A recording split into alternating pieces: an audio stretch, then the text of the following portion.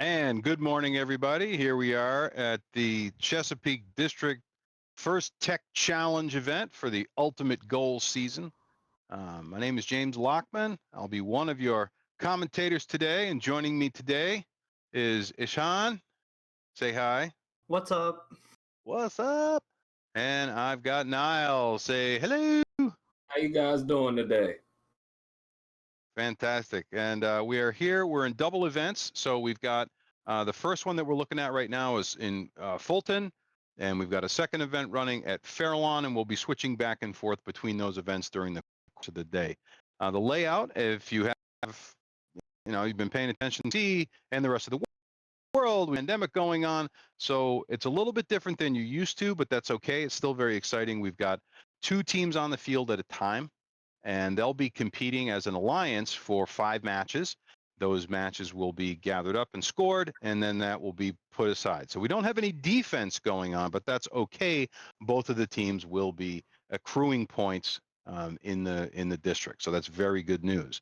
So we've got matches that are going to run here this morning through the afternoon to about 5 o'clock today, going between the 2 facilities, and we'll be popping back and forth between them as we during the course of the day. There we go. And I think that's what we've got. And we are looking right now at our second qualifier match. We had one that happened just a little while ago. And in between them, there's a 5-minute delay. So when the Fairlawn event gets going, we'll be switching immediately to the Fairlawn event, and we'll be bouncing back and forth. But right now, we're in that delay period between the 2 matches while the robots get a chance to rest and recharge. Whew. Yeah, just looking at these 2 teams that are going to be in this first match, we've got 18264, the Electronovas, and 8702 Innovatics.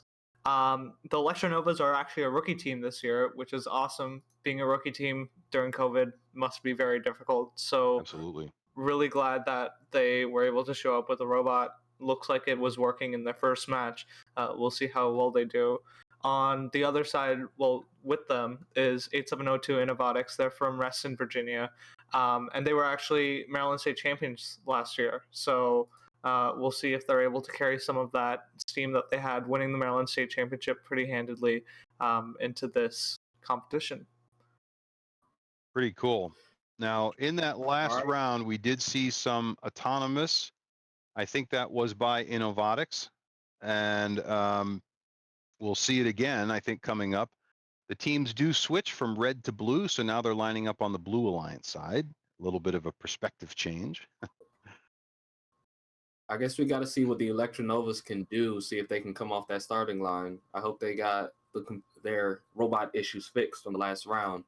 Innovatics does seem to be doing really good with their scoring, however, so I'd like to see how high they can actually get that score to go.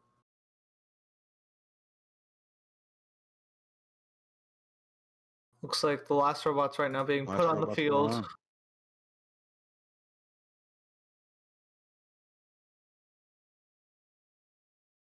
All right. Doing a little bit of last-minute touch-ups to their computer, I guess. Yeah, so we were talking about this earlier, but the ranking is going to be based on average score. So because of COVID, we can't have a full 100, 200 person event going on. So the events are being run with 10 people on a site at once to stay COVID safe and socially distanced. And there's only going to be 2 teams playing, unlike in a normal competition where you would have 4 2v2. But this year, the way scoring works is it's not about wins and losses, even in a normal competition where you're playing 2v2. Scoring is going to be based on average score. So teams are just trying to score as high as they can. And so we'll have to see. I think in their last match, they were around 100 points. We'll see if they can get that up, try to raise their average score. Looking at the teams that we've got coming up later today, we should have some really high scores, even some close to top scores in the world. So we'll definitely be keeping an eye on that. All right, it looks like they're doing their final clearing of the field. I think those are the last people to come off the field. Yep, robots are on, ready to go. wait for the referee, and then I guess we'll be underway again.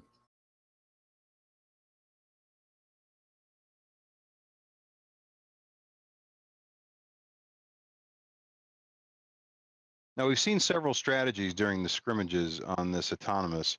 Also targeting C again Ooh. on the Zones. randomization. That's interesting. Let's see if they got zone C fixed, because last time they went for B. Right. Well, they're also on a different alliance this time, so their auto is probably going to be different. And it looks like they hold the wobble goal to the left. So on Yep. zone in red Here we alliance, go. Let's find it out. works. All right, we're in autonomous. It's going. Where are they going? They got one power Oh, they're shot going for knocked. They missed one. So they got Oh. one over. That's still 15 points for them. That's big points. And they're Those going are high right for points. C. They're going to get it in C. They're going to get those points. Oh, Well beautiful. done. Clean. That'll up. be a 35-point and autonomous. they get the 5 for being on the line.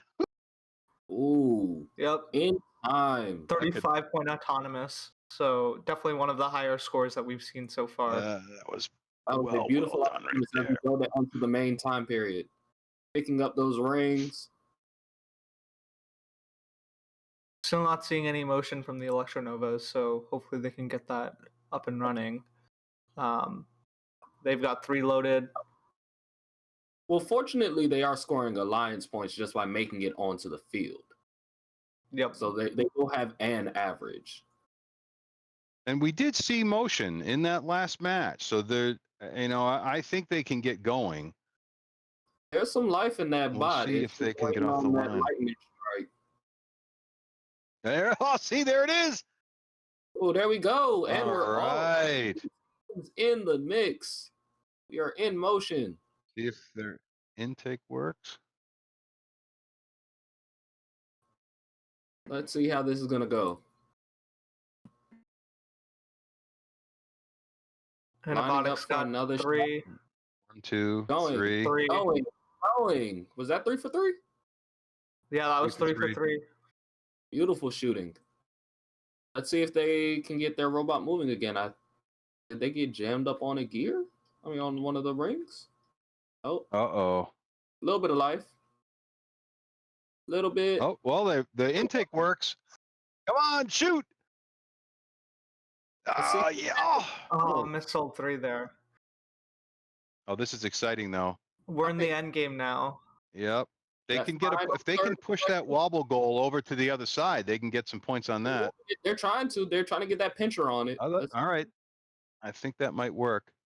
That wobble goal looks like it counts as scored, but I don't know if it was in a proper starting position at the beginning of endgame to count as scoring. They're gonna look like. See if, oh, the wobble goal fell into the robot. Oh man, they had picked it up though. So that again, we are seeing, I think, the capabilities of this robot now, and it's very exciting to see. So Electronovas coming alive at the end. This is also a rookie team, so I'm glad to see that they're doing anything at all, because especially COVID, that's a hard thing to try to put a team back together. Yeah, unofficial score has us at 65 points. Not too shabby. Yep, 65. So that will lower the average, because you said they were about 100 on the last one, right? I believe so. Okay. But 3 more to go, though. Plenty of opportunity for scoring here. Red side, almost immediately, they're just flying to reset. Teams are going to have 5 minutes between each match, just like a normal competition. So Oh yeah, they've got time. They'll rest and recharge, have a little pause. I remember some matches we would be back to back, and the only thing I could do was change out my bumper.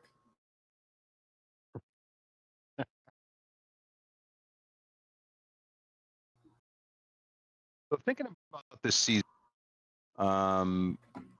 let's see, Ishan, you were a a competitor, right, on one of these teams? Not So these teams, but in the district, you were a district competitor. Is that right? So yeah, I mentored the team 9794 Wizards.exe.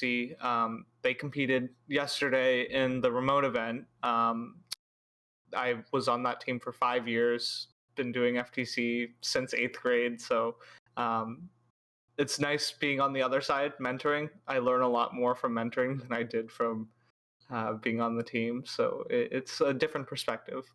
It's nice to also be back and be able to volunteer.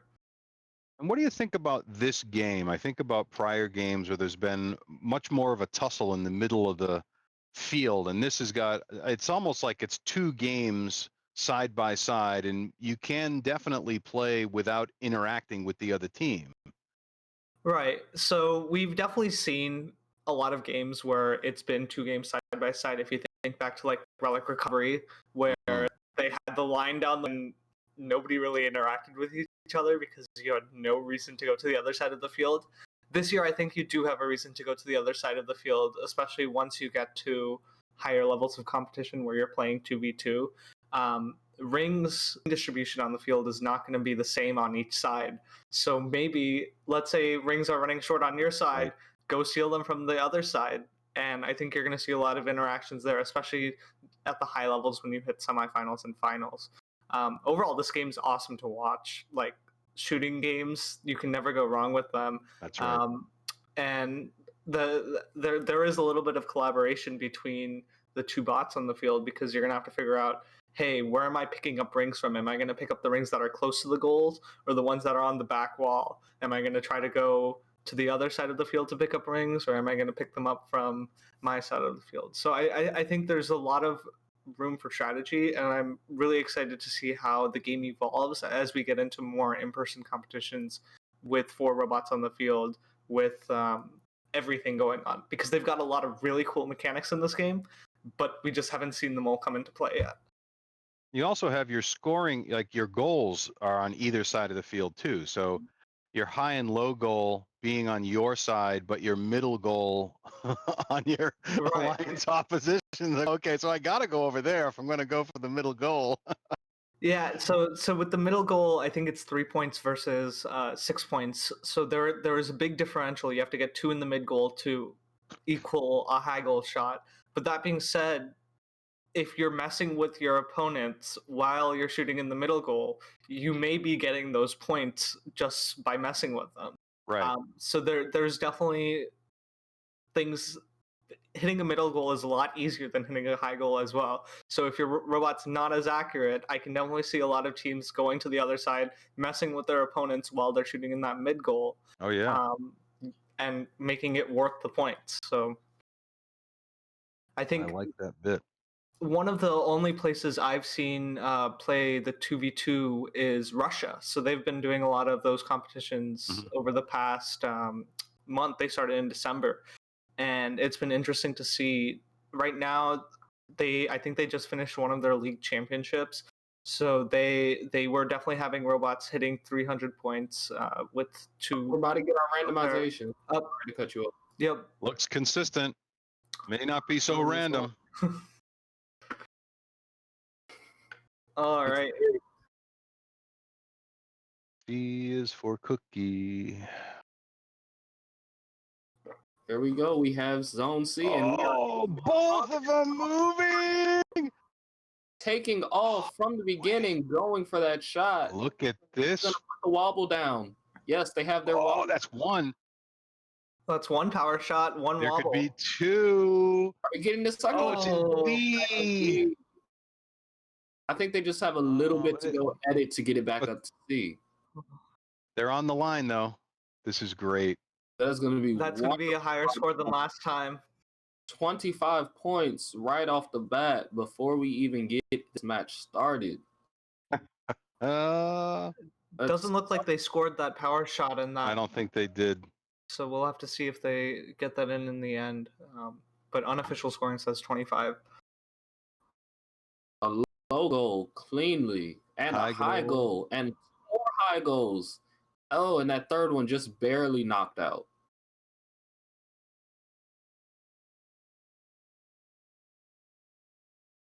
They are just loading up and shooting. This is interesting because now you start to see the crowding around the goal, even on the same side. So you throw in a mid-goal shooter over there. High, It would high, be really high. tough. Yeah, Ooh. you can see how both of the robots like to shoot from the same position, so they have to wait for each other to shoot. Right now, the robot in the back is waiting for the robot in the front to shoot. He's gonna move out of the way, go pick up rings, and so that's definitely slowing them down. So we'll have to see if in the next match they will be able to sort that out. But they're definitely shooting a lot more now that they've got both robots on the field running. Oh yeah. A lot higher turnaround of those rings. I mean, they're already And I'm past the last game score, and they still have 45 seconds on the game. We'll see how high they can get it. surprised we haven't seen shots on the tip targets. Tip targets are only active in the last 30 seconds of the match. So you Got can it, only okay. score those in the end game. So we may see them after they do the wobble goal. But from their Last 30 autonomous, seconds, let's see if they can move it. yeah, They're going for that Someone's final got it. push to move the wobble goals. And they run see down if the they get field. both of these. They're running. They're running. Oh, Oh, no, it dropped. You got time. You got they time. got one tip target, two power shots. They barely missed that third one. It was like leaning back and didn't go all the way. Oh, and that is time. Now, see, that's almost 100 points. That number three should definitely boost their average. 11 in the That's high goal. Oh yeah, it's so sad they couldn't get that wobble goal out. It was right there, and they were trying real hard to pick it up and put it out in the last seconds. Yeah, we'll have to see what the official score is because it looks like the power shots are not counted yet, and that autonomous power shot may not have been counted. So 100 and it's If it's going two, up. there you go. 123 seems to be the final score. We will see it when it pops up on the wall.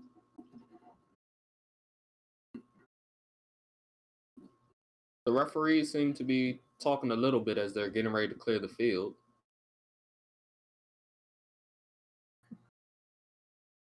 They will have a rest and recharge now.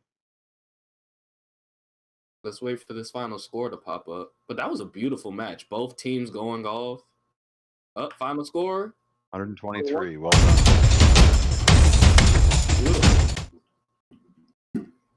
yeah, so compared to the previous autonomous, that autonomous was a little bit lower, even though they were both moving on the field. That driver controlled period was where the bulk of the points came out, Yeah. since they were able to get both robots shooting.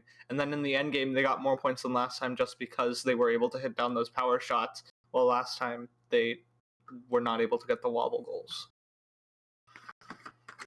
I want to see how these numbers turn out for the next few rounds. Because what do they have? They've got two more matches Two more. left, and then we will rotate out teams at the Fulton event. Let's see if they can keep up this 100 points. If they can keep over 100 points for these next two rounds, that would be a beautiful average. Nice, good bench to set this early in the morning. Oh yes.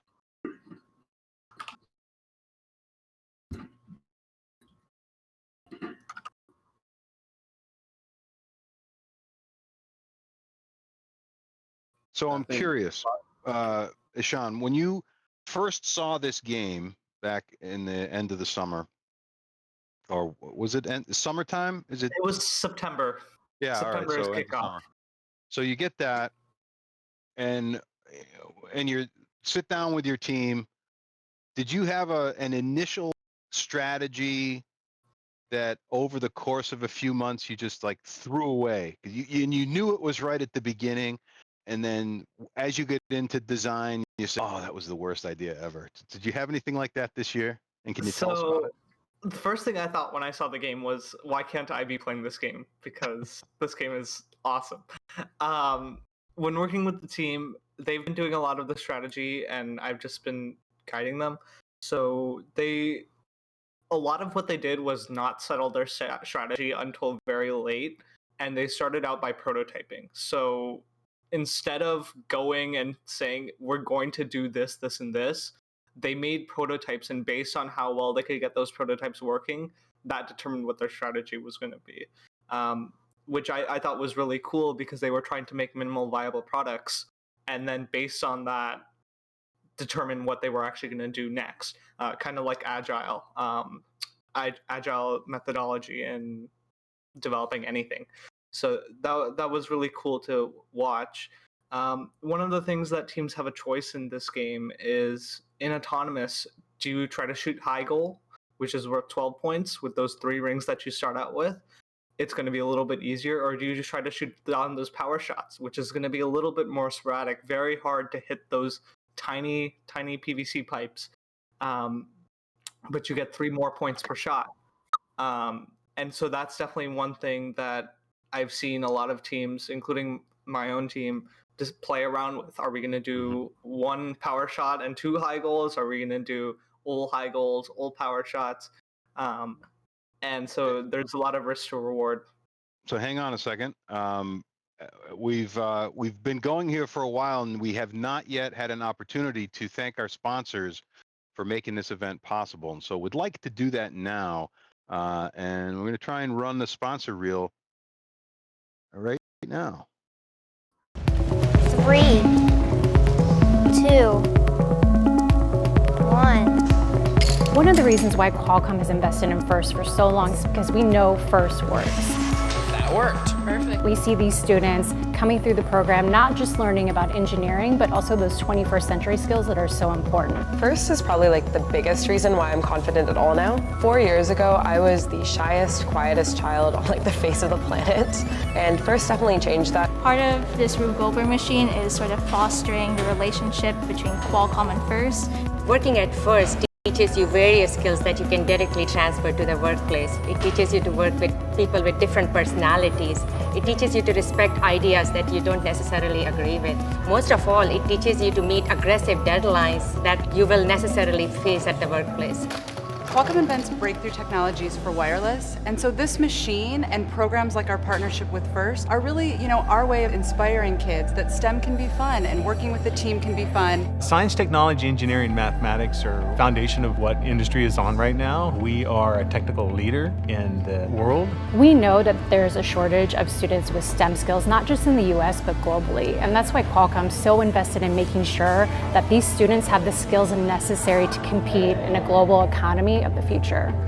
I do like taking on a problem because once you finish it, you feel really accomplished. I feel like technology combined with teamwork and creativity can solve basically any problem that we face today and will be very crucial to the success of our future.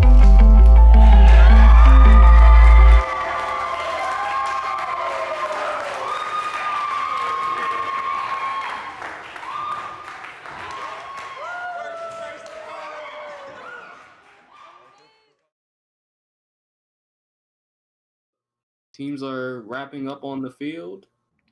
And we're back. Thank you so much to Qualcomm.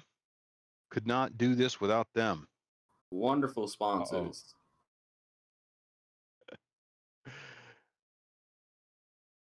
All right, teams look like they're just getting ready to set up for match number 4. They'll have 1 match after this. They're playing Blue Alliance this time, which Blue Alliance auto seem to work better for Innovatics.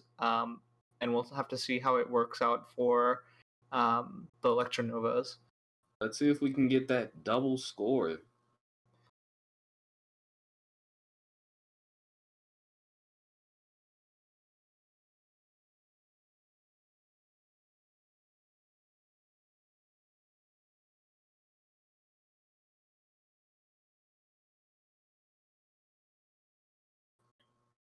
I think they can do it. I find it interesting that I wonder if they have hard coded on, if they're on the red side, they go for B.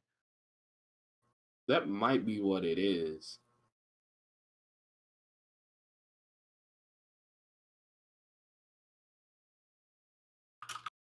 But if this was an FRC game, I would have loved to play it. This would be a really interesting, I just trying to see the geometry if this were an FRC game. The goals would be so much larger. We'd be throwing something huge. No, I don't know that they'd be bigger. They'd be obstacles, but you could certainly do this with similarly sized goals and playing pieces. All right, we're going for B, so this could be very good. B5 with 1 ring. This is a shift from before. Let's see how these points match out. All right, we are ready to roll. And our autonomous period is about to be underway.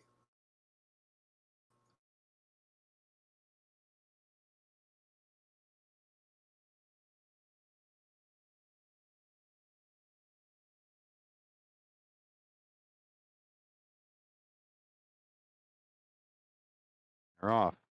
And Looks like we got one moving. Oh no, because that had worked so well prior. We got some one down. Let's see if the second bot will come off the line. But it's going for All right, B. they got the B. Got B. So That's they right. That's have good. separate they must have separate configurations. And with 1 second left, a few seconds left. Yeah, one of the problems they Driver, pick up your controllers. Environments 3, 2, 1. They're in their own facilities, so they can't properly detect. But looks like both bots are moving again. We'll have to see. Goals shooting off already. Now that's interesting. They got rid of the tip target. Okay. Yeah, in order for a tip target to be scored in endgame, they have to be on that side of the white line. Yep, cross the line. That's why they set it up there. Let's see how they get their shooting arrangement down.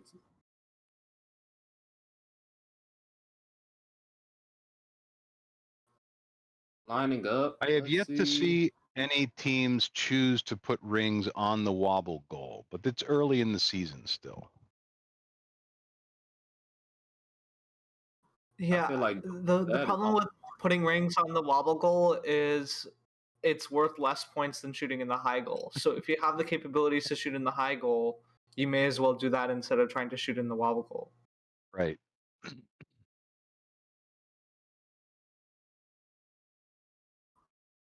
And with rings all over the field, let's see if they can break that 100 mark again. Looking really good at it. There's plenty of time. I'm predicting 30 points here. Well, I shouldn't predict. Yep, we're in the final 30. Let's see what they can do. There goes one. That wobble. Let's see if they can make it all the way down. Right. And they're off. Get it out. Get it out. Ditch it. So they got one wobble goal. That's going to put them over 100. That'll be over 100 right there. And then they got one power shot, two power shots. Oh, barely missed the third one. Oh, almost all 3. 1. And that's the end of the match. 0. Wow. What a beautiful round. With 100 and... Ooh, that just keeps climbing. Still going up. Right now. Let's see what it gets labeled as for the official.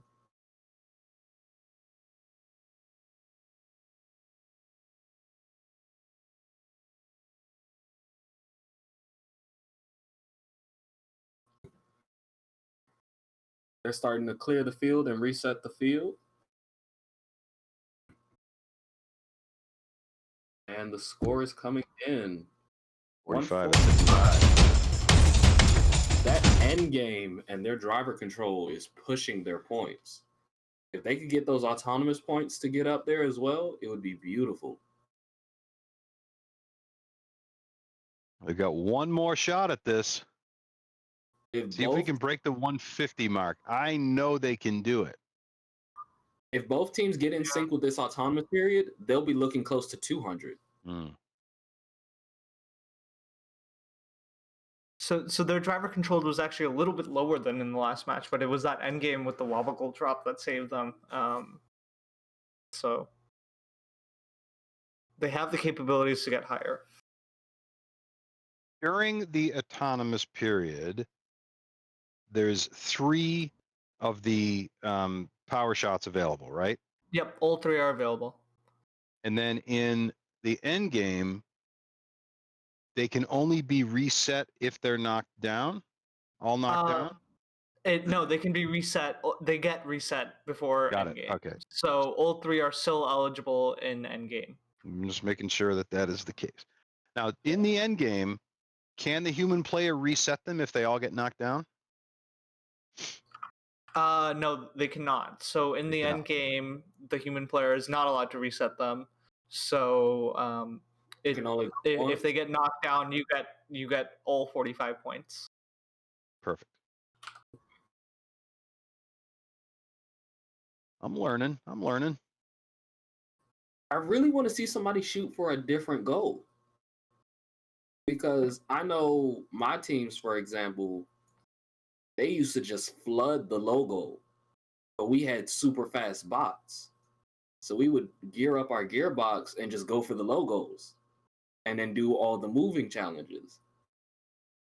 Right. The problem with that is you have to get 6 logo shots in this game in order to equal 1 high goal shot, and there's Right. no additional scoring things that you get for hitting a certain number of rings scored. So it's diluted so much that the only real reason that I've seen teams score in the low goal is because they don't have the capabilities to score in the high goal. And it's the same thing with putting rings on the wobble goal. A lot of the robots that can score in the low goal can easily put a ring on the wobble goal. But again, if you can shoot in high goal, you may as well do that instead of trying to put rings on the wobble goal. But I like these claw designs that every team has for the wobble goal.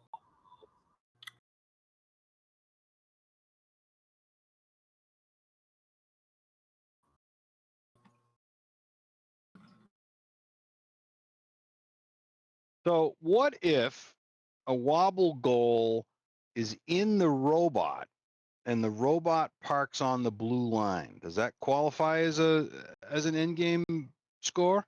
So from what I understand, it does, but that's a referee question. So I can't. Okay. Right, I'm like, it's a gray area, so definitely want to go to the referee for. Should we just call up the referees real quick? No, Quick dial? I'm not gonna mess with them. They got other things to do.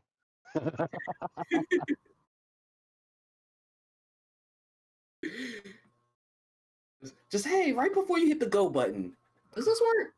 Not like I can do it. I just want to know. We know both of these robots can place the wobble goal off the field, Yes. so they should just do that anyways.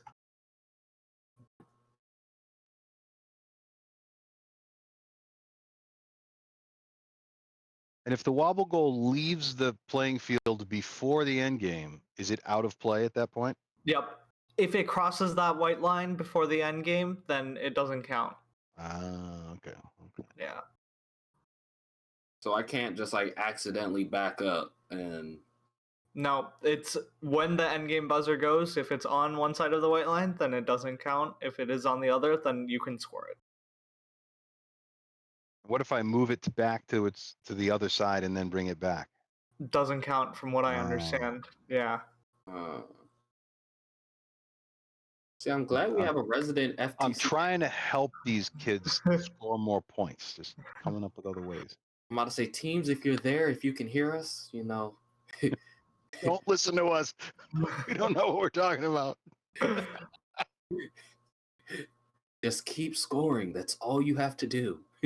Don't worry about our commentary. Your game design, which you guys plan to do in your game room before you came out here, that's what you need to do.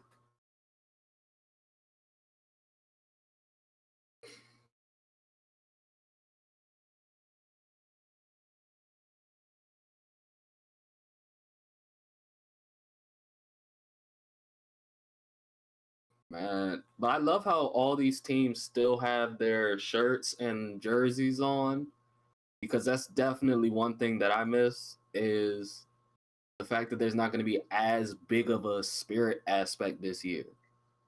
There's no huge fan base chanting you on, everybody dressed up or wearing something funny. Going for B. All right, Red. I mean, they seem to be on B almost every single match anyway. We had C for a while. No, I'm talking about whether they were. I haven't seen A yet. Oh, I see. Yeah. True. So let's see if they hit it. Just put in the same program. Hit B. And we're off. I was about to say, and neither team is moving. Nope, they're both going. They're inching Oh, forward. no, they're both moving.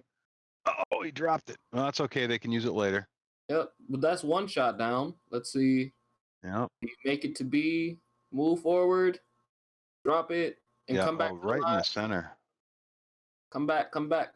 Just a little bit more. There you go. There's Oh, points beautiful. there. Yeah, so both robots are going to be parked there. They've got one power shot down and one wobble goal. That's a pretty high scoring autonomous. That'll be, I think, their highest score as an alliance of 40 Drivers, points. pick up your controllers. Currently, 3, 2, Yeah, 35 was a 1. higher before. Let's see how they start scoring, however. They should be off to the shots. Lining Looks up like for their they first shot one in the wrong direction. 3 shots in for the Red Alliance. Oh, they're going out of play now. That's not good. Yeah, one of the things that's different about this game is the way penalties are handled. So in the past, it's been penalty points are added to your opponent's score. But since it's all about average score, penalty points are actually deducted from your score. Yep. So if they're getting penalties from shooting outside the field, that could reduce the number of points that they get as an alliance. But right now, they've got a high score for 70 seconds left. They've got 7 rings in. I think they hit 11 in their highest match, so they should be on track to do that. There's 1 in, 2. There's 2. Let's see if they can get their bot in position to score. Yes, you're facing the right direction. No, you're not facing the right direction. Turn back around. Do not shoot in that direction. There we go. There you go, Better. that way. All right, 9 rings in, 40 seconds left. 11 rings in. 11. Let's see if we can get that didn't land. 13. We have 6 seconds before the final period. Looks like they're approaching for the final. Yep, approaching for the final, taking it, going on a run. Take a nice little trip down memory lane. There's 1 out. Go for 2. Could one bot go for both wobbles? Could one bot? They can. One bot can go for both. Up, they lost it. So now it's power shot time. They've got 2 down. Let's see if they can get that last one down with 9 seconds left. Buzzer beater right here. Just push it. Just push it. 5, 4, oh no. Come on. Oh, and that is time with a unofficial of 126. Let's see what those It's gonna be high. Oh, there it is. Yeah, it's going up. 4 penalty points is what it currently looks like. No, that's not penalty points. They scored shot for one blue. into the mid goal. Oh, they Yep. scored a bid. They scored for blue. And you can see they also knocked over one of the blue power shots. So blue's going to have some points. So team 0 is going to have an average score. But 0 gets on the board. And we just enter ourselves in as the team That's 0. us. You know, We are the perpetual blue alliance. We'll just take a nice little trip down to the warehouse real quick, put together our imaginary robot, and then go compete. I've got mine right here. See, he's good to go. Right, he can even extend to manipulate. yeah. I know in the previous years, teams used tape measures. That way they could count as parked. So, like this year, you have the white line. In previous years, there was like a zone, and teams would just they're extend using the it. tape measure. They're using it now. So they do it in autonomous, where the tape measure will shoot out and hit the line. Right. So they'll get their 5 points and go nowhere. The things that y'all can do with these little baby bots. So it looks I like swear. their score did go down to 126 unofficially. We'll have to see what it is actually. But I have a feeling that may be some penalty points. Scores coming up right now. Here we go. It was they 30 lost. penalty points that would have put them over 150. Oh, that's unfortunate. Well, that's going to be their last match. Yep. Looks like they're getting set up in the other. They've got Fairlawn running right now. They're running match number 1. I don't know if they're going to transition us on the stream. Now, before we get there, folks, we've been talking a lot about the game itself, and while Ishan knows the game, and I have seen some of this, and Niall and I are both FRC people. We felt it would be best to take a look at the game and understand it a little bit better. So we're going to play the game animation here coming up right now, and we'll be back and heading over to Fairlawn when that's done. I love these wonderful little doodles. A team consists of up to 2 driver operators.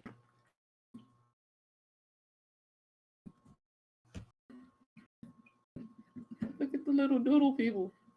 Oh no, they got the stage back open. Wait, are we playing it? Yeah, they're playing it right now.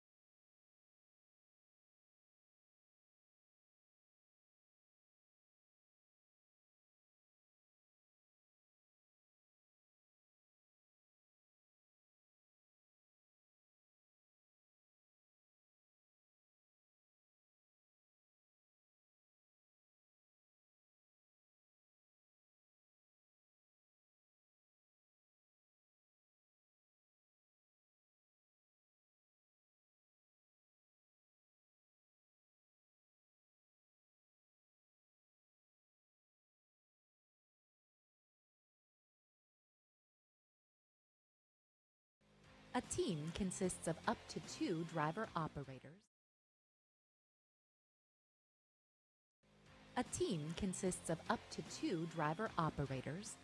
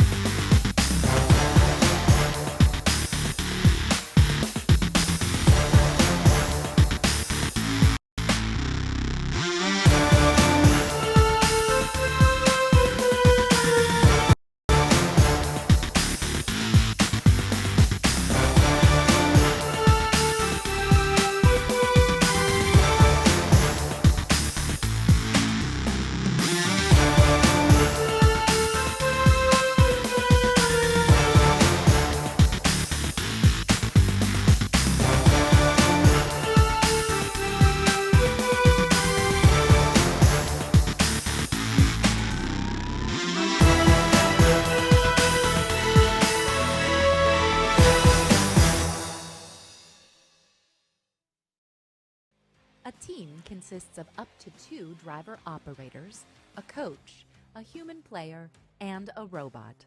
The robot must be built from materials specified in the game manual and fit within an 18-inch sizing tool, but may expand after the match begins.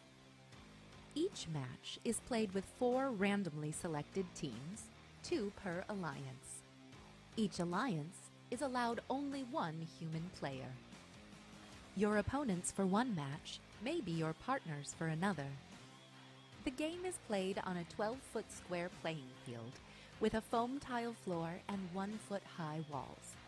5 unique navigation images are located around the field perimeter. At one end are 2 tower goals, each containing 3 alliance-specific goals with return racks. Between the 2 tower goals are 3 red and 3 blue power shot targets. There are 2 red and 2 blue taped start lines, and 3 red and 3 blue target zone goals. And a white launch line divides the field. Out outside of the field walls are the 2 Alliance stations and 2 human player stations. The primary game element is a ring, approximately 5 inches in diameter and 3/4 of an inch thick. A match is played with 20 rings. There are 2 red and 2 blue wobble goals.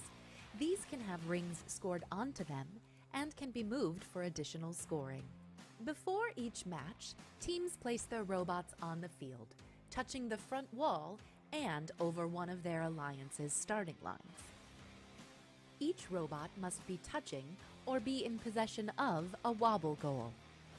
A robot may possess or touch up to 3 rings. After the robots are in position, field personnel will randomize the starter stacks into one of 3 configurations. This determines which target zone goal is active in the autonomous period.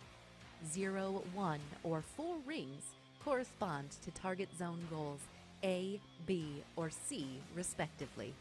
Unused rings are stored in the human player stations to be deployed to the field at the start of the driver-controlled period. The players and field are ready. Each match begins with a 30-second autonomous period. During this period, there are a number of ways for teams to score using only pre-programmed instructions and sensor inputs. Delivering a wobble goal to the correct target zone earns the Alliance 15 points. A robot parked over the launch line earns 5 points. Each ring launched or placed into the low goal earns 3 points. A ring launched into the mid goal earns 6 points, and launching into the high goal earns 12 points. Robots earn 15 points for each power shot target knocked down. Robots must be completely within the launch zone to launch rings into the mid goal, high goal, or power shot targets. Following the autonomous period is the 2-minute driver-controlled period. During the driver-controlled period, human players are expected to return rings to the playing field, as well as reset power shot targets. Each ring launched or placed into the low goal earns 2 points. A ring launched into the mid goal earns 4 points. However, rings launched into the opposing alliance's goal earn points for their alliance. A ring launched into the high goal earns 6 points. The last 30 seconds of the driver-controlled period is the endgame. During this time, robots may continue scoring rings, but there are also ways to earn bonus points. Each knocked down power shot target earns 15 points. Returning a wobble goal to the start line earns 5 points. Each ring fully supported by the wobble goal earns 5 points. If a robot lifts a wobble goal over the front wall into the drop zone, its alliance earns 20 points. There are many ways to score in Ultimate Goal, but there are also rules that, if not followed, will deduct points from your alliance. For example, a robot may not block another for an extended period. A robot may not possess more than 3 rings at a time. A robot may not launch rings over the side or front perimeter walls. A robot may not intentionally tip another robot at any time. This has been a brief summary of the Ultimate Goal game. For complete rules, please read the entire game manual and check the Q&A forum. For more information on our remote season, including gameplay and field requirements, please make sure to visit our game and season webpage for the full library of remote event documentation. And always remember the most important rule of First Tech Challenge: gracious professionalism. Good luck, teams, and have a great season. This is at, one job. If you look at, they have everybody on their team is wearing these All right. like crown T-shirts. We're live. Yeah, I can see that, and that's pretty cool. So, yeah, I'd love to find out in the chat if folks know what some of this branding means. That would be pretty cool. Yeah, so I think we're gonna have matches in both Fulton and Fairlawn coming up. In Fulton preview, we've got team 18697 Monkey Bang Rock, rookie team. One thing that's cool is we've got two rookie teams in Fulton right playing together for the first time. So that's going to be very fun to see. Rock is from Herndon, Virginia, and then we've got 18905, the Legends. They're from Clarksburg, Maryland. Again, another rookie team, and we'll have to see how they work well together. They've got some solid robots on the field. Back to Fairlawn. Robots on the field, and we're in randomization A, and they're showing a match in 3, 2, 1. Let's go. Let's see that auto. Is that wobble dent wobble? I don't know. Is it possible? They're taking shots. Up one in the high. middle. See, they got one mid, but that scores for the. That scores for red. Red. We got points. We got points. Looks like scoring in A. That's points there. Yeah. And the park. And now see what goes on. Last few seconds, waiting for that bot to come on. Yep. So just a preview of these teams. It's Team 4597 PC Rocket Robotics. They're from Stuart, Virginia. They played last year and were semifinalists at both the Orange and Salem qualifiers. No, they need to get that wobble on the other side of the white line. Push it past. If the wobble is in that blue square, then it also can be scored according to the rules, from what I understand. Because they don't want you to have to move wobbles that were scored in autonomous. Looks like there was an issue with the stream. We have lost the stream. Are we answering questions from the Twitch?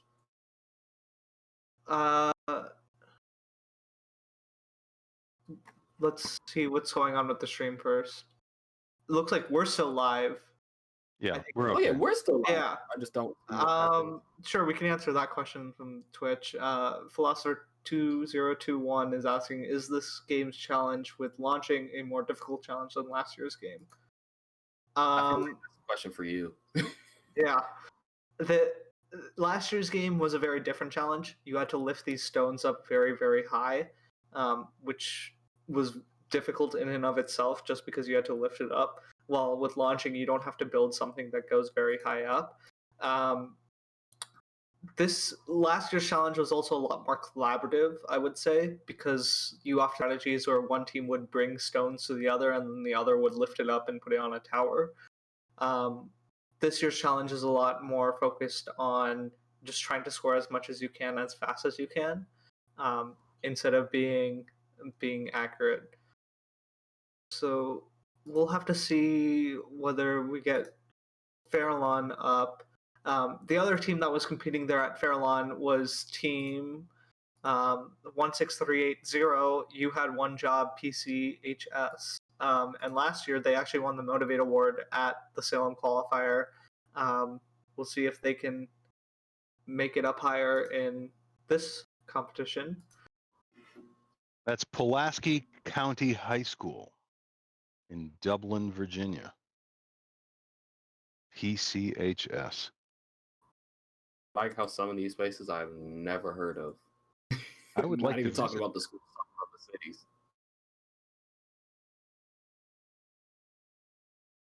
Yeah, so these teams are not they're playing these matches in person, but outside of this, they're also going to be judged virtually. I think that judging is happening tomorrow for most of these teams. Mm-hmm. And in that judging, they will be asked about their robot. They'll be asked about some of the outreach programs that these teams compete in. And there's a set of 7 awards that they can be eligible for that are predetermined in one of the game manuals. So they've got a lot more going on than just what you see on the field. A lot of these teams do a lot of awesome stuff with their community, reaching out, teaching others. So if you meet a team, definitely ask them about that. Looks like we're about to shift back over to Fulton as they are getting set on the field. Look at the Let's prepare for that shift. Monkey Bang and Rock and the Legends all ready to roll. Let's see if the Legends can make it legendary in their rookie year.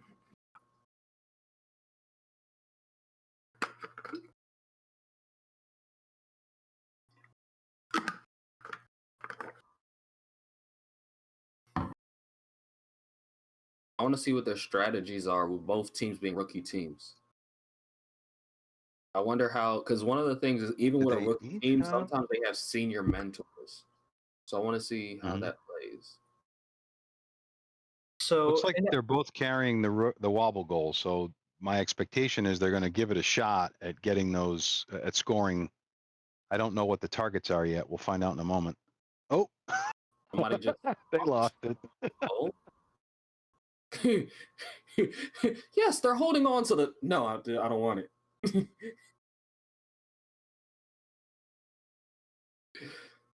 See, why'd you have to make him camera shy? He wanted to put it down since you talked about him. He's like, wait, I'm on camera?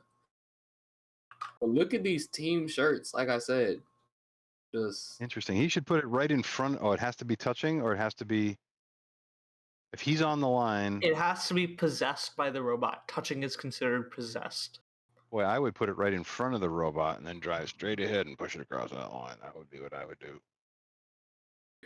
Just I'm missing one of the teams because I think they did like some like witch doctor thing or something. Or it was Ghostbusters. No, yeah, I had a Ghostbusters team 1 year. Uh-huh. So I'm hearing the word possessed and I'm just thinking back to that team.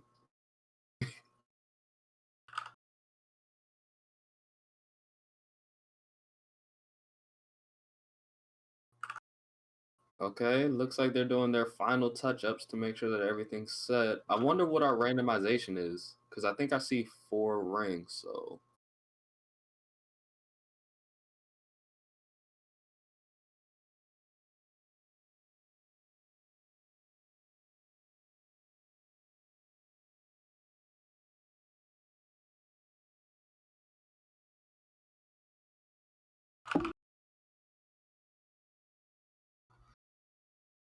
We have our resident cowboy on this. Yeehaw! Right now. And we are in zone A. Oh, with zero rings coming out. Ooh, first time that is we've seen that. In the start, they have no bonus rings to help them out in the beginning. Does A always have no rings? Yep. No, we had 1 ring the last time, remember? It was that's so right. so the number of rings is how the robot can tell which zone they have to go into. So A will always be no rings, B will always be 1 ring, and then C will always be 4 rings. And so the robots have cameras on them. No, that's a mid goal. You need a high. Oh.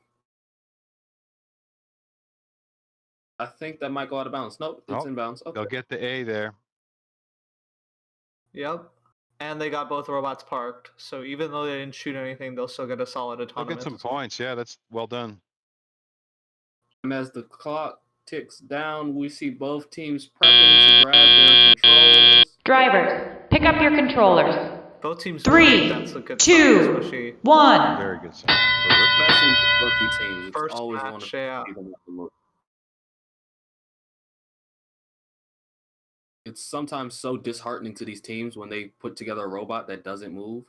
Uh-oh, I think somebody has a stuck piece on top of their bot. They might want to shake that loose before they catch a penalty.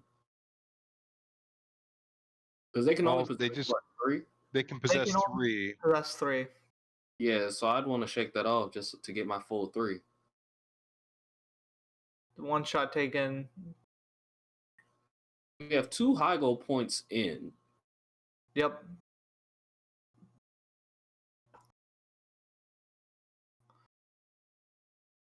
But they're looking very strong for being 2 rookie teams. Yeah. So you were talking about mentors in FTC, and the 2 places where mentors can have a role on the field is as a driver coach, so they aren't allowed to touch the controls, but they can help guide the team members, and as a human player since of COVID, they know that it's limiting. Let's say you only have 1 or 2 members that can attend an event due to COVID circumstances. They wanted to make it so then teams could still compete, since the human player is integral to this competition. So those are the 2 places where a coach can participate. But I know in FTC culture, it's not very much used that a coach is actually on the field. Let's see these last 30 seconds tick away. They got the wobble goal. Get the goal out. Yeah. That's great. Right under 50 points there. Let's see what that does to their average. Oh, I think they'll get over 50. It's their first match, so their average is whatever the score is. Right.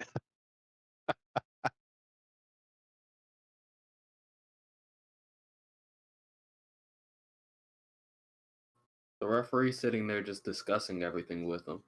Mm-hmm. Doing a nice little debrief post-match.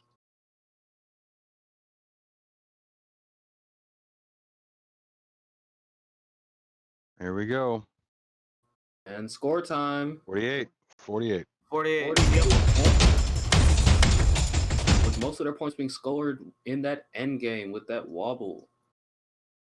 So I thought their score would be a little bit higher, since I did think they got the wobble goal, but I guess the referees saw it might have been not eligible to score or something with it that caused it not to score. So that's definitely room for improvement.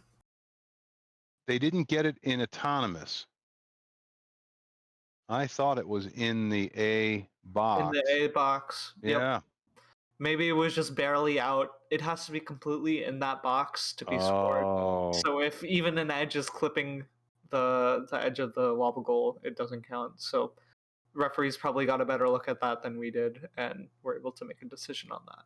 And in that case, it would not have crossed the white line, or would not have been in the A box. Therefore, it's not eligible to score. It did score in endgame, so it was eligible to score, right? Because they got that 20 points in endgame, that's which right. was all from the wobble goal. As our referee is going to reset the field, let's hope that they get those 4 rings this game.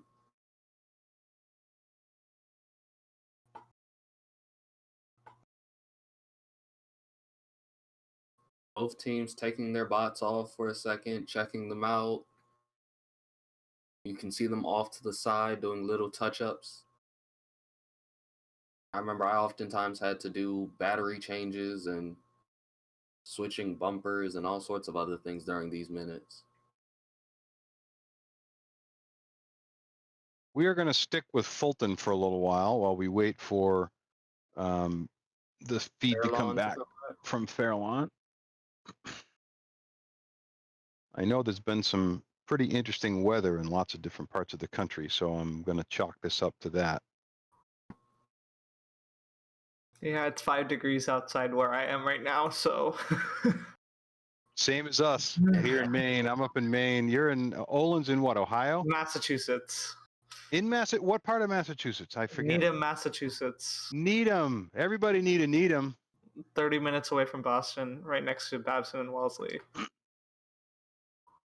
I have a son who is. And I still complain about the cold. My oldest son lives down in Sudbury, which is right nearby you.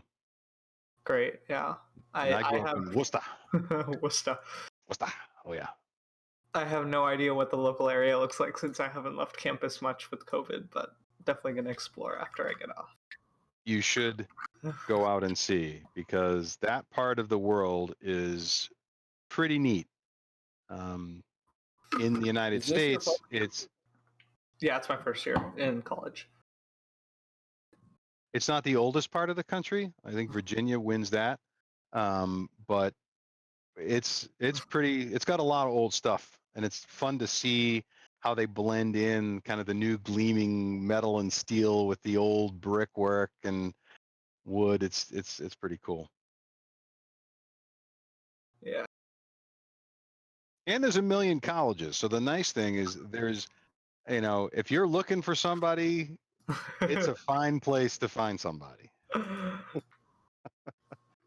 Now, don't go having too much fun out there during your freshman year, because I know what I did during my freshman year. Oof. Actually, nope. Freshman year was mostly a blur, so I don't really know what I was doing. And their rankings are in with the Legends taking 3rd and Monkey Bang Rock taking 4th. I think that's just by numbering. Do you think? Because So that is the ranking. The actual, it is okay. It's how many That points does the team make per round with their average. So that is the ranking, which is based on their average. And then because both teams are going to have the same average, it just randomly selects one team to put on top of the other. So they're always going to be either 5-6, 3-4. Unless they beat the team that we had this morning, they will be 3-4 for the rest of this competition until another team comes in. Another team comes along. I think it does separate them though a little bit, because the last round, Innovators were the ones that were scoring the most, and so they stayed at number 1. So it might actually still be separating them depending on the scoring system does not know. Yeah, it doesn't know. Points. So that's the reason. There's nothing that the scoring system knows about each robot. It only knows the total amount for the alliance. We just got Target our setup. B. We're going aiming for B1.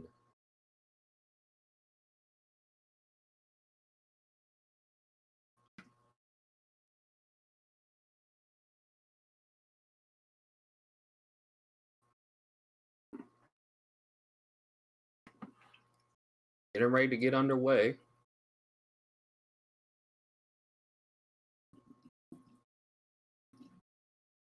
And it's off. Both teams starting in autonomous. Trying to find their footing. Oh, they got one power shot. Pushing your teammate. Yep, that's good. Where are you But shooting? I don't know if it counts as scored because they were right on that white line. So we'll have to see what the refs say. Oh, they went for C. They went for A. They went for A. Oh yeah, sorry. Oh boy, that wheel might be on the line. So close. That's gonna be really up to the referee. Driver, pick up your controllers. 3, 2, 1. Yeah. I think they gave that wobble goal even though it was zone B. A instead of B. Yeah. I'll see if it comes back. Well, currently their score sits at 35. Let's see how they move the table. All they need to do is get over 100 per round. Let's see if they can get over that 100-point average. They're loading up a shot to fire. Up, 1 miss. 2 miss. 3 miss. Oh, turn down your dial just a hair. You're right at it. They hit to the left there, I think. So just need to re-aim. Hit bar. Okay, team 2 for their aim. Let's see. Load it. Oh. Come on, reload. Quick, reload.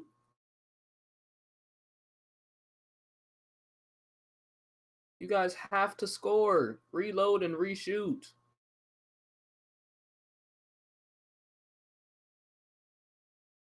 I hope they can hear us. I hope somebody's just over there watching the Twitch feed.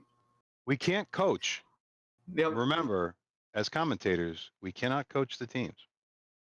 So they shouldn't be able to hear us. I'm not coaching anything. Just telling them to shoot. All right, endgame just started. They haven't scored a high goal yet. We'll see if they try to go for that. Push that wobble. Looks like they're trying to shoot. They got 1 power shot. With about 10 seconds left and ticking down, let's see if they can get that wobble out. Come on, grab it.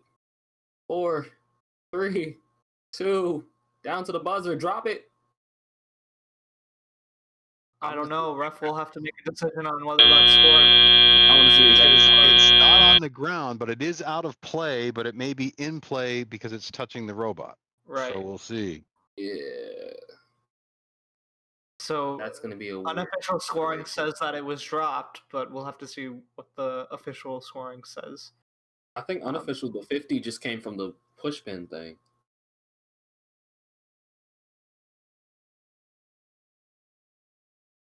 Yep. Once the score is up, I think we're going to have another sponsor spot, and then we will go on to match 8.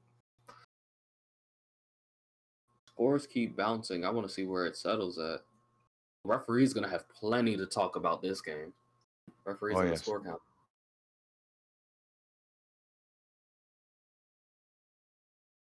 All right. Here we go. Score is coming up.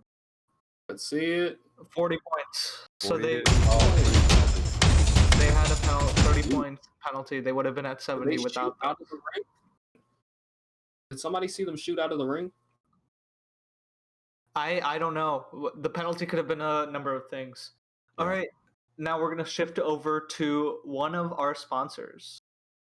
All right. We will see you guys after our sponsor going into round 8.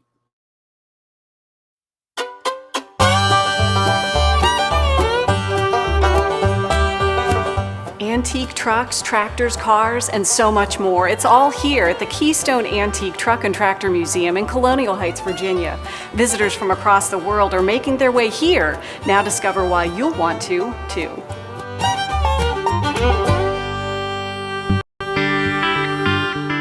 The Keystone Truck and Tractor Museum is a pretty diverse collection of stuff. We have around 180 tractors. We have close to 100 road trucks. We have motorcycles, cars, pickups, all kinds of artifacts, tools, drink bottle collections, soft drink stuff. We have a garage. Just about anything that you would have run into back in the day working on old cars and trucks. We have a wide variety, range of tractors and farm equipment. From the turn of the century on up through the years, back in the day, it was pretty simple to work on, and most mechanics could do about anything you need to do to a tractor. They were just so simple, just the average hand tools, and you could keep a machine running. Once they hand me the keys to this beauty, I'm gonna hit the road. Maybe cars are more your speed. The Keystone Antique Truck and Tractor Museum has an incredible collection. This is one of the unique cars here, 1944, and has been beautifully restored. It has a 350 Chevy motor and a turbo 400 automatic transmission. The interior work was done by some of the people that worked on the ZZ Top Eliminator car. This car has really been immaculately done.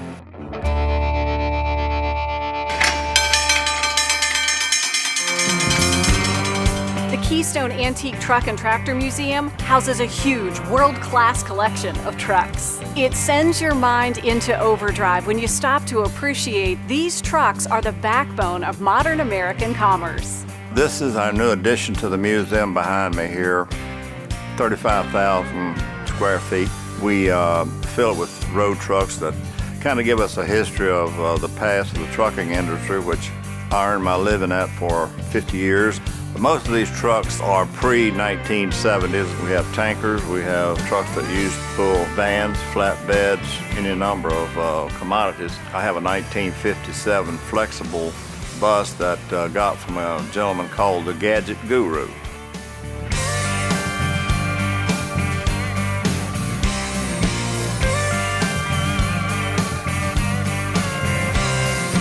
Every corner of the Keystone Antique Truck and Tractor Museum is filled with treasures and trinkets that are sure to delight the amateur visitor to the expert. There's something at every corner.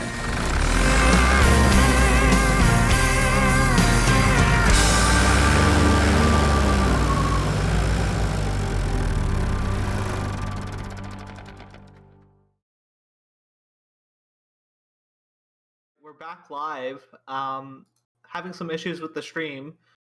We're going to try to get into Fairlawn, waiting for the stream to reload on there. Hopefully we can get that sorted out. That thing really makes me want to go to Virginia now just to go to the museum. No other reason.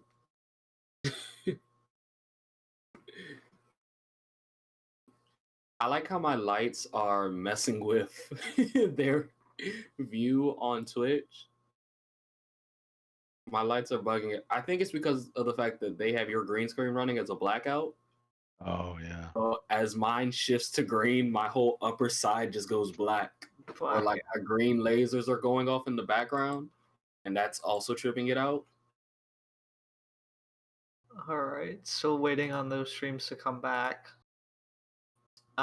So this week we have these two competitions going on at once. Next weekend we will have I think 3 competitions running at the same time, which is going to be very exciting. I'll be there commentating again.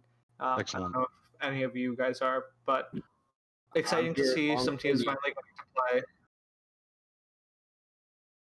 play. Teams also had the option to either go to events in person or go to remote events, just because of COVID and being in an indoor space can be unsafe. So in a remote event, they would play by themselves and just try to score the highest amount of points they could on an individual field that is a little bit smaller than the normal field. So definitely a very different experience. Looks like the Fulton stream is back. We're back at both. We've got both Fairlawn and Fulton. Fantastico.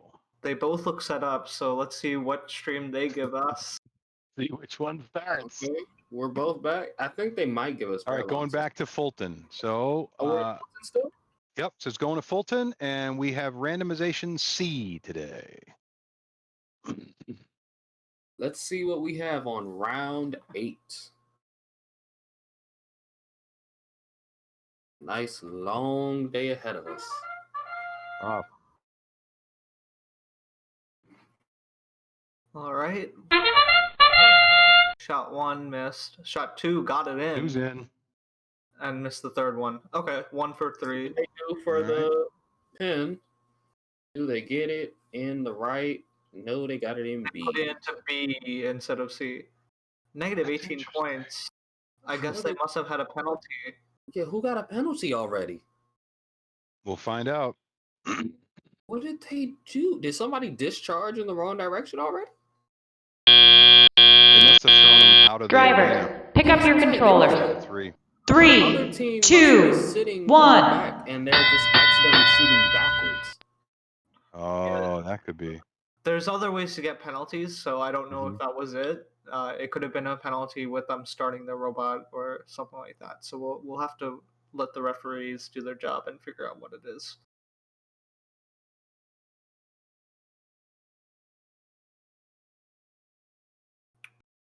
All right, both robots moving. They've got shot. Let's see if they can get the shots in. Fire. Oh, that's going. Do we get 2 of them? Yep, 2 shots scored. They're almost back into the positives. Well, everything's positive in first, even when you're negative.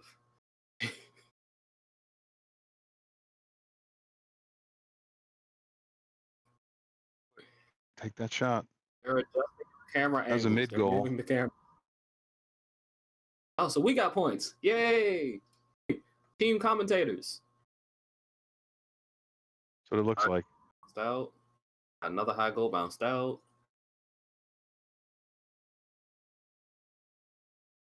Those high goals seem to be deceptively difficult.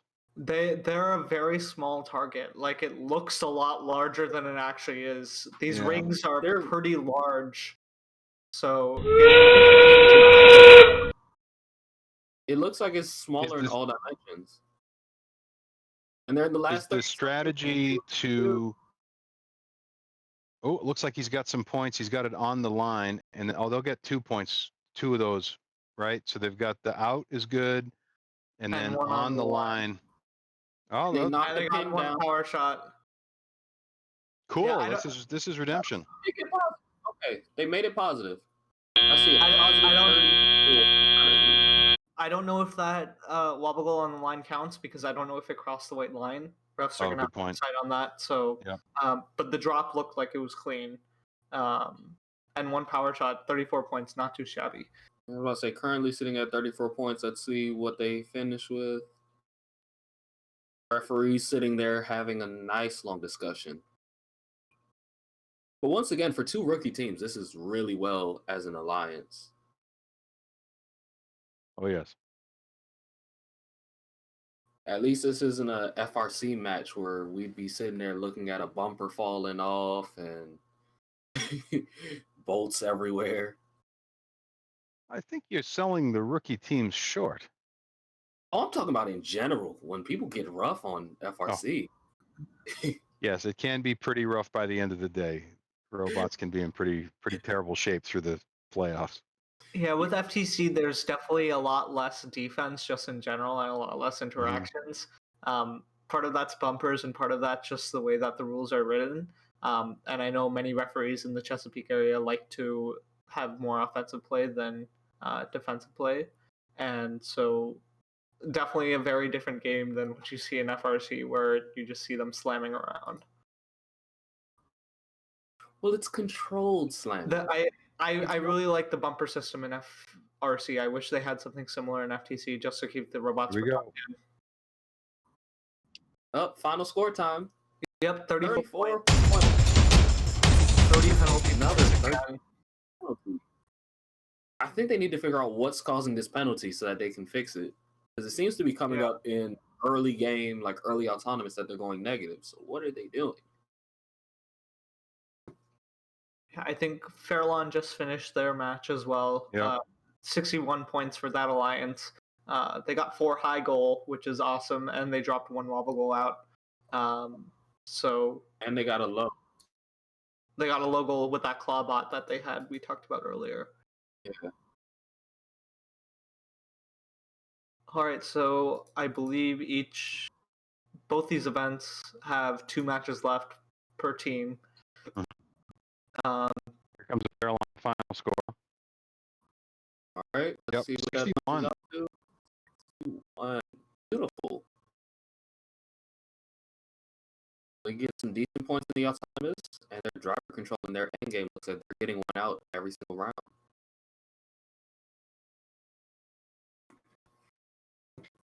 And those are currently the rank 1 and 2 teams at Fairlawn. Yep, so these teams are now going to play their 4th match, I believe, on the Red Alliance. Maybe Fairlawn's playing Blue Alliance, I don't know. I think Fairlawn is on blue, and okay. They should be switching to blue. Yeah. Yeah, Fairlawn is blue, Fulton is red.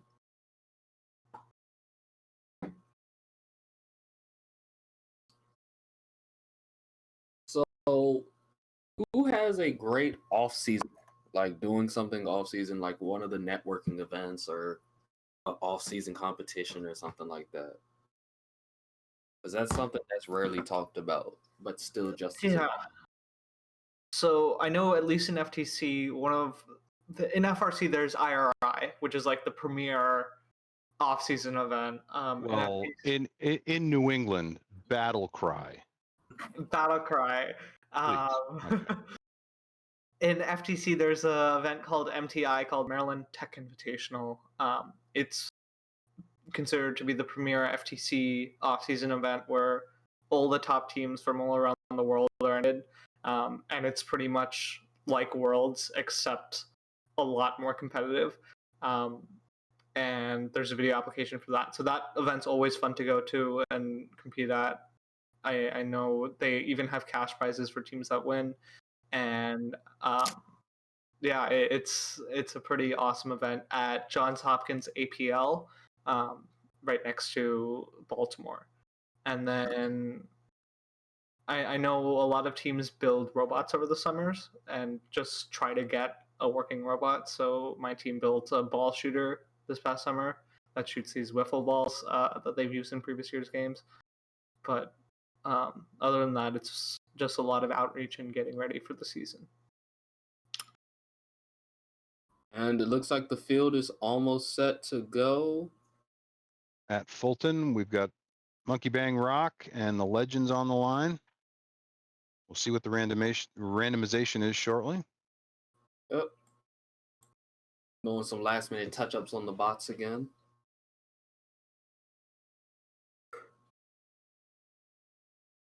We've seen some challenges with initial conditions holding that wobble goal.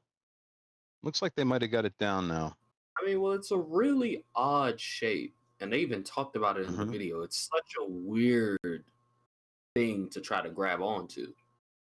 Yeah, most teams are grabbing it onto the pole, so you can grab onto that real easy, and then you control it through that. But we have seen a couple of drops when holding onto the pole, since most of the mass is at that bottom portion. Yeah, I haven't seen anybody grab from the bottom or any other side, so we'll have to see if we see any of those in the future. I think I saw that Clawbot grab it from the bottom. That Clawbot at Fairlawn almost seemed like it was just shoveling it up and just cupping it as it would guide it out. Oh, and All right, randomization C. with 4 rings on the table, let's see how many points they can score.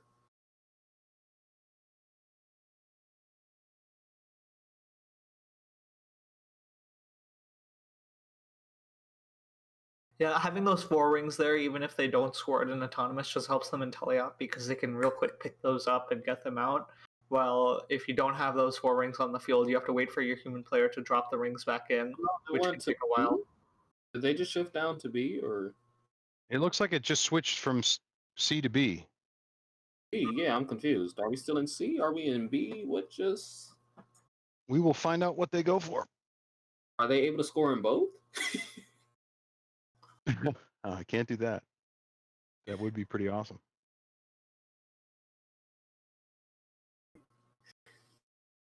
I'll be like, hey, look, let me go grab these 2 blue wobbles at the same time. I'll score in C and B. Okay, we'll just call it. We'll call it even. I went to A. To A. What's going on? And now I think it's staying at A, but they haven't removed the rings off the field, so the referees are going to have to decide what they want to do. Someone please make sense of this. Oh, nope, referee's on the field.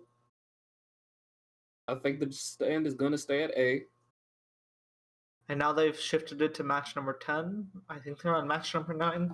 But no, they should be number 10, right? I don't know. We're on C again. They're on their 4th match. I'm confused. I think the problem was they were setting up to replay 9. And now we're at 10, and 10 makes more sense. Yeah, that's what I'm saying. I think we're at 10, and so 10 is C now. Okay. So we're set. We're waiting on our resident cowboy to tell us if we're good to go.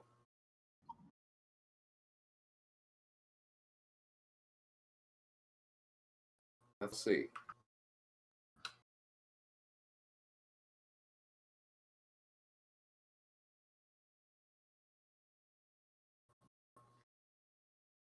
Well, I can say one thing. The teams surely look ready to go.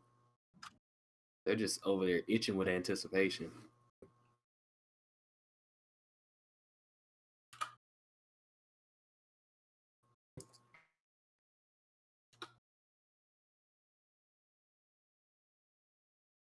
Oh, how I miss being on the field.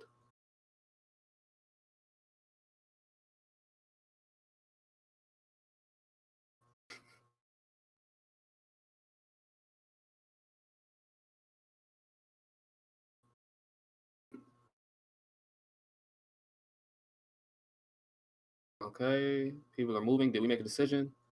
People are moving.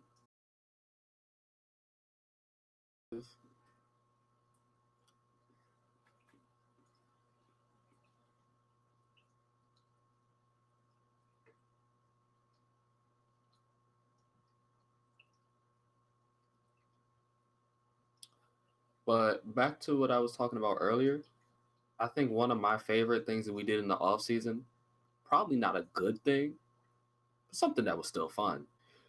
We used to always, when we would decommission our robots, we would reuse them for some nefarious purpose.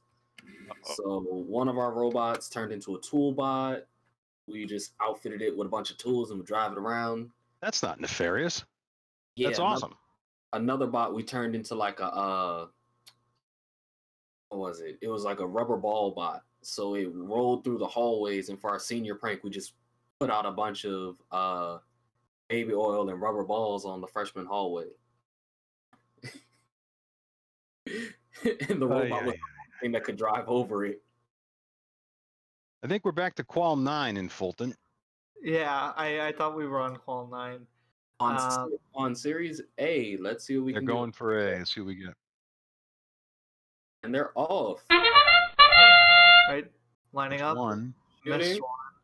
Oh, he scored for blue. Oh, Now let's see if they can go hit A. They're lined up. Oh, lined up. That looks They got perfect. the drop. Well done. That is on the line. Oh, perfect. Centered. Beautiful. No questions there whether you're on the line or not. Yeah, they got the points for that. Good deal. And we got And our they- 6 points. They got the park as well, so that's going to be 20 points in auto. Drivers, pick up your controllers. So 3, we're up our 6 points. Let's see what else we 1. can do.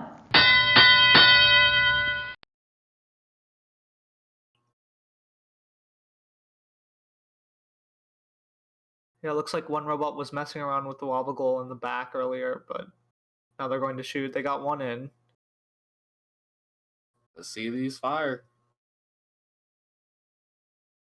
Release the weapons.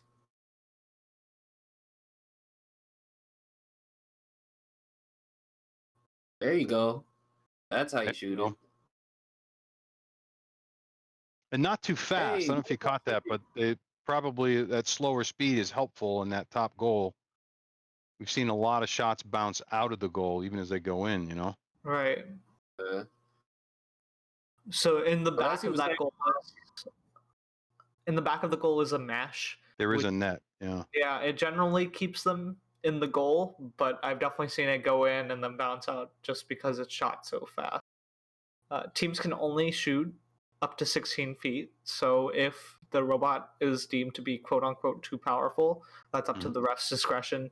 The ref can make them go through a reinspection process to make sure that the robot is safe. Well, our camera just got shifted. All right, end game now. See what happens. Last 30. Can they go for these goals? Oh. Wobble goal in play. Can they pick it up? Trying. Looks like it's knocked over, which is going to make it hard. It's going to be bad. They just got to push it down if they can get to it. It looks like they've got a ring stuck. Oh, they're trying to put the ring on the goal. Yeah. And that is the end of the 9th round. Commentators on the board with 10.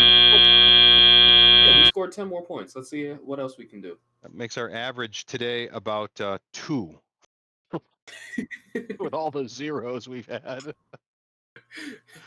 Maybe 1. We're just not going to count the zeros. We're only going to count what we make. No, I'm very happy with zeros. We should have zeros. I don't like zeros, you know? Unless we're talking about putting some zeros at the end of a paycheck. Then I love zeros. Yeah, I don't know about that.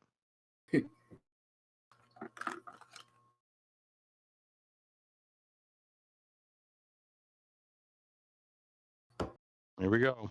Final scores in 32 points. And they gave us 10. Solid driver controlled and auto. We're going to have to see if they can get the end game going in this last match that they have. I'm just glad they got rid of Looks like we're starting in Fairlawn. Yep. Fairlawn just started. We got one robot in motion. Zone A.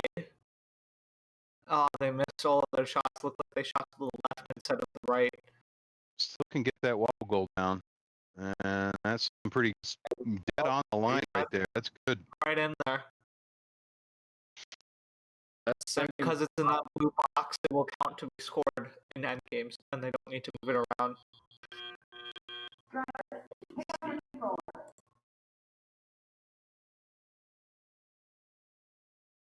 All right, now we're in tie-up. See what goes on. Both bots making a move, making sure to get both of those over there so they can score later. Possession of that first ring. Let's see what they do with it. So this is a very interesting strategy because you've got one high goal shooter, one low goal dropper. So this clawbot's going to go drop in the low goal, and the high goal shooter has been really picking up rings from the back of the field. While the clawbot's trying to get it in the low goal. That's it. I think clawbot got stuck there. There it goes. Got one in there. Beautiful point. Beautiful point. High goal is just firing. And if you look at the overall field, I think it's a little cut off. There's like a huge grouping of rings in the back of the field. He just has a huge volley that he can just go. Which means he can real quick go back there and then. Well, I think the accuracy from that spot, like look at that, it always hits that back corner post. I wonder if they have a camera clamps on. Needs to be down just a little bit more to pick that up. Need about 2 centimeters. They'll have it. Which team is that? 14. 16,380 is trying to pick up that. Oh, they got it. They got it. They got it. Come on. Oh. This both wobbles look eligible. Yep, they've been moved. So now we've got to pick them up and start doing something with them. There we go. Come on, run it down the field. Oh, yeah, come on. Get it. Run it. Can you do 2-2? Go 2 for 2. Go for the second one. Push it. Just push it. 4, 3, 2. They really missed that power shot at the end. That's what we're looking for. Yeah. Good effort, though. Back out. That was an interesting match, though. So the wobble goals at the end drop are worth 20 points, while the power shots worth 15. If you're running short on time, you may just go for that 15. And I think that's what they did right there. 14,597. All right, we'll wait for the score, and then it looks like Bolton's also getting set up, so we got a nice back and forth with them. We're in our motion now. Bolton getting ready for their last match.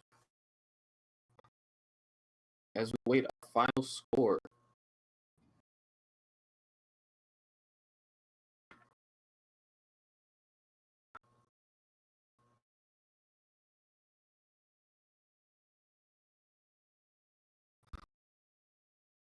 All right, scores coming up. And it is 93. Well done. 3 points. Wonderful for their average. Yeah, that's a high score for that. High score for 25 that. points at the end game and help out. Yep. 48 in driver control, so they were dialing it in here by the end. Oh no, you saw those shots going off. They had great. All the rings that they were able to fire with, and it was just going match running at Fulton now. So Let's see if production moves us over there. They're in the end of Going for autonomous. A. Yep. Last They'll 10 get seconds. points for A. They parked and they got the wobble down.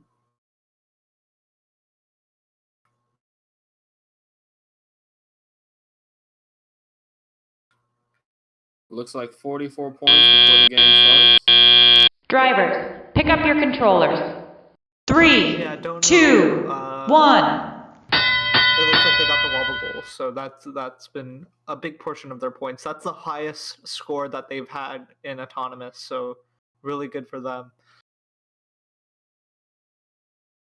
One's lining up to shoot. Looks like they're shooting mid goal on the red tower. This is interesting strategy right here, deciding where they want to shoot. Both the robots seem to be touching each other a little bit. Let's see how they manage to get these shots off. Now, see, their wobble claw is different. And it constantly is like twitching a little bit. Yeah, let's just servo twitch. These robots have servos that can often twitch, which just makes it so then... I think they might have two things controlled by the same button, because it seems to be moving as it drives shifts. around, yeah. Let's see how they shoot.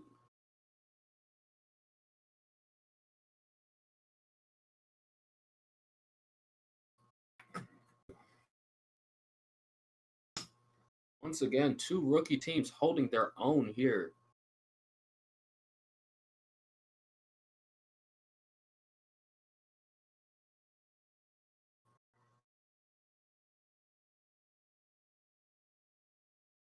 All right, we got one going for the wobble goal. They got one high goal so far. Let's see if they can get these power shots. One's lined up to do it too low. Ooh, that's a little soft on the shot. Put some power behind you. 10 seconds left. Can they get the ball? Lava goal. Will it go? It looks a little low. Over the edge. Drop it. And they Oh, just barely short. They might get points for that on the line, but we'll have to see how the refs score that. 50 points still seems like a pretty high score for them. We'll wait for the score to go up, and then we'll have a sponsor spot. See our referee's judgment for right now. Airline looks like it's setting up again.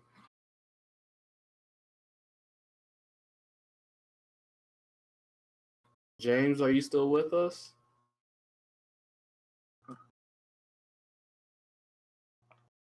James is not. James had to step out for a second. All right. Score is in. What are we looking at? 50 points. Yep, 50 points for the two rookies. That is their last match, so they're all done for the day. We're gonna swap out. I'm really excited for the next two teams that are gonna be coming up on Fulton. Let's go to Fairlawn. We've got a sponsor spot, so Josh, if you want to run the sponsor spot behind the scenes. All right.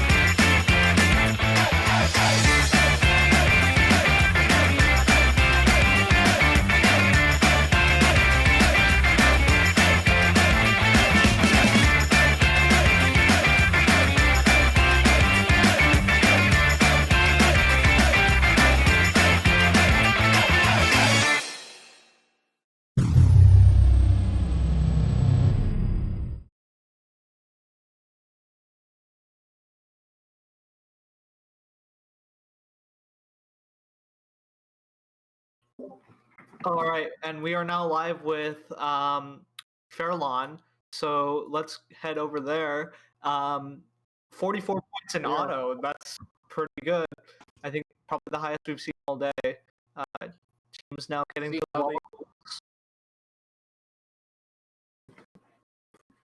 All right, let's see how this thing goes off. Okay. Let's see how that shooter works, because remember, that shooter was a killer in the tally-up last time.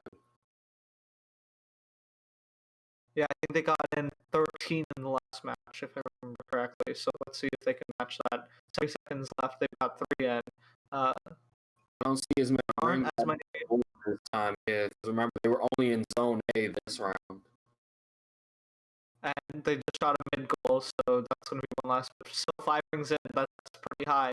Well, they gave us 4 points, so I'm always happy.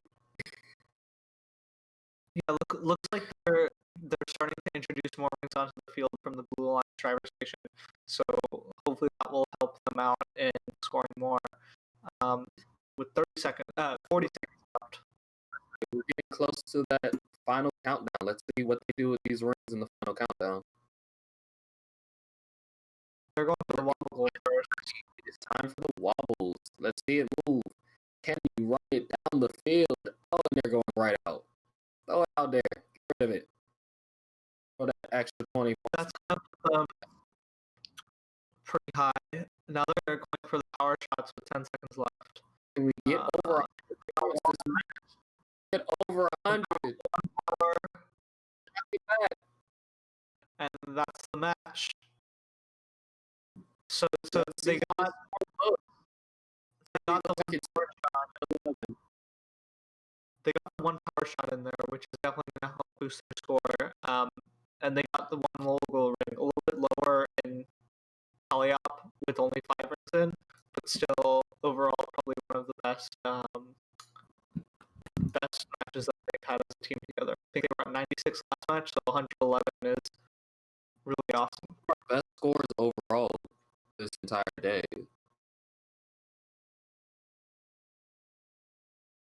I wonder how the rest of the alliances will shape out across the day, saying to the fact that they aren't able to actually see any other gameplay unless they're watching this feed. All right, 111. That was right. That was their high score. They're gonna have a pretty high average to continue out the day, and we will come back with the next teams. We got a score of 4. We're getting there. All right. And hi to everyone in the Discord. To everyone in the Twitch stream. We do see you all with all of your teams. We're just not supposed to be giving out shout outs, but we do recognize you all and we do see you all today. All right, now we're going to introduce our teams for Fulton in this next one. Two really strong teams here. Both have been to the World Championships. Both are two of the most premier teams in FTC. So, we've got 12096. That's Absolute Zero from Sterling, Virginia. They were at the Maryland State Championship and the Virginia State Championship last year. They were finalists at the Virginia State Championship the year before. They've won multiple events. They've done a lot there. Then we also have Team 12518, which is Almond Robotics. And last year they were finalists at the Maryland State Championship. And they're overall two very strong teams. So really excited to see this pair. I think it's going to be a powerhouse alliance between the two of these. Do you think they're going to get over 100 every round? Knowing these teams, I've played with these teams both, and I think that they will be close to at least 200, if not 300. So definitely excited for that. Y'all heard it here, folks. They have a high bar set for them. Let's see what Absolute Zero and Almond Robotics can do. Two veteran teams. All right. And then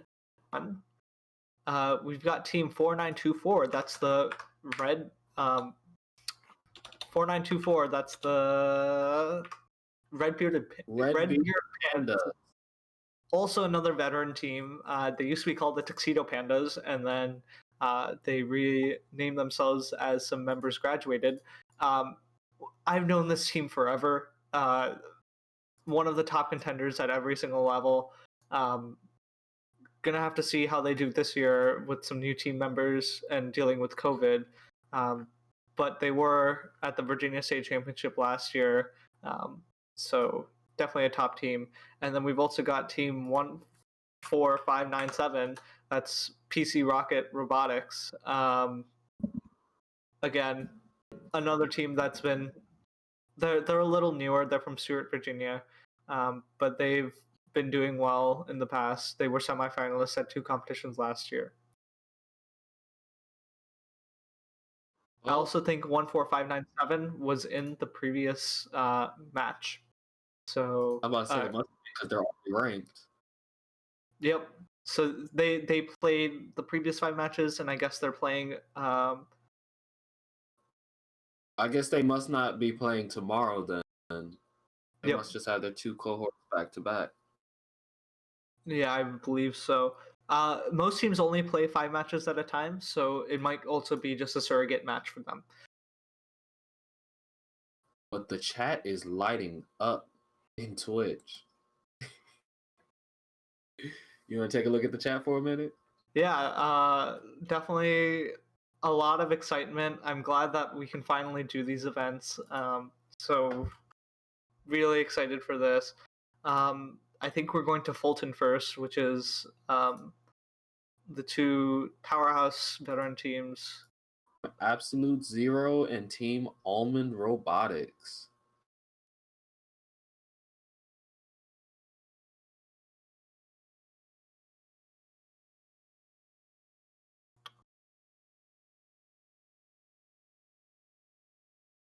Russ just giving an introduction talk on how the day is going to work. I wish we could hear the ref talk because I know all of them like to be funny. That's one thing about First. They always like to joke a little bit and talk a little bit to keep everybody entertained and interactive while going through all these rules and making sure that everyone understands everything. Yep.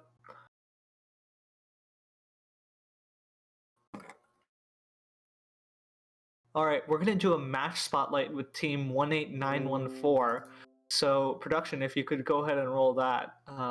Really excited to see this team.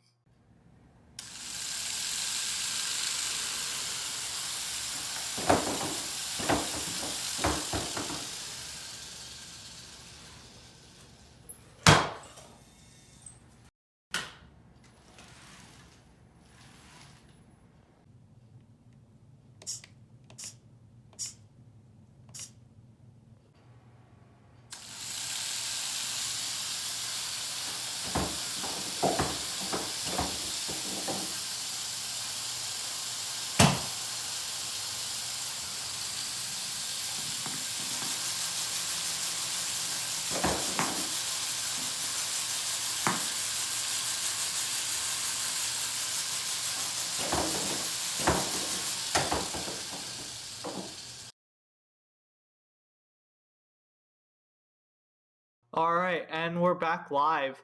Fulton event's about to get started, so let's go ahead and take a look at what they've got going. Still referees talking to the teams. No robots on the field yet. Gotta wait for that. I think. Yeah, go ahead. I was about to say, they're just making sure to do a thorough debrief. I mean, I'm pretty sure there's a lot of questions being asked with, like you said, this being two veteran teams. They're going to want to make sure that they have everything out of the way before this match even gets started.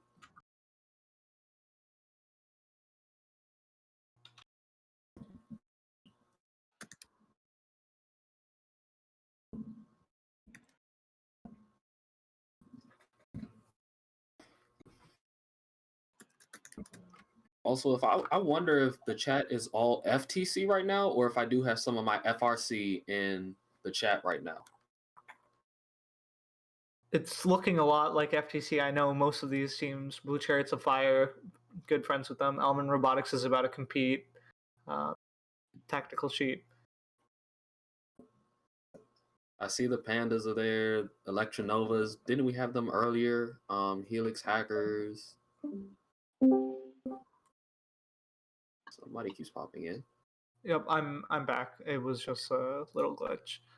I'm about to say, why does everybody leave me alone? I don't think the fans want me in a box by myself. Hey, everybody, I have the box all to myself. What's everybody up to? I'm just being left alone here. Never mind, I'm being rejoined by Ishan. But yeah. All right. As we are waiting to get underway, do you guys have anything that you all want to know? Is there anything that you guys want to talk about?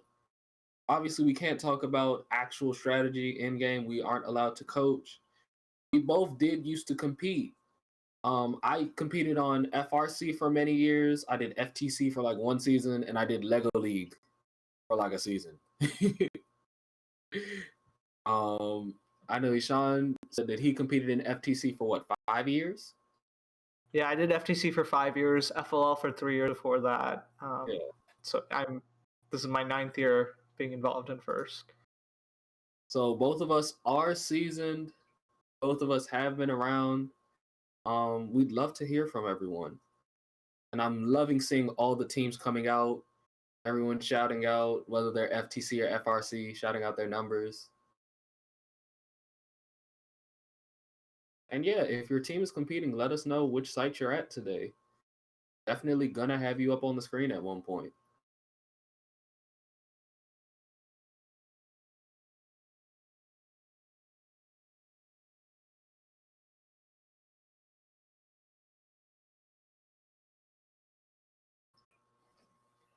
Don't be afraid to cheer on your teams in the chats. I know some of the teams used to have team chants or all sorts of things that used to happen. And while we might not be able to acknowledge every single comment that's there, we definitely do see them sometimes, and we definitely do like to see them. Also, don't forget to share this out and invite your friends.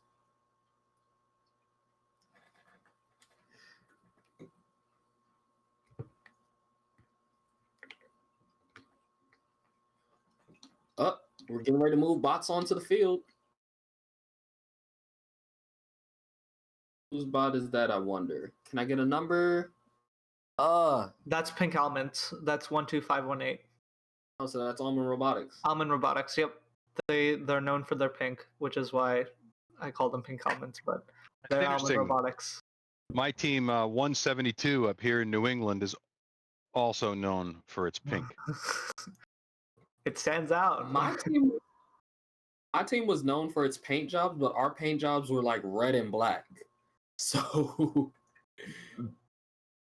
we used to have because our school's mascot is the Crimson Tide, we used to always have like a big red wave or something, or it was always some like what everyone wanted to call the dark and ominous robot. And we were like, no, we're not dark and ominous, it's just our school colors are red and black.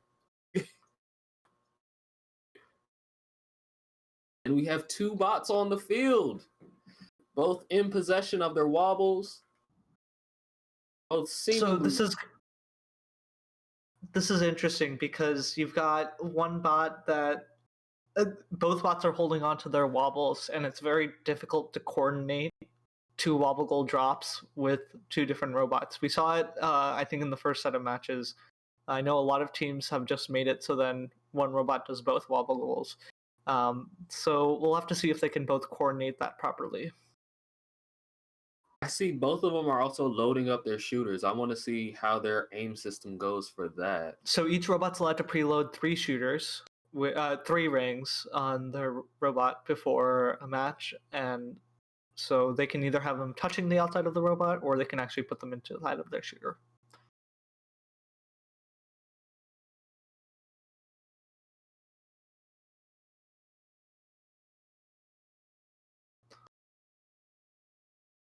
Did our camera get moved back? Because I feel like earlier we were able to see all 3 goals. I only see the bottom goal. Tip down a little bit so that we can see the drop. But the top cameras they've been tipped down, it looks like a little bit. You can look at the other views to see the goals. Oh no, that's what I was looking at. I was talking about for the people down there, they can't fully see the push pins or anything else right now. Like all the stuff in the back, they're just missing it. James having a little bit of fun over there, I see. It's our pink branding. And I thought I'd bring it out in honor of the pink team that's on the field now. And Pat, how you doing? I give up. Where's the feed for the game? Where is it? If you look, I'll send it to you, Pat. I'm gonna say if you look in the volunteer lounge, they probably dropped the link about 3 or 4 times. I was over there. All right, auto just started. We've got 3 missed shots from Almonds, but they got the wobble goal drop, and they got a park. It says they're in set C. I don't think they got the right drop. Oh yeah, they didn't get the right drop, so they just get the park there. That's and Absolute Zero is not moving. That could be issues for them in the future. Hopefully they can figure that out. Let's hope everything is okay with Absolute Zero as we get ready to progress into the actual start of the game. Controllers Driver, are in hand, pick up your controllers. Wow, these 3, 2, 1. Almond is just shooting.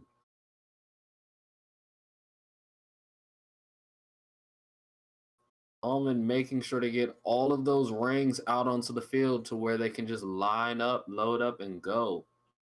2, 3. 2 down, 3 down.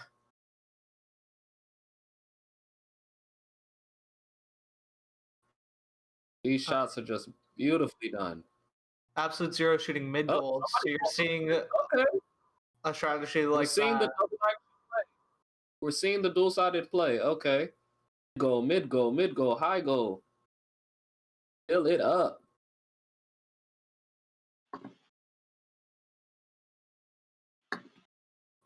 Scorekeeper, we won our points. I see them shooting at our mid goal.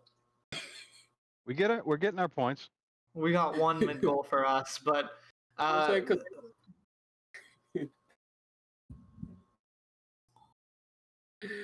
let's see it go.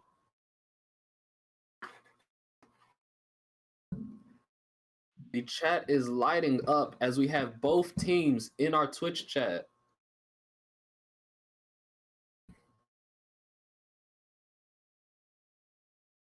As we approach the final 30 seconds, both wobbles do appear to be in the box, so they should be in play.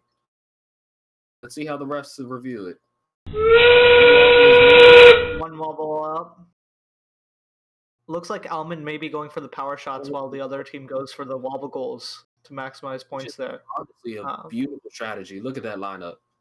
There you go, Almond. A little bit more. Come on, you can do it. You can do it. You can do it. Right there. Got one. Just in time. Whoo! They hit a blue power shot. We are winning. We are getting some serious points on this one. So scorekeepers, we won our points. Yes, they knocked our pin down. We won our points. And the unofficial score is loading up. Unofficially, currently looks like 100 points. We'll see what it comes into officially.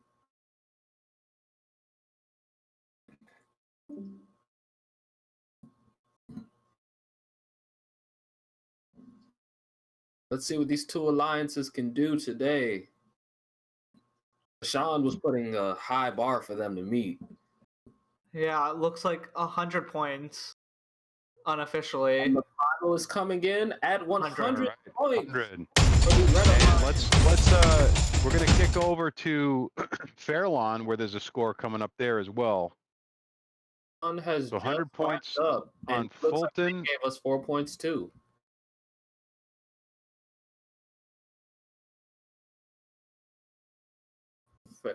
Those are the scores from Fulton in event 11.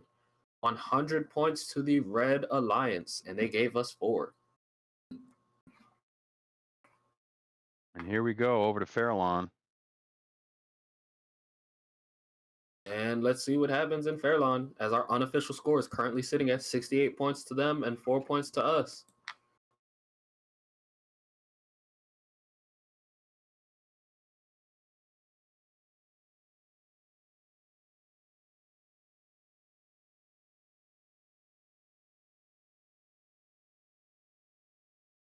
It seems to be some motion on the field, but I wonder what's going on.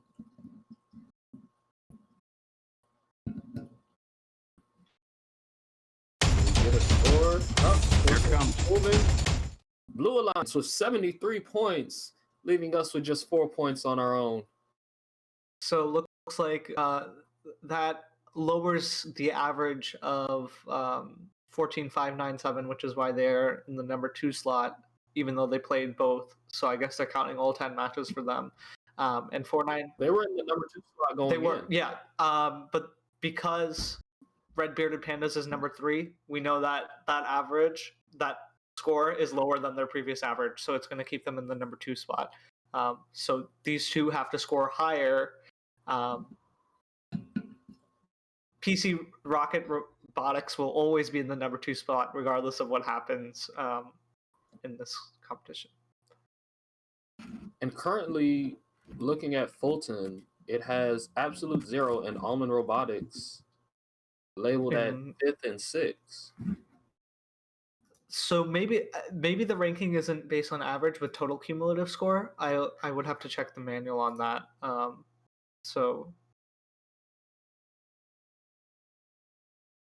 And just to shout out once again.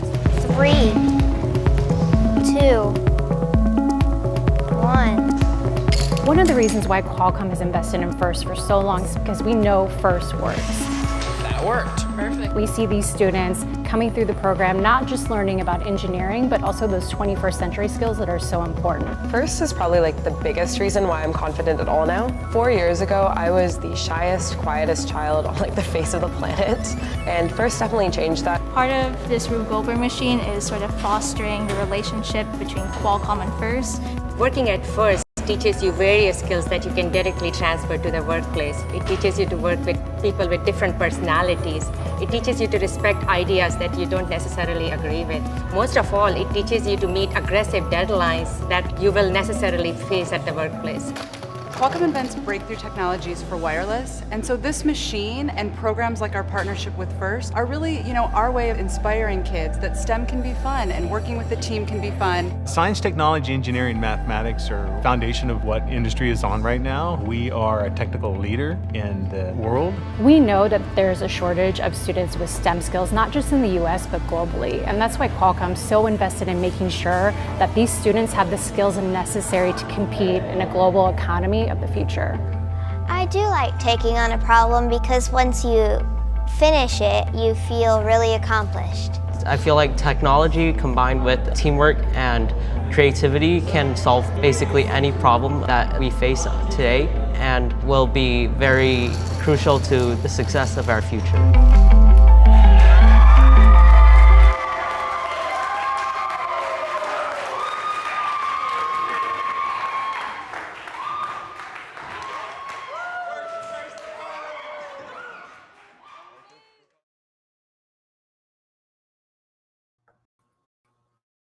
Oh my gosh. My thing is I remember using those big old volleyballs. Those big old yoga balls in the FRC game. Oh man. All right, and we are back. Looks like Alman Robotics and Absolute Zero are lining up for their second match of the day. Gonna have to see how that plays out for them. Got a thumbs up from the referee. I know we have both teams in the chat right now. Let's see which setup we're about to run. Setup A with 0 rings, which has been somewhat problematic for some of our teams recently. Let's see how these two teams are able to handle it.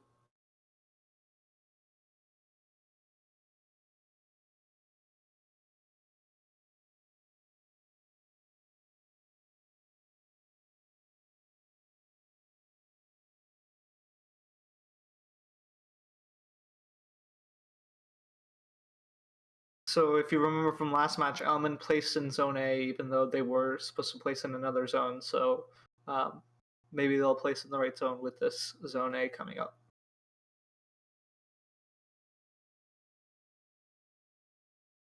Those rings made out of? They're like teething rings, aren't they? The plastic rings. They're not solid. Are they solid? They are made out of foam, so they are a little bit flexible. I talked to one of the game design committee members about this. Actually, they were trying to do like mini frisbees, like you go to like a fair, and you see like the banks giving out those mini frisbees that are solid plastic. They were afraid that with these robots, you could throw them really hard, and it could be potentially dangerous if it's misshot. So they were like, how can we reduce the weight of it? Which is why they made it a ring to get rid of all the mass in the middle. And then they also made them out of foam, which is not as dense, and it's flexible. So if you get hit by these things, it's not bad at all. Yeah, I'm surprised these rings just don't get chewed up though, because I know by some of the robots that we had. So there are rules against chewing them up. Looks like they changed randomization to Zone C. Oh, we're back on C? Back on C. So with two shooter bots sitting at Zone C, this should be really interesting as to see how they plan on maximizing their shot potential. Both teams moving in auto. 3 shots in for Alman. Fired. Oh my gosh. Nice. That auto looks coordinated.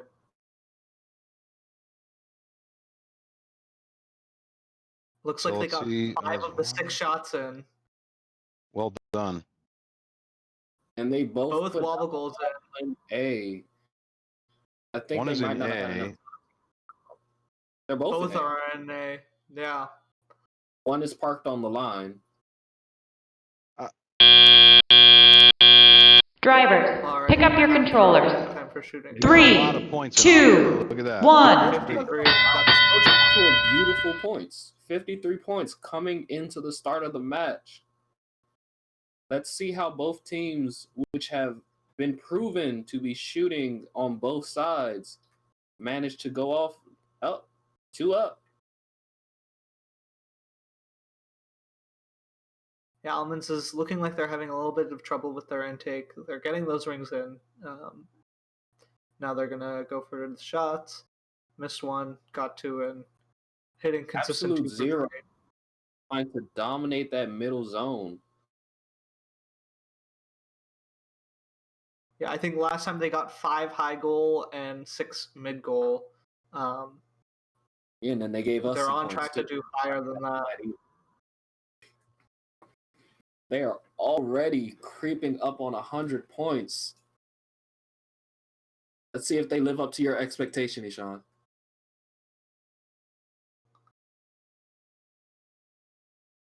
Yep, 120 points, and there's easily, I don't know, 90 points available in endgame for them because they can drop this both team, wobble for goals. these teams, yeah, they can For do them these both. teams, they can do both wobble goals and they can get their power shots. So definitely in the range of Well, breaking 200 here. Endgame. That endgame is starting right now.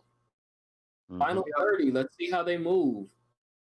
So 11 high goal shots,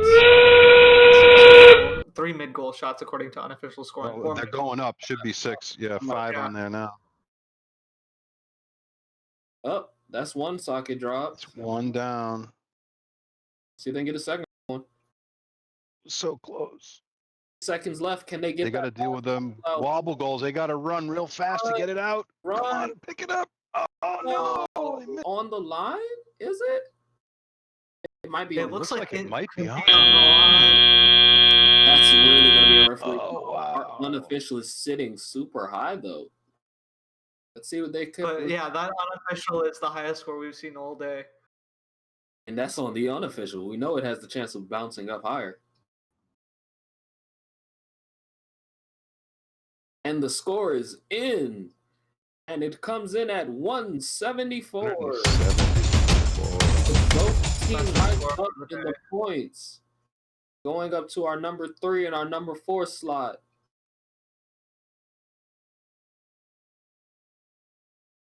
Well done. Look at that goal in that autonomous period. I think we're gonna get a score from Fairlawn. So if production can, I was going to say, I think let's go over there. Fairlawn equally with a very high score of 125. That's the high score for one event as well. I love it when they give us points. Don't y'all love it when we get some points?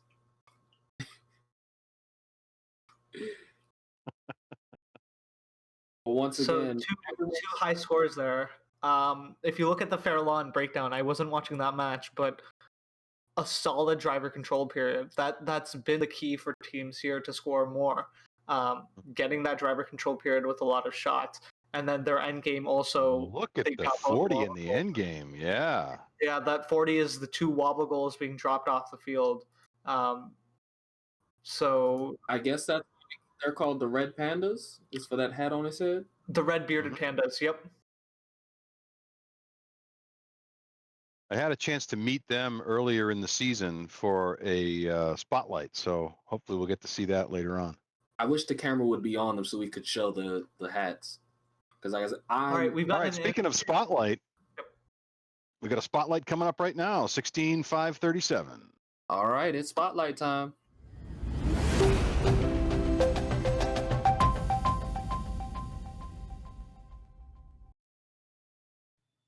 Hi, everybody. I'm James, your trusty commentator here in Chesapeake, and we've got with us Team 16-5-37, Logic Coyote, ahoo, from New Kent, Virginia. And joining us, we've got Lydia and Michael. What is one important thing that you've learned about yourself this season through your participation in FTC? For me, I've learned to be a lot more social because before this, was very antisocial. And I've also learned to prioritize tasks so that we make sure that we get code running for all sorts of different things and not just one code for one alliance. One thing that I have learned, especially this year, is that in prior years, I've always been like, Oh, programming. It's so weird. I'm on the build side of things. Programming is strange. This year, I have really gotten into the programming side of things, and I've gotten to the point where I almost enjoy it, and I definitely respect the amount of stuff that needs to go into it to get something that you build actually moving.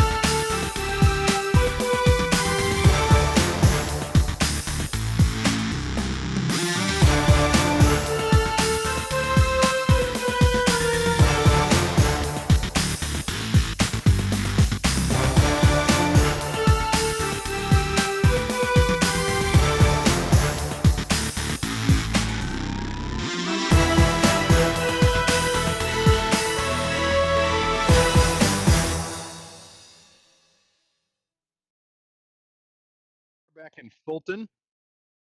Oh. And we've got Almond Robotics and Absolute Zero getting ready to roll.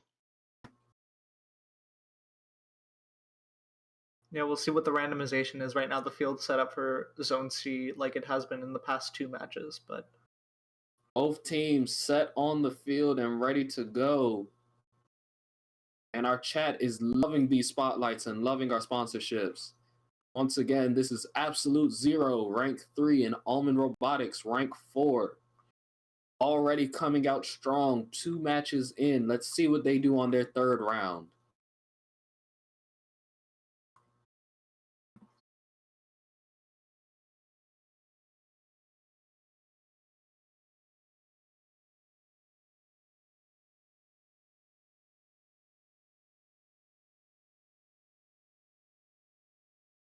Close inspection from the players on the side. Hey, you have to. You have to make sure your robot's together. Oh yeah. Okay. I know some He people likes it. I must say, I know some teams' autos, if your robot is shifted off by like 4 centimeters, that's it. You've just lost all your points. so in FTC, the ruling for the how tolerant the field can be plus or minus an inch. So you have to make An a inch. robot so it can, if the field is offset by an inch, then you can still complete your auto. That inch can be a long way over the length of that field, though. Yep, exactly. So With those little socket things that they have to hit, they're only about an inch wide. What do you? Yep. So teams have to be able to adapt to whatever the field is. I The think rings, it's looking solid now. the rings are 5 inches in diameter. So an inch, if you hit it dead center, an inch in either direction won't matter. But the rings are generally not plus or minus an inch. I think they've generally been like plus or minus the 16th of an inch. I can't see from here, but are there vision targets?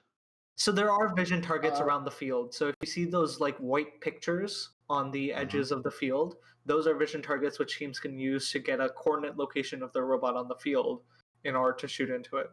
That being said, most teams don't really use them because they're a little bit slow. We just received our randomization for this round, which will be randomization C. And they are playing now. So moving forward, we've got robots to the we're looking line at at Fairlawn. Fairlawn now. And shots are taken. And we're up on the line. Looks like we're getting ready to put down a socket. And he's going to C, which is great. Yep, wobble goal place.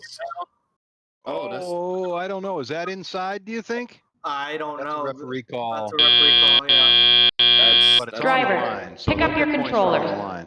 3, I 2, think they're getting it 1. because I see 41 points on, so they're getting the credit for that in the box. And both wobbles are in a box, so that's going to be coming up somewhere at the end. Let's see how these shooters start to take off.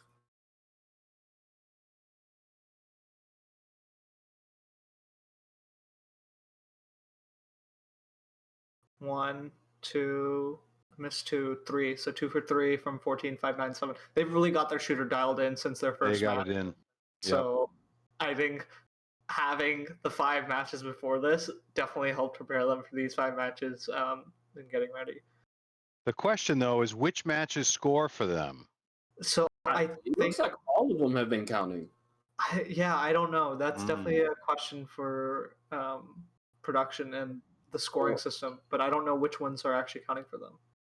I think because some teams are showing up both days and some teams show up twice, right? So I think for both days, I don't know if there are matches tomorrow. I think there are. Each team should play at least 5 matches during a competition, according to the game manual. But I don't think teams are coming twice. Yeah, there are no matches for the hybrid event tomorrow. This is done today, but there will be. I think there's remote. Might be remote tomorrow. There's remote. I know they judging did some tomorrow. yesterday, right? Judging tomorrow. There you go. Yep.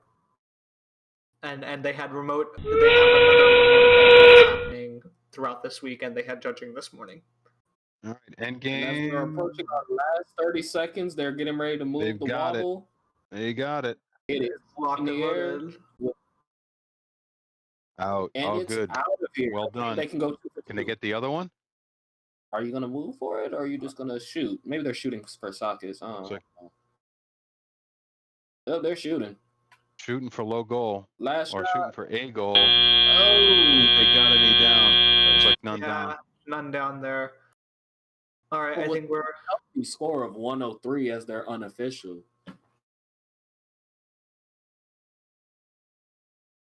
And Fulton looks like it's getting ready to get underway. The referee just came off the stage. But they look like they're on setup A because I don't see any rings. all right. Looks like Fulton just started, Fulton's autonomous has just begun. but they can't see that. We're gonna wait for the score from. Yep, let's get the Fairlawn. score from Fairlawn. Is the score in?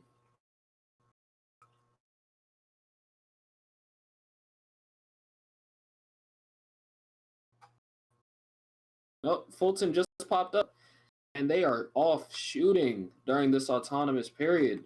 One team on the line. I think they might count that as both teams on the line. His claw is out. Yeah, I'm not seeing any scoring on Driver, the official score. pick up your controllers. Might be an issue So the with the score score. is 3, up 2, on the other side. It's 1. 103 points over in Fairlawn. 103 is the official. Beautiful. 103 is the official in Fairlawn, and here in Fulton, obviously underway. A lot of rings on the field. Fulton has 40 unofficial points up in the air right now. 46, 52. Plenty of time to add to that score with with about a minute left before we go into that 30-second end game period.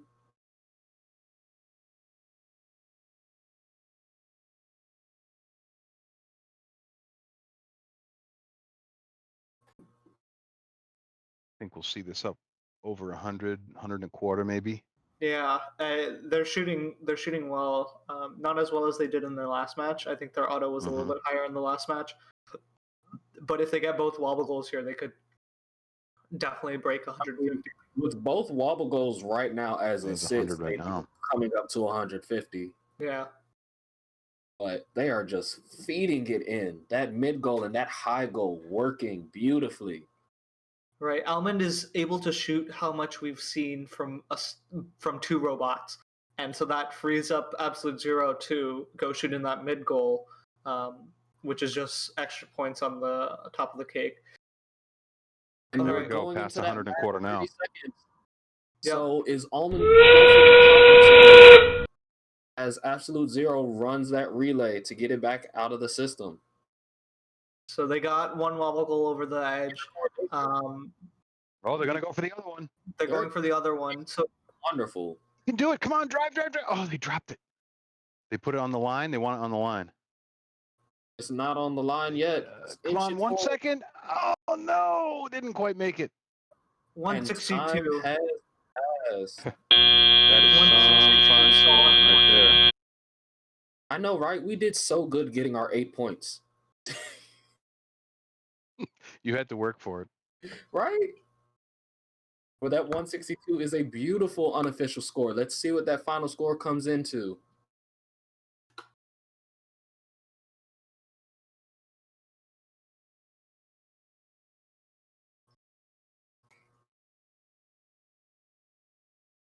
And the final score is coming in at 152.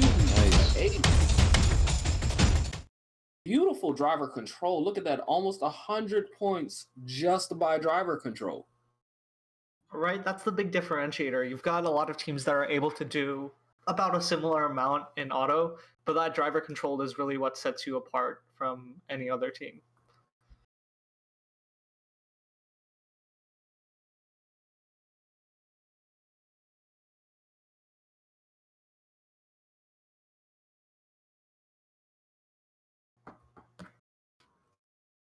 An interview coming up. Spotlight. Ooh. Are you over here running it again? Which team do we have up? The answer is yes. Which team is on this spotlight? Team 14616, team 4924, team 16540, team 16537.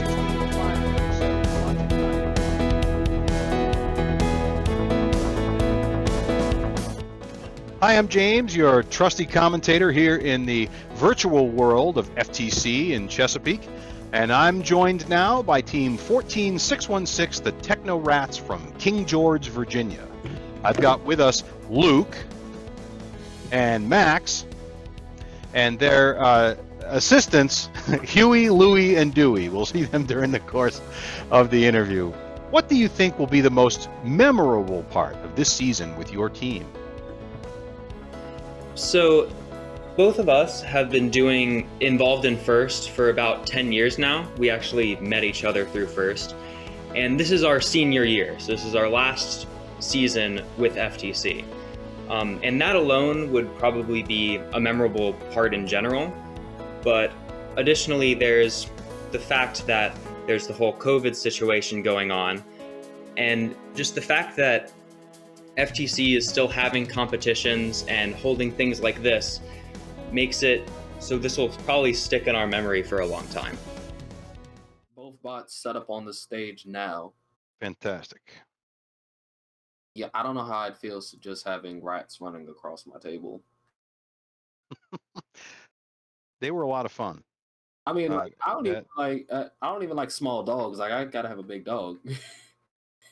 Yep. All right. So we've got two teams on the field getting ready to shoot for Fairlawn, Redbeard Pandas, and PC Rocket Robotics. Again, two top scorers. I think PC Rocket Robotics has definitely stepped up their game since the first 5 matches. They're definitely hitting those high goal shots a lot more consistently. And that's one of the nice things about being able to play a lot more matches. Yeah, there's more room for damage on your robot, but it also gives you that practice that can get you really good. And our setup looks like setup B with 1 ring per side. This will be interesting because we've seen that the less pieces that are out there in the beginning, our shooters have been struggling a little. Here we go. The auto is underway, going immediately to drop a wobble. Shooter, shooter, shooter. Scorekeeper, I want my points. I saw that mid goal. Looks like the robots ran into each other, so I don't know if they're going to score that second wobble goal.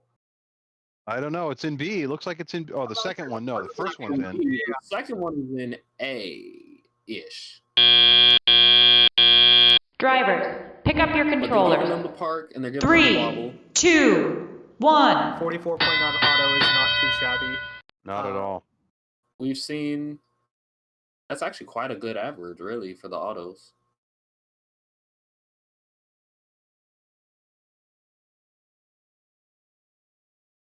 All right, both teams going to pick up, both teams getting ready to shoot. They're both going for high goal. Different strategy than what we're seeing in Fulton with 1 high, 1 mid goal. But one thing I can missing a bit. I kind of like how they shoot that diagonal Because that's one thing that I was waiting on teams to do is just shoot the diagonal, because then both teams could go for the high.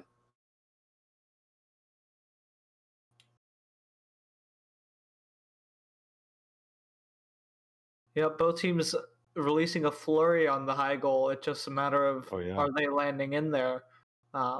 Looks like they got 2 in on that last volley.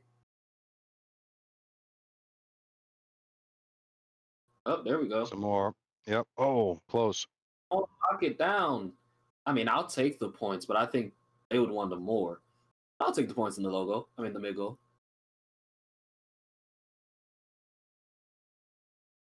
Still with great time on the clock as they get ready to approach the final 30 seconds.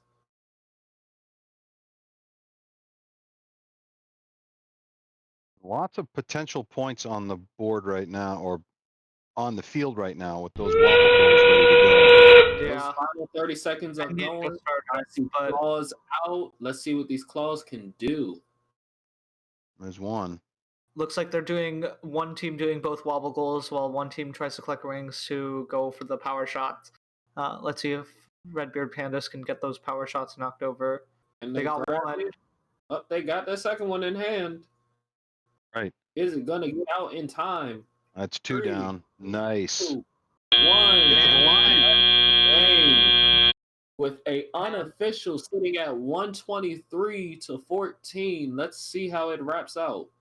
Yeah, that was probably one of the highest end games we've seen. They got one of those power shots knocked over. They've got 2 wobble goals on the outside. There's no other points available in end game besides the power shots and the wobble goals. So the only thing they could have done is knocked over the other 2 power shots.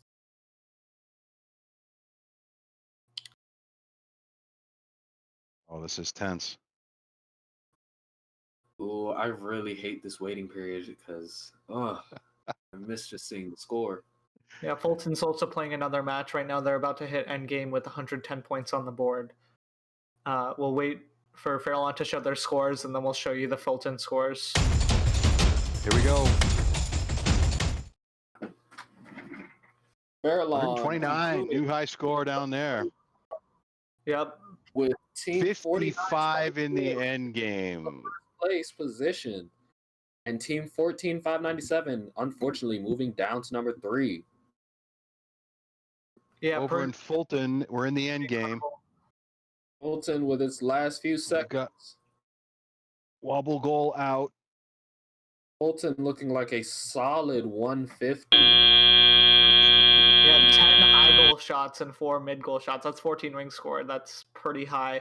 That's big.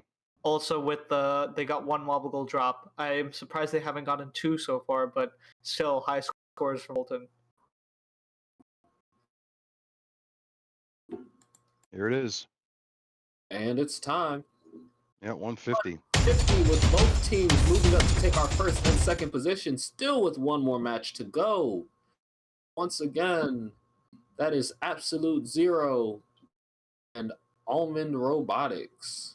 Yeah, so they have 1 match to break 200. I think they can do it. They have the capabilities to do it. It's just a matter of whether they can execute it with their auto and their end game.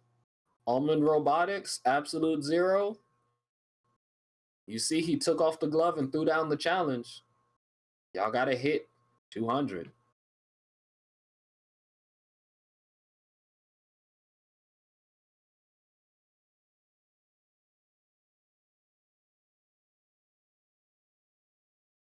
But beautiful score spread. I mean, look at their spread. They're always over 50 in their driver control. Yeah, I mean, and they're good consistently hitting that end game.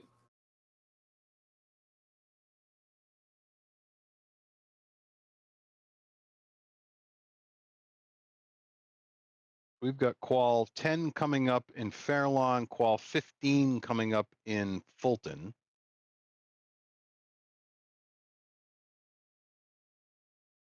And we'll see which one we start on. Yep. Yeah, and I think this may be the last Fairlawn event. Kind of sad that we're letting them go, but they only had 3 teams registered for that. That's right. So it sounds like we're going to Fairlawn soon. Good. We should track that. We should do that. Say thanks to Fairlawn, and then we'll move back to Fulton for the rest of the day. Yep, Fulton has 45 matches today, so we're just on match number 15. We're a third of the way there. Oh, it's going to be a nice long day here with us, folks. Who's sticking with us for the whole day? If you're sticking with us, please let us know. We'd love to know In the which Twitch team. chat, come on.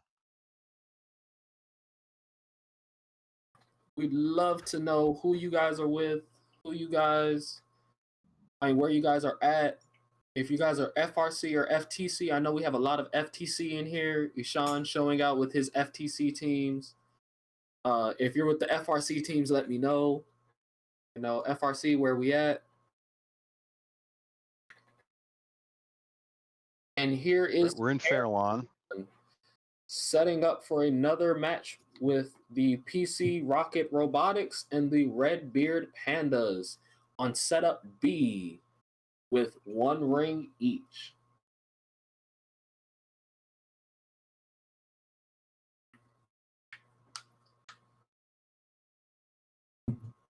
I find it interesting that even though we don't have 2 alliances on the field, we leave that resource for the non-participating alliance on the field. Yeah, So that's a big advantage. It's a big advantage to play like this. Match just started, but even the driver, the human player, is allowed to drop the rings of the opposing alliance, from what I've been seeing, which puts a lot more rings on the field, making it a lot easier to shoot. Yep. But I feel though, if there wasn't another alliance, I mean, going over there and for extra rings. Let's see if they park. Can we park both? Drivers, pick up your controllers. We got 1 park. 3, Both teams 2, picking up their 1. controllers with a 56 coming out of the auto. A very nice auto start.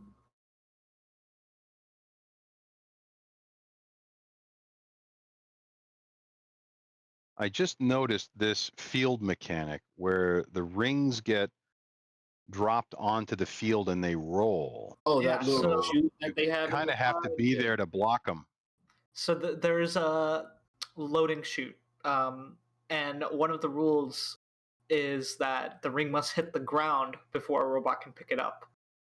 So you can't just stand underneath the chute and let the rings fall into you. You've got to actually pick it off the ground.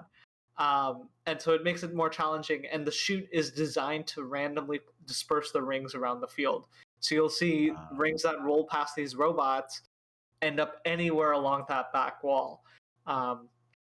And so that's why even if you're loading from the other side, unless you block those rings, they'll just end up against the back wall, and that's just extra resources that you can go shoot later on.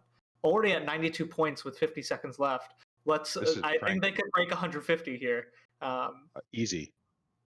And both of those wobble goals are in play here, so... Right, 8 high goal shots so far, and they had an excellent auto. Oh, a little shaky on that last round, only making 1 of them in the high goal. Yeah, it still puts them at 9, which is what we've been seeing them do consistently. They're not 30 seconds, getting ready to tick down. Let's see what happens. Going for the wobbles. On, you can do it. Having some trouble gripping it, but they've got it. Is that one of those like go for the other one? Claws? I just realized that looks like one of those extension claw grabber things. It's what it looks like to me. 4, 3, 2, 1. That may count. Does it count? We'll have to see if the ref. Yeah, it looks like one of those things with the little claw grips. Looks like Redbeard Pandas had an issue there at the very end with shooting. They didn't aim for the power shots. We'll have to see. Let them finish tallying up the score. We need to see if that actually counts. Did that actually go over? Current goal is sitting at 130. We will see what the referees decide for it to be. Is just finishing their autonomous period right now.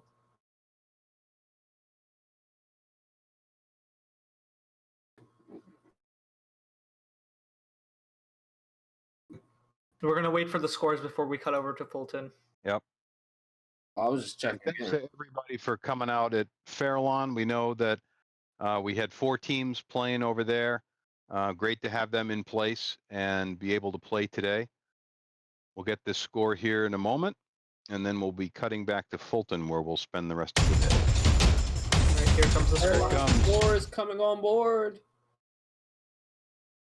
And let's see what their grand score is. 130 points. Way to end the day with a high score for Fairlawn. Again, they had that consistent 54-point driver control period, so even if they were lower on the end game, they were able to still score really high. Look at that, 56 in auto. Yeah, that auto was... I love the consistency. That auto was high. That auto was... Oof. All right, I think we're going to be cutting over to Fulton in a second. Yep.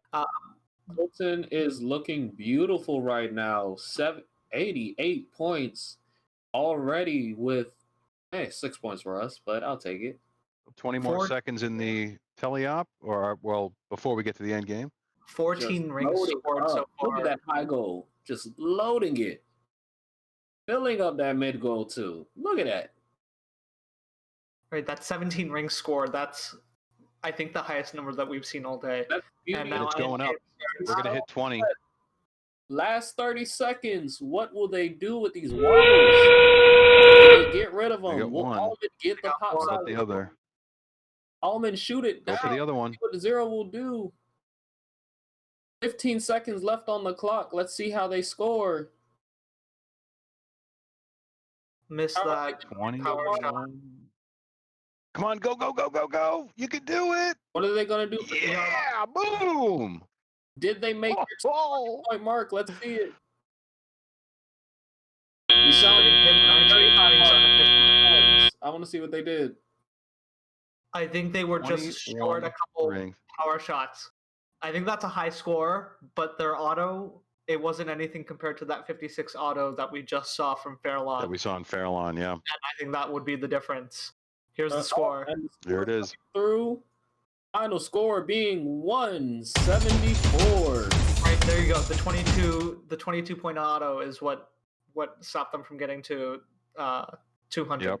Had they had the auto of what we saw in Fairlawn, they would have broken 200. And then had they had another couple of power shots, they could have probably gotten up there as well. But overall, still a nice match. They're going to keep 1 and 2. I mean, but that is a very beautiful driver control. You cannot discredit 112 points in driver control.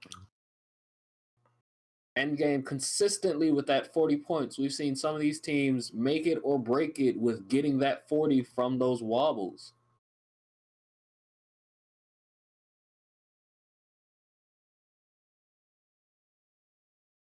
All right, so we're going to stick with Fulton for the rest of the day. We can take a look at who our next set of teams are. Just pulling that up in 1 second. Oh, we've got a remote match coming in from team 18-9-14. So we'll see what that looks like. Fairlawn is...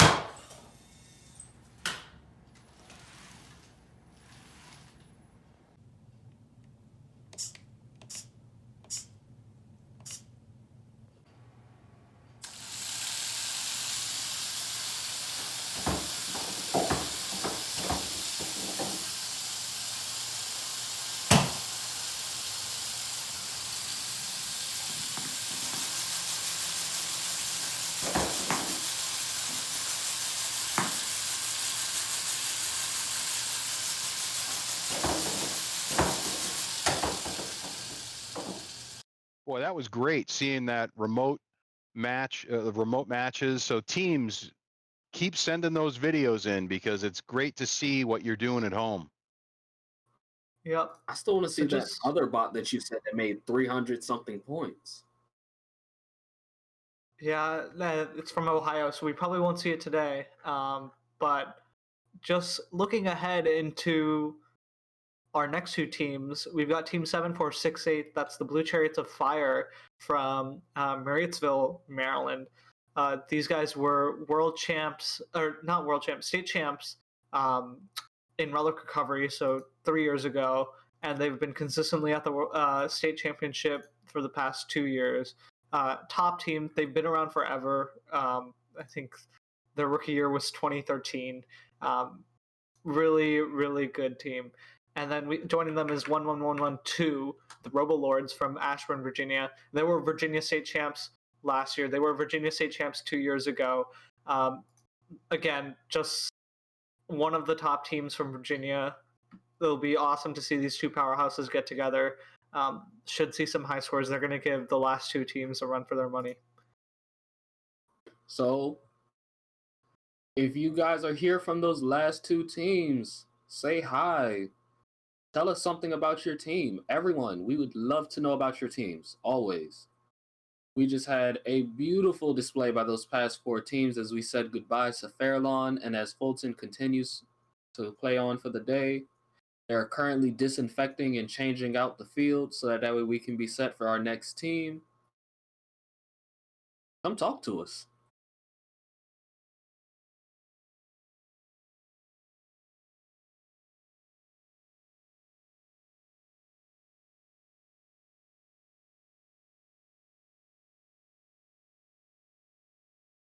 I'm starting.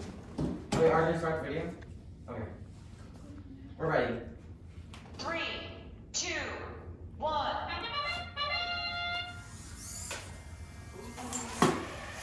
It's fine. Almost a good start.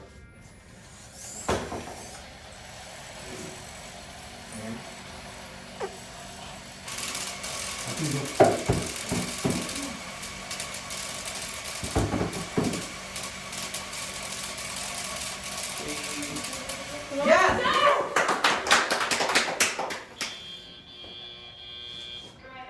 Pick up your controllers. 3, 2, 1. You use deeper for this, but...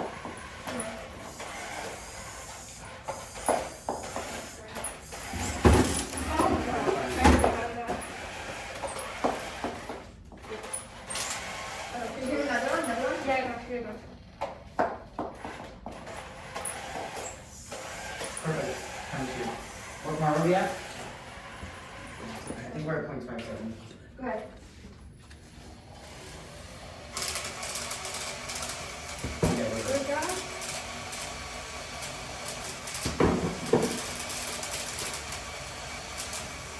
Yeah, keep going. Shoot. Give me a throw.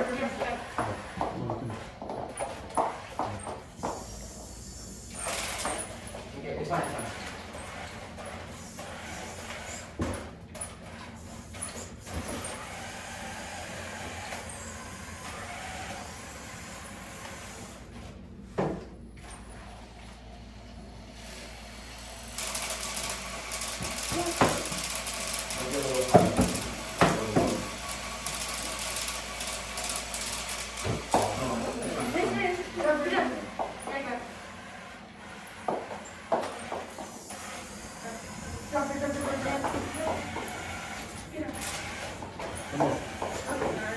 Last one. The game is starting. No, I think we have to shoot first. Oh, yeah, let's shoot. We have an average shoot. I need to go. Okay. Follow. No, it's fine. Here you go. Go, come on, go. You got this. You got this. Go. It's fine. It's fine, we're fine. You got this. You got this. Oh, are we at the start line?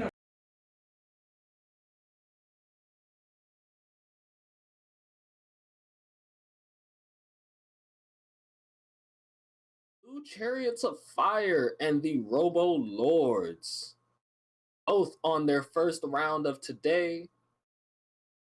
Let's see what happens. Great to see what they've got in play. So they're doing their last tune-up, getting ready to move them to the field. I don't see anybody out here yet. The stadium looks empty. Where are the fans? Where's the arena? Ooh, the Blue Chariot said that they are excited to compete, and Absolute Zero said that they just had a ton of fun. Let's see. Where are the Robo Lords? I haven't heard from them today.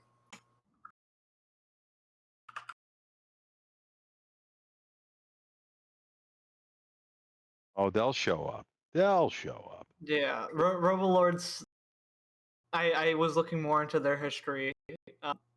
Stamps the last 2 years for FTC out in Virginia, and the year before that they were finalists. So they definitely have a streak on finals fields in Virginia. That does set a little bit of a high expectation for us today.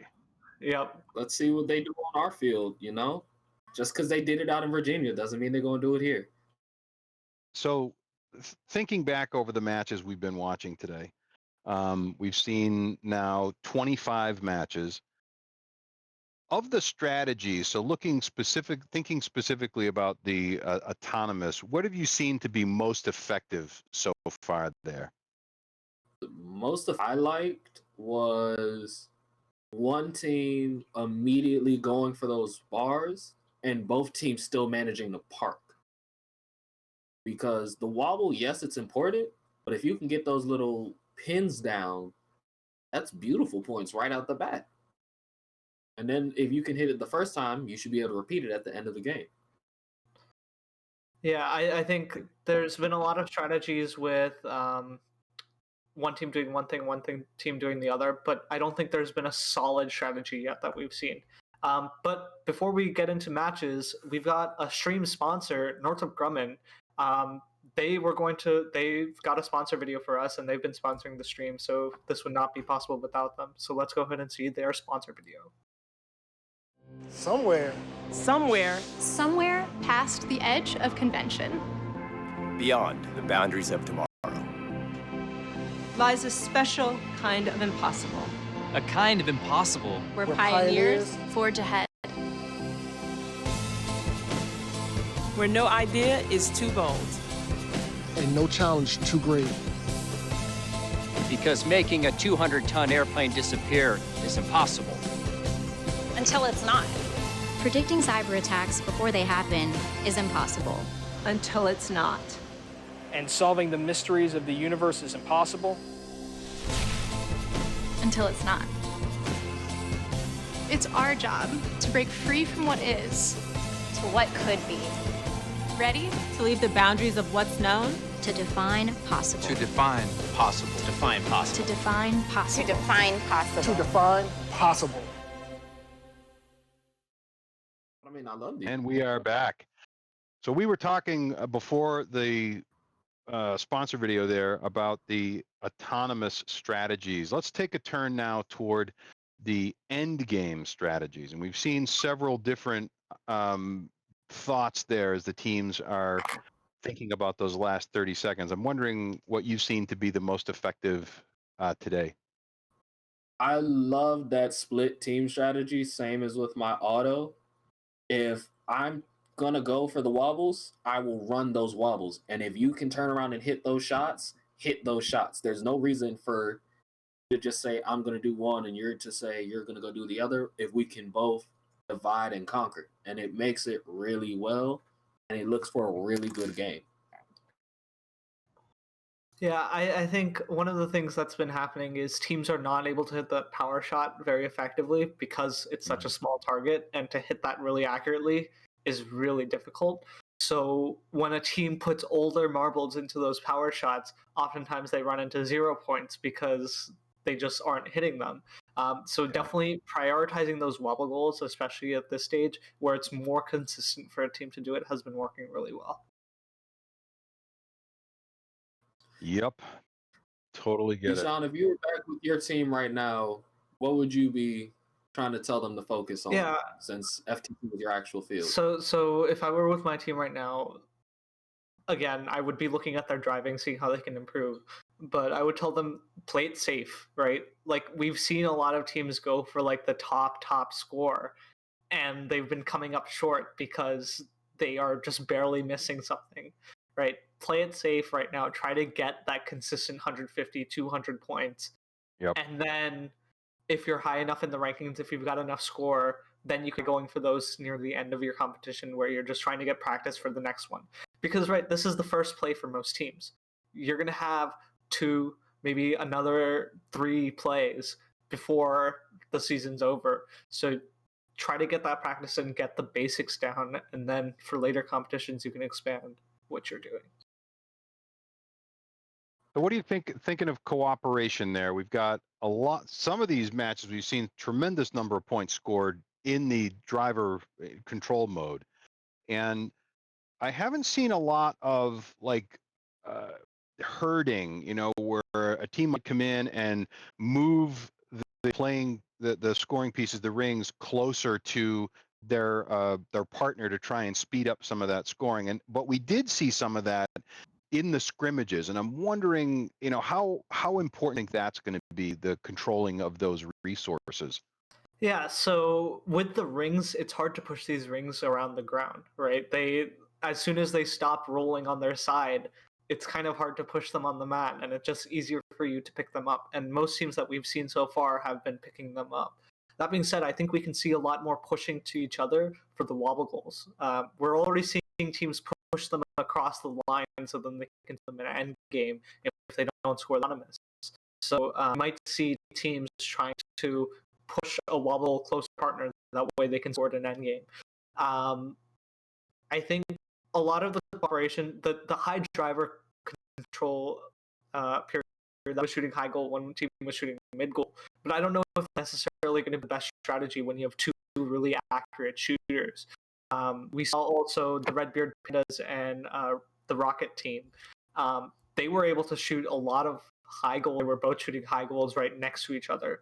So there's going to be a lot of coordination that these teams go into. And playing 5 matches with the same team makes it a lot easier for you to get the rhythm down between the 2 teams. So I think we'll definitely see an increase in score as these 5 matches go on, especially with these 2 teams, which I think they're going to have some cooperation going on. Now, before we get to, we see the teams have arrived, which is great, and they're getting ready to set up on the field.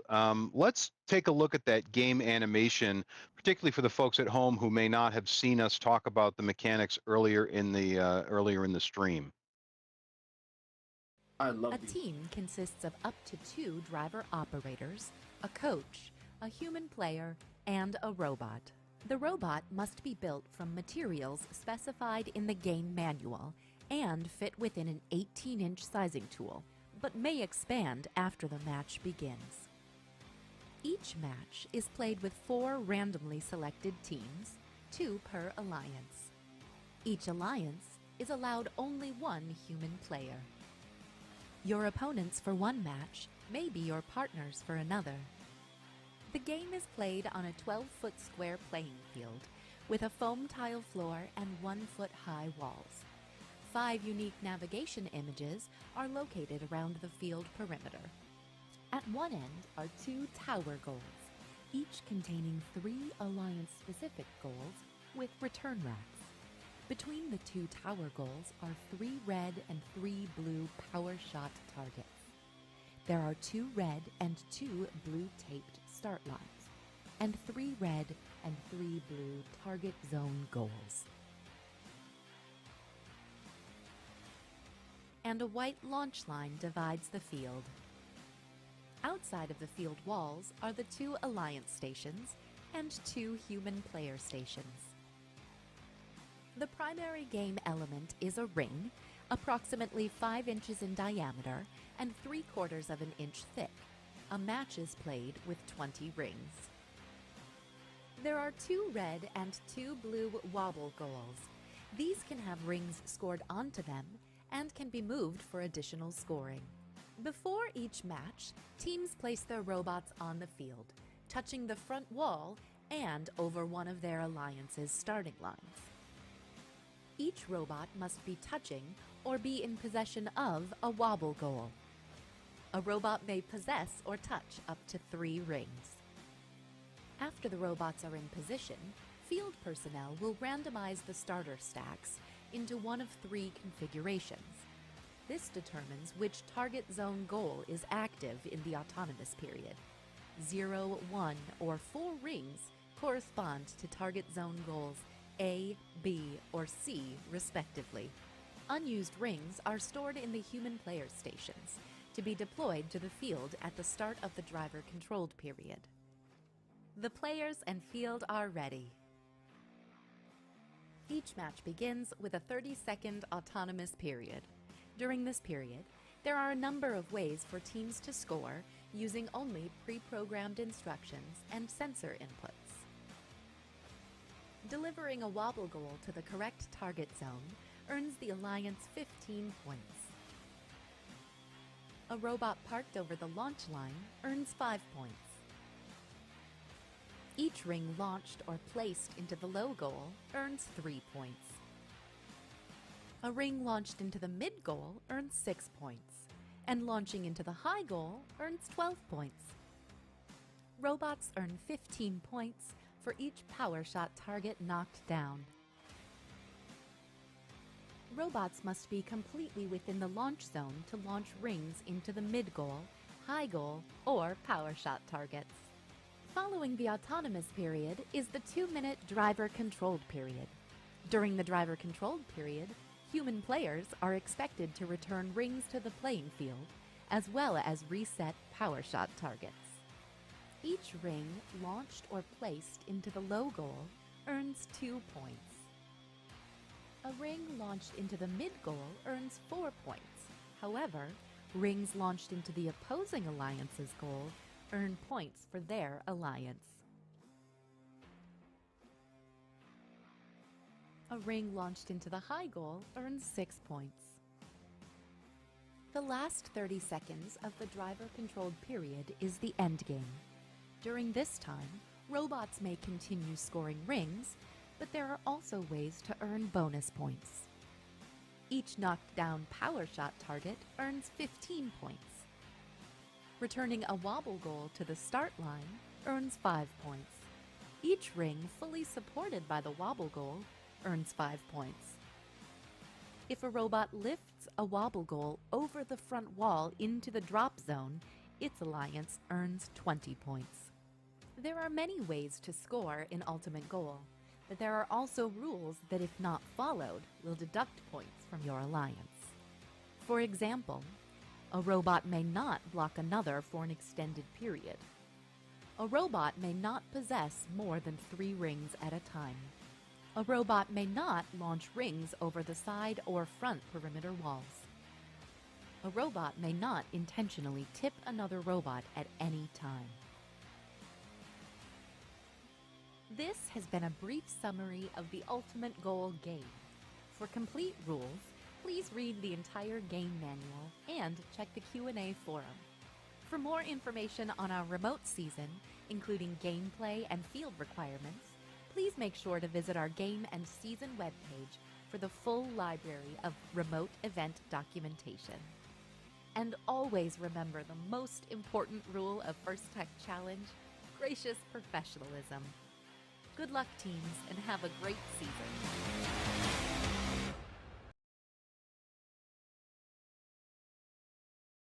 Like they would in FRC. So the way that the robots work is there's an Android smartphone, which is your driver station. So instead of using a laptop or something like that,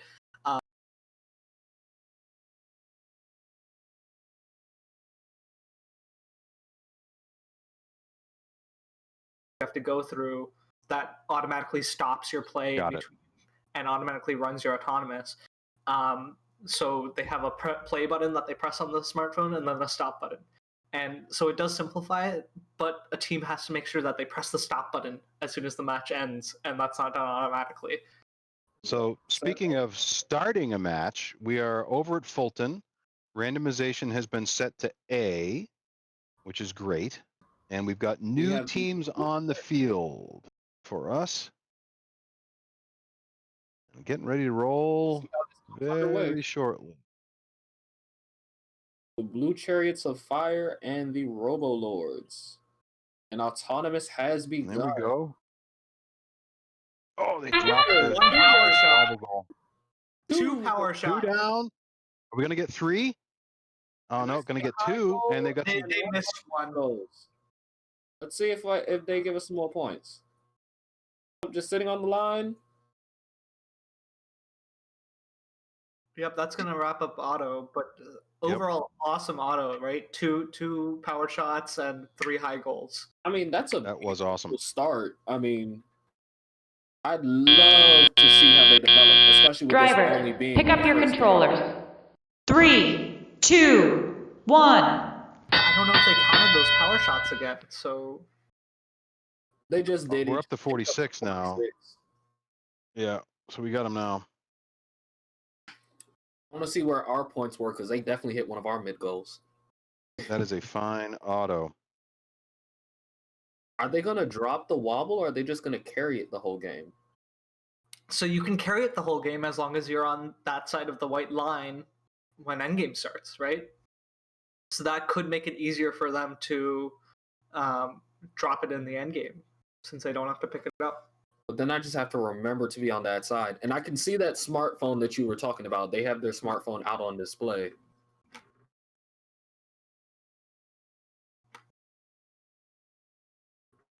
Yep. So see their phone out in.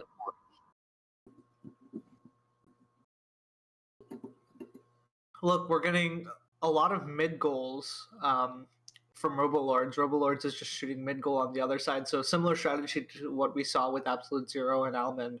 Well, Blue Chariots is trying to take the high goal. They haven't made one yet. I mean, but still a very decent score for a first round. 70 is very healthy going into these last 30 seconds. They're going to have to move that one wobble goal over.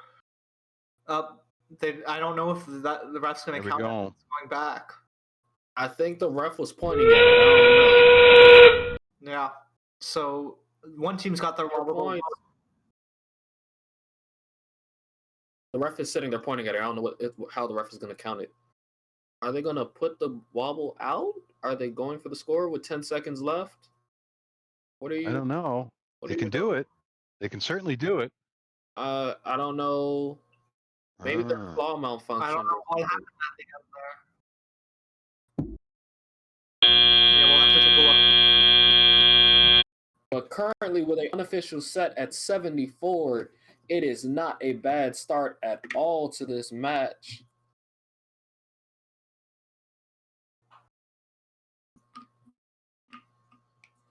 Yeah, just thinking about the scoring myself.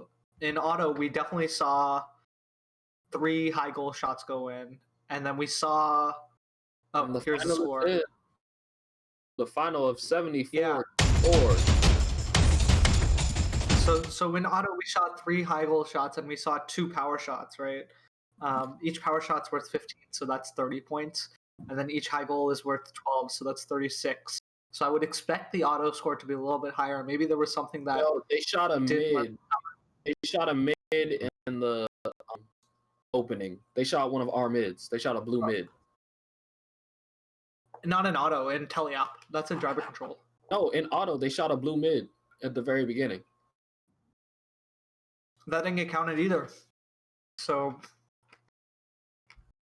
interesting to see. While we wait for that, I'm going to introduce a new commentator today. He's been with us for some of the scrimmage events, and we're going to bring him in now to spend a few hours with you guys. It's Zeke Lockman. He's going to come in here and take the headsets. What's going on? Who we have today?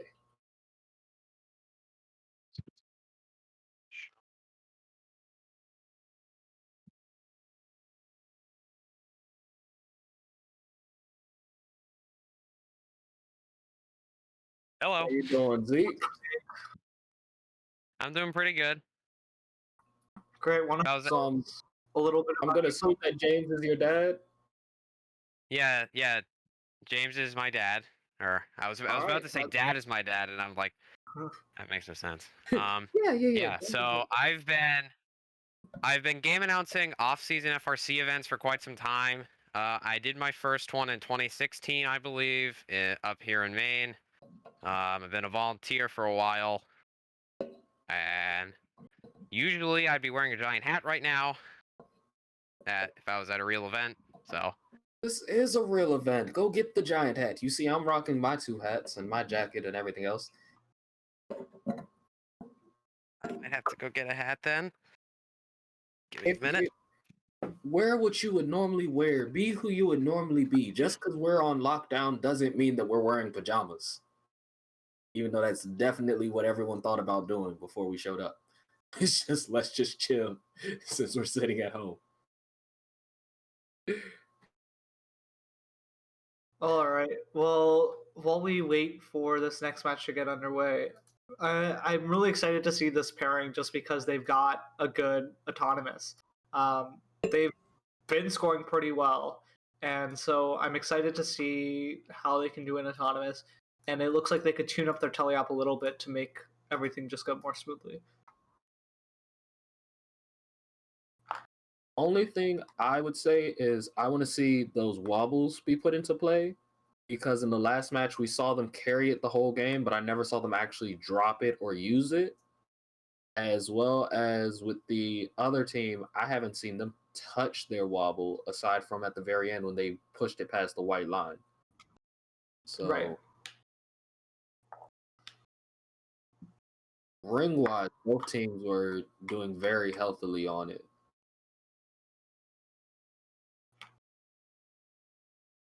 But chat, we know you're here.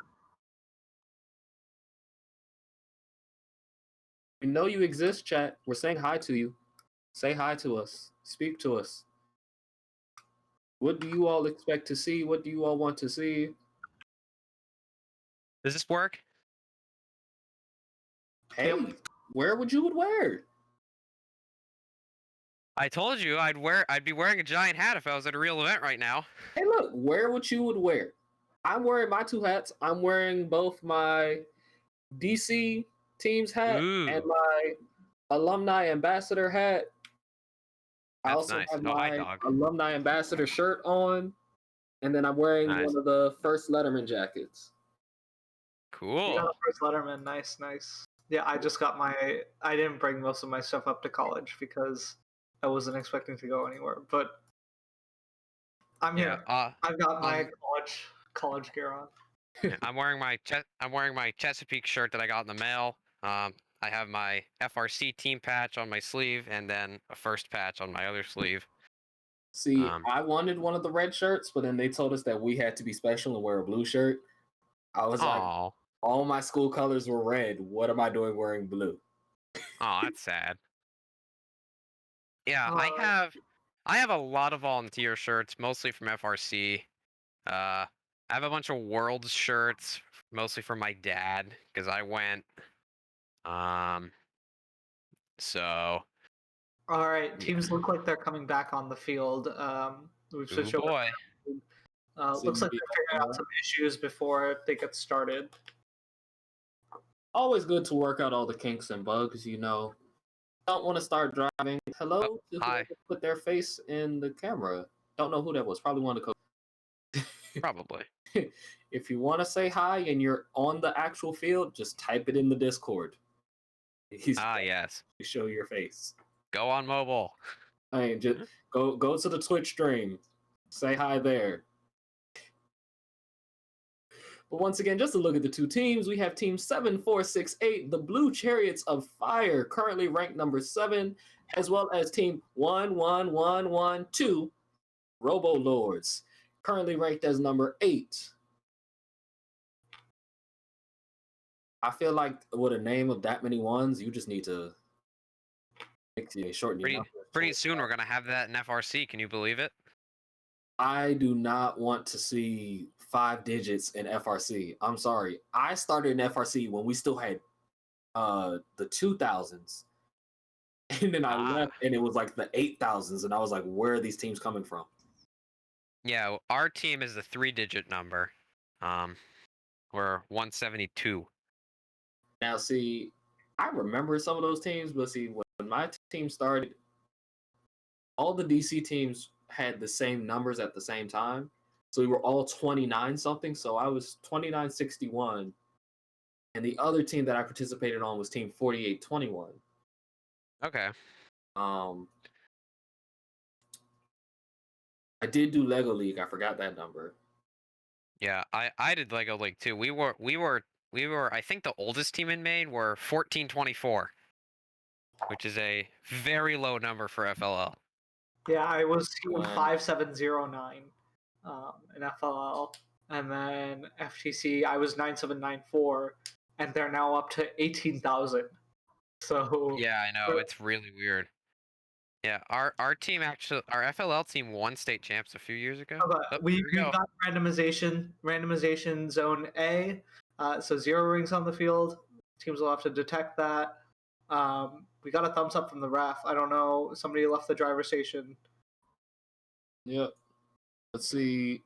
The field seems clear, however, so we'll see how that starts to process out. Everything's off the field. Nope, ref back on the field. Ref is back. Something must have happened. People are moving boxes. Oh, it wasn't touching the robot.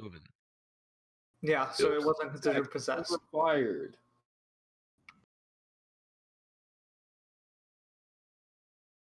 Just like football, this is a contact sport. You must be touching your wobble. Mm-hmm.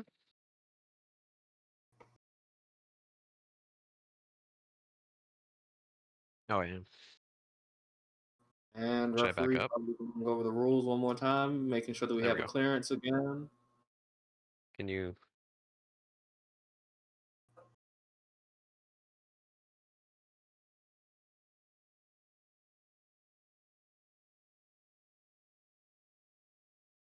All right, we got thumbs up.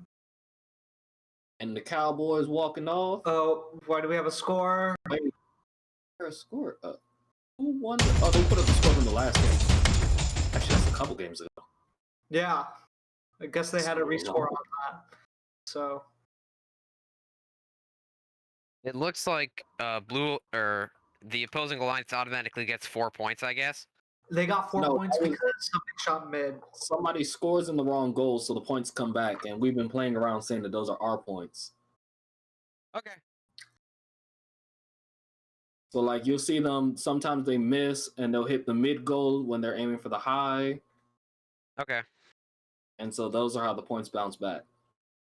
Nice. All right, match just started. 0 ring randomization. 1 in, 2 in. They got 1 power shot, but they have a penalty that's offsetting everything. Look like a 10-point penalty. They got a wobble in one person. These power shots are not being counted, it looks like. Oh, they got 2 park, apparently. Yeah, the arm of one of the bots looks like it's over. And game Driver, pick up your controllers. 3, 2, 1. I see rings flying onto the field.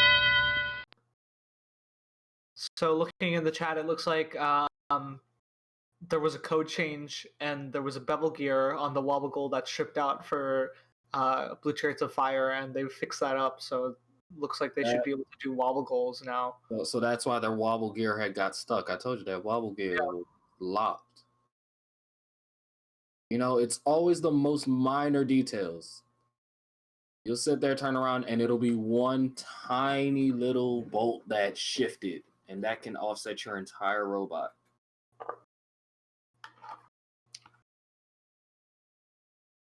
So got 3 high goal shots so far, 45 points. Looks like there's a change of strategy as Robolords is now shooting high instead of mid like they were last match. Blue Chariots off in the top corner, moving but not necessarily shooting. Yeah, I think they have a jam or something that's stopping them from being able to score high. Yeah, Robolords is doing like 1 ring at a time, but they're getting those rings in consistently. So hey, consistency is key. As long as you can make it, it don't matter how you do it. All right, we've got 30 seconds left, and endgame has started. This final approach starts to take on.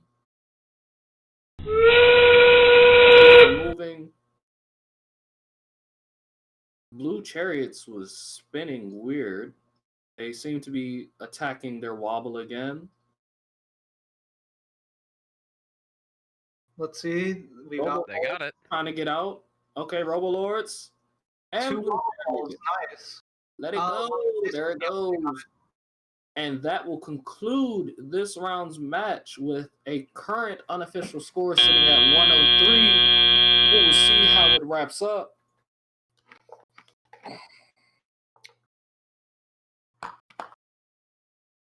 I'm so used to seeing bumpers on the robots. Oh, trust me, I was just talking about that earlier. I was like, and we had 2 rookie teams, and I was like, man, this isn't FRC. As if this was FRC, there would be parts everywhere. Mm-hmm. I was like, just a single bevel here. At most of our events, we have a bin called the Robot Puke, and that's where we put all the loose parts that were on the field. Man, we just had the robot graveyard. We would go out and just collect people's pieces. Or like you'd see at the end of the games all the chewed up balls and the destroyed. I have some of those. You were like, yeah, here's the robot graveyard. In I believe at the WPI event that we had. Oh, final score coming again. Final score. 133 points. And that pushes both teams up with 74-68 moving into the 5th ranked spot and 1112 moving into the 6th ranked spot. Wait, 11112. Yeah, I missed the 1. Ugh. See, 5 digits. I'm not ready for it. Yeah, and interesting that they were able to get such a high score even with the penalty. Goes to show this alliance is definitely stepping up. Yeah, I definitely like their end game. This is by far one of the highest end games that we've seen. Now, they might want to work on their driver control because we've seen that the top teams have a minimum of a 50 in their driver control. But that was an outstanding end game. And it shows how just that last 30 seconds can make such a big difference. Yep, for sure. Let's see. We're just gonna stick with Fulton since we don't have a Fairlawn anymore. I think that was match number 2 of this alliance. They're gonna play 5 matches together, and then we will switch out to another set of teams. 45 matches today. We're on match number 18. Cool. Yep, 18.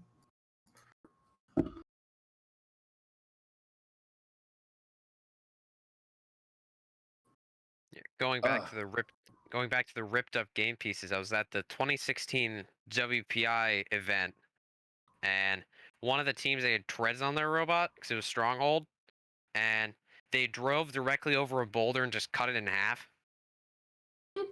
Sounds about right. We put some googly eyes on it and made it a face. Funny. In Stronghold, do you remember the moat? How it was the 2 ramps and the little divot in the middle? Yeah. My robot got known at the Maryland competition as the robot that jumped over the moon because a boulder had got stuck in it. And our team said, hey. Did it just yeet yourself over it? Oh, my robot was a little low flat robot, and they just gunned it full speed into this ramp, cleared the ramp, and landed on the drawbridge and start lowering the drawbridge. And people were like, okay, how did that's insane. They were like, how did you that should not happen. Air clearance. Okay, that should not happen. We had a robot that all of our robots were always low profile robots, and we always tuned up our gearbox. So we had a high torque robot that was just super light, so it was just high spin. And so when it went and hit, I said, whee, bye-bye. Yeah. Our robot was it was essentially a tank. So it had like 10 wheels. I feel like that's all tank drive. It was extremely fast, and we made it to semifinals at one of the world's fields that year.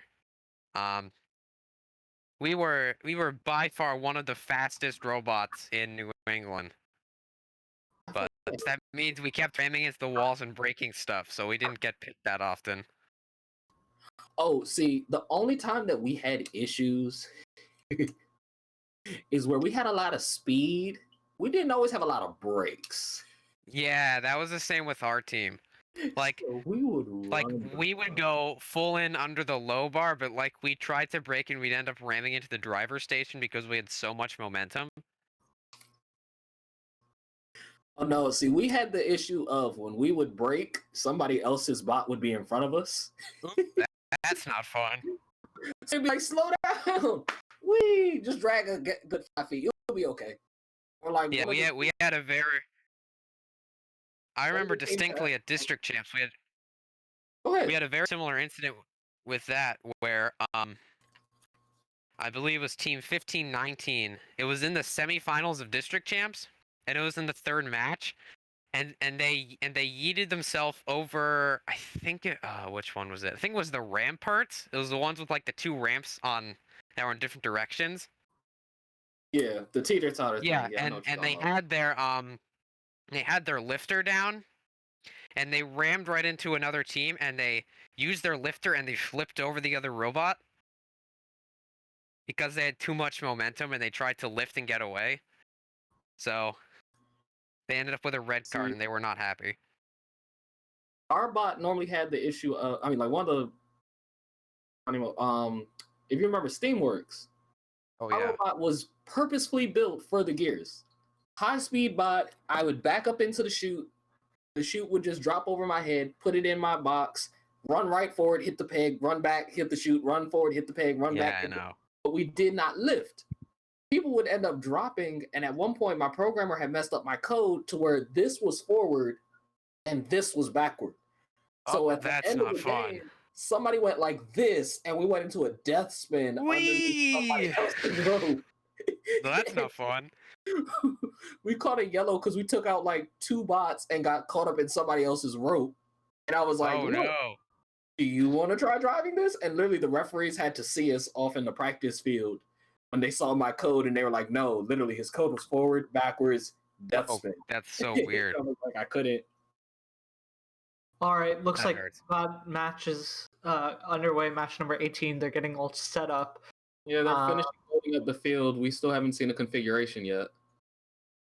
Yeah, from what I've been able to tell, their 7-4-6-8's having some issues with picking up off the field, which is why they were a little bit idle in the last match.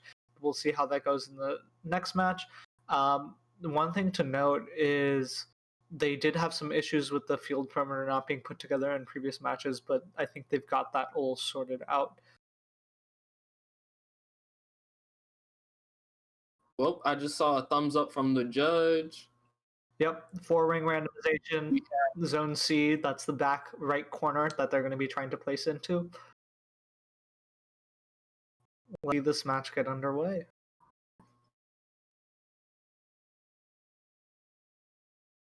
Both teams eagerly awaiting as we're starting into our autonomous. Ooh, 1 shot.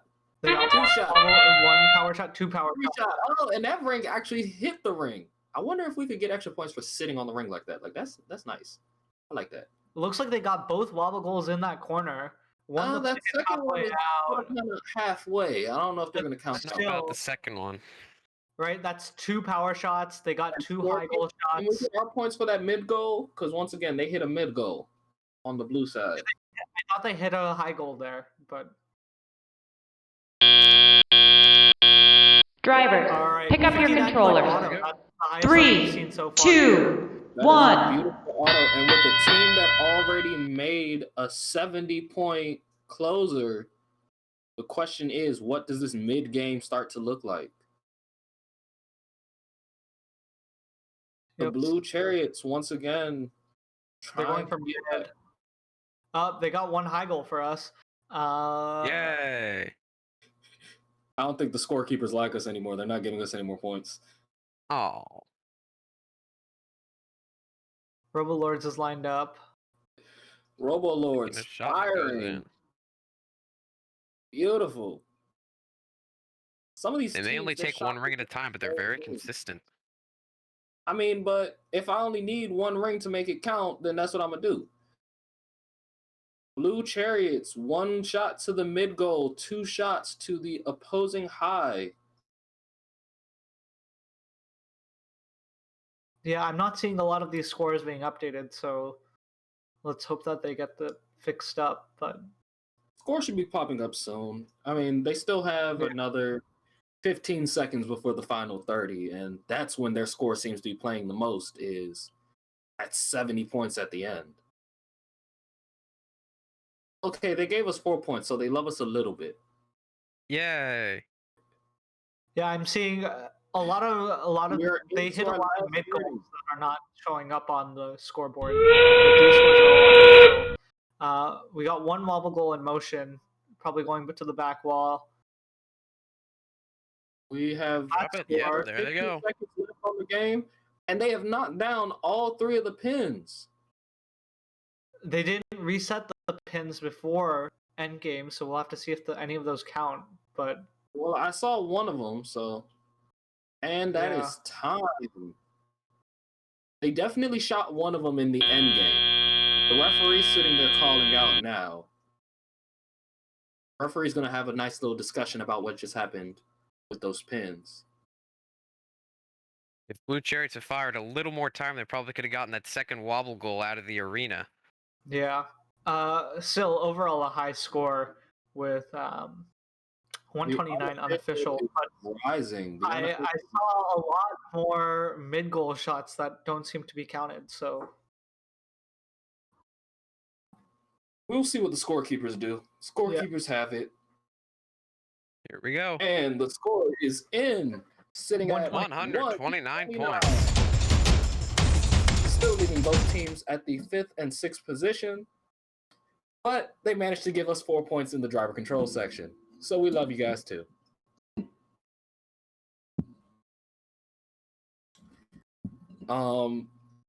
We hope our teams are fixing all their issues. We know the Blue Chariots keep discussing their issues. We hope that all of our teams are dealing with their issues.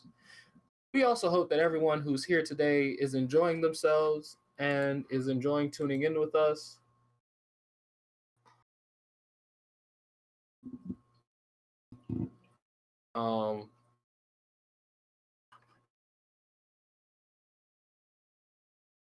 But that score was beautiful. I want to see if they can break the 150 or the 175 mark, because they definitely have the potential to do it.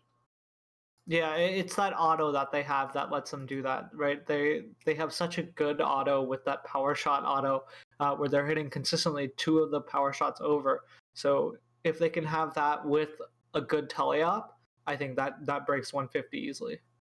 That 70-point endgame too. They need that again if they want to break it as well. Right.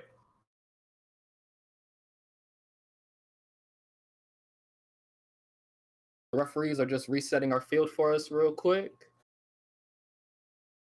Putting the onion rings in the Don't start talking about food. You're going to make us all hungry.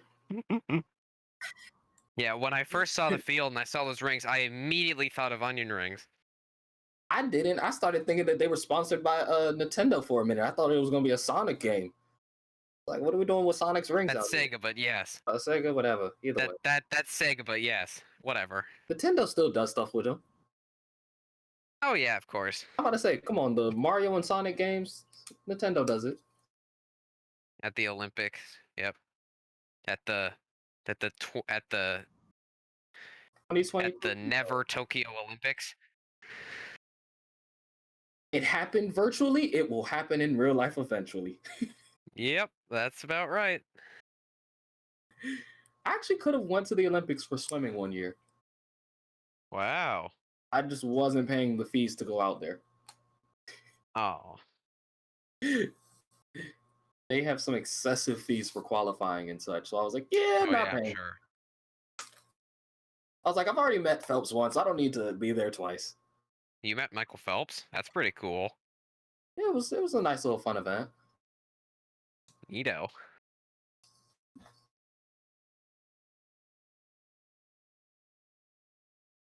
if you guys watch BattleBots, I met Paul Ventimiglia once.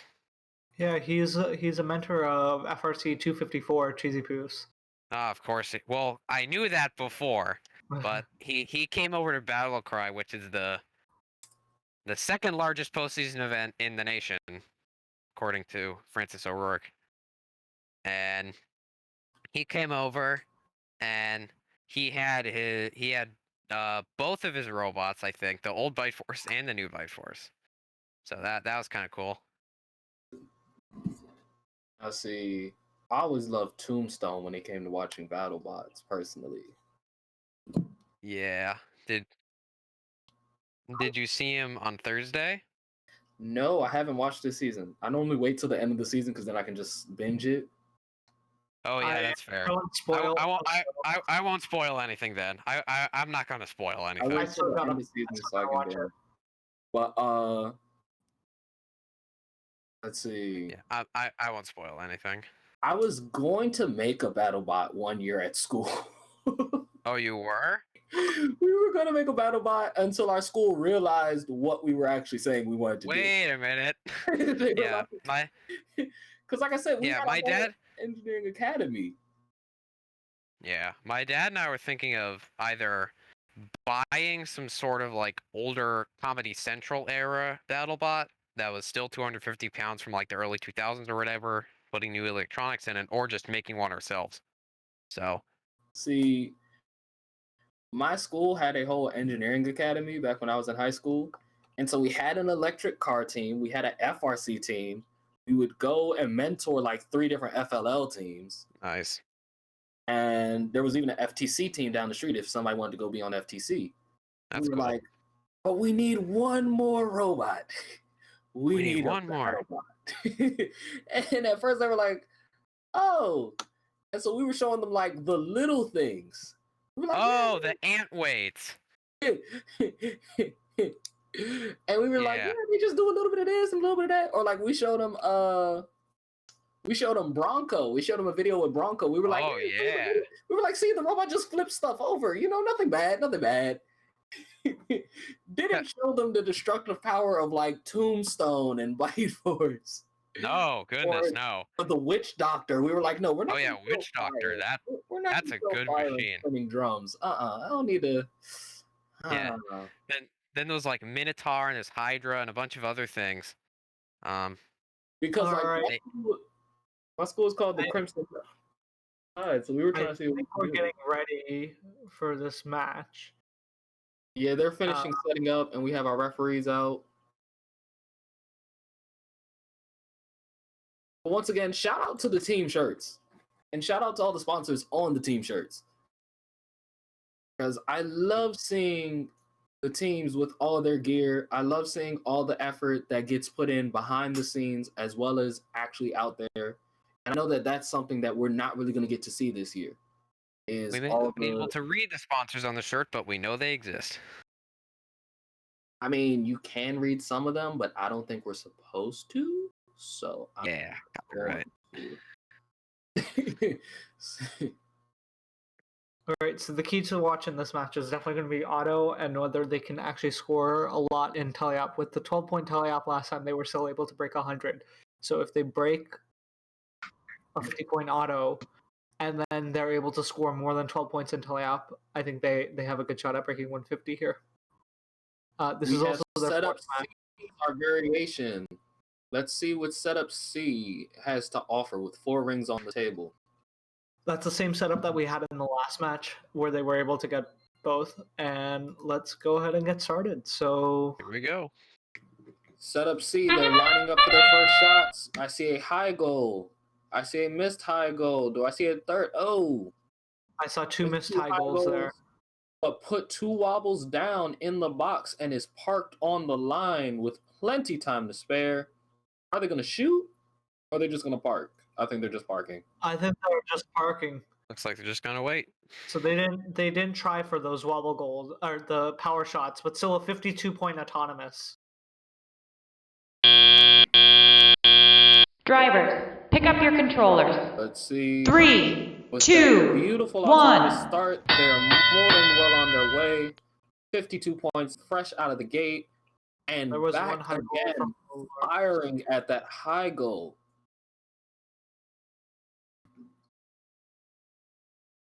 Let's see. Come on. There we go. Mid goal. And a high goal for us. Thank you, scorekeeper. Yeah. I'll take my points.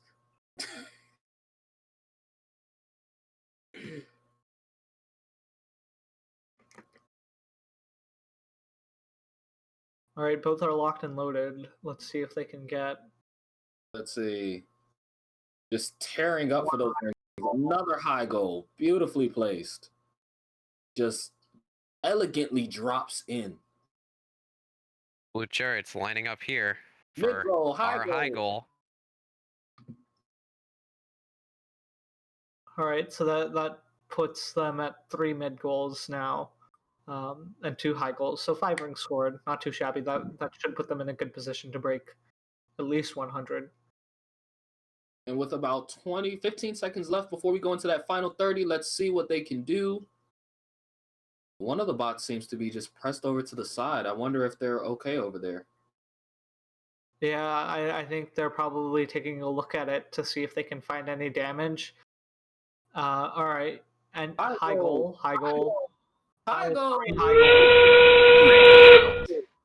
With 30 seconds left, they're counting down 20. Let's see if we can get out. This is gonna looks be like close. Blue Chariots are gonna try to go grab that wobble goal. This is gonna be close. Are they just gonna push them both? I think they might just be pushing them. If you can push it down to your line, get those points. Oh, that one's on the Is it? Is it gonna count on the line? And that's time. Let's see what the ref has to say about it. With a beautiful score nonetheless. Looks like it is on the line. At the unofficial sit, 99 to 6 so far. Unofficial scoring has it on the line. Yeah, everything about that match looked pretty clean. Only thing to be worried about is Team 11112 Rebel Lords having some issues. They were pressed up against that wall. We'll have to see if they figure it out for the next match. And the official score is in, totaling up to 99 points. Right. And leaving us our 6. I accept They only got 5 points in endgame. That was the difference, right? They only got that wobble goal on the line, and they could have, if they had gotten it out of the field or knocked over any of the power shots, they would have broken 100. Have we ever won a match yet? No. If we do win a match, I'm unfortunately disappointed. Yeah. Because what did you do to let us win? Scorekeepers? I mean, if you want to, fudge the numbers for us, don't touch their numbers. Just give us some points. Give us 100 free points. We'll be fine with it. Yeah, so it looks like one of the teams had issues with the rings that bring the wheels that bring the rings into the robot, and they were getting really dirty. A lot of these fields that are used by multiple teams get a lot of dust and dirt on them throughout the day. So some issues, but it looked like they were shooting well this match, so hopefully they got that all figured out. But no nuts and bolts or anything. Not like FRC. No missing parts yet. That's the only good thing. I haven't seen anybody just completely explode and self-destruct, We had a robot catch on fire one year. That was not fun. Yeah, but it's quite normal. Yeah.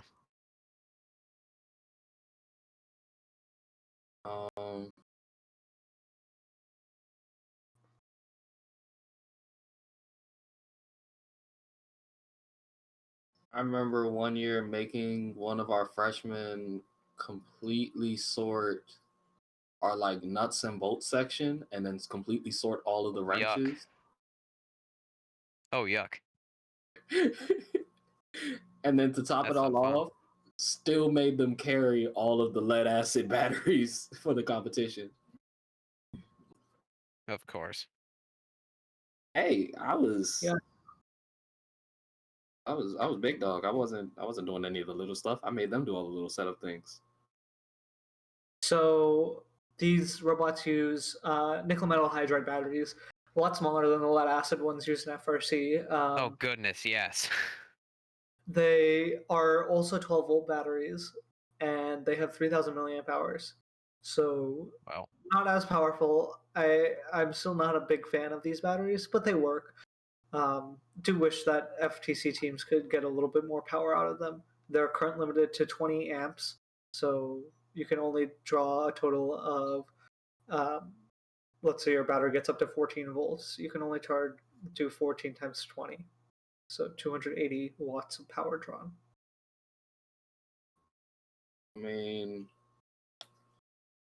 only thing that I loved about the FRC batteries was that it's the same exact battery that I was using in my electric car.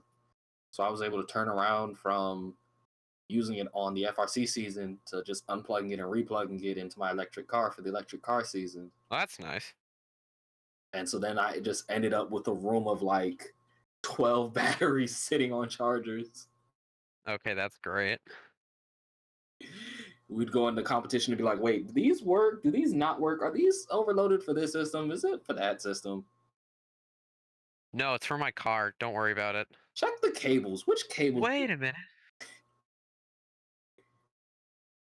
Yeah, we were thinking about getting, so it's a battery cart where we can charge all of our nickel metal hydrides with the car battery, so a lead acid battery.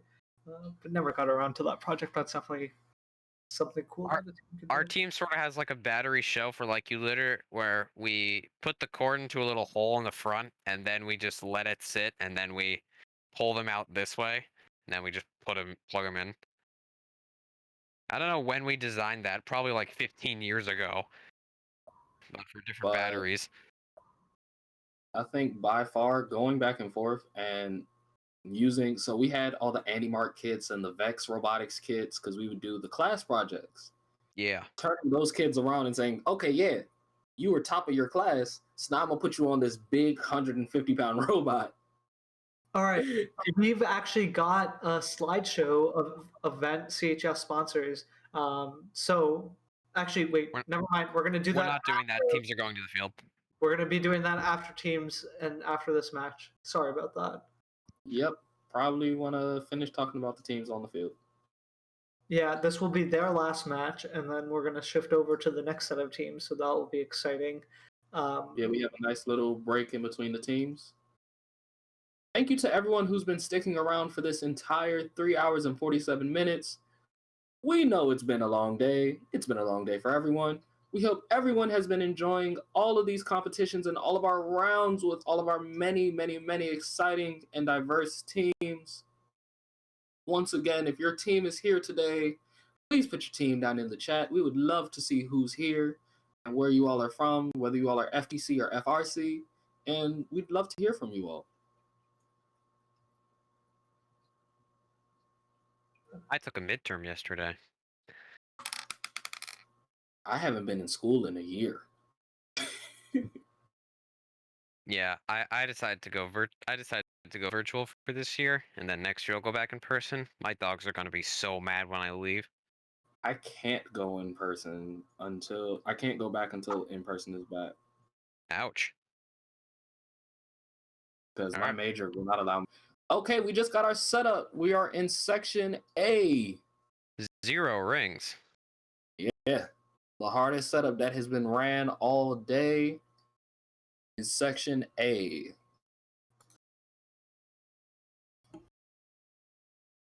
And see, teams are over there collaborating and commentating down in our Twitch channel. That is what we love to see. All right, looks like we're good to go. Going for the pop sockets. Oh, 0 for 0. Yeah, I didn't see any rings go in. There may have been a high goal that I missed. They are also placing. I don't think so. And They did not let go of that wobble goal. Yeah. No, but it's still across the line. And they knocked another one back in the process. Okay, so they got the 5 points for being parked? Yeah. 10 points for being parked. Because it's two teams parked. Yeah. Driver, pick up your controllers. 3, 2, 1. Yep. That's a big setback for them since they're traditionally a very auto-heavy alliance. But Looks like they're scoring high goal right there. Let's see if we can score more. Let's see how this score goes into play. Locked 1, and 11, loaded. 12 lining up. Looks like they locked like a dud fire. Yeah, that was a dud fire there. Let's see what happens. Looks like that ring is stuck in the side of 1, 11, 12. Yeah, they only pick up one ring at a time, so that's not that much of a problem for them. But going for high, making 1 out of 3.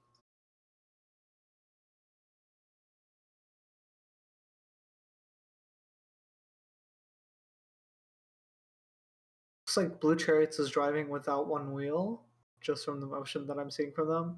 Or they're stuck on a ring. There they go. They're Looks back. like they got stuck on a ring. Yeah. And now it looks like they're driving with one wheel missing again.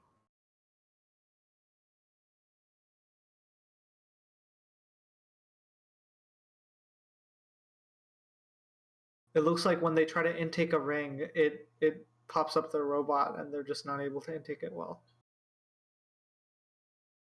They can still shoot and they get a high goal right there. All right, end game. They're going for the wobbles. Last 30 seconds. Can they make grab it?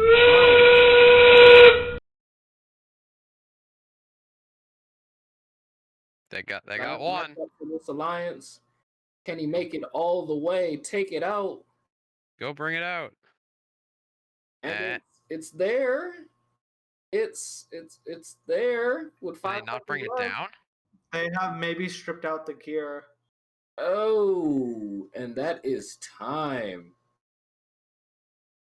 Ouch. That's going to be their last match. A little bit of a disappointment at the end, but I think they should still have a pretty high average score, leading to be in the top couple of seeds for this competition.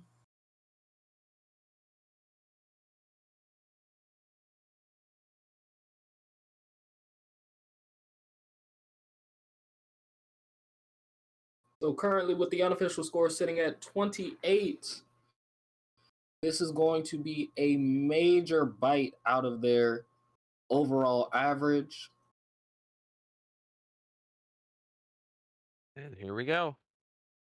The official score is 28. 28 points. So they will take the 5 and 6 spot. I think there were 8 teams, so they're not in last, but I think they definitely have room for improvement to make themselves better for next competition. All right. With that being said,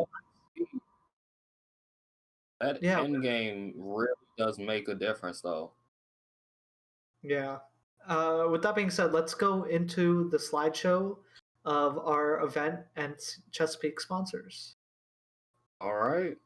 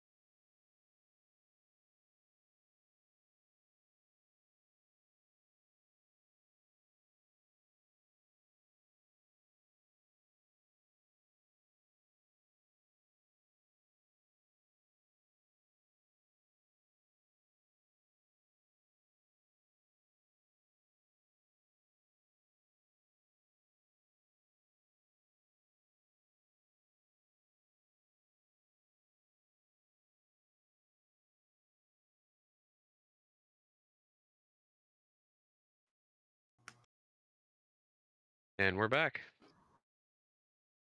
Yep. Getting ready for our next two teams, Team 18381, the Ram Eaters, and Team 13599, the Bruin Bots. Two great teams. 18381 is a rookie team this year, so they're going to be playing their first match ever. While the Bruin Bots have been around for a while, they were a rookie team in 2017. They've been to the state championships in the past. Last year at the Centerville qualifier, they were finalists. They won the Cayman Centerville qualifier, and then they also did pretty well in Rover Ruckus, making it to the Centerville qualifier and having a couple of wins there. So we'll have to see how they do overall. But in their rookie year, they came out, that was Relic Recovery, they came out making it to the state championship and taking home an event. They were the winning alliance captain of the Northern qualifier. Two overall solid teams. I'm looking forward to seeing how they score. I mean, it's always nice and it's always interesting to see how these teams do. Our referee over there doing what he does best, making sure that everyone knows all the little details and all the little nuances about this game. I'd love to see how these teams do. I love to see my rookie teams, especially in a year like this where everything has been so complicated and has had to be changed so much. Now, it's all about finding out what these teams can actually do. They don't have as much pressure as some of the other years where you can be a rookie team walking to an arena being seen by 200 people, but they still have the exact same pressures of, does my robot I built it for over the course of the year? Did all my pay off?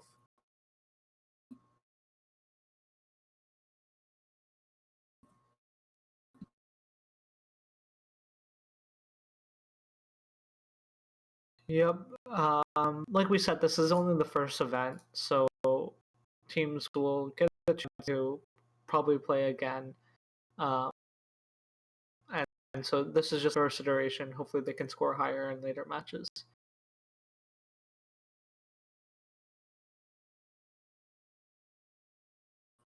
I also want to see how these teams do with their autonomous period, since that seems to be a struggle for some of the teams, as well as because we don't even bot on the field yet.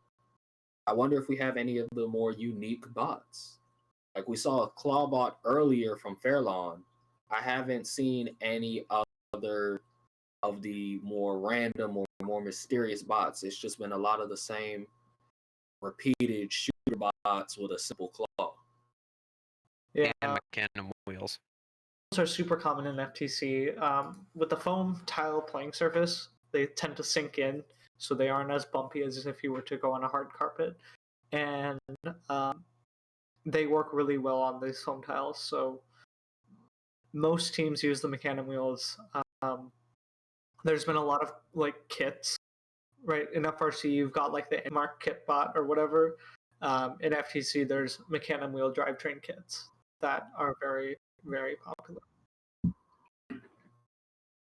I was going to say, this foam floor would be such a difference in competition from the hard carpets that I'm used to. Yeah, so with the foam floor, one of the things that's nice about it is you get a little bit of sink in, so it's not hard on your robot. But the problem is they are known for generating static. So in past years, many teams have had a lot of static discharge issues. And another thing is they can wear down over time. So people who are setting up the fields have to replace the foam tiles about every year or two. And I like it works well. Just I do prefer a carpet. So I drove for first Global Team USA in 2018, and in that competition you build an FTC size, but you also get to play on a carpet. And playing on a carpet isn't that bad if you're playing with a tank drivetrain, and you got a lot more grip with it. So I do prefer the carpet a little bit, and I wish FTC would switch over to it. I'm going to say FRC couldn't use a carpet. Those things would get shredded, as demonstrated by anything else foam that they give us. That's about right. Now, I remember in 2009, they had a game called Lunacy, and they had a really weird, they had like a plastic floor. Yep, they made it so that it was low friction, so the robots would just slide around. Because it was supposed to be on the moon. Yeah. Sounds a whole lot like the start of Tokyo Drift for robots to me. All right, teams look like they're on the field. They're on the field. The ref is still doing his final checkups, making sure that everyone is together and is fully aware of what's about to happen. Teams seem to be making slight final adjustments. Once again, Ram Eaters and Bruin Bots, if you are here, we'd love to hear from you, as well as all the other teams who have been here throughout the day today. We've loved hearing from you all, and that you all are actually sharing issues and talking about what's going on. And it seems that they're going to have Configuration A as we go to start this round. Once again, Configuration A, and that is with 0 rings on the starting field. Yep, all right. We've got timer on the board. Refs off the field. We got a thumbs up. This match will get started very soon.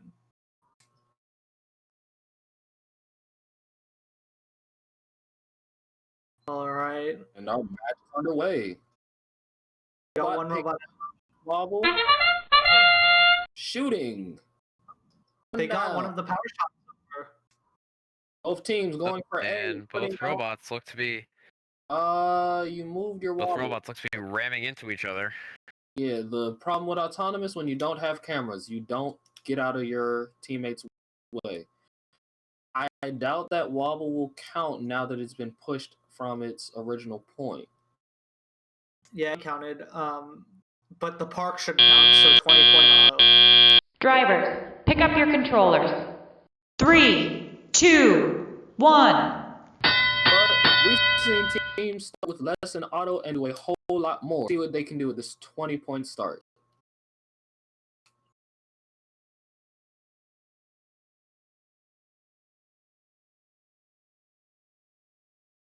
We got one loaded in a bot.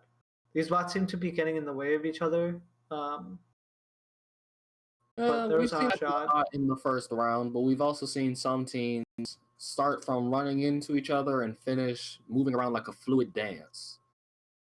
Right, yeah. Having the 5 match with the one team makes that a lot easier to coordinate. 13,599 grabbing rings. Haggle after haggle, these rings are just flying in.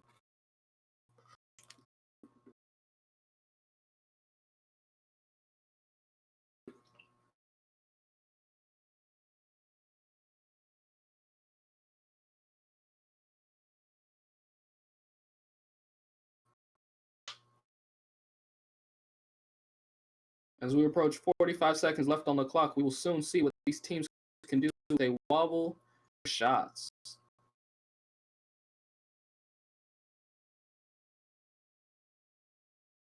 Teams get ready to approach the last 30 seconds. They are grabbing their wobbles and on their way. So one team's going for the wobbles. It looks like the other team is trying to pick up some discs to shoot. One team just stopped. I hope that's not a mechanical issue. Oh, power, wait. Looks like they're back. Trying to grab that. Maybe they had that static glitch that you were talking about. And with 5 seconds, yeah, maybe. Will they make it? Put it out. They got it. That's up to the judges to decide. And currently, as our score sits, it looks at 46 points, which is quite decent for a first round. Our final score coming in is 46 points. 46.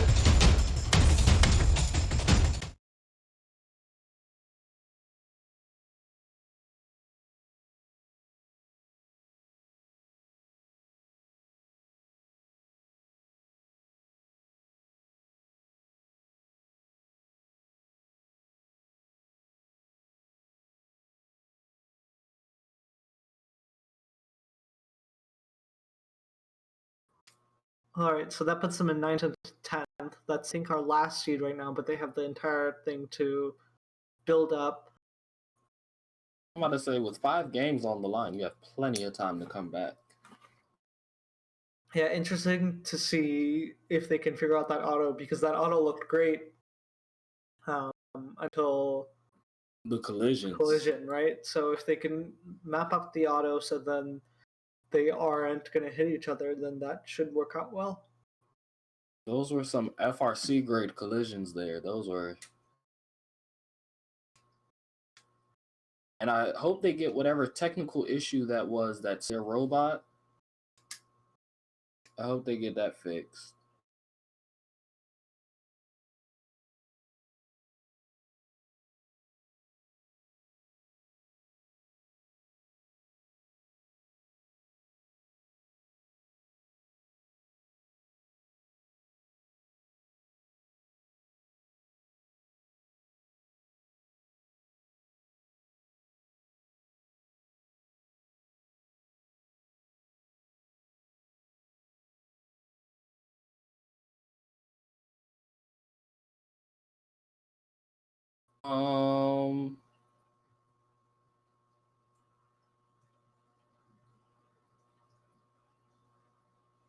While we've been sitting here talking about our favorite games, what's someone's favorite game element, like favorite game piece, interactive game piece?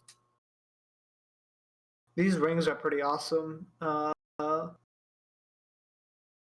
do like the rings. I like the hatch panels and the cargo balls from Deep Space 2019. Those were fun. Yeah, for FTC, the rings are probably the most unique. They've been reusing these like yellow cubes and wiffle balls forever, and so I'm glad that they got away from that. They also had little people, right? Didn't they also have like little meeple guys that were in every game? Not every game, but they've had it. They had that in 2015. They also had that in Relic Recovery 2017-18. Those were awesome. They were only used for endgame in Relic Recovery, but they were so cool.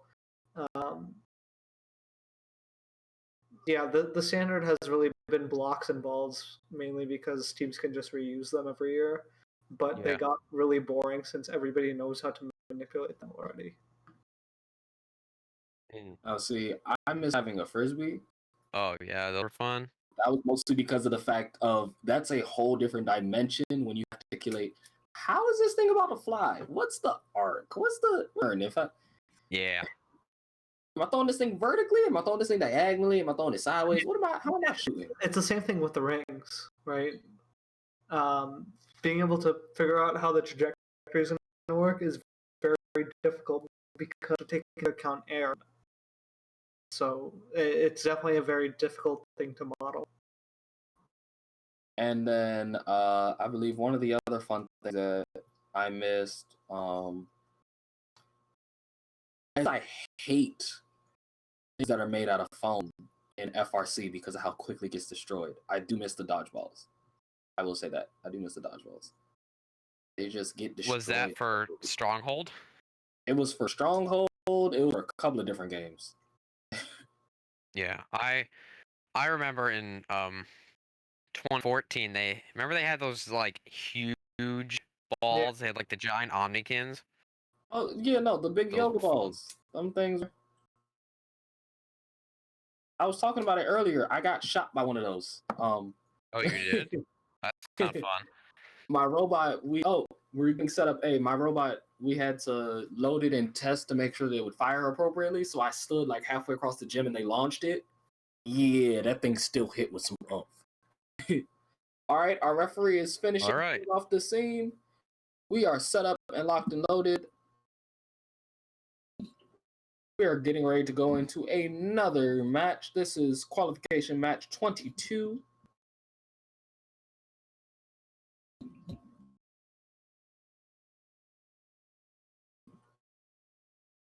And we're off.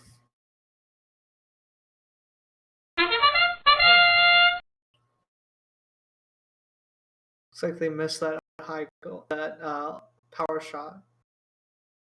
Looks like they collided again as well. Yeah.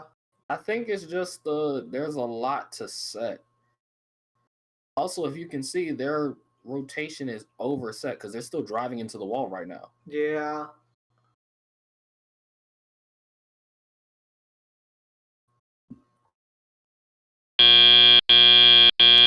Drivers, pick up your controllers. 3, 2, 1. And rings are being thrown onto the field as our teams begin to play. Let's see who scores. Let's see who shoots. They had 5 points in the opening start.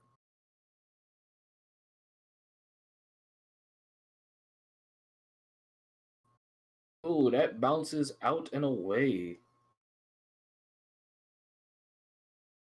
Yeah, They managed to hit the divider. That 5 points so far is from parking and auto. Yep. If you look at the rookie team, 18381, they've got a pretty unique robot as most teams have like a vertical roller that picks up rings. They've got 2 horizontal wheels that helps pick up rings, almost like they're shooting it into their robot. So interesting to see a different design on an intake there.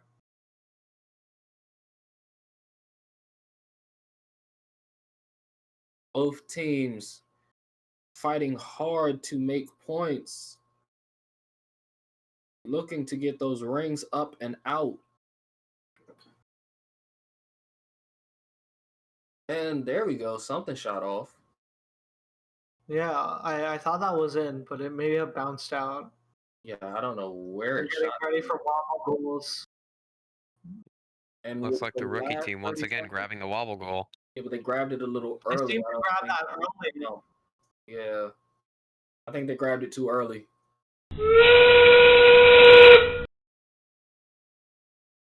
But they're going to try to reset the second one. Let's see if they can get the points from the second one. Get it from the side. Oh, they got it. With 8 seconds, can they cross the field? 5, 4, 3, 2, 1. And that is our match.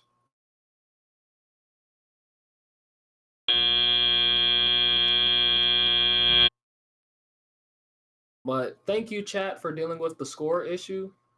Yeah, I knew somebody was close to 175 or something around there. I just forgot what the exact score was. Thank you, chat, for paying attention for us. Scored 174 twice.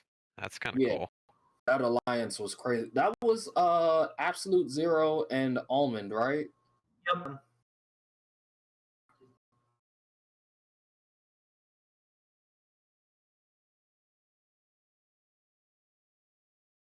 And currently, our unofficial score sits at 25 points. Let's see what the judges and our scorekeepers have to say.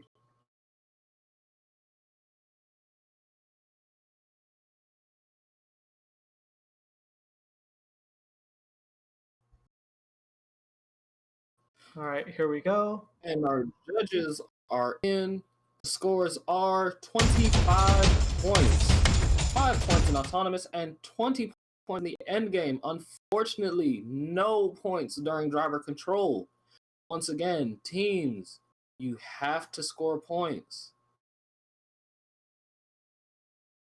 A little disappointing. I thought that they would get a couple of shots in, but they still have a couple more matches left. I think they have 2 more matches.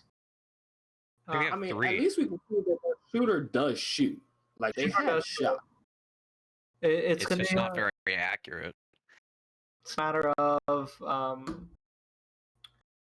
yeah, they've got 3 more matches. They've got to get that auto not colliding, and then they've got to really get some shots off and tally off. Their end game looks fine, but they're starting to dig a hole for themselves. That's going to be harder to get out of because of the average score.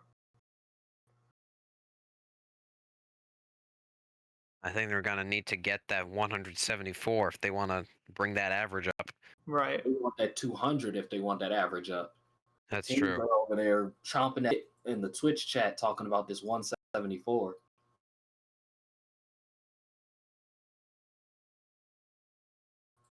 And teams, yes, scores are posted, but they're only posted to us because they still have to go to the scorekeepers and the judges for review. Yeah, they'll publicly post most of the scores at the end of the competition. There's just no good way to do it with the hybrid events. With all the scores are just in random places. Because they still have to go back and comb through to make sure that there aren't any hidden penalties or anything after the shots and all the rest of that.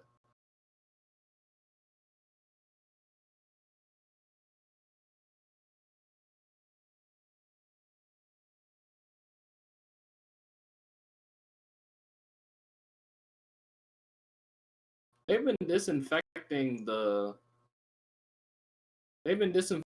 field a lot, so that could be the reason why it may feel kind of tacky or sticky, because I know they have the sanitization fog machine.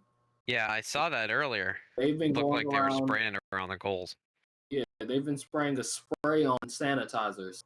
That could be what's causing anything to be slightly tacky and picking up anything, but outside of that, every single team is dealing with the same exact issue. We're spraying after every single team leaves. So that's the only comment I can have on that statement.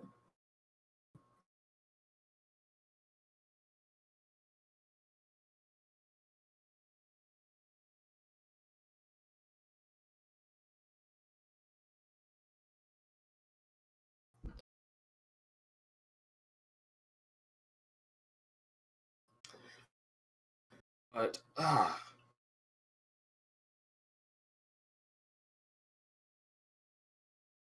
looks like both of our teams are getting ready. I'm starting to see thumbs up. And we have setup C. Setup C with four rings on the field. The wonderful, beautiful gold rings.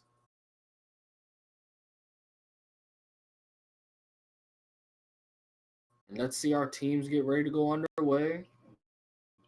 Once again, this is qualification match 23. And our teams are moving. Power shot. And like they're gonna collide again. But fortunately, this collision might help. Oh no, it left it in the wrong section. I was about to say if that wobble would have taken it forward, it would have helped. Oh, so close to those 3 high shots, just barely hitting. They've got 2 parks, so that's the 10-point auto. Driver, pick up your controllers. 3, 2, 1. They were so close. Auto period was shooting that high goal. I want to see them try again. There we go. That's somebody in the high goal. There we go. There's a high goal. People starting to make these high goals. Yeah. They're getting better. And the right side of the field, that way they can get them in endgame. So it looks like they're setting up for that. Right. We just gotta hope that they don't push early. Because remember, last game they pushed it early. Yeah. Is somebody going for the opposite goal? They might be going for mid goal.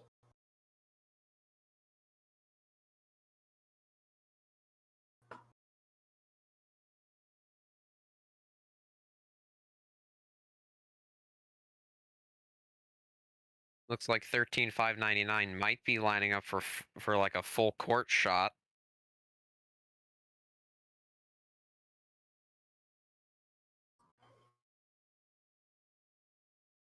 $18.38-1 shooting high goal.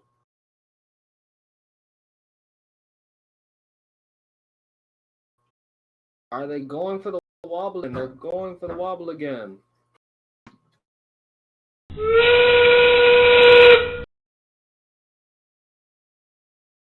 And they got one of them. See if they can take it out. And there it goes. See if they can get the other one. Still have 12 seconds left. Oh, 7, they got it. 6, 5, 4. Looks like they got that clean. They got it.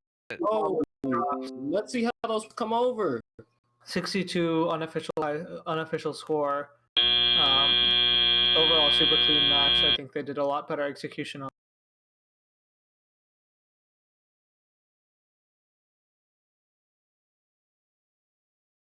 Rest signals. The ref is doing his final checks, and the final score is in, and it is 62 points. A beautiful score. Yeah, it was definitely their end game there that let them get to 62. Their auto was, again, they have the two parks, but they keep running into each other, but their driver controlled and end game was really good. Yeah, actually getting points in driver control will help you out a lot. Those end game points are still very, very, very helpful.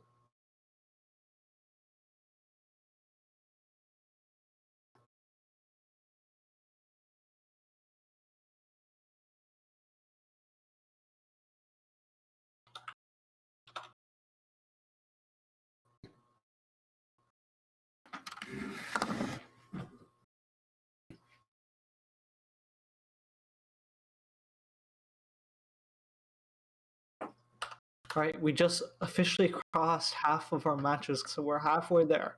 And how wonderful it is. Yep. Yay. I think after this set of teams, we're going to be taking a little bit of. Oh no, we don't have a break, so we'll just rotate in and out. You think that there's such a thing as a break? I don't know. Yeah, I'm just looking at what our future teams. We've got a good set of teams coming in next that we'll introduce right before they go. Sunny Sunshine, the Twitch should be your viewing option. I don't know what other options they gave to you, but your Twitch is your best option for viewing at this time.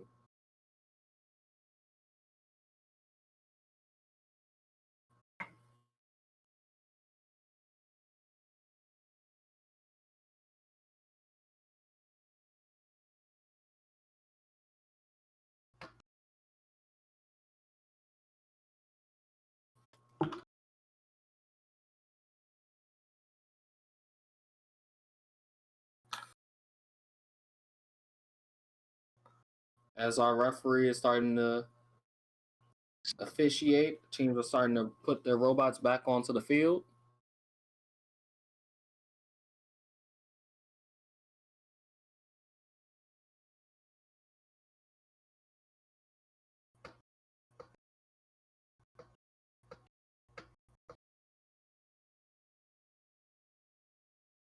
So chat, how are you all feeling so far about today's matches? What is your favorite match? I know if your team already competed, you're going to say your team's match was your favorite match. Well, come on.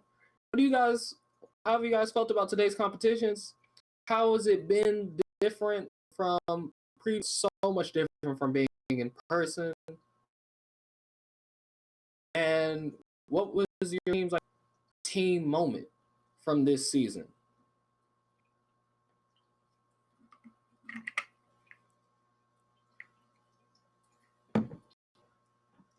Also, guys, feel free to comment as well. I mean, if you're working with a team, if you're mentoring on a team, what's your favorite moment? What's going on?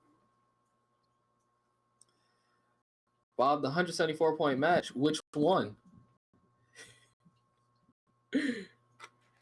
I believe there were two of them.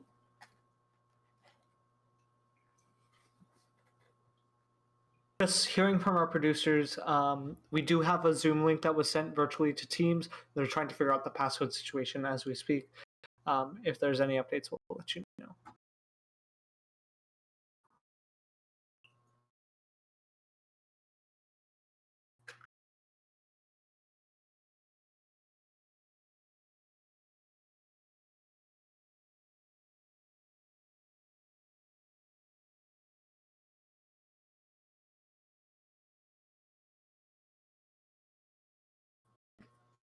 All right, both teams are on the field.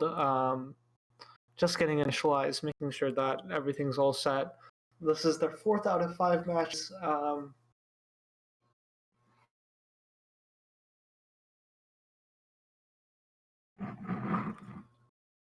Let's see what the Ram Eaters and the Bruin Bots can do today. Currently ranked 9th and 10th in our competition, but there's plenty of time to move up, and there's plenty of time to move around.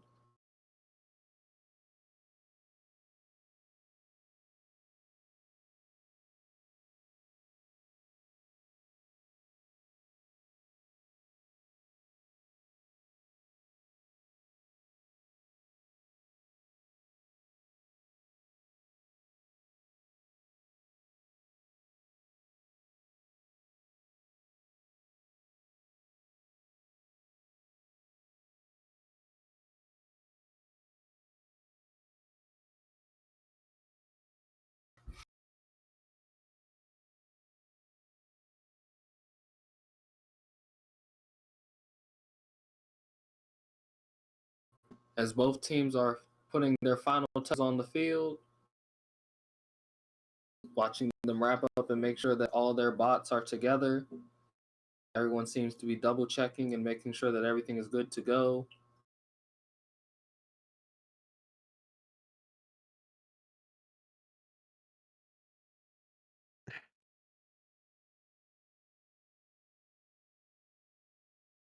One thing I noticed about these FTC fields, especially with them having smaller bots, it isn't as rigid or as rough as our fields are. Yeah, it's a lot smoother of a driving experience. I personally prefer the hard carpet because you get a lot more traction on it. Oh, I was talking about the walls as well. Yeah, the walls actually push your wall, spring off your wall. We hit our wall, that's a stop. Yeah, the walls aren't as rigid. Looks like the match is gonna start soon, but on set B, 1 ring per side, and they're off. Oh, they got the power shot there. Are they gonna get this? They got it in the wrong zone.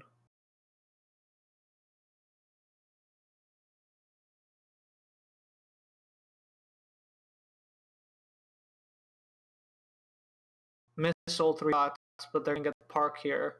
So 2 parks and a power shot. That's pretty nice. I mean, they've been consistent 2 parks. That's one thing that they're consistent for. Drivers, pick up your controllers. 3, 2, 1.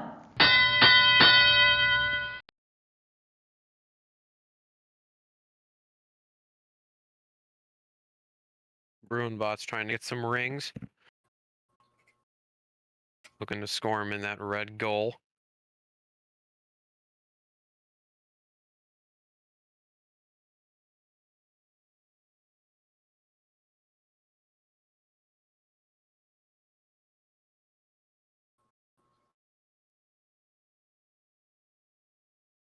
Looks like Ram Eater's got 2. Let's see, 1 miss. Looks like Bruin Bots are not.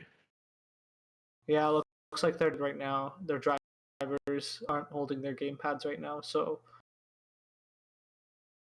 maybe they had a battery malfunction, or it just could be another connection issue, because we've seen a few teams having connection issues. Yeah.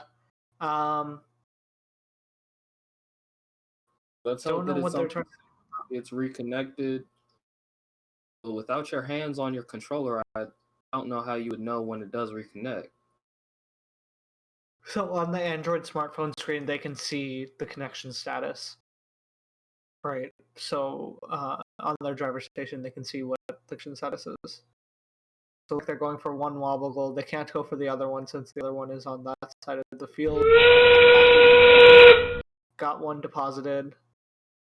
I think they're just going to throw it out just because. Just throw it for fun. Yeah. So let's see if they get any high goals. Otherwise, it's a 45-point match. Oh, going for it. They went for the shot there. Not for 1 more good shot. Do they? Barely missed that. So close. Those little PVC pipes are so hard.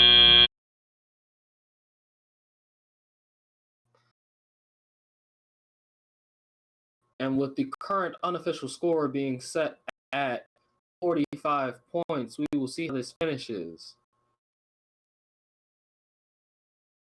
And the scores are coming in. It's 45 points. Once again, we score a lot of points in the autonomous and the end game, but have been seriously struggling during the driver control portion.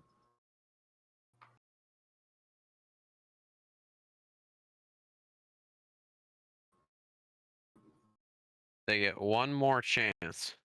Try and up that score average. If they're going to boost their average, they need a major score. We need 3 digits.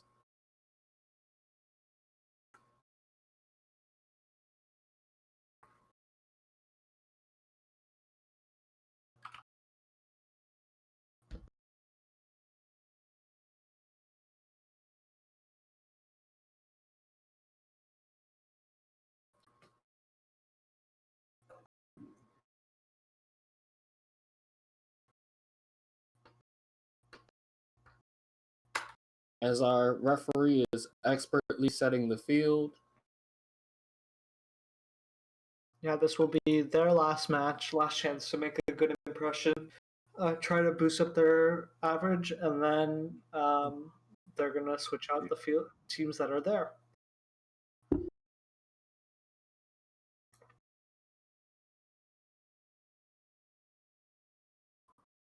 Teams, if you have been to the field today, tell us how you feel after coming back. Tell us how you all have been.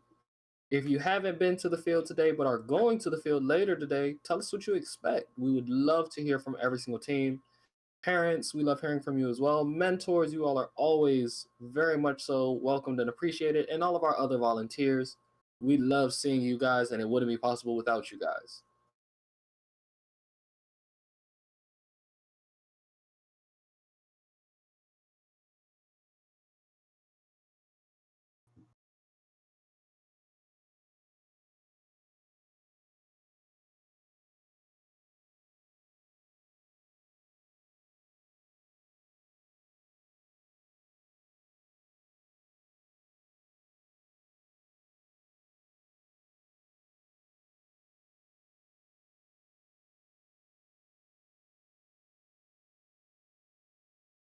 Looks like teams are getting the robots on the field. This team is adjusting in, I believe that's the Ram Eaters. Yep, that was the Ram Eaters that just put the robot on the field. Let's see if the Bruin bots are reconnected and ready to go.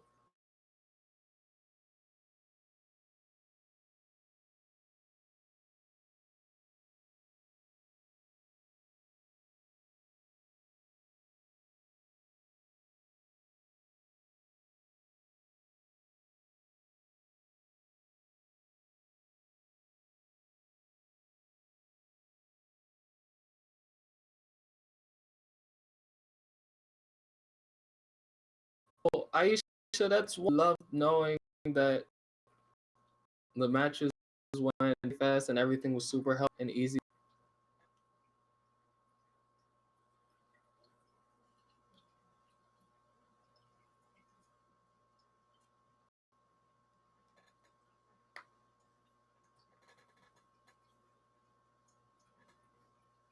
And we have configuration C with them in the back corner, having all 4 rings on the table. Let's see what they do as this match gets ready to get underway.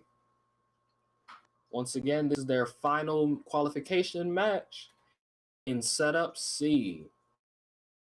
And the autonomous is underway. Got 1 power shot there, so that's good for them. Again, well in the wrong place, so they're just going to go for 2 parks if they can get it.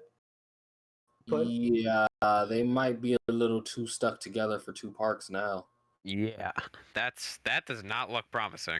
Yeah, that might be a penalty because they technically touch the opponents. Hope they can recover from that. But drivers, pick up your controllers. 3, 2, 1. That doesn't mean that there isn't one. We've definitely seen those turn around mid-game.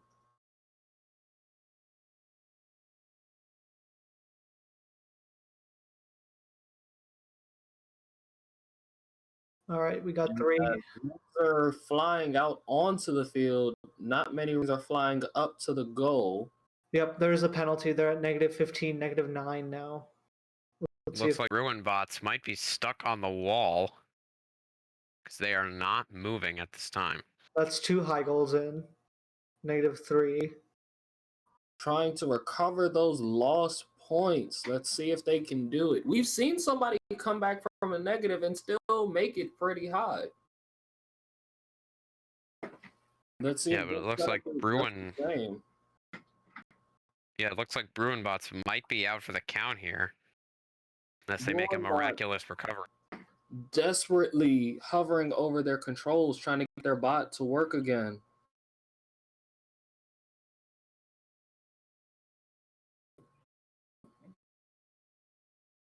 I think they got a rubber chicken over there for good luck.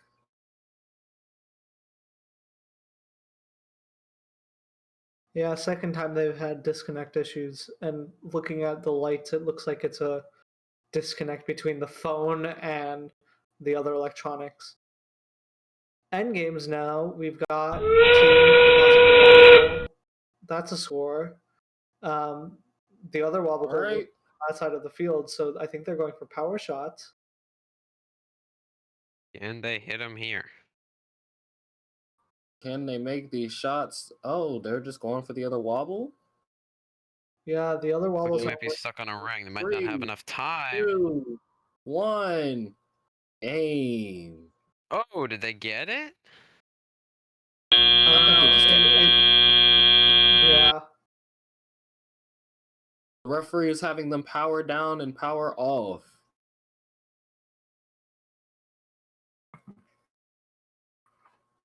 Those were teams 18-38-1 and 13-59-9 doing their final competition match. All right, once we get the score from this match, we will show you the game video. Here's the score. Here we go. Score's coming in. It is 23 points with a 30-point penalty starting that game off. They had a it would have been a lot higher. They had a 15-point They had their best game. and an 18-point driver control and a 20-point end game, but that 30-point penalty in the very beginning of the game set them back and pushed them into a hole that was hard to fight out of. Coming up next, after our short little break, is Team Fairy Tale and Team Gear Freaks. Yeah, we'll tell you a little bit more about them once we show you the game animation. So production, if you could run the game animation. A team consists of up to 2 driver operators, a coach, a human player, and a robot. The robot must be built from materials specified in the game manual and fit within an 18-inch sizing tool, but may expand after the match begins. Each match is played with 4 randomly selected teams, 2 per alliance. Each alliance is allowed only 1 human player. Your opponents for one match may be your partners for another. The game is played on a 12-foot square playing field with a foam tile floor and 1-foot-high walls. 5 unique navigation images are located around the field perimeter. At one end are 2 tower goals, each containing 3 alliance-specific goals with return racks. Between the 2 tower goals are 3 red and 3 blue power shot targets. There are 2 red and 2 blue taped start lines, and 3 red and 3 blue target zone goals. And a white launch line divides the field. Outside of the field walls are the 2 alliance stations and 2 human player stations. The primary game element is a ring, approximately 5 inches in diameter and 3/4 of an inch thick. A match is played with 20 rings. There are 2 red and 2 blue wobble goals. These can have rings scored onto them and can be moved for additional scoring. Before each match, teams place their robots on the field, touching the front wall and over one of their alliance's starting lines. Each robot must be touching or be in possession of a wobble goal. A robot may possess or touch up to 3 rings. After the robots are in position, field personnel will randomize the starter stacks into one of 3 configurations. This determines which target zone goal is active in the autonomous period. 0, 1, or 4 rings correspond to target zone goals A, B, or C, respectively. Unused rings are stored in the human player stations to be deployed to the field at the start of the driver-controlled period. The players and field are ready. Each match begins with a 30-second autonomous period. During this period, there are a number of ways for teams to score using only pre-programmed instructions and sensor inputs. Delivering a wobble goal to the correct target zone earns the Alliance 15 points. A robot parked over the launch line earns 5 points. Each ring launched or placed into the low goal earns 3 points. A ring launched into the mid goal earns 6 points, and launching into the high goal earns 12 points. Robots earn 15 points for each power shot target knocked down. Robots must be completely within the launch zone to launch rings into the mid goal, high goal, or power shot targets. Following the autonomous period is the 2-minute driver-controlled period. During the driver-controlled period, human players are expected to return rings to the playing field, as well as reset power shot targets. Each ring launched or placed into the low goal earns 2 points. A ring launched into the mid-goal earns 4 points. However, rings launched into the opposing alliance's goal earn points for their alliance. A ring launched into the high goal earns 6 points. The last 30 seconds of the driver-controlled period is the endgame.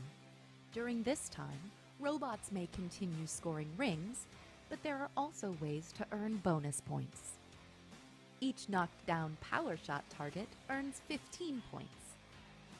Returning a wobble goal to the start line earns 5 points. Each ring fully supported by the wobble goal earns 5 points.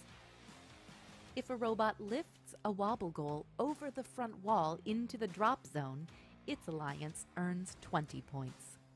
There are many ways to score in Ultimate Goal, but there are also rules that, if not followed, will deduct points from your alliance. For example, a robot may not block another for an extended period.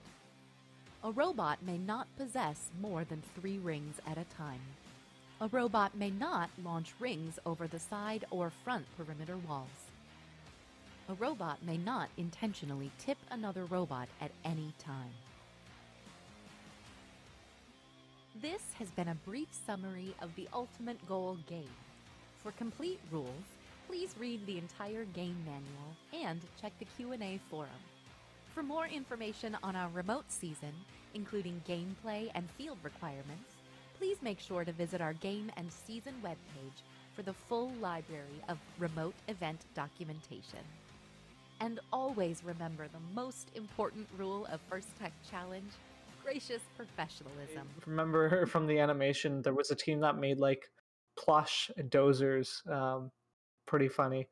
But let's go ahead and introduce our next set of teams. We've got 15308 Fairy Tale. They're from Rockville, Maryland, consistently getting to the Maryland State Championships every year. I've been really close with this team. I've mentored them a couple of times. Their first year was 2 years ago, in the 2018-19 season. In Skystone, they were at the Maryland State Championship. They were even they were the winning alliance captain at a Capital Tech qualifier, and were semifinalists at the Annapolis qualifier. And so they're looking to try to back up with COVID. I've been working with them a lot, so it's been a lot of fun. And then joining them is Team 991, the Gear Freaks. They're from Eldersburg, Maryland. This team is like one of those legacy veteran teams that has been doing this forever. They've been on Winning Alliances. They've been finalists last year. They were at the Maryland State Championship. They lost the Capital Tech 2 qualifier in Maryland, and they lost the DC qualifier too, but they were finalists at both of those. So another outstanding team.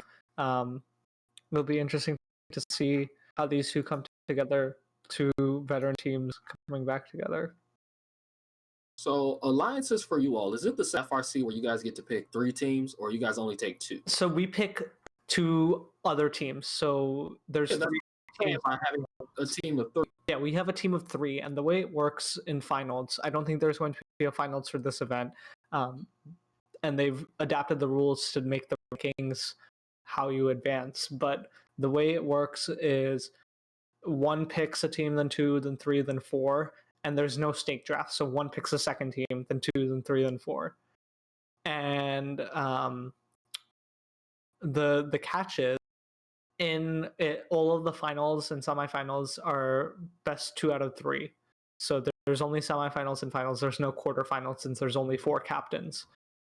And the catch is, in the best 2 out of 3, within your first 2 matches, all members of the alliance must play.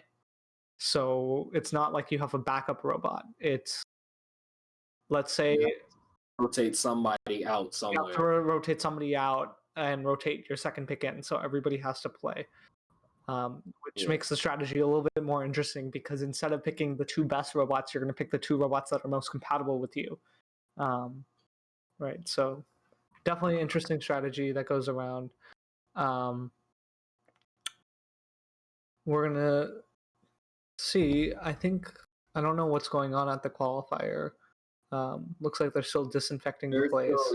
They're still during disinfecting process. They're waiting on the other teams to show up, probably, because remember, they had a nice gap time so that way teams could show up. All right, it looks like we have another video that we can fill in. So if production, you could run that, that would be awesome.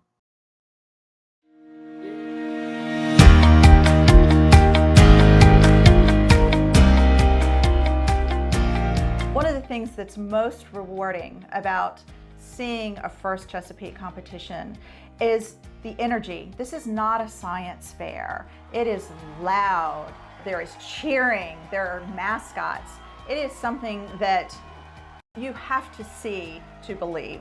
These kids have really found their bliss, they found a goal, and they all are working towards this. And we see this as they graduate, as they go on to college, and as they enter their careers. We feel that FIRST has really been their first step in a successful future for them, and also for us. First Chesapeake obviously teaches STEM skills for building robots, but it's also about more than robots. And I learned so many more things that really made me well-rounded as a person. As a student, I met people both on my teams and at competitions who are doing amazing things and have gone on to do really incredible things in STEM as well. That's a lot of fun, and it's also really valuable because it gives me these connections to people doing phenomenal things in STEM. I first became involved with First Chesapeake when my 2 sons became involved with the FIRST program. Both of them were in robotics and found a huge passion for the ability to grow and also to explore the emerging capabilities around robotics. FIRST, and First Chesapeake specifically, is a great avenue for our children to understand how they can impact the world in a fun and engaging environment. I'm so excited about the impact that our First Chesapeake students will have on our future. I was amazed at what these young high school students were able to accomplish in 6 weeks. They take a project that seems like it's daunting and hard to achieve, and they're able to break it down and bring different skills and diverse backgrounds and achieve it. It's just a really amazing experience to see how someone's learning comes to life. And even more so, having been, both a mentor and a judge, also seeing what these students bring to the table and the amount of thought and strategy and through to execution that they have is truly profound, and it's always a pleasure to see what they come up with. When we think about robotics and when we think about the future engineers, the future doctors, the future astronauts, the future educators, as well as the future trades and craftsmen. Those individuals are going to have a strong math and science background. So First Chesapeake being the training ground in order for these new leaders to emerge is going to be very valuable, is very valuable. So we have to continue to nurture them, continue to give them the guidance that they need, continue to give them the mentoring that they need in order for them to be able to dream about what it's going to take for us to continue to be competitive as a country in this global world. Our First Chesapeake students are going to have a tremendous impact on our future. They are already making a difference today. They are working in companies such as NASA. They are working for the military. They are working in film. These are creative, smart, driven young people, and they are tomorrow's technology leaders.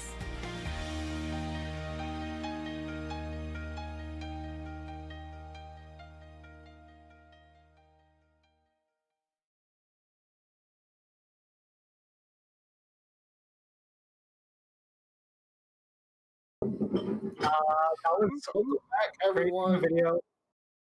I think I saw myself driving one of those bots there, and I had a couple of friends in that video. Still waiting on the teams to arrive. I think they're still disinfecting the field, so no idea what the holdup I hope is. you guys didn't miss us too much. Oh, there's somebody. There's our ref.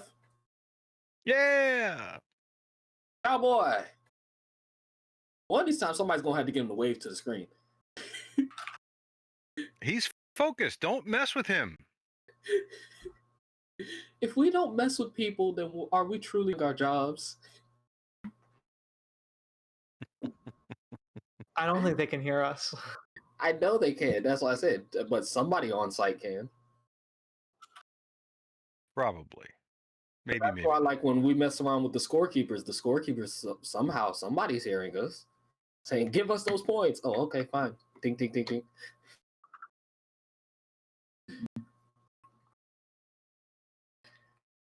There's only 4 rings in the center start per side.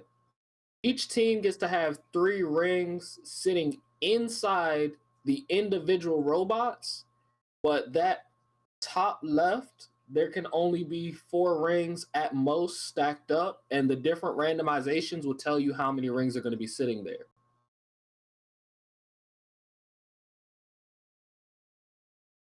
They don't like A. It means there's no rings on the field. If you get C, you get 4 rings. If you get B, you get 1. There will be randomization. We have been doing Yes, that's right. randomization. I know in a previous Chesapeake chat they said that they were planning on not doing randomization and only 4 rings on the field, but they changed their minds.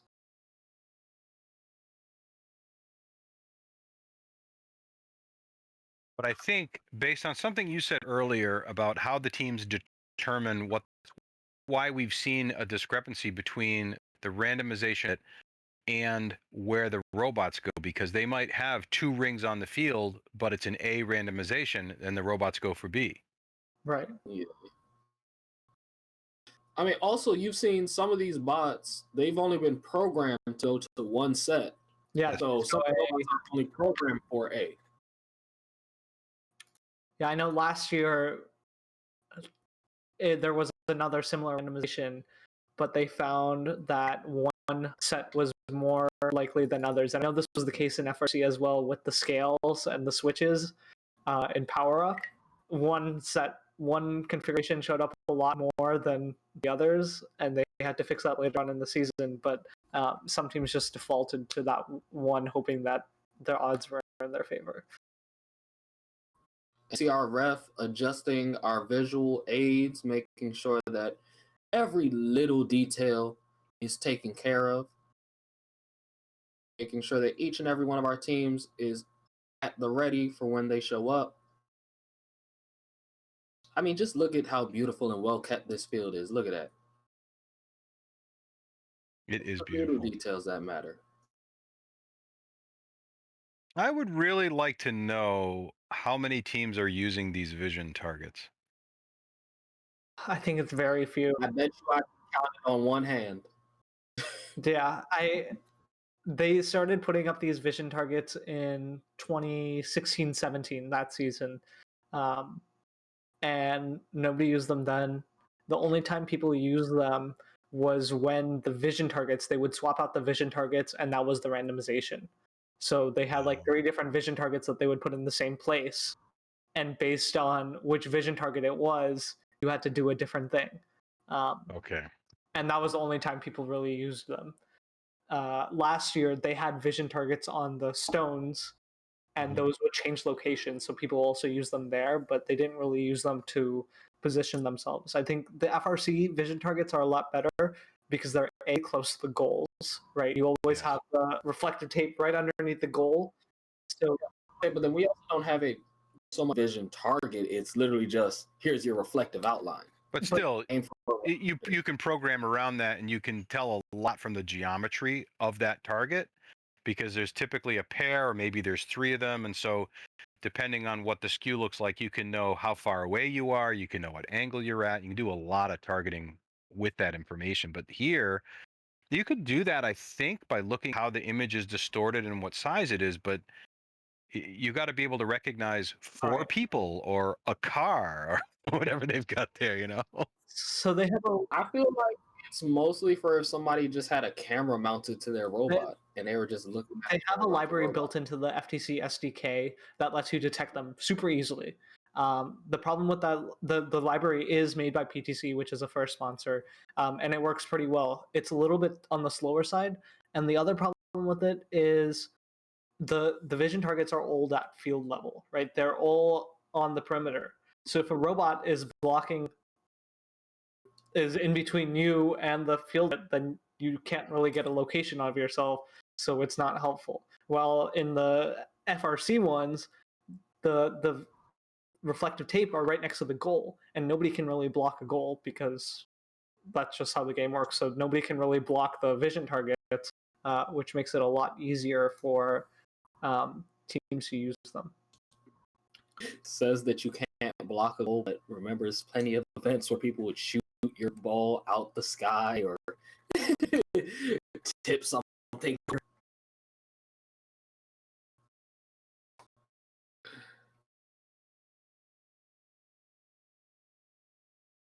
And we have teams approaching. Once again, our 2 teams that are now entering our field of vision are 1538, Team Fairy Tale, and Team 4990, the Gear Freaks.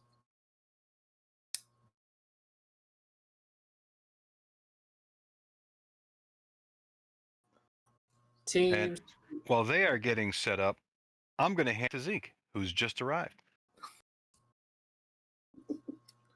As we have a short staff change, we hope that everyone is enjoying their day today, and we hope that everyone has been tuning in, sharing it, keep making sure that all of your teams are together and are ready to go. If you're going to see us at any of the other events, please let us know. We would love to see you all next week and in the following weeks at all these other events that we are having.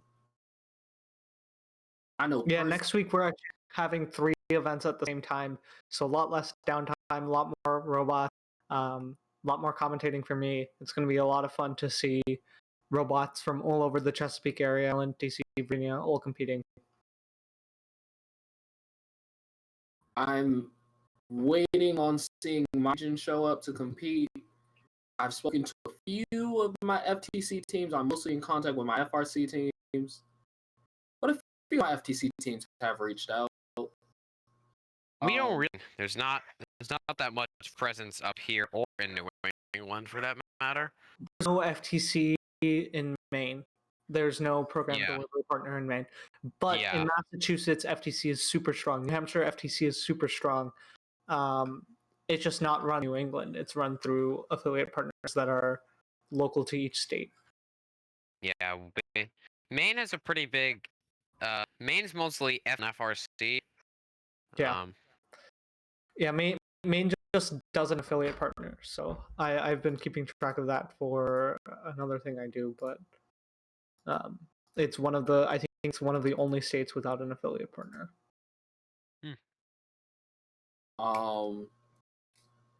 Also, just for anyone who's about to graduate out of their schools, you can still be a part of FIRST. Our alumni programs do run really strong. Personally speaking, me and Ishan are both alumni ambassadors. We are able to give back to our team by participating at events still. By both of us being here as commentators today, we are able to donate back to our teams and give grants back to our teams so that way everyone still gets to be involved. Just because you are aging out of your specific program group does not mean you have aged out of FIRST. There are also plenty of spots available as mentors, referees, and all sorts of other program staff.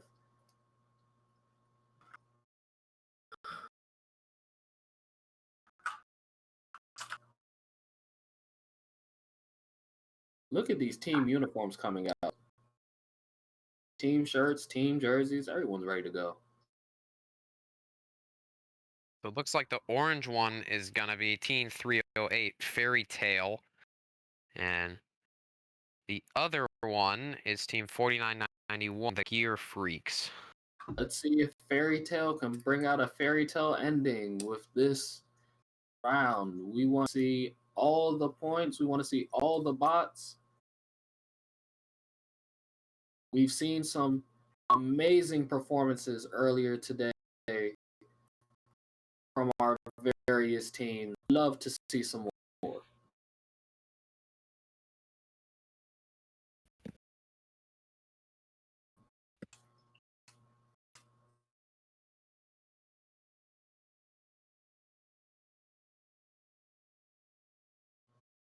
Our wonderful ref doing what he does best, getting ready to start the show off.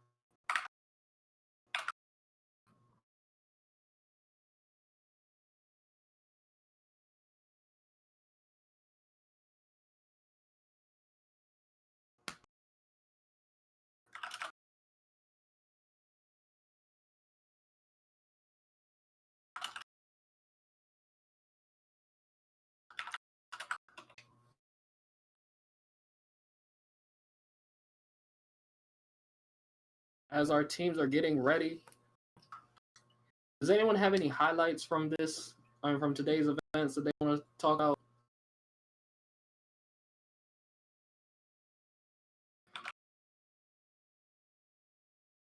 I mean, the 174 matches were great.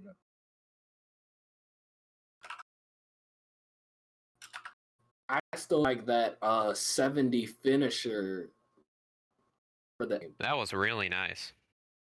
That was a beautiful score for the finish. And in the next match, they had an 80-point auto. Yeah. The auto has definitely been key, but I still think that 100 plus teleop is what's. Oh, that 116 that played?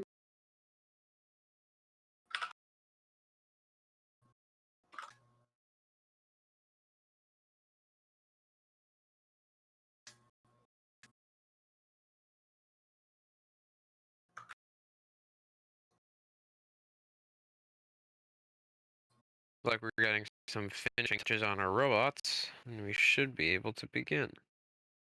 Always have to put the finishing touches. If you don't put the finishing touches, then it goes wrong. Everybody knows it's that few centimeters is all it takes. That's true. Especially with those PVC pipes. Those things are tiny, and we've seen that you can hit it at the wrong angle and it won't budge an inch.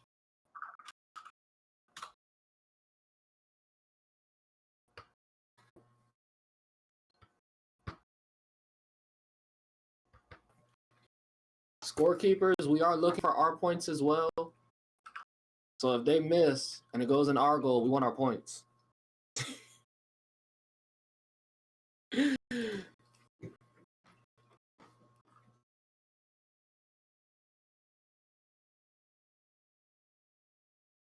But let's see, as our referee seems to be going through his final questions with people and final comments and concerns, we will await randomization and the beginning play.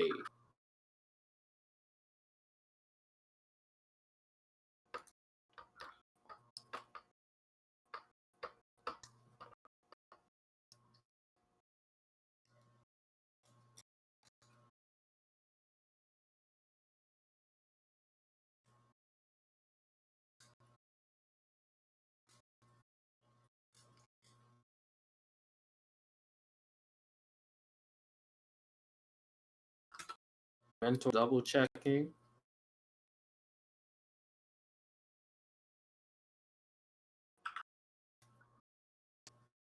See, I wish we could hear the field. I just want to hear some like short commentary. Oh, what, Lux audio kind of thing? Yeah, something like that. A little bit. Teams, if you're here, if you're with us, let us know who you are. Let us know where you're from.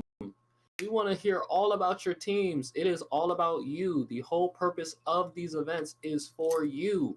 Yes, it's fun for us to see, but it's a highlight of your work and your dedication sport into these events.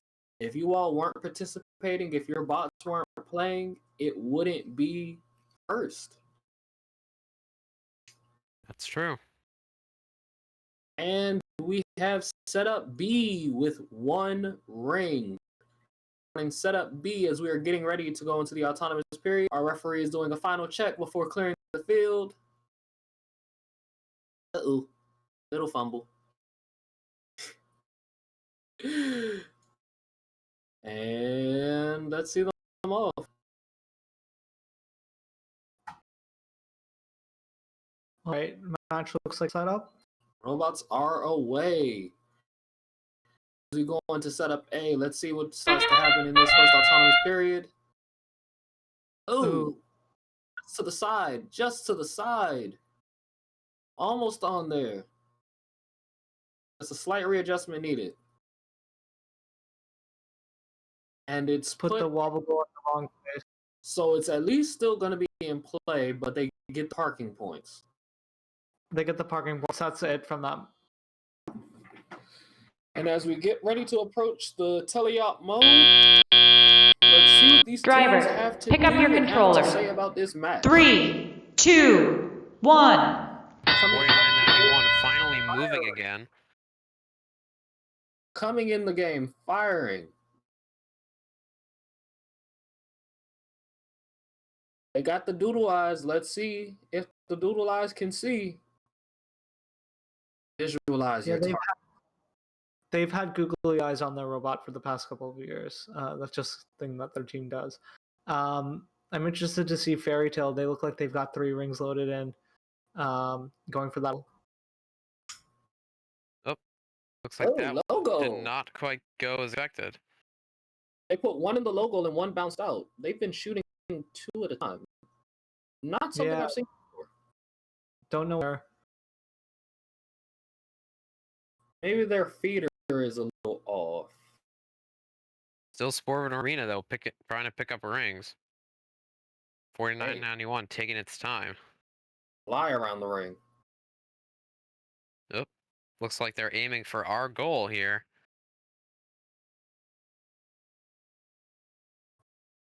Oh, mid goal. They got the wobble goal on the right side of the field, so they can score that end game now. Lots of rings on the field. They just got to get the picked up. All right, end game. Let's see. Fairy Tale's just going Fairy Tale. Look like a Fairy Tale ending, running down the field. You got taking it. Off for that and putting it out. Let's see them do it one more time. Run it down. They get it. They got it. They're good. They grip it and toss And it it's just out over of the there. wall. These last few Yeah, seconds. so that's going to be 2 wobble goals, no power shots. Don't know why the scoring hasn't updated that. It's all unofficial. I was surprised that Fairy Tale was shooting low goal because you don't actually have to shoot the rings. You can just put them in there, according to the rules. So we'll see if 63 points stands. Score coming up right now. Our official score is 63 points. Bear in mind, that 40-point end game is a major push for every team that has been able to successfully do it. That autonomous period, we will wait for it, and hopefully they'll get their autonomous up and running. We've got some sponsors to run through, so let's go ahead and run those.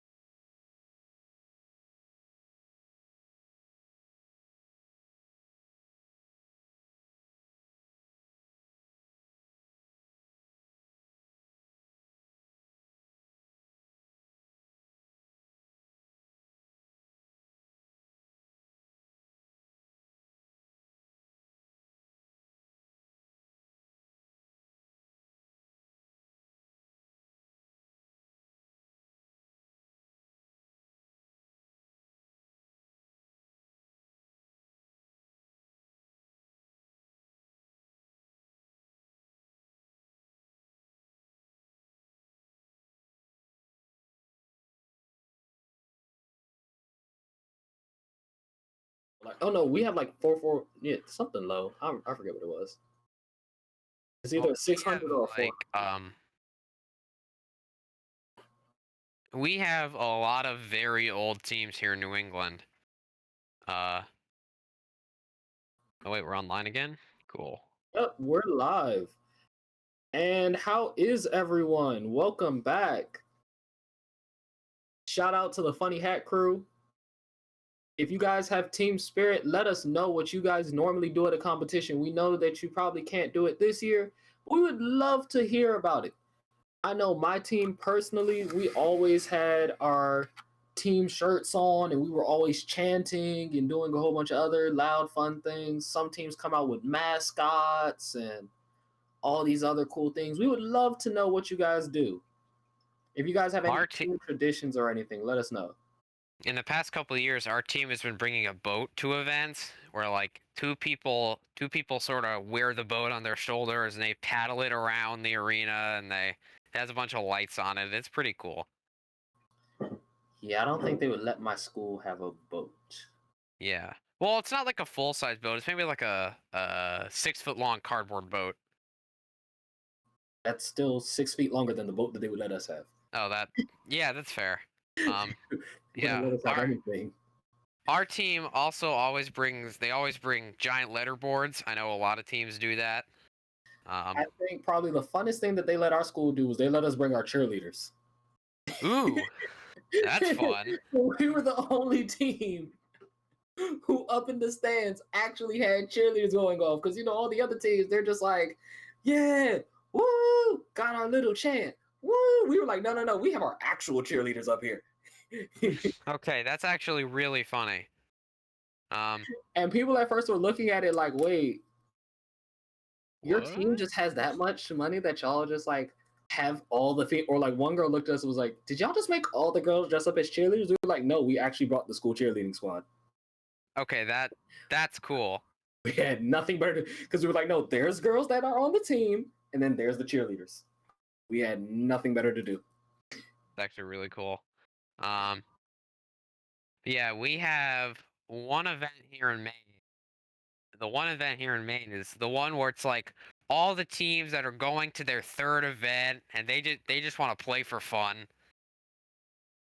So it's always really calm. Nothing too big happens, but it's always a really fun event to see. Sort like the teams that want to leave sort of want to have their last words, and then it's district champs in we got our 2 weeks.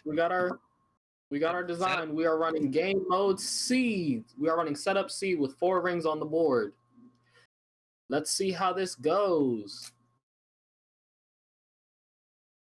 We have all the teams chatting up on the side, and one of our teams is off. Let's see what they can do. Was that a high? That's 2 high, 3 high. Beautiful. And let's see that it's like parking. Fairy Tale trying to put that. Looks like they're gonna get that wobble goal. No, the wobble's supposed to be on C. They're just putting it across the line.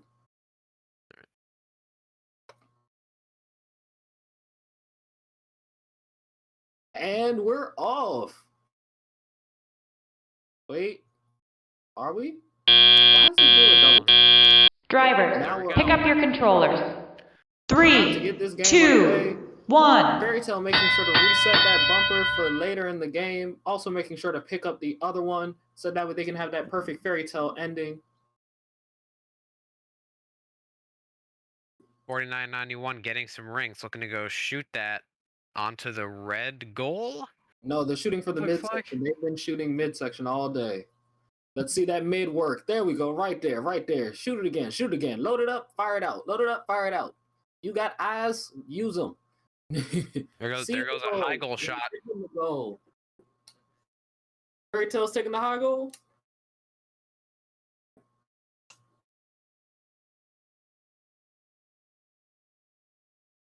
Look at that. Just swallowing up rings. Being prepared, set, and going.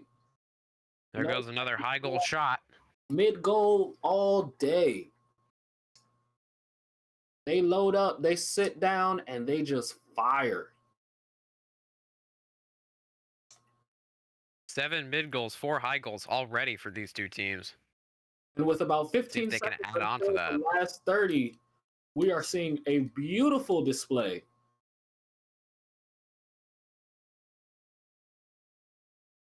And another mid goal.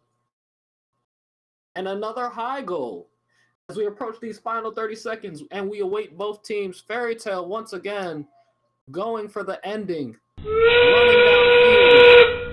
There goes one. Can they get the second? 20 seconds left to go get the other one. They are taking their time. 49.91 going for those PVC posts. They missed it. 1 down. Looks like a Texas shootout over here. Let's see if they can get the rest of them. There goes the second wobbly goal out of the arena. Both of the wobbles out and 1 PVC pipe down. Let's see the final score. Hey, look, we even made 2 points. 129-2. Look at that. As our current unofficial score, We're pretty good at this game. What the judges will rate us at. Judges, we're pretty good at this game, huh? Your final decision, please. And the judges Here we go. 149 with a wonderful boost to their average. Moving up from the 12th and 11th spot to 8th and 7th. They might be finding a rhythm out here, folks. And that concludes our 27th match as we await our 28th.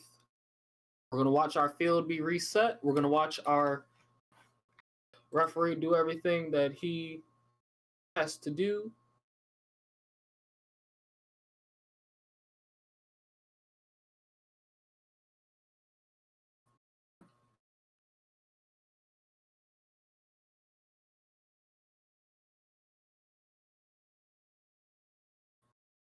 Field looks beautiful over there.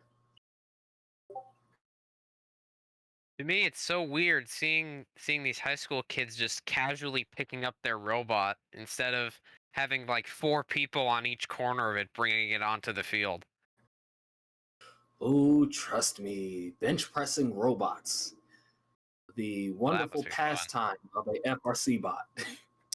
That must be fun.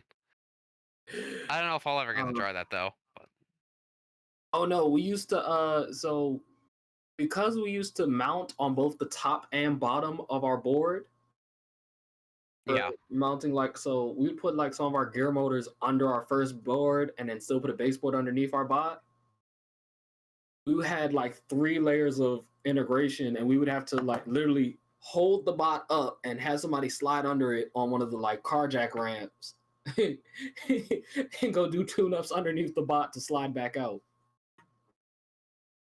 That's actually really funny. I know a lot of teams here in New England that have sort of like built-in hooks into their robots that they can easily like put like a ratchet strap or something on them and just lift it up, bring it down, and then take the hooks out. And then lift it up and out. I've seen some of the teams do that. Oh, I don't know if you want bungee cables because you could get a bungee burn. It's happened before. It's happened to me before, that's for sure. My team ends up just grabbing the bot. They know where they can and can't hold on to it, so they'll hold the bot.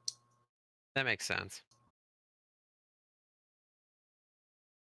They spend so much time trying to avoid getting anything. We've got people cut by our bots because people forgot to sand stuff down. We've had people get shocked by the bots because people touch things that they're not supposed to. Yeah. Oh, Steamworks actually. The referees tried to get on us for entrapment at one point. Oh, we went for an inspection. That's weird. I've never heard of that before. So we had this little ramp, like I said, for the gear. Yeah. And to tension the ramp, it was tied down. Ah. So they called it entrapment. They called it a possibility for entrapment because of the spider web that was tied to hold the entire thing down. And they were like, is this necessary? We're like, yeah, that's so weird. Kind of. It like holds our frame together. That's pretty interesting. I forget. I remember in Stronghold, I think I was either emceeing or on the field for an off-season event, and they had I had to like there's some weird sequence where all the robots were in a completely different order, and I had to like walk around the field twice in order to get to the blue line side of the field from red. I remember getting I think I was at Battle Cry when at the beginning of it they always have like a little video short, and the video short was of course about the portcullis being banned. Remember that? My memory's terrible. Don't worry about me. Oh, well, the portcullis got banned. So it was like a Monty Python style quest trying to find the portcullis. It was hilarious. 'Tis but a scratch. Yes. Words to live by. I think at one point we actually had that written on my wall because my coach.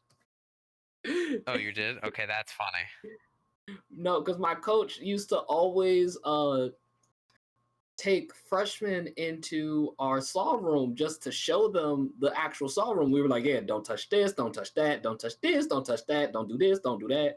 And we had one of those saw stops, those saw stop table saws. And so he would take his hand and just, play it. And by the way, just remember, always pay attention and da-da-da-da-da, doom. Let the saw stop drop in as he slowly lifted his hand and touched it. You would see freshmen just jump in horror. So they were like, oh my God. Okay, that is hilarious. We thought he cut his finger off and da-da-da-da-da. We were like, no, just but a scratch. Just a scratch, yep. That's exactly right. Okay, that's hilarious.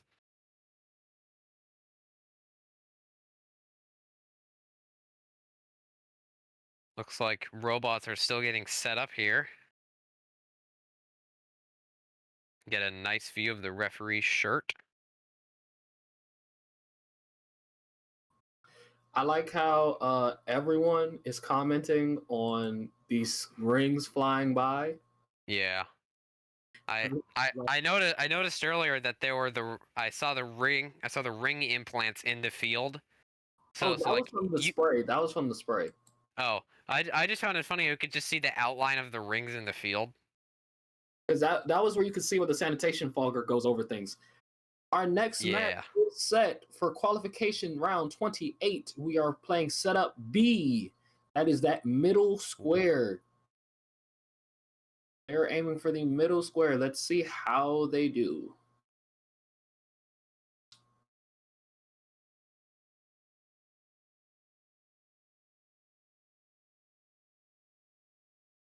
All the fans that are out there, the teams love the support as we are getting underway. Love hearing from everybody. Bot shooting. Where is that bot shooting? Looks like it is trying to shoot into the middle goal, but missing all 3 attempts there. The way that bot spun around had me scared for a second, reminding me of one of the earlier matches when people were shooting outside the ring. It looks like they're gonna get that park, and that might be about it for that auto. And so for that autonomous round, we are looking at about 5 points currently. Drivers, pick up your controllers. 0 points. 3, 2, 1. All right, and here we go. We give the scorekeepers time to adjust the score, As the game is underway, both teams are moving. Fairy Tale making sure to get that second box in there so that way they can use it in the last 30 seconds, which has been oh so crucial for these teams. Getting that last 40 points secured as we go high goal, high goal, high goal, 3 for 3. Looks like 4991 was trying to go for that middle goal over there and looked like it missed a couple shots. But it did get 1. Let's see how they fire again. There's another one and another one. Do we have a third? Can I get a hat trick? Oh, and the third one just barely bounces out. These rings fly so fast, if you blink, you will miss it.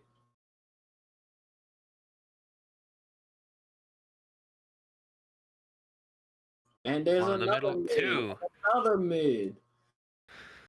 Just lighting up that midsection. Fairy Tale nails one in the high goal. Looks like it might have bounced out there.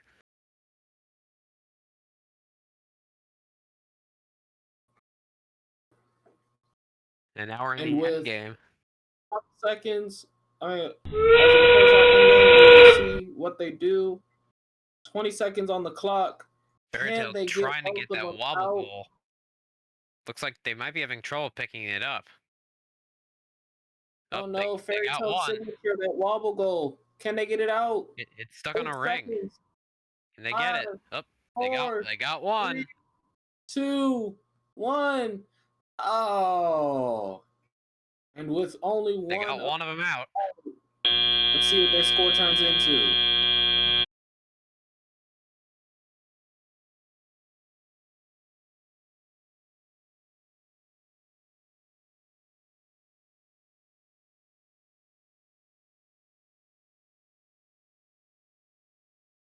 And the judges have posted their final score, which is 72 points for the Lions.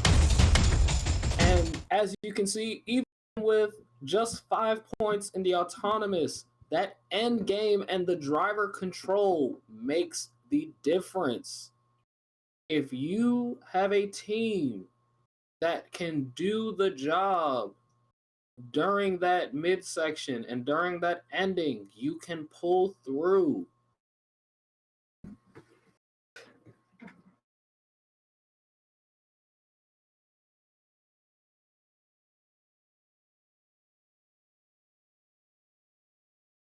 The crowd was pleased with this round as well.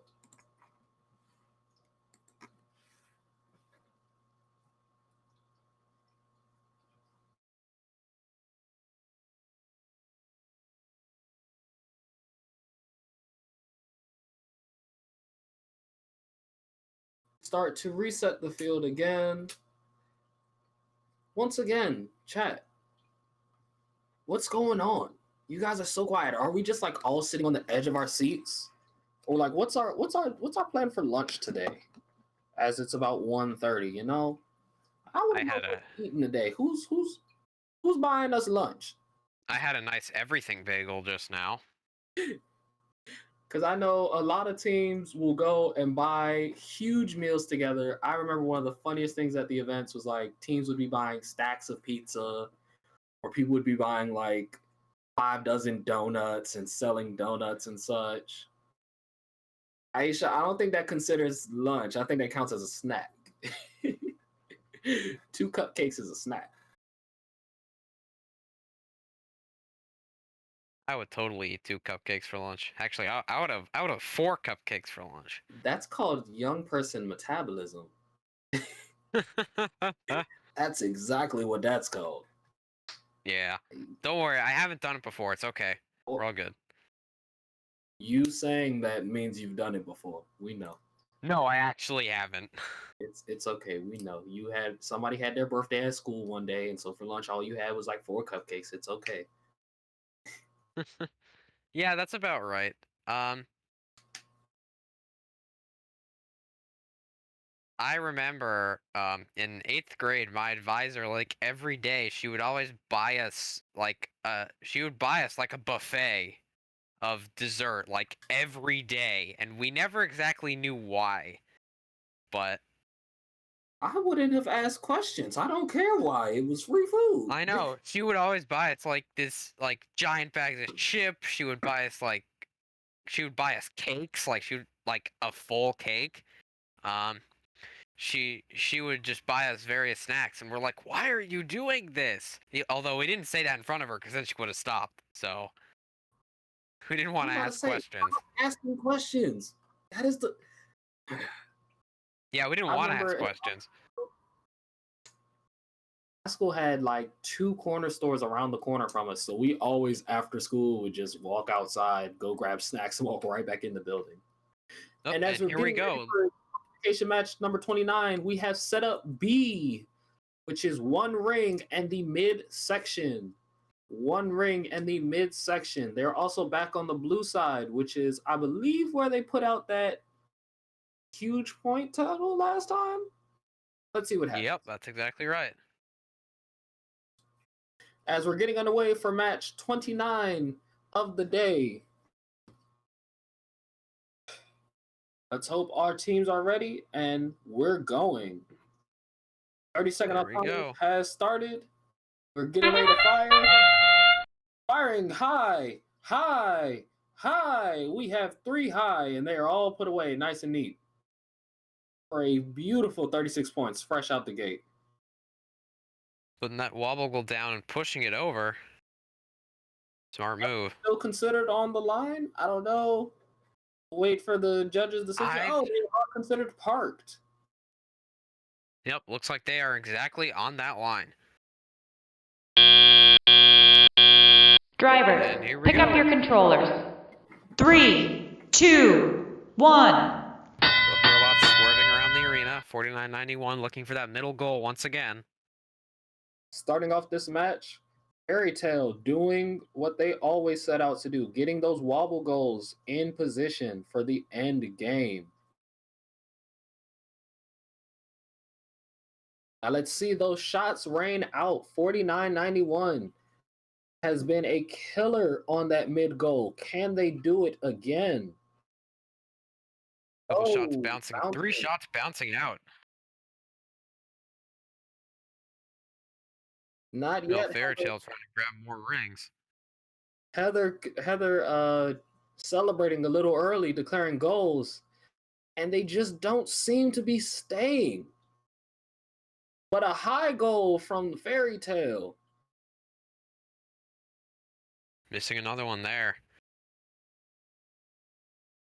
49-91 turning around. Aiming for that middle goal again. See if they can actually get shots in there, and it looks like no, they cannot. They have to back up a little bit. Are just off for both teams. Yeah. There we go. There's another high goal. They might need to back up if they want to score more points. Remember, we're not allowed to coach. Yeah, that's true. All right. And in these last 30 seconds, Fairy Tale back at it again for that wobble goal, trying to get a grip with 20 seconds left on the clock. They got it. They're running and running, and 49-91 taking out 2 of those high bars. Can they get the third? Oh, for the goal. Let's see it going. 2, get it. 1. Can they get it? They cannot. Still a very good showing here. And with the current unofficial score sitting at 117, this is a wonderful match to be looking forward to. And our official score from the judges coming back is 117. With a beautiful 50-point end game. That autonomous in the end game can really push you over, even if your driver control isn't your strongest point. Note, only 26 points in control, but 50 points in the end game and an additional 41 points in autonomous pushes them up to 117. Yeah, I think that was probably the highest end game we've had all day. The only end game thing that they missed was knocking over that last power shot. So going 2 for 3, really good. It does look like Fairy Tale's having some issues with their intake. They've been having those issues the entire time, but they've got one more match left. But before we move on to the next, we've got a sponsor video. So production, could you run that sponsor video?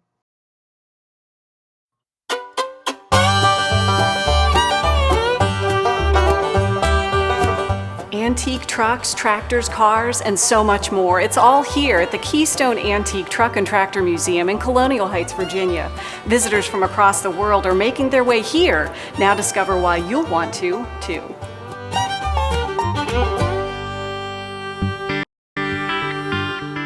The Keystone Truck and Tractor Museum is a pretty diverse collection of stuff. We have around 180 tractors. We have close to 100 road trucks. We have motorcycles, cars, pickups, all kinds of artifacts, tools, drink bottle collections, soft drink stuff. We have a garage. Just about anything you would have run into back in the day working on old cars and trucks. We have a wide variety, range of tractors and farm equipment. From the turn of the century on up through the years, back in the day, it was pretty simple to work on, and most mechanics could do about anything you need to do to a tractor. They were just so simple, just the average hand tools, and you could keep a machine running.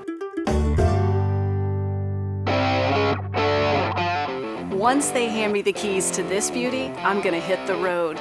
Maybe cars are more your speed. The Keystone Antique Truck and Tractor Museum has an incredible collection. This is one of the unique cars here, 1944, and it's been beautifully restored. It has a 350 Chevy motor and a turbo 400 automatic transmission. The interior work was done by some of the people that worked on the ZZ Top Eliminator car. This car has really been immaculately done.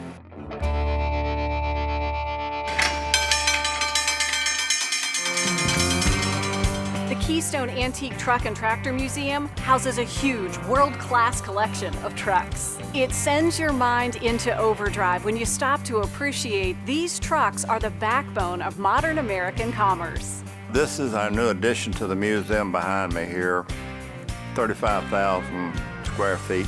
We fill it with road trucks that kind of give us a history of the past of the trucking industry, which I earned my living at for 50 years. But most of these trucks are pre-1970s. We have tankers, we have trucks that use full vans, flatbeds, any number of commodities. I have a 1957 flexible bus that got from a gentleman called the Gadget Guru.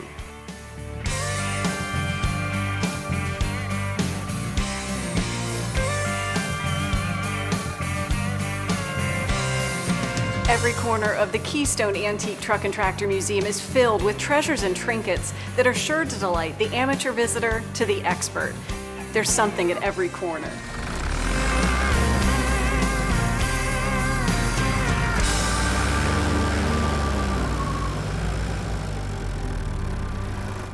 They're about to exit out. Our referee making sure that all operations are together as we get ready to figure out what our setup for this last and final match is for this session. Once again, this is the final qualification match for Team 1538, Team Fairy Tale, and I'm not able to see the other team's number right now. I believe it's 4991.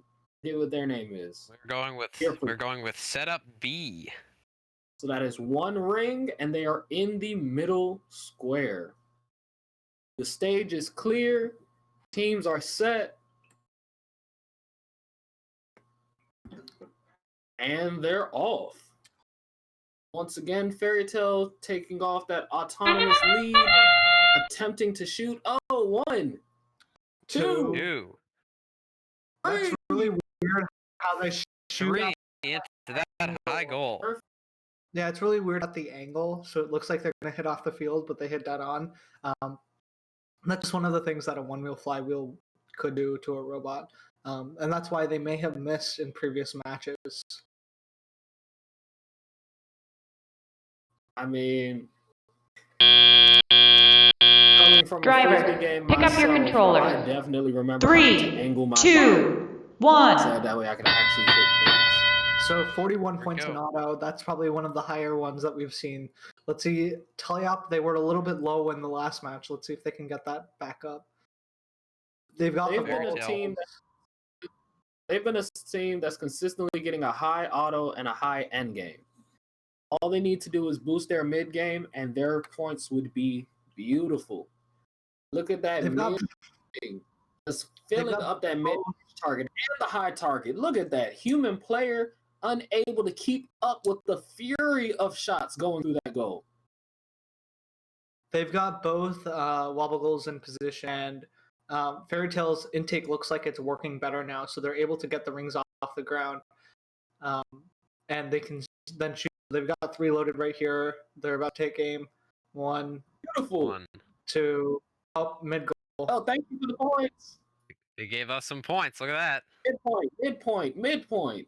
Oh, those midpoints. And look at that with 125 with 15 seconds to go left. They are going for one of the high scores for this round. Can they beat the 174 that has been set on the table in their final match? Let's see it. Hit another mid goal. And another mid goal. And another mid goal. Can they make the mark as they approach the final 30 seconds? The clock is counting down. If they get both of the wobble and both of the 200, and they get it over. There we go. It down, get it out, and let's see what these points looking like. Oh, that's 1. Did Fairy Tale get the second one? They got 7 seconds. And it's out of there. Both wobbles. They did it. They parked on the line. Ooh, Parking on the line doesn't get you any points in this game, but over the wobble, both the wobbles are out. They knocked one of the PVC pipes back. I think we have a new high score, folks. I don't know. They hit 4 of the mid goals for blue, and I think that's going to be the difference between them and a high score. Because the score right now is like 198. It says 198. Let's see what the board has to say for the finish. 198. Yep. We have That's a high score. high score, folks. Reset your boards. The Fairy Tale has made it happen. The Gear Freaks have done. We have a new high score.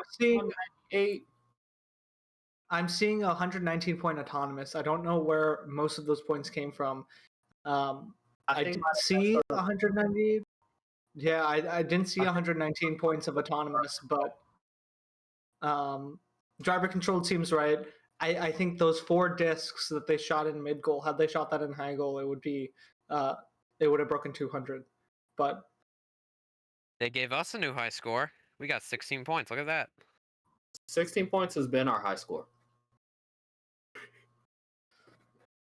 But next we have Saint Robotics and the Prodigies. The Prodigies with the number of 1862. St. Mark Robotics with the number of 11,500.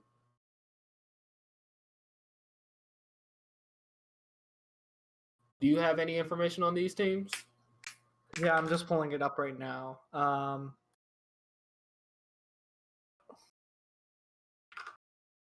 So 1862 is a rookie team this year from Brooksville, Maryland. Should be interesting to see. We've seen, I think, now 6 rookie teams. Part of Rockville Robotics, which is a nonprofit that my team was a part. So that's going to be exciting to see. And then we have 11500 St. Mark's Robotics. They were a rookie team in 2016, Velocity Vortex. In Skystone, they competed at a couple of qualifiers. They were semifinalists at the Howard qualifier, and in Relic in they've been competing for a while, just trying to build off of that semifinals. They were actually in the States as a finalists in their rookie year, so hopefully they can live up to that.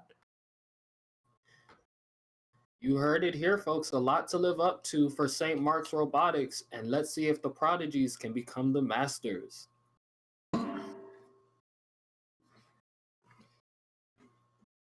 We hope everyone has been enjoying this wonderful live stream today. We hope everyone has gotten a chance to compete.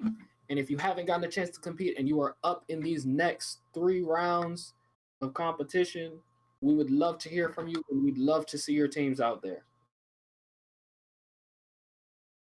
Yep, so this is going to be, once they get this all set up, this is going to be match 31. Right, so yeah, 31. So we've got 15 matches left. We're 2/3 of the way there. I think overall been some high scores. We've seen some teams trying to build up on what they've done in the past, and they're going to try to continue improving as this competition goes along.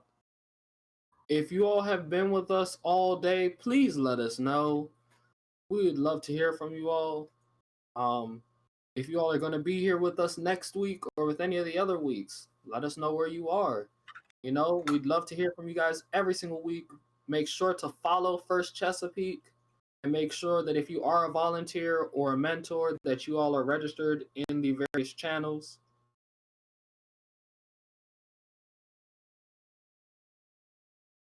And as our stage is completely cleared, and we await sanitation and reset,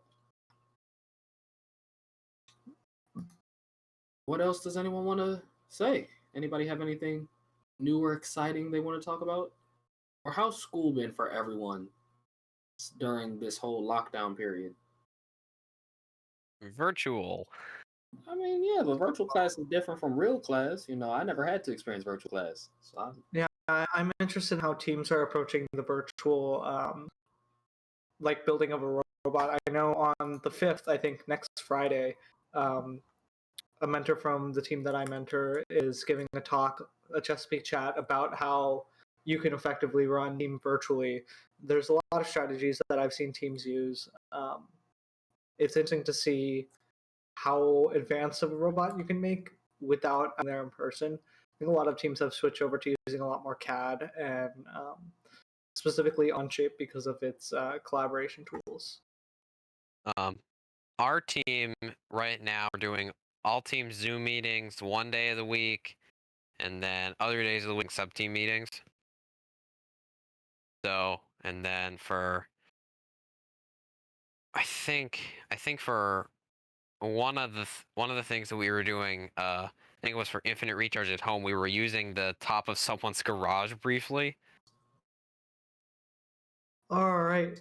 While we wait, we've got an FRC tournament, FRC simulator tournament that's running.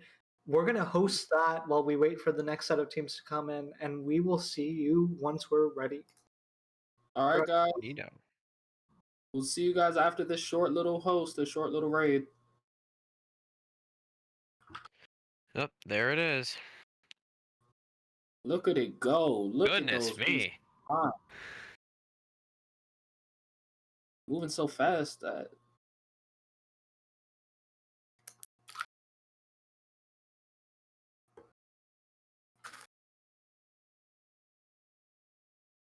Are these all just robots?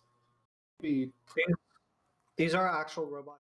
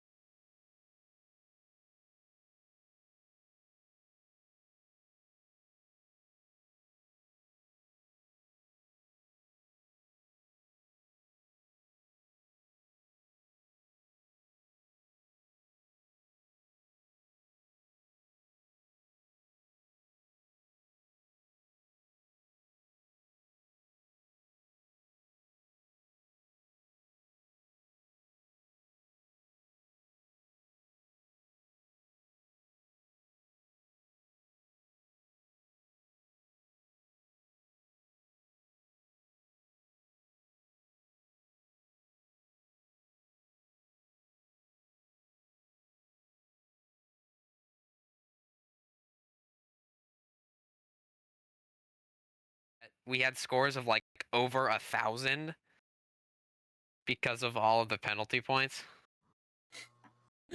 I mean, well, some of these All right, bots. and we are live. Welcome back. What's going on, everyone? Looks like our teams are coming back, coming to the Fulton qualifier. Again, we have Prodigies and St. Mark's Robotics. Rookie team in Prodigies, they're from the Rockville area. And then St. Mark's Robotics, they've been semifinalists at the state championship before. We'll have to see how well they do. Looks like teams are just about getting their stuff right outside the field. Everything's been disinfected. We're going to wait for teams to get back. And while we wait, once again, as always, if you are here, please tell us where you're from. What is your team? Are you team FTC? Are you team FRC? I know we have a lot of FTC in the building today because you all are competing. But if you're FRC, let us know. And if you're a coach, what's going on? What do you coach? What do you do? Mentors, teachers, parents, everyone, we love hearing from you all. Yeah, so that simulator tournament that we were just watching, it was actually created by the simulator itself was initially created for FTC teams by team 11115 gluten free. They were one of the most elite teams in the world. Last year was their last year, but they created the simulator for FTC so they could try out different architectures for robots in it before actually building their robot. And that's what helped make them so successful. They then ported over the simulator to FRC and FX, and now they have simulator tournaments where people are pretty much running a video game playing FT or FRC. So a lot of fun stuff happening there. I believe that channel that we were just watching does a lot of simulator tournaments throughout the year, and almost every weekend they have them, so exciting stuff there. This simulator can also create scores that are physically impossible in regular play, as we learned. We're not going to talk about those 700 points, okay? Those are theoretical.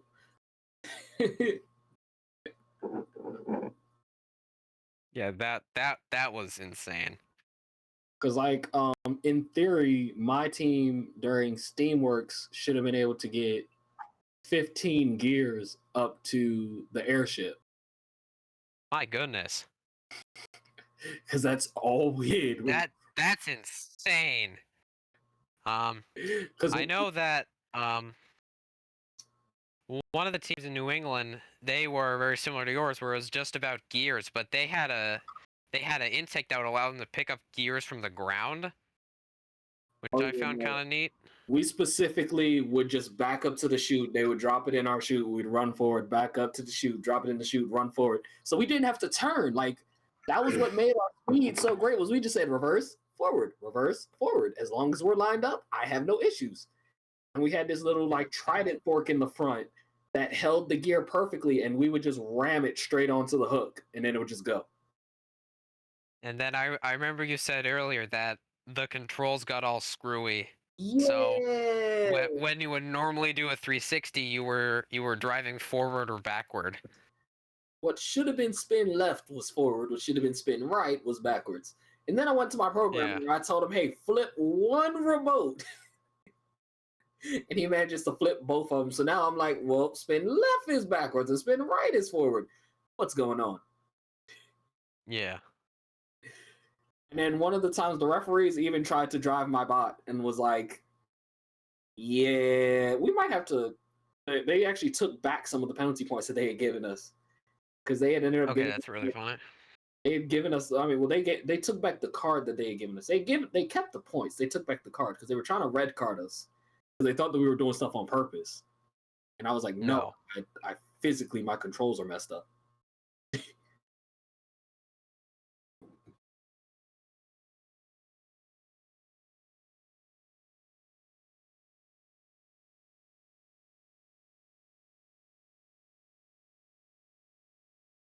What? Did you say something? Yeah, I don't know what's happening with the competition right now. We're waiting on teams. I see both teams there. I think the second team just arrived, which is what they were waiting on. Yeah. Once again, this is the Prodigies and St. Mark's Robotics.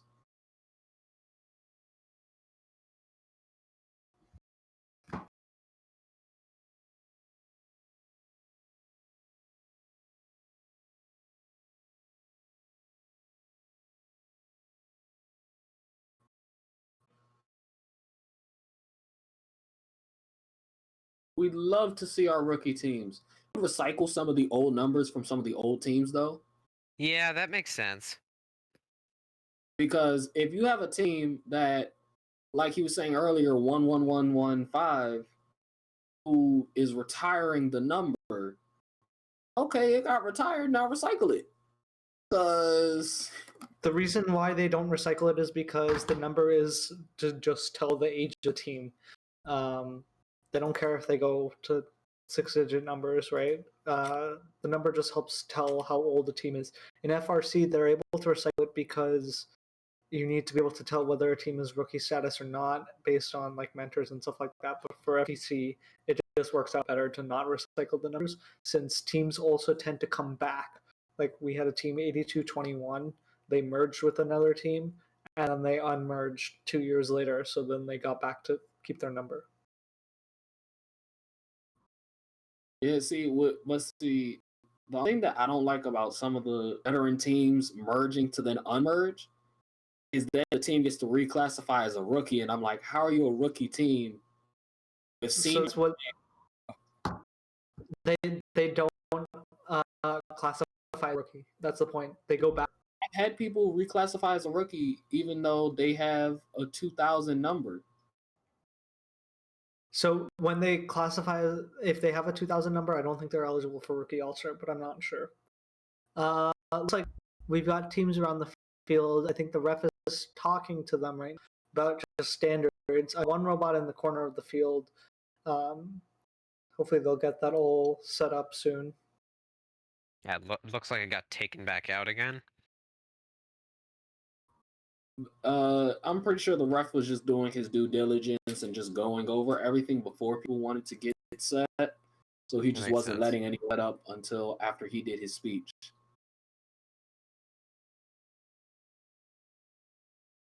I wonder which team is which. I don't know. That is a good question. Also, with me speaking about the Alumni Ambassador Program, all these ladies on the screen reminds me of the Women in STEM scholarship that we have. Ladies, yes, you do have a scholarship just for you. We have a Women in STEM scholarship that you all can apply for every single year. Yeah, there's for a ton of schools. So if you're a junior or senior, take a look at the First Scholarship website. You know, I got a scholarship through First, which was pretty exciting. There's other scholarships available for many different colleges from many different companies.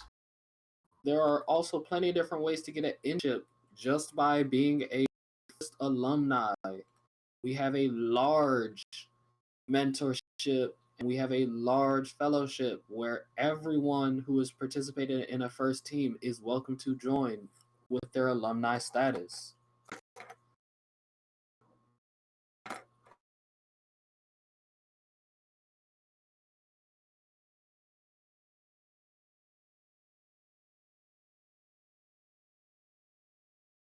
Looks like we have a robot on the right side of the screen ready to get onto the field. It's like they're putting their finishing touches on it. I think that might be... I tell from here. I think that might be product. You think? I think so, because I think I see 2 zeros. Okay, then yeah, it is. Well, no, if it's 2-0, that's St. Mark Robotics. Yeah, St. Mark. Oh. Okay. All right. Someone just went on the field. Let's see who it is. Their leg is completely covering up. Fans, if you see your team, please let us know. We have good eyesight, but we don't have the best eyesight. That's about right. You know your team better than we do. You should know your team just by looking at it. And all. Okay. So does that look like St. Mark's or like Prodigy? I don't know. I cannot. That is a good question.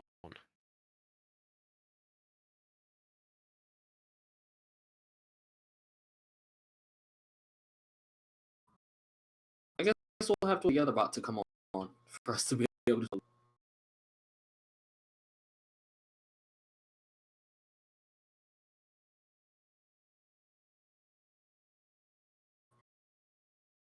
First sometimes changes their rules as to start configuration. Yeah. Because I remember one competition, they were like, yeah, you just have to fit in the box for inspection. After that, we wheel it onto the arena. You can extend out as much as you need to. So in FTC, they're super strict about the box. It's an 18 by 18 by 18 inch box that they've been using ever since the beginning of it. And with FTC, we find it's a lot more mechanical challenge because most of the games require you to extend outside of the 18-inch box in order to score. And you have to start inside of that box, otherwise the referee won't let you run. So you have to figure out a way to compact your robot, and then as soon as the match starts, you can expand as much as you want. And they're super strict about how that all works. So according to Twitch chat, St. Mark on the left. Yeah, okay, and so they're all set up. I love this. So apparently, if I wish it, it comes true. Remember how I was wishing for a red shirt? A red shirt? Oh, look at you. And look at you. I speak something into existence and it shows up. You're just like the wishing stone. I know, right? Now let's wish for some more money. Come on. Anybody else? Anybody else? More money, more money, more money. Lotto jackpots. Lotto jackpots. Who got the scratchers? Who got the numbers? Let's see if we can get it. That's funny. All right. Left. Let's see what's gonna happen. Prodigy is having some issues, I think, getting onto the field. They're a rookie team, so Prodigy looks like they're about to move onto the field now. Yeah. I kind of want to put on this red shirt now, but I don't want to get off to go do it. So we're just gonna wait.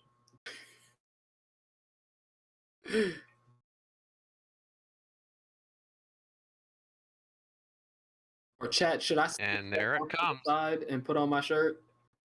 Should I switch out to the red shirt? Because this is funny, like I said, just to look up and now you can do whatever you like. No, but I'm speaking to the chat. You know, they've seen me for 6 hours wearing a blue shirt. I don't know whether I should change shirts or not. But like I said, that's funny though. I was just like, hi. I wish I had a red shirt. Yep, here we go. All right, and with both teams on the field and our ref clearing the way, doing his final checkups, making sure that everyone understands all of the rules and procedures, we'll very shortly be getting our rules and regulations and making sure that everything is underway. The Prodigies, making sure that they do their last checkups as they are a rookie team. We love our rookies and we love to help our rookies to make sure that theirs is just as enjoyable as it is for everyone else.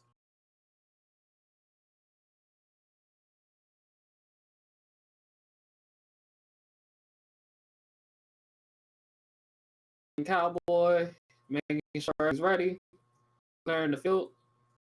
Thumbs up. Let's see what our setup is for. We are running Operation B. This is setup B with one ring on the field.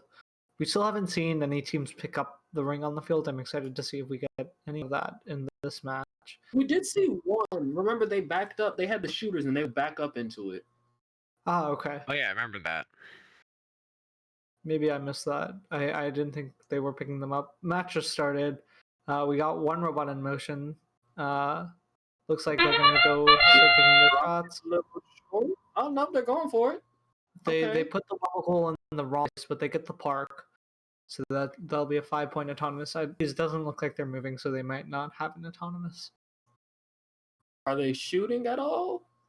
Doesn't look I like don't it. think we have Shooting from the back of the field is very risky. Plus, it can make it look like you're shooting more than 16 feet, which is the regulations of how long you're allowed to shoot. Oh, I was talking about St. Mark's because when they got put in position, I thought they Driver, were pick shooting. up your controllers. Yep. 3, 2, 1. And the game is on. Let's see what happens today. Shooters So when a team at the shoots, ready. Fire! So when a team shoots, they have to be completely behind that white line, which is why St. Mark's couldn't shoot at the end of that autonomous.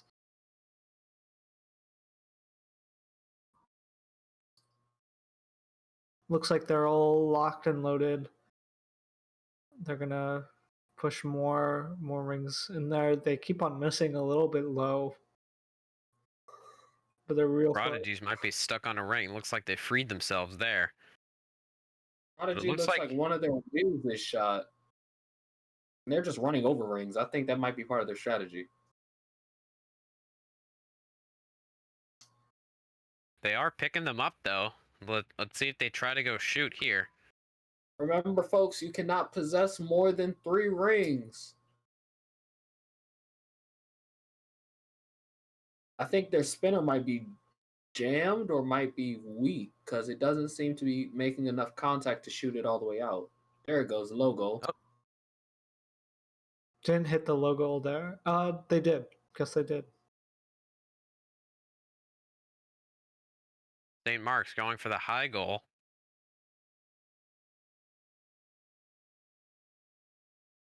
And in these final 30 seconds, what happens? St. Mark's now going for those pegs in the middle of the... Yeah, just barely press high. They have a lot of speed on that shooter. Remember, these rings are only but so large, and those PVC pipes are only but so small. It is almost impossible to hit those things if you don't hit it head on. And that is our time for this round. 13 points unofficial. I don't think either of these teams have a wobble goal manipulator, so it's going to be hard for them to score in the end game. They got to really pick up that tally app to help carry some of the points for them. And here we go. There's The results. final score being 13 points. 5 points auto, 8 point driver control. Yeah, a little Remember, bit lower, but again, if they do a little bit more in the driver control, I think they can hit 50. remember, this is only their first round, and that was a rookie team as well. Both teams have a lot of development to do and a lot of growth that should occur between these next few minutes as we are setting up for the next round. So one thing that is interesting is they're letting alliances use all 20 rings on the field. So in a normal 2v2 match, they would have 20 rings on the field. And they've adapted the game to make it a 10 ring match when you're playing by yourself in a remote competition. So you have your own field and you play there. And you only have 10 rings there. And so the fact that they're letting teams have 20 rings definitely makes it easier for them to gain access to those rings and shoot them during a match.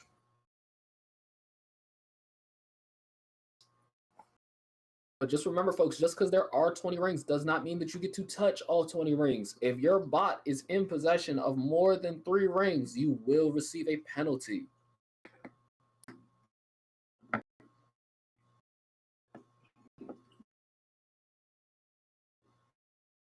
And as we're having our field expertly reset at the moment, teams are off to the side, checking on their bots, making sure that everyone is good to go, doing any tune-ups and change-outs that need to be done.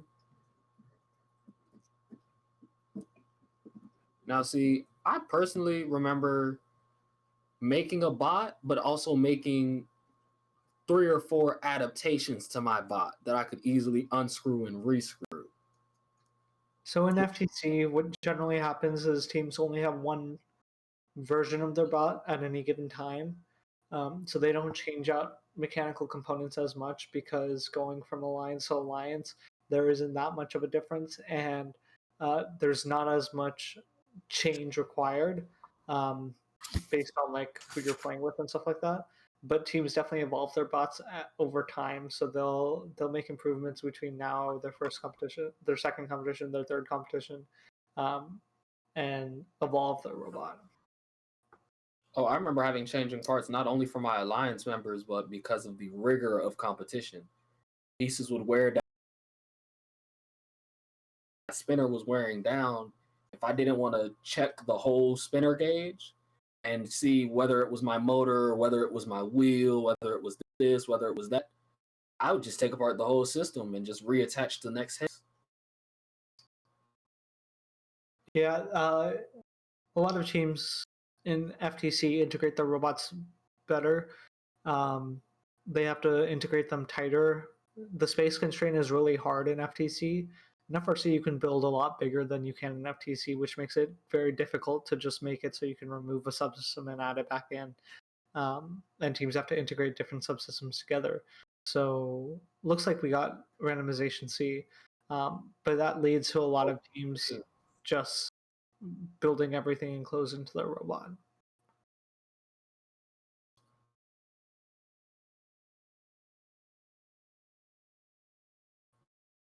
Welcome back. For a little bit. I like this little just in time. As the autonomous period, had to bake it great. Both teams are moving this autonomous period. Are they both gonna park? You like that? Get a little bit jammed up. I don't know. See a little bit of a collision there going on. We'll see. You want to rule that as getting ready to exit our autonomous period. And there, why does the timer do that? Okay, does anybody else know why the timer resets?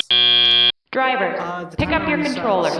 There's an 8-second grace period between missing teleop, where teams can pick up their controllers and initialize their teleop, since the field doesn't automatically do that for them. They have to manually select the program that they want to run and pick up their gamepads. So that's what the reset is, and then it resets to 120 seconds, which is 2 minutes for driver controlled. Well, a minute and a half for driver control, 30 seconds for... the end game is a part of the driver control period. You can still score driver control period points during the end game.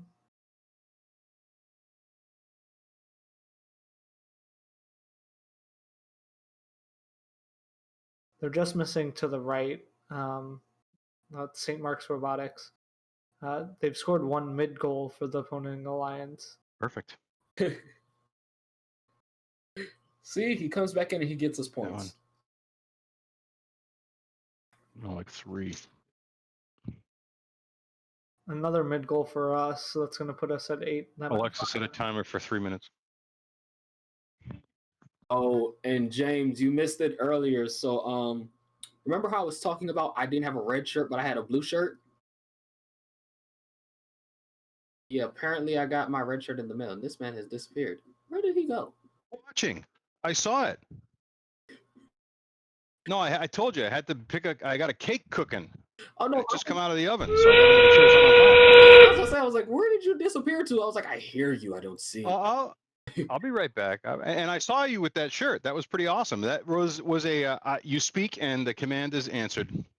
Right. All right, end game has arrived. I don't think either of these teams can lift the wobble goal. Let's see if they go for these power shots.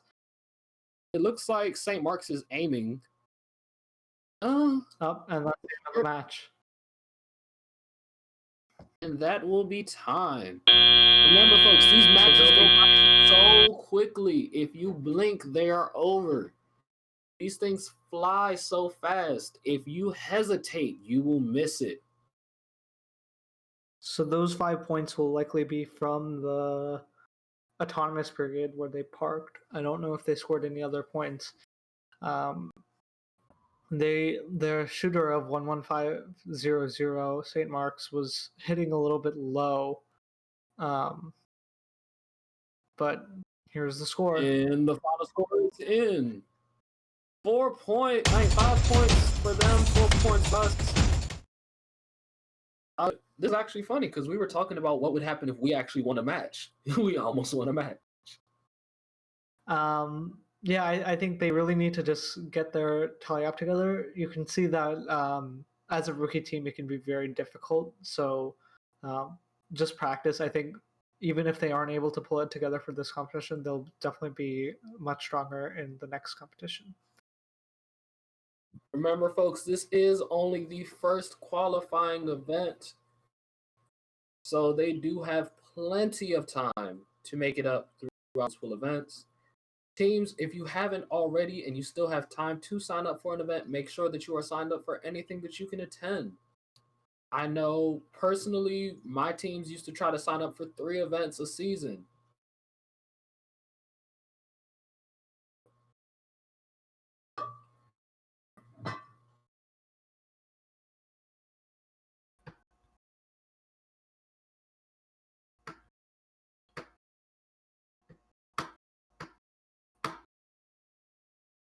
All right, we've got a sponsor video, so let's go ahead and switch to that. Sponsor time.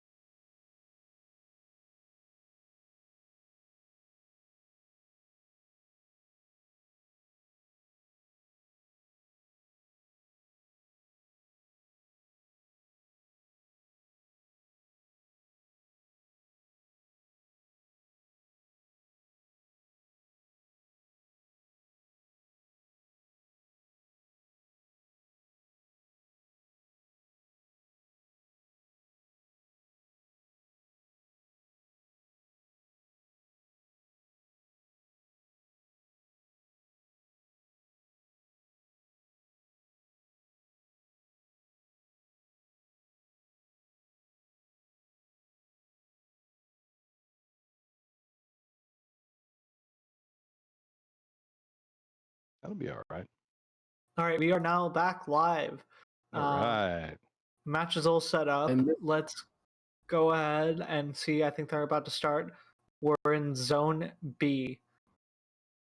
This is qualification match number 33 going underway. This is our tele-op period. Both robots making their way. This is autonomous.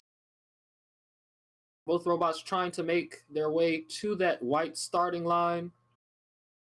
Like one is on it. They might count the second one. I don't know. It looks like its tail might be there. That's really that one wheel might be on it. Yeah, hard to know. It just rolled. Looks like there was a penalty. Ooh. So did they touch something? Drivers, pick up your controllers. There's other ways 3, to get penalties 2, based on like 1. start or... Oh, that's what I'm saying. I'm like, did they touch something, or like, did they not touch the wobble, or? Likely it was about like starting autonomous on time or something like that. We will see.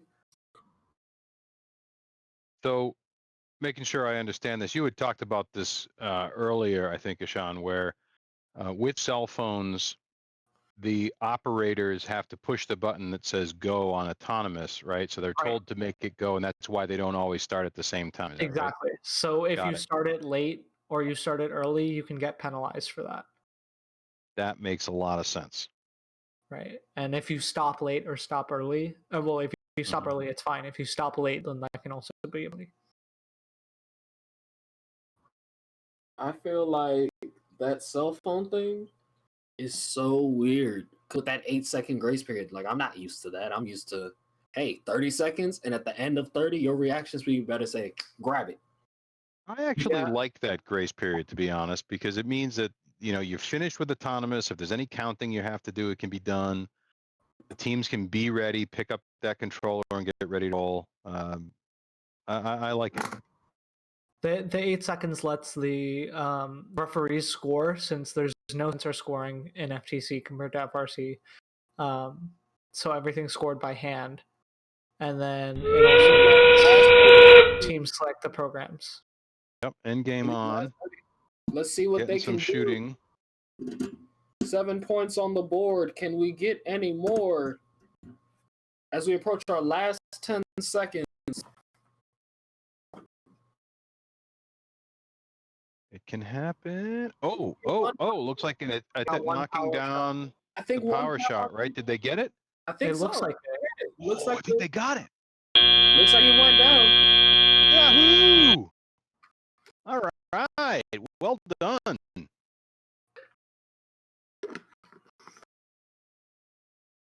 The refs call it. Let's see what the judges say our final score is. And the final score is 22 points. It's been a high score for this alliance. I think that is a high score for this alliance. Could have been higher had they not had the penalty, but overall looks good. One thing to note was that Prodigy seemed like they were shooting in front of the line. None of those discs that they shot scored, so it was probably okay. But had they scored from a line, the white line, it might have been a penalty. Got it. There are so many ways to get penalized in this game. Yeah, in FTC there are a lot of penalties, so referees aren't just looking at penalties for like pinning, trapping, intentionally damaging opponents and stuff like that, but they're also looking for penalties on how the way you score. Because I'm about to say FRC, it's mostly just, did you destroy someone's robot? Right. Penalty. No, that's so much more than that. No, I'm talking. That's the baseline of what I got looked at for. Okay, well. I know at least when I was playing, we didn't get too many scoring penalties. Like, it wasn't how did you score? Because it was always, okay, score count, score count, score count, score count. Why are you ramming someone? Score count, score count, score count, score count. How did you manage to hit them like this? Score count, score count, score count. Who's driving without a bumper? Score count, score count. And those were like the point penalties that people would end up getting.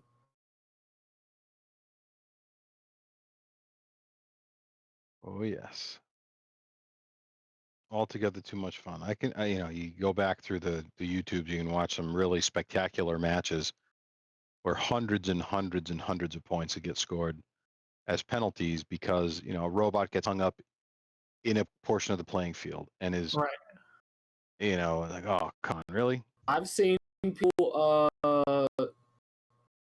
like last year and a couple years ago, I've seen people like drop their hooks on accident. And so their hooks were on ropes. And so because their hook just fell out and now you're just stuck. Oh, you're constantly too big inside the perimeter and now you're a penalty while you're driving. It probably would turn the robot off at that point. No, but it was also just the penalties of now you're also risking entanglement. You've caught up someone else's bot when they run over your hook or run over your line. So In the 5 years I did FTC, and even this year, so 6 years, they've never had a limit on how much you can expand, except for 1 year where they had a height limit because one of the scoring objects was just a certain height off the ground, and they didn't want you touching it. So FTC is generally good about sizing. They want you to expand your robot, but they want you to fit inside that 18 box, which is very limiting. To start, yeah. So that's like the key. Can you get inside 18 and then expand to make your robot huge? Yeah, I think ours is mostly just, are you big enough to get beat up? Okay, have fun.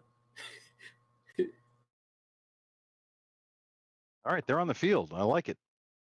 Yep, referee is going through some final checks. This is their 4th match. They'll have one more after this one.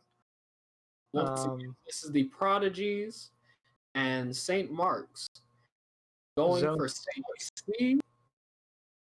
We will see what they can do.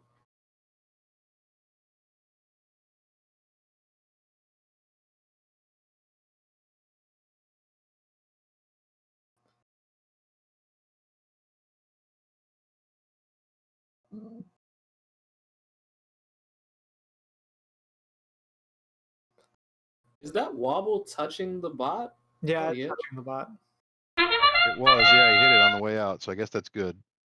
Yeah, because I was sitting there looking at it, I was like, that didn't even look like it was hitting. They crossed the Both line. robots seem Looks to like they went a little too far. So that might be no points in this autonomous period. Yep, just a hair over the line. Oh, that's so sad. Yeah. It's all right. It's all right. And as they prepare to pick up their controllers and get ready for the game, Drivers, pick up your controllers. 3, 2, Okay, we're off. 1. So we've got one of the wobble goals is in position to be scored in the end game. So that's good news. Neither one of these two teams seem to have the capability to materialize on that end game wobble. Yeah, none of them have scored a wobble goal, whether or not be on the line or over the perimeter. I don't think they have mechanisms to pick up the wobble goal. So they've been rather shooting power shots in the end game instead of. I've been trying to figure out what these two upright struts are for. Has anybody else figured this out? Which Where? upright? On the sides? Yeah, on the sides of it that make it look like a field goal. Yeah, it's to hold up the net. Yeah, there's a net in there to keep prevent the the human game player pieces getting from hit. whacking into the human players. Yeah. No. I'm talking about on Prodigy. Oh, that's just part of the frame. I'm about to say, you see Prodigy's frame, how it looks like it's a field goal? Yeah. Yes. Now they did move earlier, so I think that they can expand or contract. So there's probably an intent to use that as a manipulator at some point. Right. And we're quickly approaching these last 30 seconds with, unfortunately, no score. See if they can get in front of it and push it back. Oh, 6 points on the board. Okay, so one high goal, one score. That was my score on the board. Prodigy's having trouble driving. St. Mark's is trying to make their mark. Once again, aiming for one of the pins. They got it on the last one, remember? So let's hope they can get it done here. Take the shot. Take the shot. Oh, not quite enough time. Yeah, they teams called it out. Teams don't get points for being parked on the line in the end game. So right, it's real. Too bad they stayed there. Just stay there. You should always try to pick up rings and try to get them shot.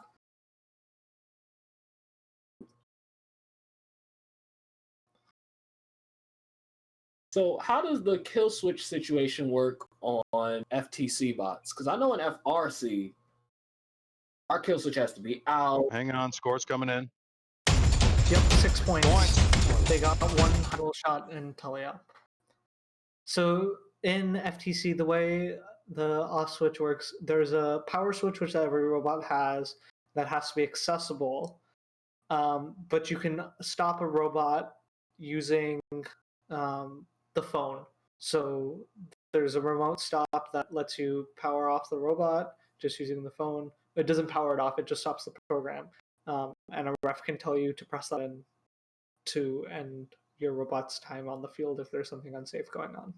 Because I know, like with our FRC bots, your kill switch is always triggered until they tell you to clear the field. Right. So in FTC, you can drive your robot around anywhere. Or like another one, for example. You can go off the field and run your robot around as much as you want. Now, I've seen some bots with even 2 or 3 kills. I believe at one point, one of my teams tried to run a 2-kill switch. And that was mostly because of the fact that we had our robot was only accessible from 2 points. So we put a kill switch on either side because we were like, look, you can only get to it from 2 spots. Hit a button. Yeah, every robot has a power switch, but you're allowed to run your robot as much as you want when it's off the field and on the field.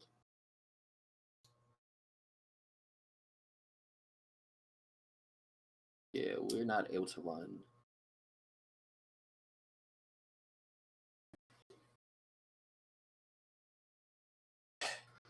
So fans, family, friends, why is it so quiet?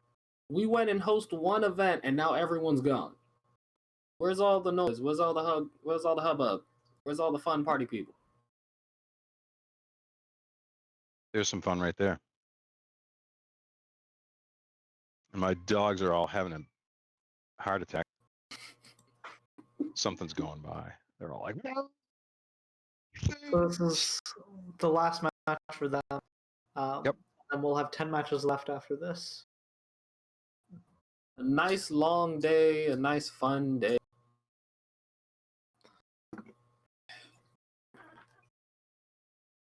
Everybody ready to update their resume, sports commentator on it? Oh, it's already there for me. Jeez, what's up with you? Well, I've done sports commentating for other events, but it wasn't an official event. I don't think they want to count high school and college events. Oh, you're. That's why you're very wrong. I used to teach physics a long time ago, and I have a student of mine from those years who is in fact a professional sports commentator in New York, and he's it's so great to see him because he was one of those guys that was really enthusiastic about sports in school, and he's parlayed that into a career that isn't short because you go into being a player, and a lot of those player opportunities aren't particularly long. But if you can get into commentating, that can last a lifetime, which is great. Yeah, no, with me commentating, or I always used to run the scoreboard while commentating. See, there you go. And I remember one of the funniest things was running the scoreboard. We also had a soundboard next to it. People would look at me like I was crazy because they were like, how are you able to run a scoreboard? And it's easy. One button make noise, the other button don't. But we are about to run Configuration B for their final match. Once again, this is Prodigy and St. Mark's both running their final match of the day. We shall see them off very soon. Let's see if this final run can boost their averages just that much more to keep them ready for the next competition. And as we're starting, St. Mark's again. Oh, it's in A. But on the line. On the line, very good. And Prodigy. Hanging out. Chilling in the back. No worries. Ain't it cool? See, this is that perfect opportunity to have the tape measure. Ain't it cool? Right. I like how y'all kept talking about tape measures, so I actually ended up picking up Driver, pick up your controller. 3, 2, 1. They keep saying tape measure. I have one here. Stop saying tape measure. All right. Prodigy. Oh, I was about to say everybody's underway, which is great. I was about to say having a late start was scaring me for a few seconds. Let's see St. Mark's. They're gonna shoot. There you go. Power up that shooter. Power it up. Power it up. Fire, fire, fire.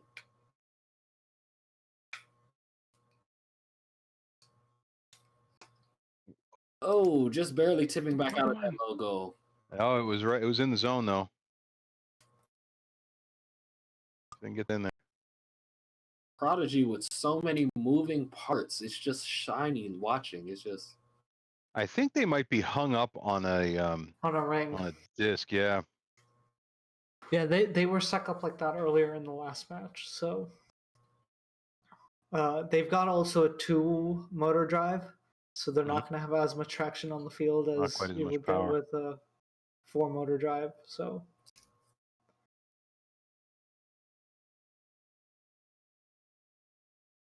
Oh, got some score for red, it looks like. Hey, we got points. Put us on the board, coach. That's okay. We don't need them. All right, end game time. Let's see what we do. Can they knock one of these pins down? I'm gonna try. These pins remind me of those carnival clowns. Y'all know those carnival clown pins? Mm-hmm. Oh, I used to love playing that game because I played baseball. So I was like, this is my game. Bam. Bam. Missed the pin. They're again parking on the line. Yeah, I don't know why they're parking on the line. Yep, 5 points from the autonomous.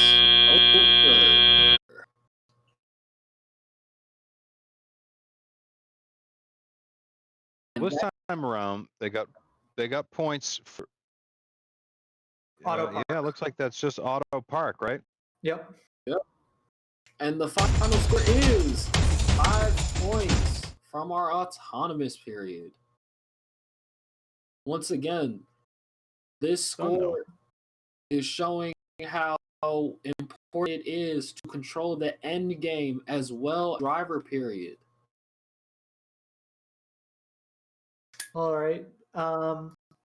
So let's go ahead and take a look at our next 2 teams that will be arriving any moment. So we got 14923 and 181 914. 14923 is Aces.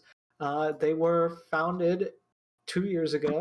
They played Rover Ruckus, where they were also in the Maryland State Championships, and then they also played Skystone, where they were also in the Maryland State Championship. So they've been to state times, they've been semifinalists, and they've been award winners at different qualifiers. The other team we've got is 18914, and that's AlphaGo. Trions. They're a new team this year. AlphaGo was the original team that started them off, and I guess they're a spin-off of AlphaGo. So you see a lot of sister teams in FTC.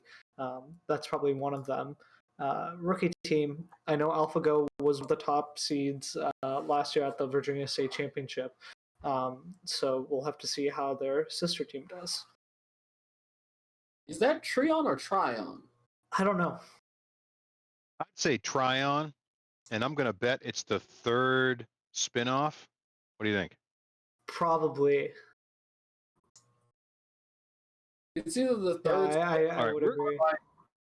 It's either the 3rd spinoff or like they split the main team into 3 sister teams or something.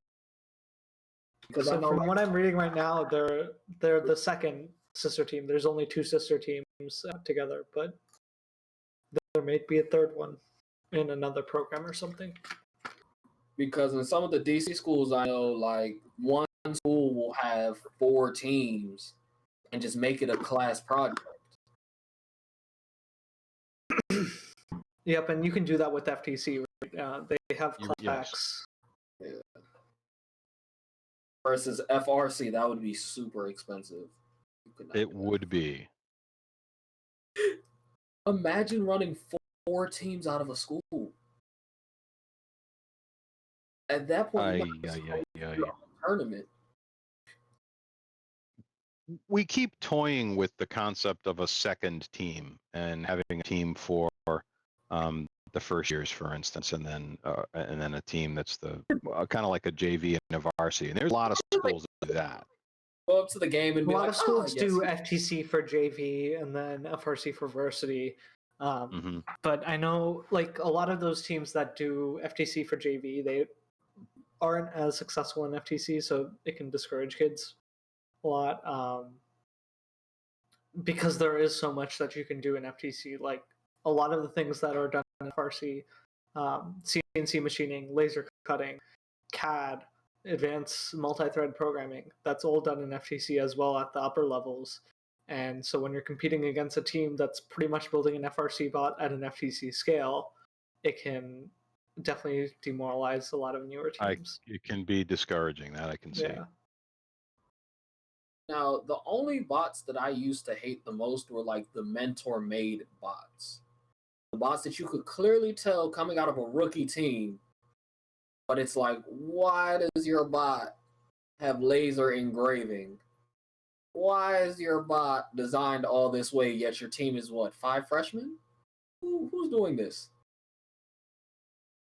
Well, I don't know that we can make a general statement about that. There's certainly some teams that come in with very strong middle school programs, right? I've seen some teams that come in strong, but I've also seen some teams that have purely been built by their mentor. And their mentor.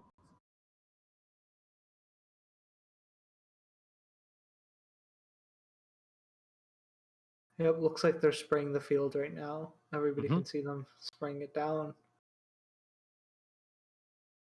Once again, making sure to sanitize and keep all of our systems safe and clear.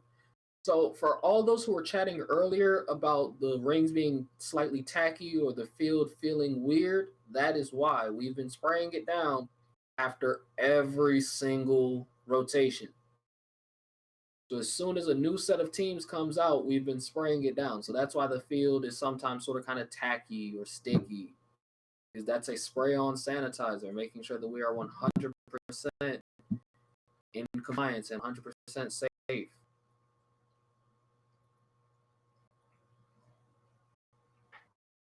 So I heard an earlier conversation about first scholarship, and it sounds like, Sean, you might be a beneficiary of one of the first scholarships. Is that true? Yeah, so at one of the other schools I applied to that I'm not at right now, I got their first scholarship, so I didn't actually get that. And then the school I'm currently at, well, it's listed on the first website as a first scholarship. Anybody gets it, and half tuition is given to every single person that comes to Olin. So, and they're a big supporter of FIRST. I think 60% of my class are FIRST alumni. So around, out of the 84 people in my class, more than 40 of them are FIRST alumni, which is pretty cool. Now, did you find out about Olin from FIRST?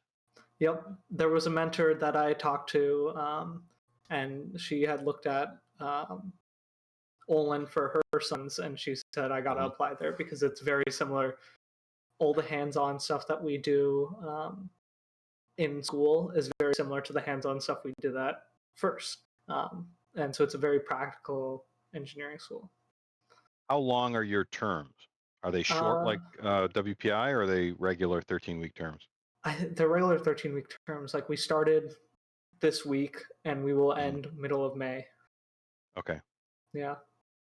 I know WPI, Harvey Mudd, Olin, Rose Hulman, those are like the 4 smaller engineering schools that are very hands-on liberal arts and attract a lot of FIRST alumni. And Harvey Mudd was the school that the first scholarship came from, so they definitely have scholarships for FIRST students. Ooh, hey, looks like we have a remote match coming in from 18914. So let's go take a look at that one while we're waiting for the field to get ready.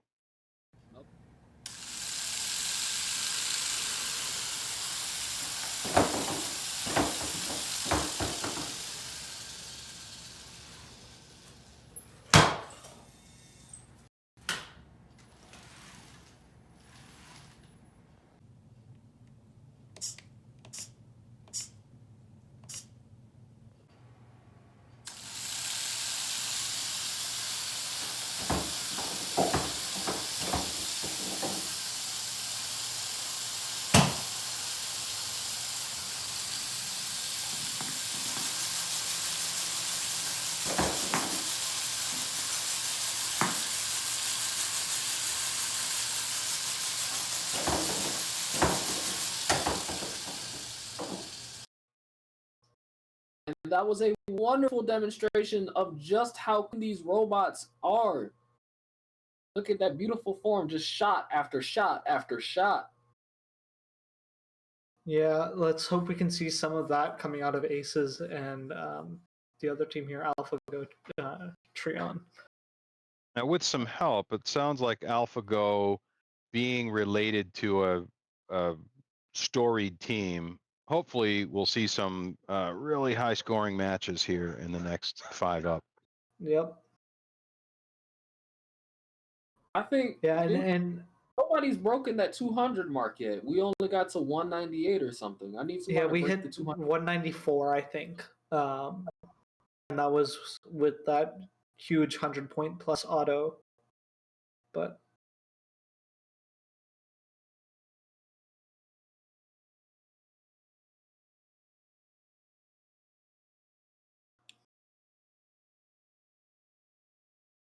all right. The robots are there. They're off on the side. The students are there, so that's good. Probably just waiting for the referee to give them instructions. I mean, you also got to give the time to dissipate because, you know, True, they sprayed that. Yeah, that alcohol, whatever it is on there. Yeah, that sanitizer on the phone definitely takes me to go away. I remember when it all first started and everybody was panicking to buy hand sanitizer. My family just went to the liquor store and bought like 5 bottles of Everclear. That will definitely take care of it. I was like, disinfectant. It'll make you dizzy though. I think my cousin had a worse. Oh, we were at the grocery store. My cousin had the Everclear poured into a little spray bottle. He went and said freeze and tried to spray. And the instant that he sprayed, the wind turned around and blew right back in his face. He was like, I'd have been tased, I'd have been maced, and I'd have been pepper sprayed. This is by far the worst. It was just the mist of Everclear. All right, looks like refs on the field. Yep, so they're getting their talk. Asking them to come onto the field. Getting our opening talk, making sure everybody knows what they have to do. You know, just his general hi, good morning, welcome. These are your goals. This is how this is going to work. You can shoot this, you can shoot that. You stand here, you stand there. Don't touch this, don't look at that, but you can do this and you can do that. Yeah, I think Chesapeake's been doing virtual driver meetings before the competition, so every Thursday they've been doing it. Actually, on this page of ours, you can scroll down and look at our older videos, and it has some of the drivers meeting from Thursday. Yeah.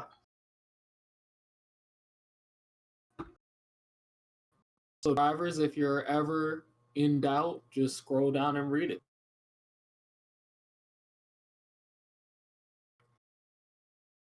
I remember both as a driver and a human operator, some of those meetings were crucial.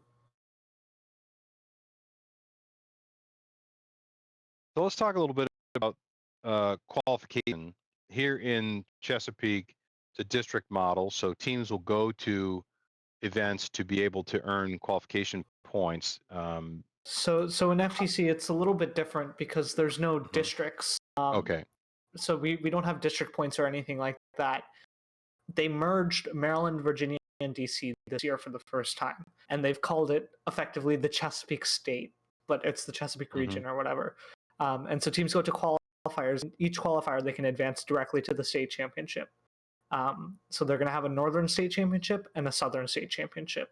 And so at this qualifier, I would assume at least 1 or 2 teams will advance to the state championship based on the judged awards and the robot performance ranking. So they have a list of advancement in the game manual, and it alternates between a judged award and a robot advancement. So it goes Inspire first place, robot first place, Inspire second place, robot second place, third place. I see. Robot third, and then it goes like Think Award first place, robot fourth, fifth place, whatever. And it keeps on doing that until you have no overlaps and whatever, and you've filled up all the spots. So like, let's say a team that wins Inspire first place also is the number 1 seed. Then they'll just go on to the next item on the advancement instead of having the wild card system that some of the regionals in FRC. I do like the way that district points works. I think it's a cool system, but with FTC, it's a little bit harder since there's only 4 alliance captains at any given tournament, and the size of the tournaments are very varied. So it just makes it easier to have advancement directly from one competition.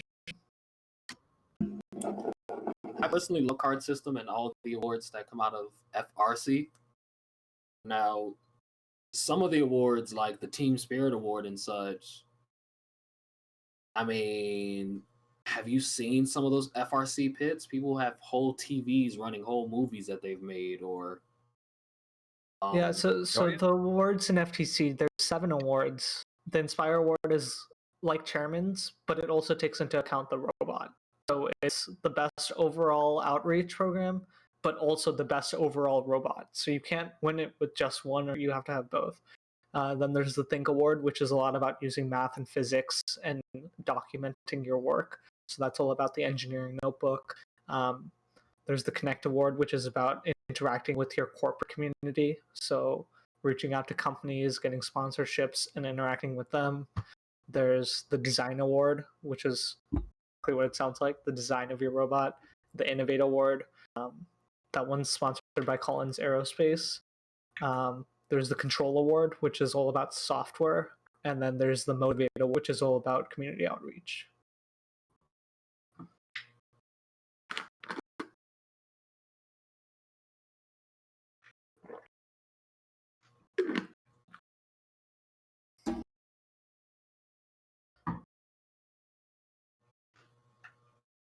All right, looks like we got one team on the field. Let's see if we can get the other robot on the field.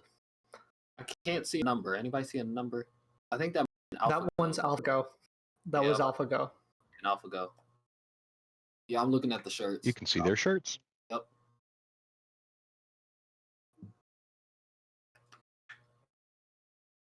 So now Ace is loading up onto the field. Yeah, so last year, everything was split up. So Maryland and DC were together, and Virginia was a separate thing. So we have Virginia State Championship and a Maryland State Championship. This year, I think they're doing a Chesapeake North State Championship and a Chesapeake South State Championship. So then the Northern Virginia teams can go to the Maryland one, since it's usually closer to go to a Maryland event than it is to go to Southern Virginia. And then all the Southern teams can go to a Southwest Championship, which is closer to more teams. So just made it easier to have it all under one umbrella, especially since Chesapeake runs FRC as well, so the events can all be coordinated so volunteers aren't overlapping. The only things that are separate right now are FLL Explore and FLL Challenge. Are those still at state level? Those are still state level, so they have a Maryland one and a Virginia DC one.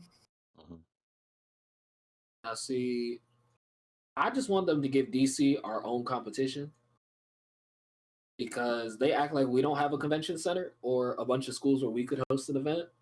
So there was a DC qualifier last year or 2 years ago. No, was it? It was last year. Yeah, that we hosted at the international school, the French International School in DC, and that was pretty fun.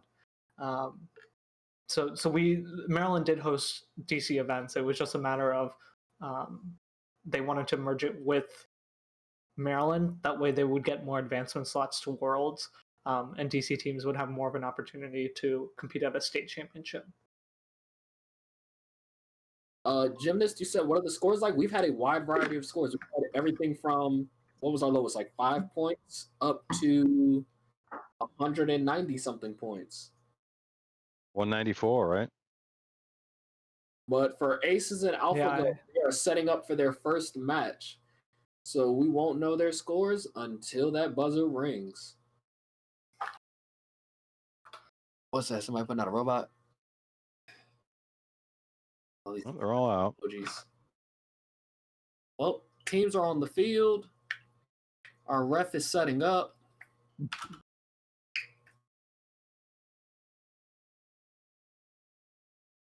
Teams, let us know where you are. Let us know who you are. Are we dealing with FTC? Are we dealing with FRC? What is your number? What is your name? Well, your team name, not your name. Please don't tell us your name.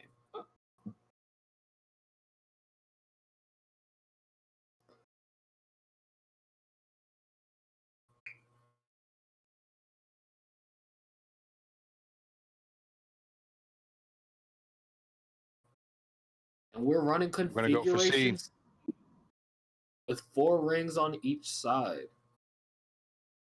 One of the more profitable setups for teams that are running shooters.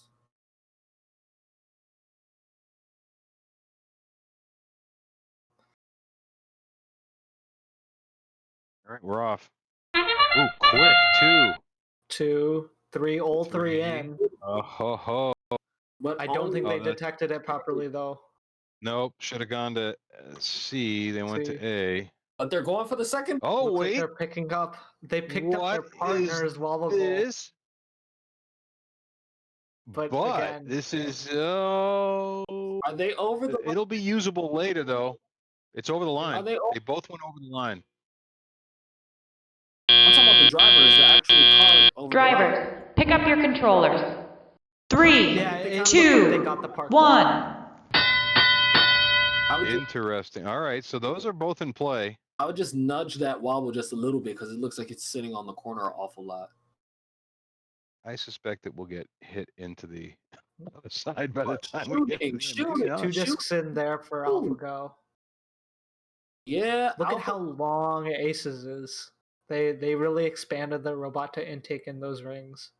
AlphaGo might be listed as a rookie team, but it sure ain't shooting like one. AlphaGo shooting like a trained sniper. 1, Look at 2, that. Beautiful. 3. Coast 5 in so 6. 6. They haven't missed a 3-shot yet. They line up and they launch. 1, 2. Oh, they missed one there. Spoke too soon. And it looks like Aces is going for the mid goal, so I just saw them score 1 in the mid goal. Yep, they're scoring over there now. They've got like a lofting shot. I wonder what the end game is going to end up looking like, because we are already closing in on 100 points, and we aren't even 50 seconds, and we still have 50 seconds to play. Yeah, 11 rings in. I think 12 was the max we saw in the high goal. So that's the maximum number of rings we've seen all day in the high goal. They're at 14 in the high goal. That is amazing. And as 16 in, 17 seconds. Getting ready for wobble goals. Yeah, what are they going to do with them? I think they're about to throw it out. A little long on the decision making. Yeah, I think they were just getting lined up for the. They're doing one robot All right, each. they're both going to go. This is excellent on the out of the way. I think, and then AlphaGo is going for these power shots right now. Shoot it! 2, 1. They didn't go for power shots, but they got those last 3 rings. They got those 3 in, yeah. And they got both wobble goals dropped, so high score there. Just big points. Score off of that. Did we break our 200-point barrier? Because even if we didn't, that is a wonderful benchmark for the first match. And that was with a missed autonomous wobble goal, right? They got the 3 rings in, but they could have scored more had they detected that ring stack right. Mm-hmm. They only had like 5 points, 6 points coming off that part, so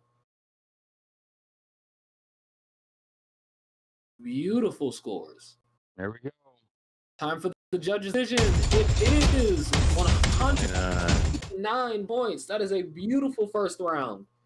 Right, again, that driver control period. Auto, they can increase by at least 20 points if they get those wobble goals in, so they could break the barrier of 200. Endgame, if they want those pins, I feel like they can take them out. For a lot of these teams, it's very strategic on whether they go for the pins, right?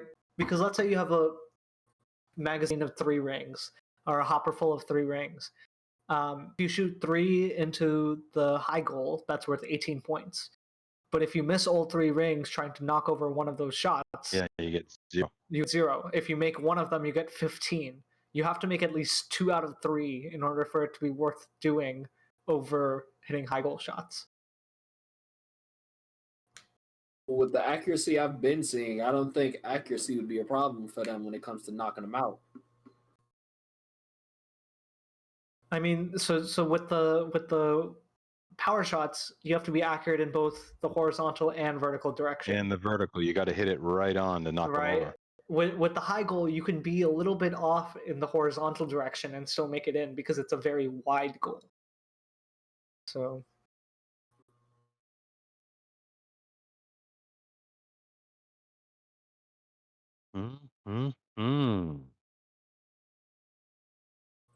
Once again, a beautiful first round by Aces and AlphaGo. Do we have a sense of how many teams in the district, not the district, in this, how many opted for doing the remote? Yeah, so I can pull up the events right now. If you don't know where the events are for our audience, there's a events.firstchess.org that has every single event. And so if we take a look, let me pull up some of the virtual events. So there are going to be, there's Remote Play 1, which is happening this weekend. I think they had judging just now. Teams, event, and details.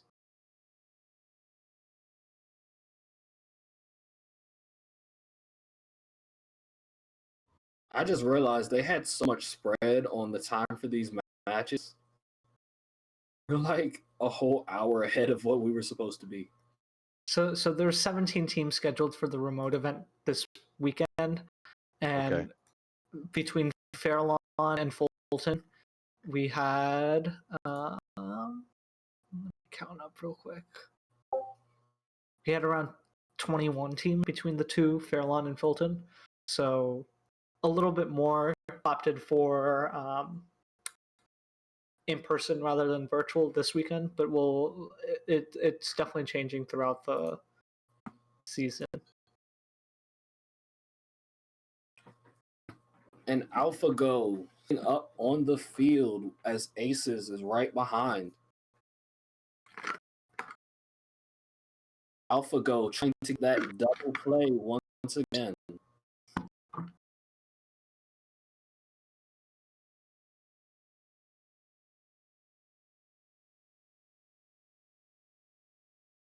See if they can detect that ring stack. That would be pretty slick.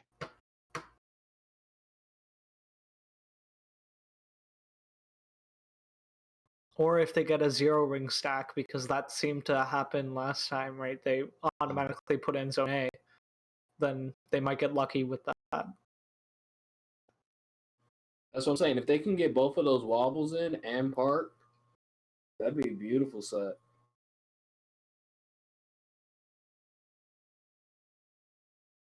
So this is in strategy. You can see where the wobble goal is right now, right on the front. It's right there for them to pick it up. It's right there to pick it up. So they've designed this around the situation. They have a partner who doesn't take advantage of that auto, you know? Yeah. I know online there's been a lot of autos designed specifically for picking up a wobble goal touching your partner. Mm-hmm.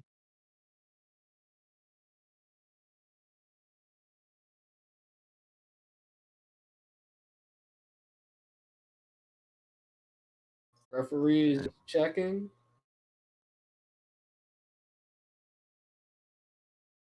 I have to say the camera angle or the camera lens, that fisheye on there on that GoPro, makes the referee look like he's about 18 feet tall. And he could be a really tall guy. I don't know, but in this vantage, more than one occasion, I've been a little bit startled because he seems so huge compared to the students. I think he is 6'6". That referee is like 6'6". Like I have to. He's really tall. All right. So I'm not out of my mind. It isn't just the camera lens. No, he's really tall. He's been the head ref for Man for a while now. I was about to say, I was like, sometimes it's just the fact that the features are short, and then you got like freshmen standing next to an adult. True. Oh, they got lucky. We got A. Let's see if they capitalize on it. They tried to last game. Let's see if they keep that setup and run the double play on A. So what does the 4 mean on the dice? So is it a table that determines what they're going to get? Exactly. So there's a table like 1 and 4 are A, 2 and 5 are B.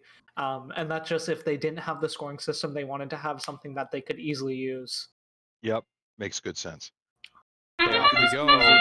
Taking 2, shots. 3. 1, 2, 3. And they've got A. That's in there. Get the other one.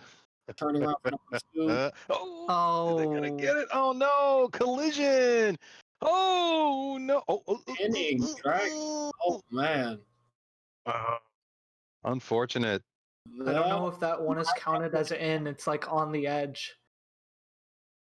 So they got 36 on the board. You think that's all from the 36 Drivers, to 3? pick up your controllers. Yep, high shots. 3, So 2, they didn't get the 1. They didn't count the wobble. Disappointing. And they also fortunately didn't catch a penalty from dragging their teammate, or at least not yet. All right, there you go. So now we're good. Wobbles in position for later. Does the wobble goal have like a high friction bottom on it? It's a plastic bottom on it. On a foam tile floor, it doesn't move around very much, which is why it does wobble instead of slide around the field. But it's not like super high friction. Like you can push it around the field pretty easily. Okay. I was about to say, it There's just a looks like mid-goal. that like hard plastic, like the old toy car wheels used to be made out of. Yeah, it's just an ABS plastic. I think it might be roughed a little bit, but it's not purposely frictionful. And go miss 2 on that one. Misses.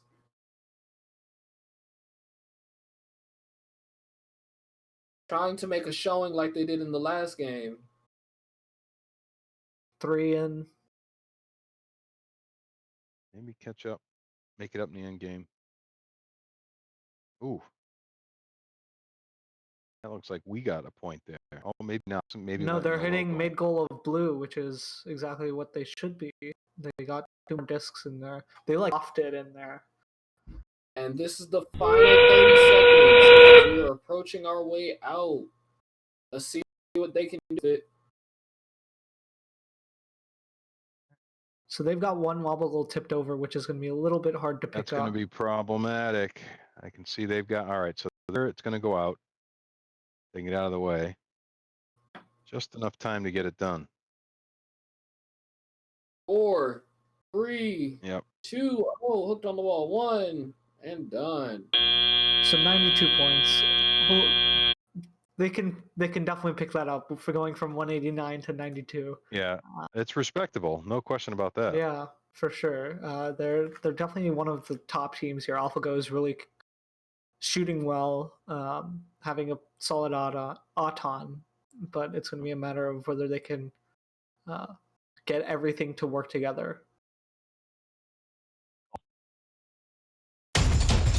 Yep, and then we confirm these 2 points. So again, driver controlled was the one that was significantly lower this match. 20 points lower on endgame, about 10 points lower on Auton, but the driver controlled was over 100 in the last match, and now it's down at 36. So hopefully they can pick that up for the next match. Just showing how much it takes to get a award-winning score in this game. You can go from triple digits down to double digits that easily.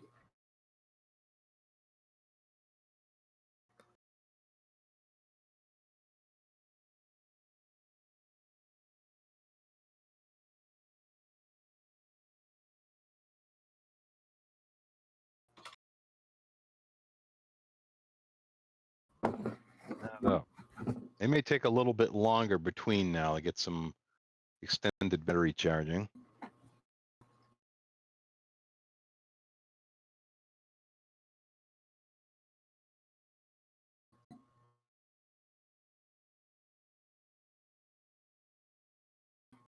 Yep. So these teams will all be judging tomorrow for the judged award. The judges will actually be able to see some of the match videos since it's been streamed here, and then they will have an award ceremony tomorrow night. Oh, and Jake, we were talking about it earlier. Your son was here. What was your favorite game piece or favorite game element from either FTC or FRC? Boy, oh boy, that's tough.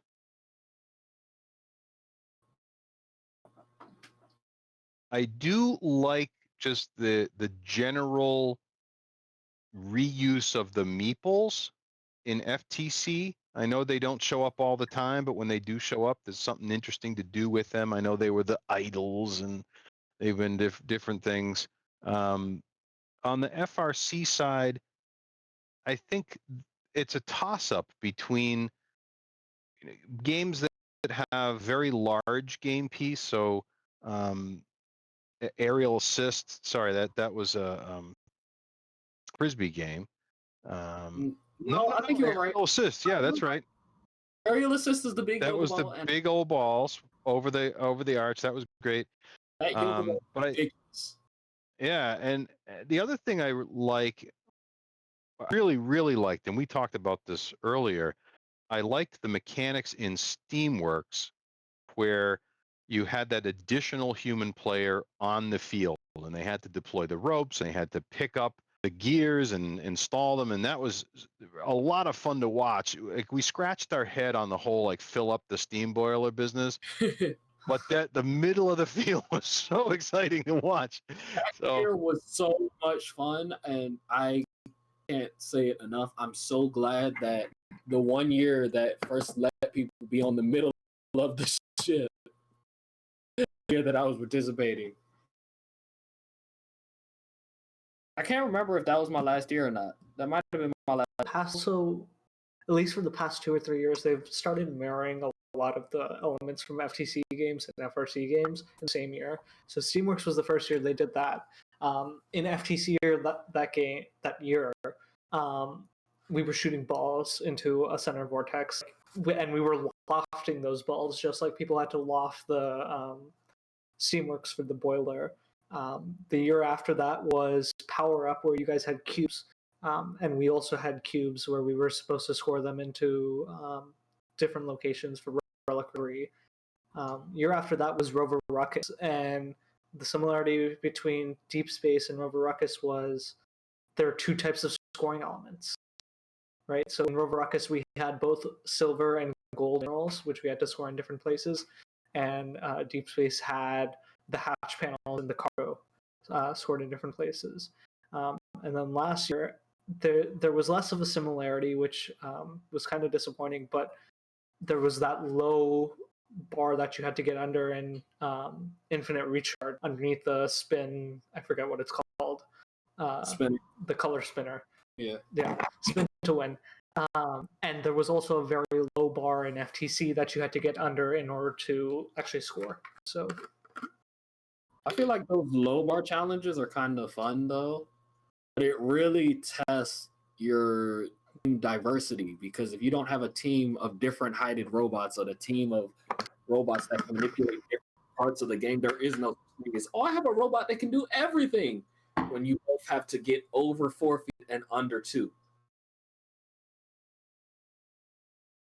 Yeah.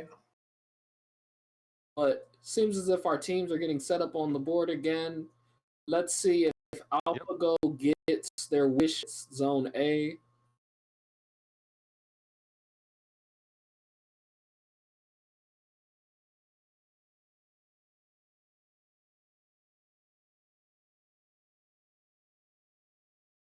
Hey, there you go, zone A.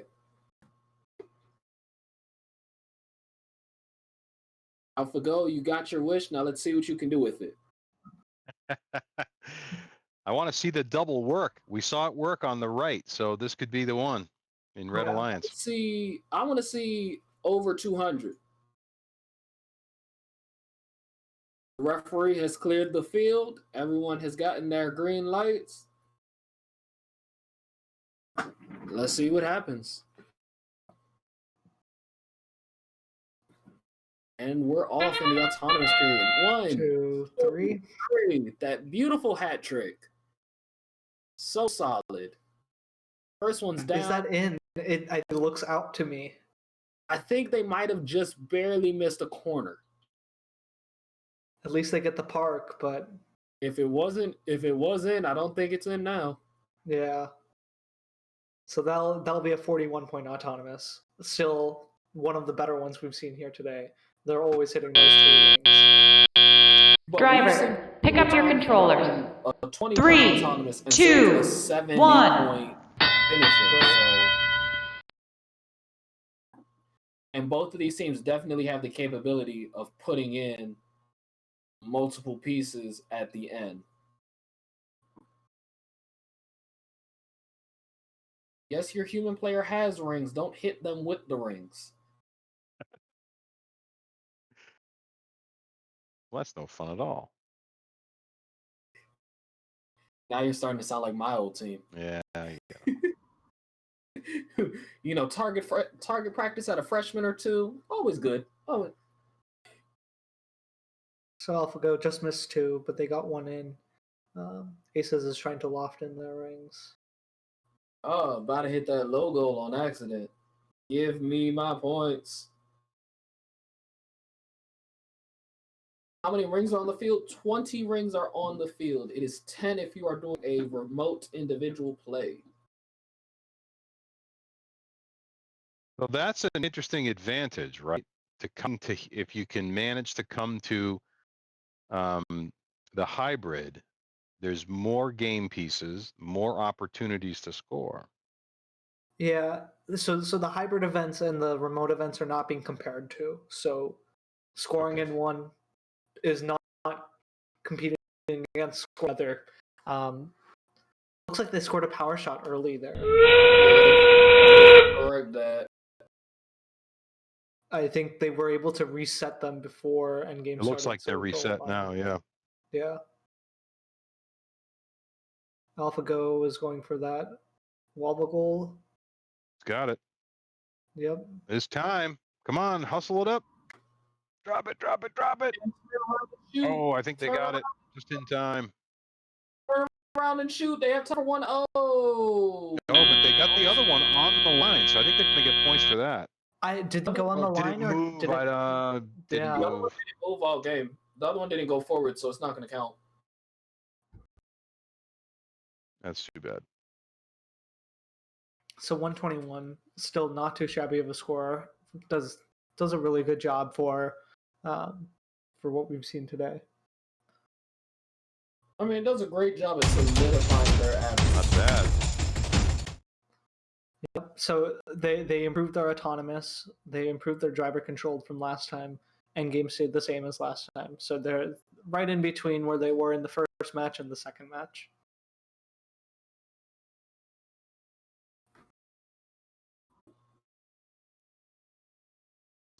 Everyone, there are only 20 rings on the field right now. There is not 1 million rings on the field.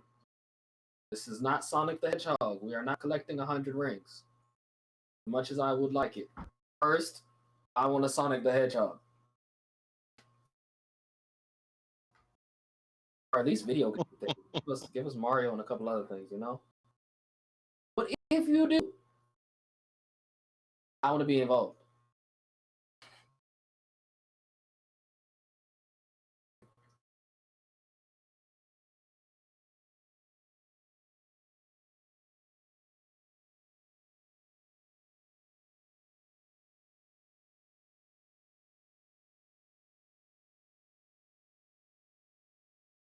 I feel like after this, I'm going to take a nice long nap. Cross my cake. It's sitting for me now. I was so planning on being productive yesterday. When I heard I had to be up at 7:30, I was like, okay, I'll go to sleep at a reasonable time. I'm going to be productive. I'm going to do what I need to do. I went to sleep at like midnight. I jumped in my bed and could not fall asleep. Then I woke up and I was like, I got time. Then I woke up a second time and I was like, oops, I don't have time. Let's get dressed. And then I had to remember, because I was getting ready to rush myself. I was like, wait, I'm not traveling to Fulton, Maryland. I'm traveling to my bedroom. Why am I in a rush? Traveling virtually. I was like, I'm traveling to the other side of my hallway. Where am I going?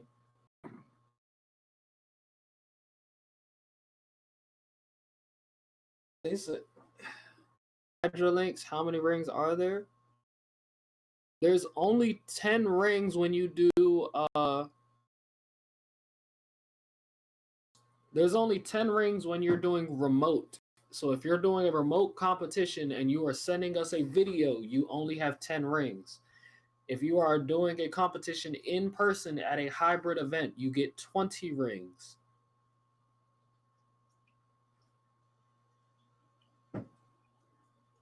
All right, we're gonna play team match videos, so let's go ahead and get into that. Ooh, video time. I'm starting. Wait, are you gonna start the video? Okay. We're ready. 3, 2, 1.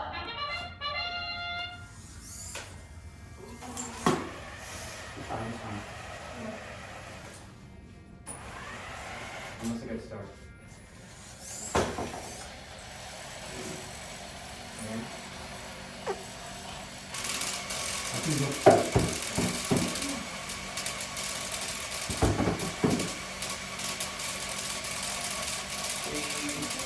Yes!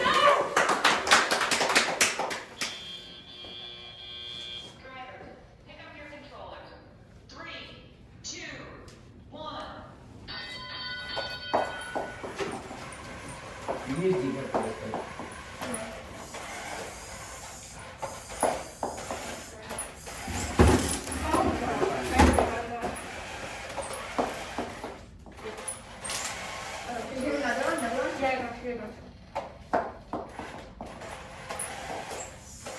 Perfect.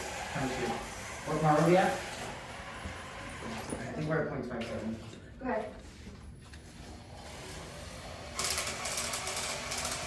Yeah, we're good.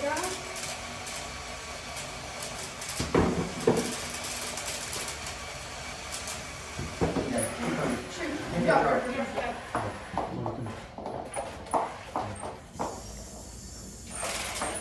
Okay, it's fine.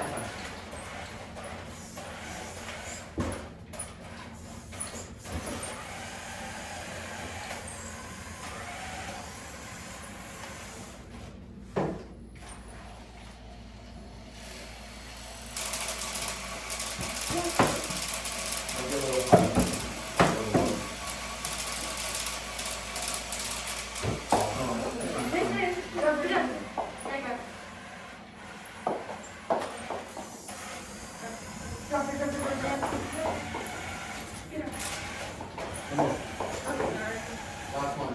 The game is starting. No, I think we have to shoot first. Oh, yeah, let's shoot. We have an average shoot. I need to go. Okay. Follow. No, it's fine. You got Okay, go. Come on, go. You got this. You got this. Go. It's fine. It's fine. We're fine. You got this. You got this. Oh, we have a Scotland. Let's go for that 41 points. So it looks like Otto just finished up. And they're going through that 8-second period. I really don't. Driver, pick up your controllers. It really throws off my 3, mind when I'm Coming in 2, right now at the 1. end of the, or as the autonomous is running, for folks at home. We're now moving into teleop, and we've got a lot of points on the board so far. just look at all those coins flooding the field, human player feeding them out, and let's just see these shots rain out. High goal, high goal, high goal. They are good for it. Let's see if they got it.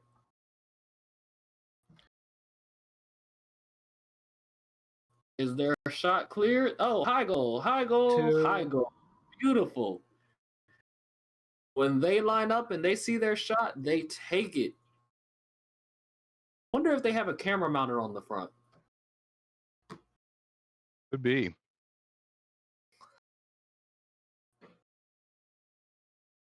And the other team trying for that mid goal. High goal.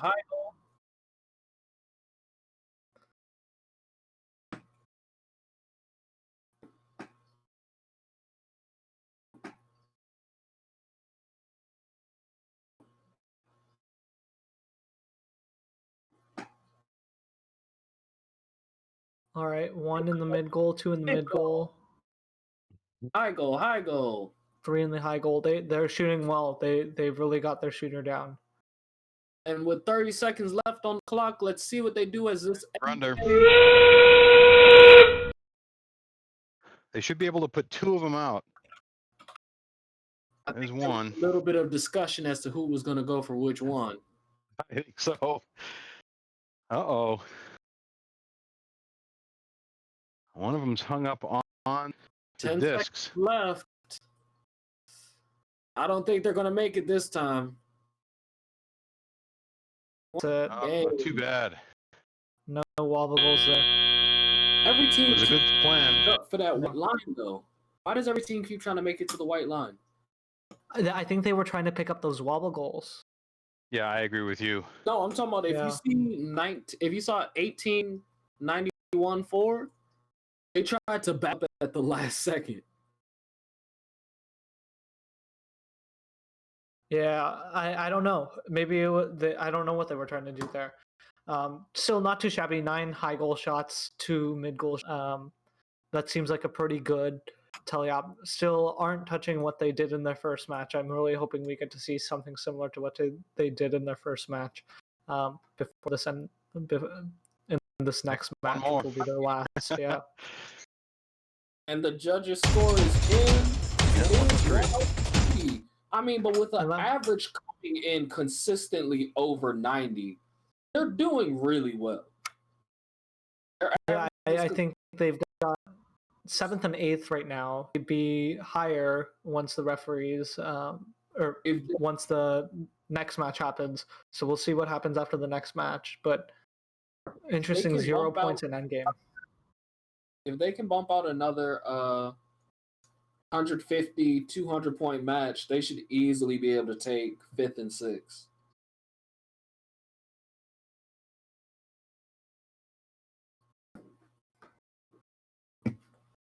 But all the top teams that we've seen today have been sharing what they do.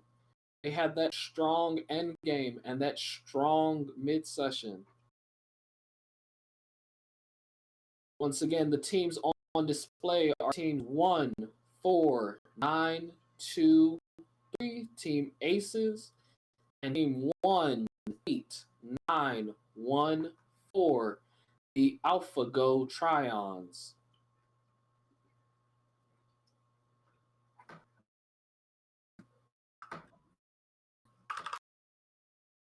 So Jake, you keep talking about this cake. What all are you cooking and making? What's the big buffet for? Made a devil's food cake. Never made one of those. So probably a little ambitious for the time that I nonetheless, it looks good and it's chocolate. It'd be bad. I was about to say, what makes it the devil's cake? Like, is it it's rich and chocolatey? I'm like, wait a minute, is this? I'm like, you have kids in the house. You can't be serving them liquor this early in the. Yeah. Like, I know in my family a tradition is our rum cakes, and with us being islanders, we'll you might drown. You try to eat that rum cake the wrong way. Oh, yeah, we don't do much with alcohol here. Of course, it leads to some, a lot of recipes require wine or other types of liquor in the burning the liquor off to make something. So yeah, and it's still just don't have it in the house. We make do. I mean, chocolate cake. How can you go wrong? Not putting enough chocolate. Oh, there could be that.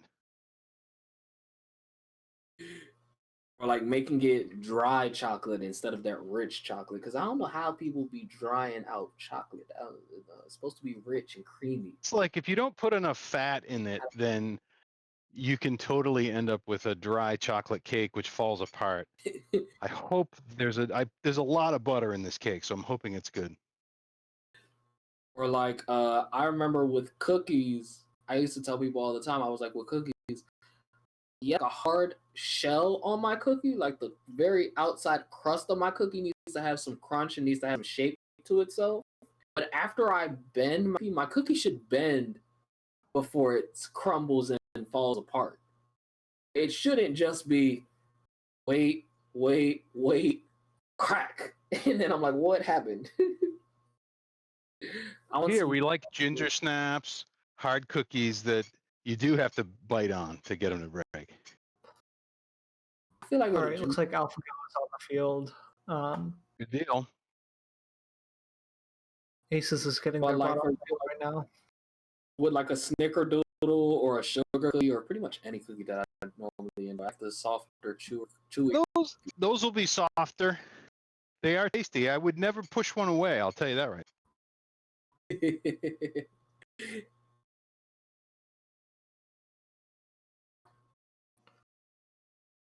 So y'all heard it here, folks. If you ever want Jake to be happy, just bring him cookies to the event. Cookies. I have been known to enjoy cookies from time to time.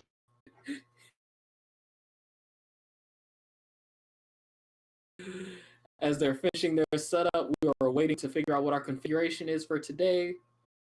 Oh, it looks like Aces is taking the bumper away from, the wobble away from him. I think Aces is going to control their own wobble today. So that we'll get it done.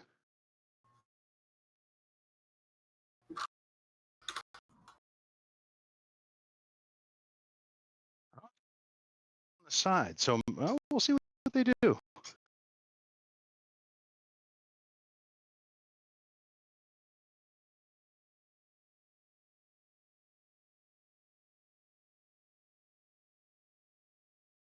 I go to FRC events. I'm a play-by-play guy on the sidelines, and I will bring a box of coffee with me, Dunkin' Donuts, and sometimes some donuts, sometimes some donut holes, but always the box of coffee. It's a very popular item. Box of on the sideline. I honestly can't remember the last time I drank coffee. Did you have some today? No. Oh, I thought you made some today. No, I told you I was mixing a drink. I was like, I had some Tang powder. I'm sponsored by an energy drink company. They're a sugar-free energy drink company. So I drank some of that mix as well. And then I had a Calypso. And so I just drank it all out the same cup half the time. And it's just like, down the hatch, down the hatch, down the hatch, down the hatch. All right, looks like both teams are on the field. Ready to go. Yeah, we're going for C. Set up C. Configuration. Have we had a C yet for this group?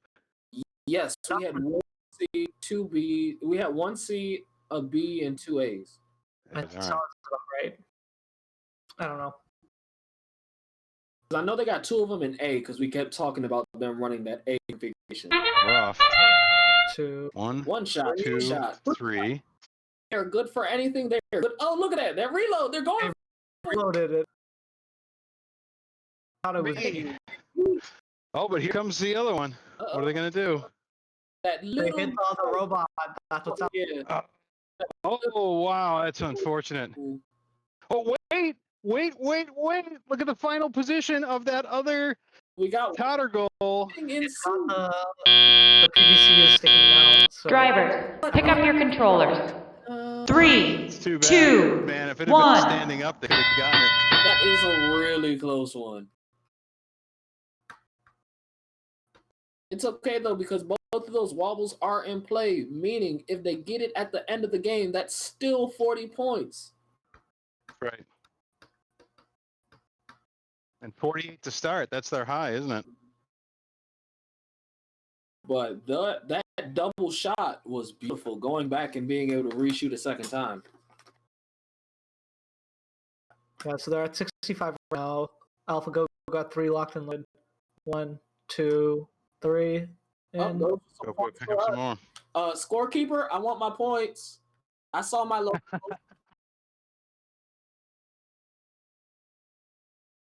AlphaGo is ready again.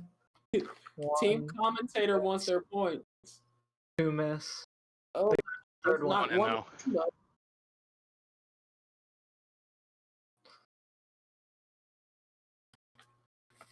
Still plenty of time. I mean, a beautiful round. 89 points on the board with 50 seconds left, and they are just running up the clock. Look at those mid-goal. I wonder if they can transition from shooting that mid-goal to shooting the putts. I mean, shooting the PVC pipes. Let's hope they can go for that. Because now is. All right, now. Because I feel like Alpha can go and get both pieces. If Alpha takes, both wobbles, could they shoot the PVC? Oh, they're going for it. That was almost was. They got one.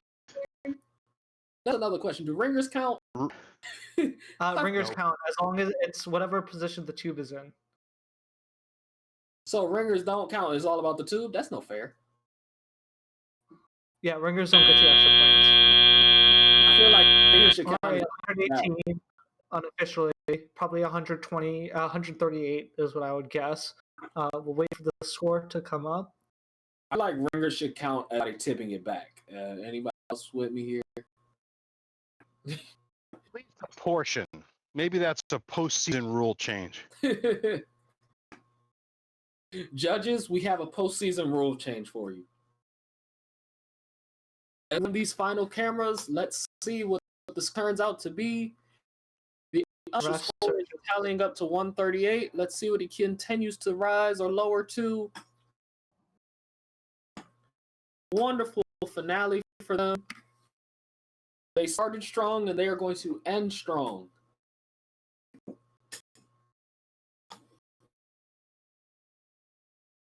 As we wait the judges, and the final score for that alliance is 138. And I told you they were going to rise up. Look at them. They did. Look at that, up to 3-4. Yep. So I think 1-2 right now is who was it? Absolute Zero and Almond. And all right, so we've got a match video now coming up. Yeah. Yep. So let's Sean, go. whose team is this? This is the team that I mentor, Team 9794. So let's go ahead and go right into that.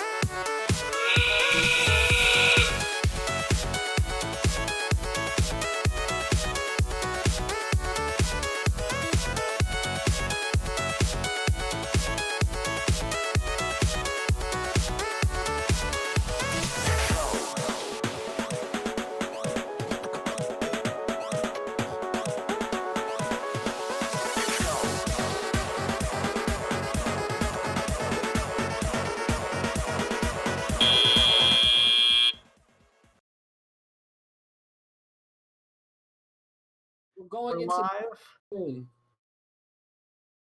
and that was a fun match to watch. Anything you guys have to say about it? It was beautiful. I love the way that they handled the wobble goals at the beginning and picking up from the bottom. I'm trying to, like in my mind, I can't quite understand that mechanism, but I love it. It's a sort of linkage mechanism that claws together like this. So it's a pretty interesting mechanism. For your team to get to Fulton, so we can actually see him in action. They're not going to be playing today because they are playing virtual. I think they're playing next week at Fulton. So we'll see if they do that. They right now registered for it, but they're going to decide whether they want to play virtual or they want to play in person. Because with 20 rings, they'll have a lot more chance to score. So how are you allowed to commentate on a team that you actually played or mentored for? Because I feel like then your commentating is sort of kind of biased. But then again, there is no. That's why there's three of us. That's why there's three of us. Before we go too far down that road, Sean, why don't you tell us about 7393, our friends, the Electron Volts? They're new to us right now. Aces have been on before. So 7393, the Electron Volts, they're from the Montgomery County area in Maryland.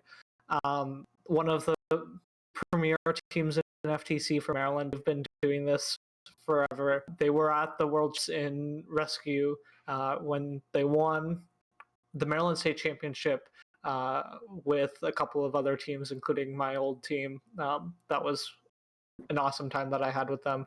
They have been a solid team ever since. I think they've been to one other world champ since then, and they're definitely a strong team. Excellent. Thank you. Well, I love seeing my teams from the DMV. Moco, y'all got it. Represent. Yeah. And then Aces, again, these two teams are pretty tight. Like, they've practiced with each other before. I don't know if they've been practicing together in COVID, but I know before COVID they would scrimmage together. So we'll see if they actually are able to score high here, or it's going to be I think they're going to get some chemistry going together in the later matches. Somebody just said for me to show them the cap rack. I'm like, I cannot bring that whole shelf of caps down. That's not even all of them. That's just all the ones that have a hole in it. Minus these two. Because, you know, I got to wear these two today. I love caps. What's funny is how I ended up having so many hats, and I can't even wear most of my hats anymore.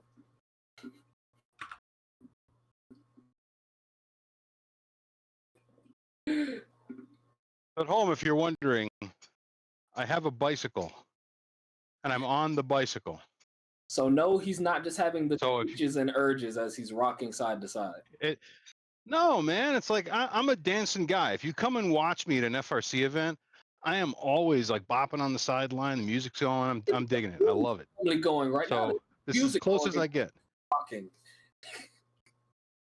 So it looks like we have another remote video. If you'd like to see that. Yeah, we're in the sanitize mode. So it's going to take a little bit of extra time between these matches. So let's go and take a look at another remote video.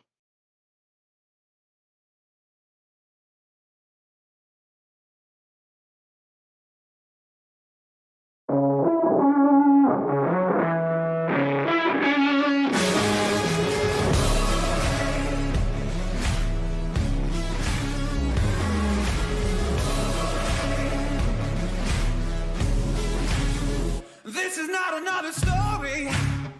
This is not another drill. I refuse to be another number now. Never staying down. This is something real. I'm a name that you'll remember. I am more than just a thrill.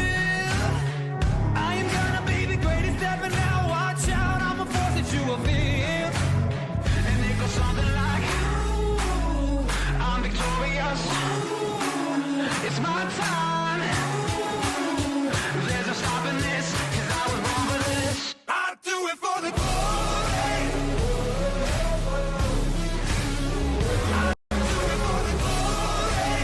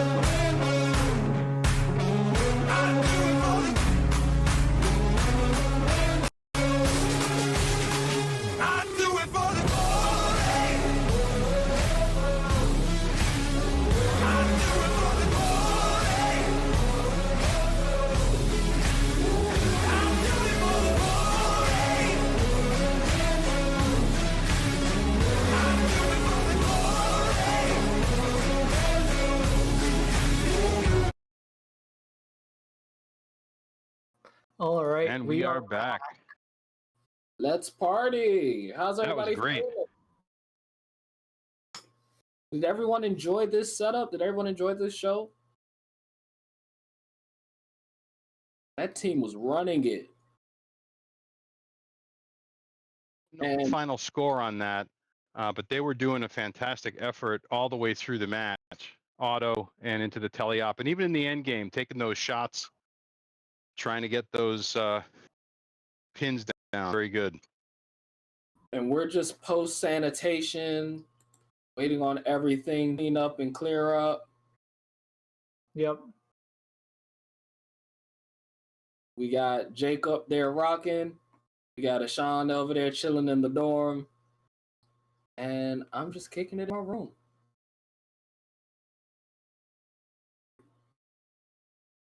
Many dances, just so you know. They waiting on you to do your funny dance moves. They said they love your dances. They said they want your dances. I gave you some. I gave you some just now. Blog is, but what is that all about? You got to explain that to me. What? I think I can officially call myself out of the text loop. I don't. My 4-year-old the other day was saying, "Oh, they were doing an obby," and I was like, "Doing a what?" And they were like, "Obstacle course, an obby," and I was like, "Just say obstacle. Just say obstacle." That is. What is an obby? So that's what they're doing for FLL Explore, I think. Okay. The teams are designing an obstacle course using the Lego WeDo. So that's pretty cool to get them moving. I'm helping run the Maryland FLL Explore, so it's been pretty unique trying to get virtual FLL Explore, especially since when you have little kids, they definitely like to be hands-on, definitely like to be very in person and very close to each other. But it's interesting. Kids, Legos, sanitized. Doesn't sound like a complete sentence. That sentence don't work.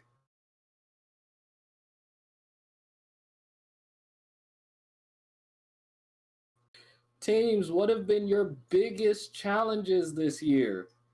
Also, what are you glad about with everything being virtual? I know some teams have been loving the fact that they're virtual because then they get to, have more time to go meet with their team. Other teams have been hating it because of the fact that they're like, we can't meet in person. We can't do this. We can't do that. So I think we're also running a little bit ahead of schedule, so we might have to wait a little bit for Electron Bolts to arrive. We're running I think the last match. We're running a whole hour ahead of schedule. We're killing it. No, last match was supposed to end at 3:55. It's now 3:57. I thought the way that the schedule was looking. No, the last match was supposed to end at 4:50. Or no? We haven't played that match yet. The last match that we played was match 40, which was supposed to end at 3:55. I was saying, like, wait a minute, we way ahead of our schedule. Wait.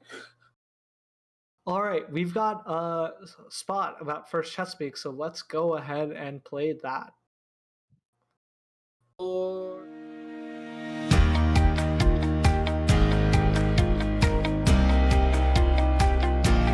One of the things that's most rewarding about seeing a First Chesapeake competition is the energy. This is not a science fair. It is loud.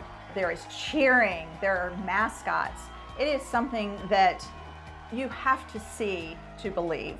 These kids have really found their bliss. They found a goal, and they all are working towards this. And we see this as they graduate, as they go on to college, and as they enter their careers. We feel that FIRST has really been their first step in a successful future for them and also for us.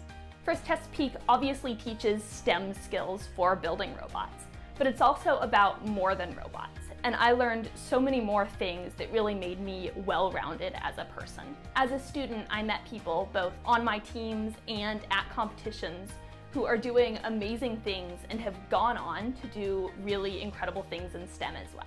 That's a lot of fun, and it's also really valuable because it gives me these connections to people doing phenomenal things in STEM. I first became involved with First Chesapeake when my two sons became involved with the first program. Both of them were in robotics and found a huge passion for the ability to grow and also to explore the emerging capabilities around robotics. First, and First Chesapeake specifically, is a great avenue for our children to understand how they can impact the world in a fun and engaging environment. I'm so excited about the impact that our First Chesapeake students will have on our future. I was amazed at what these young high school students were able to accomplish in 6 weeks. They take a project that seems like it's daunting and hard to achieve, and they're able to break it down and bring different skills and diverse backgrounds and achieve it. It's just a really amazing experience to see how someone's learning comes to life. And even more so, having been, both a mentor and a judge, also seeing what these students bring to the table and the amount of thought and strategy and through to execution that they have is truly profound, and it's always a pleasure to see what they come up with. When we think about robotics and when we think about the future engineers, the future doctors, the future astronauts, the future educators, as well as the future trades and craftsmen, those individuals are going to have a strong math and science background. So First Chesapeake being the training ground in order for these new leaders to emerge is going to be very valuable, is very valuable. So we have to continue to nurture them, continue to give them the guidance that they need, continue to give them the mentoring that they need in order for them to be able to dream about what it's going to take for us to continue to be competitive as a country in this global world. Our First Chesapeake students are going to have a tremendous impact on our future. They are already making a difference today. They are working in companies such as NASA. They are working for the military. They are working in film. These are creative, smart, driven young people, and they are tomorrow's technology leaders.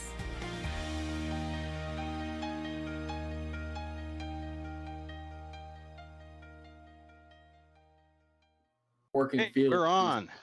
All right. Still waiting on Electron Volts to show up. Aces is in the house, but they played the last I said they matches. just playing, so they're ready to rerun. Yeah, I think load-in time for Electron Volts was 4:10, so they still have 10 minutes to show up to still be on time. I mean, they had a schedule. That's just how it goes. So how's everybody's weekends You're going? supposed to do the line dance. You're supposed to put the music on, get everybody to dance around the arena. We're not. That's what's supposed to happen right now. You're way We're ahead. not cha-cha sliding and Cupid shuffling in our chairs. I don't think we have the copyrights for all that. We're just doing the moves. This one here or something like that. Macarena. That was it. Oh, you got it. Good. So at least it almost looked like Macarena. I'm about to say there's a few of them, but still just.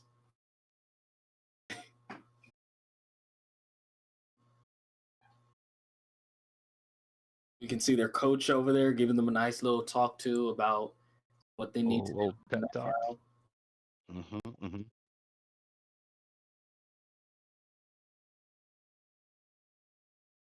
Well, currently we're waiting on Electron to show Hydra. Actually, I think they might have just walked in. Is that them? I think they got here because it looks like we're getting the messaging right now, which is great. Yeah, it looks like people are getting to talk to. Mm-hmm.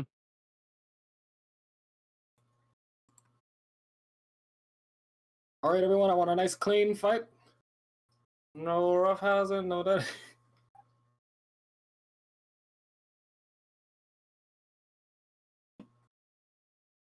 Oh yeah, EV. EV has got a serious cheering squad out there. Like I said, let me go back to my high school and go get my cheerleaders. We actually got the And I remember our cheerleaders were so mad when we didn't win like one of the cheering awards or crowd awards or something. Like we lost. How? We're real.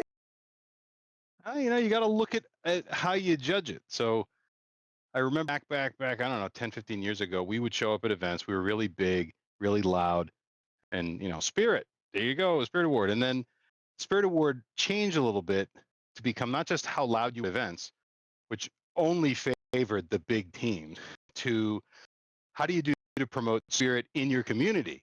It's a whole other ball of wax, right? Yeah, and then I was like, wait. You're telling me I gotta have a TV showing you what I do outside of this? Like, and every team's pit started having TVs and huge things. Or like, I remember somebody at one pit, they were doing like melted. They were doing like the hot glue keychains and stuff like that, or the wax mold, this or the other. And I was like, that's not fair. Well, you didn't do it the next time. I was like, Spirit meant I packed a school bus full of children. He gave them all a t-shirt and said, go be loud.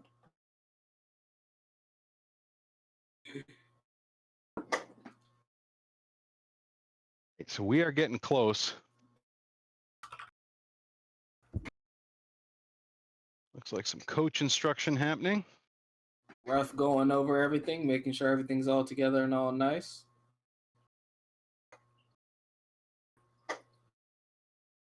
I do notice that no one gets red cards for stepping over the barrier in FTC. There's no gate in the barrier here. So it's only a 12-inch barrier instead of 18 inches. I know, but there's like no getting clearance before you cross the barrier. There's no like waiting and waving your hands. Like FRC, I gotta make a whole statement about, hey, wait, can I enter? Okay, cool. Has to be like a formal Lights have to be purple. Lights have to be green, whatever the color is that year. Yeah, it has to be a whole formal declaration to enter. All right, though, it's about safety. You don't want anybody to get hurt. You can certainly get hurt. In either of these, let's be fair. If you've got a robot driving to you at speed and you get knocked in the knees, it hurts. No question. These are ankle biters. FRC is a football player coming at you. FRC is a small car, just boom, straight to your hip. And I have been hit on practice fields on multiple occasions by robots at speed because they get down in the wrong orientation and then suddenly charging, and they should be heading towards the vision target, which is nowhere to be seen because they're looking at me. Pretty good. Like I said, I've played games with like school pep rallies and such, where, for example, the Frisbee game, when that season was over, we were just launching things like the Frisbee hopper at people. So, So, Sean, I have a question for you. I noticed that he's doing something with the vision targets. It looks like he's either relocating or replacing. I'm not sure what's happening there. Attaching them to the wheel, to the wall, because probably over time the tape just came loose. And I can see that he's used some gaff tape on the ones next to the towers, just retaping them, making sure that they're lined up since they were pulling off. I like how every time y'all talk about another thing, I already have it in my room. You have the gaff tape right there? Yep. My nice. Extra heavy-duty 3-inch gaffer's tape. That almost never gets used. Because my skinnier gaffer's tape wants to get used, and I had somebody ask me, what do you use a 3-inch roll tape for? Well, you see what happened was, when I have my 100-foot, 150-foot cables, I got to bundle 6-7 cables together at once. 2 rounds with the 3-inch makes up for like 10 rounds on the 1-inch. Yeah. Heck Brick, giving a shout out for Electron Volt. Remember, teams, don't forget to post your team name. Don't forget to post your team location. Are you FTC? Are you FRC? Is this your rookie year? How many years have you been competing for? We love to hear from all of our teams as they're steadily approaching the 8.5 hour mark here on camera. Understanding what's happening with the on and off the field. I think that might be measurements, perhaps. Maybe, yeah. When the field doesn't always stay the same, it's not that durable of a field, so they might be checking it to make sure that it fits the 1-inch tolerance.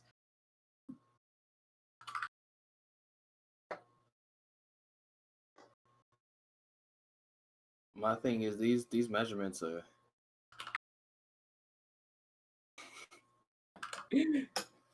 like I said, that FTC border, it just looks so funky to me because I'm so used to the FRC rigid metal frames and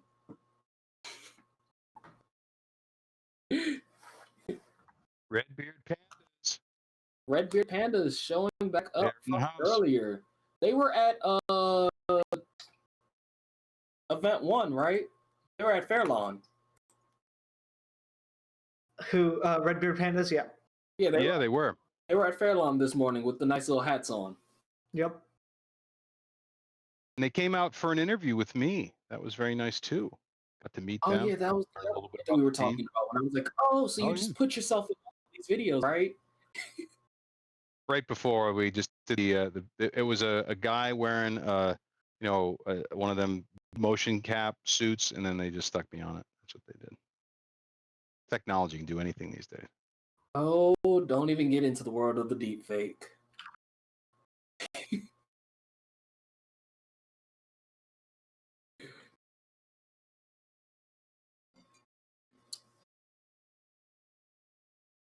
My thing though, I miss seeing all the light up teams. Where's all the teams that used to have lights on their stuff? With the FTC batteries, you just don't have enough power lights consistently because they draw so much current. So teams have generally stayed away from them. You see it occasionally, but not too many flashy lights because you just want to. A lot of teams have started to use them to signal to the drivers what's going on with the robot. So, like, let's say you're lined up with the goal, the light goes green, but they'll small strip instead of making it like super flashy. Or like I remember some of the teams just out in the pit. I mean, just out in the pits or out in the arena, or just their drive team would just be covered in lights, or their driver carts were just covered in lights. Hey, we're getting close to randomization here, I think. Both teams do have their wobble in hand. Ryan is doing a final clearance. Teams are out the way. Well, back almost. Back out the way. Back out the way. See, if this was FRC, they would have been red carded, or at least yellowed. Nah. Keep jumping on the field. Okay, we got thumbs up on one side, thumbs up on the other side. Here comes randomization coming shortly. Let's see what we get. And we got Object C, 4 rings. Leave it as is. There we go. This is a shooter's paradise. Let's see what they can do with it. Looks like it. Aces coming out, trying to hold on to their number 3 spot, and Electron Volts trying to make a name for themselves. Let's see what happens. I think as long as they maintain an average of over 100 points a game, they should be well on their way to keeping their 3rd place spot.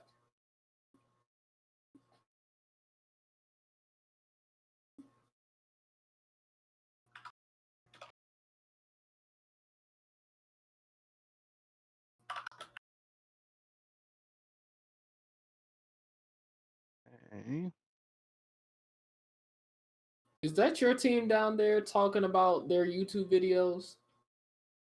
Probably. We can see. Yeah, Gymnast is from my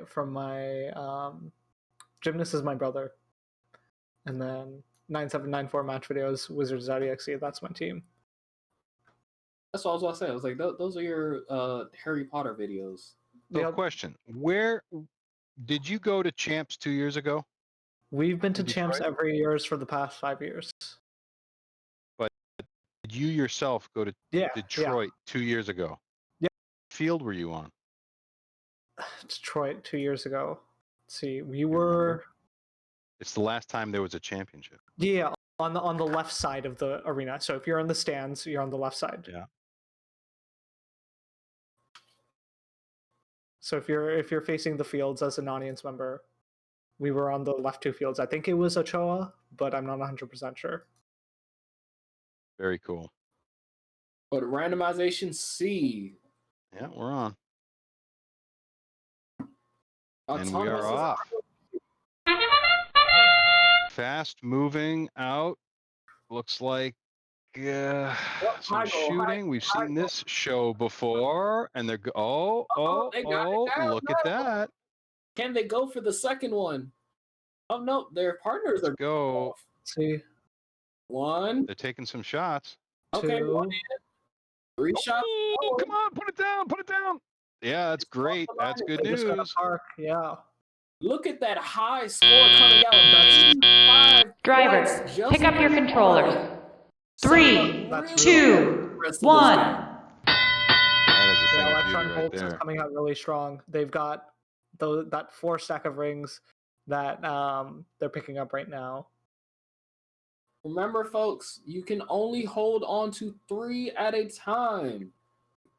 So even though there is a 4 stack sitting in front of them, they are only going to touch 3 of them. High goal, high goal, high goal. Nothing but the best. Electron Volts is looking real strong right now. Shooting straight aces from Team Ace. So Electron Volts, one of the cool things about them is they've got their wheels facing perpendicular to the way they intake. So they're shooting from their side technically, and they're Yeah, I can see intaking that. on their side. But because it's a Mecanum drive, they can drive it just like it's a normal robot. Probably due to space constraints, why they did it that way. Beautiful mid-goal shots. Beautiful. And with almost 30 seconds left before we go into the end game, we are well over that 100-point mark, setting themselves up very nicely for an end game finish. Hey, they gave us some points. Mid-goal. Pops up on the board. Hey, come on, give us our points. Those were 2 mid-goals. I want my points. And we're in the last 30 seconds. Let's see what they do. Do they go for the shots? Or do they go for the... Looks like Aces is going for the wobble golds. Electron Volts is trying to pick up those last rings to get the power shots. See if they can get Aces those power shots in. Aces is struggling a bit. They've got 10 seconds left. Let's see if they can get just one. There's one. Power shot over. One. There's 2. Can we get all 3 for the first time tonight? For it. Oh, it was a little late. Oh, just barely. That was brilliant. That And yes, that was an brilliant. insane auto period. Let's see how the judges and referees have to feel about all of this. I know the scorekeepers had plenty work to do this round. Not our highest score of the day, but definitely a wonderful performance. And for a first round, that leaves plenty of space to grow.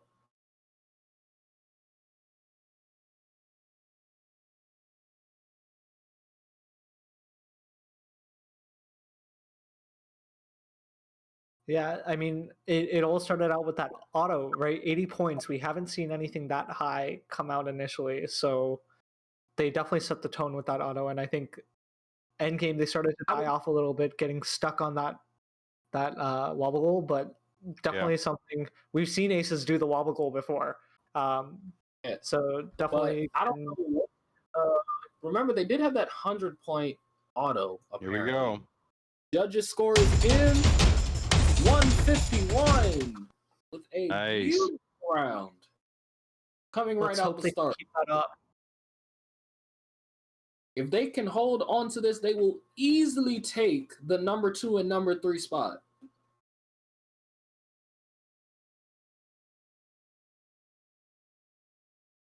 I think these guys are going to give who's it? They're going to give Almonds an absolute lot for their money. Hey, hasn't been done yet today, but we'd love to see it. I'm not sure what the talking is about. What do you think? Somebody probably had a question about how something transitioned or how something moved. Mm-hmm.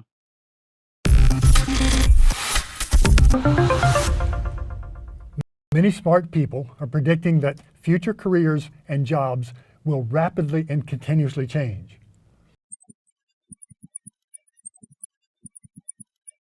In my career, for example, most of the analytical methods used for engineering analysis have dramatically changed. Artificial intelligence is suddenly becoming a very powerful tool. It's even on the verge of becoming a tool designing tool.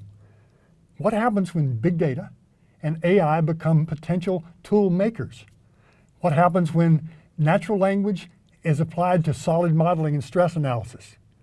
You might soon be able to say to your screen, design a bracket to hold this wheel, keep the deflection to less than 1 millimeter as the robot collides with a stiff wall at full speed.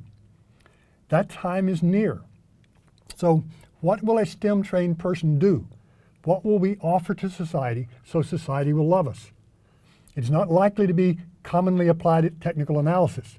However, uniquely human things like recognizing needs, being creative, acting on empathy, demonstrating leadership, designing beautiful things, those uniquely human characteristics will be even more valuable. So, those who understand the universe and understand themselves and society will be in a very powerful and satisfied position. That's good stuff.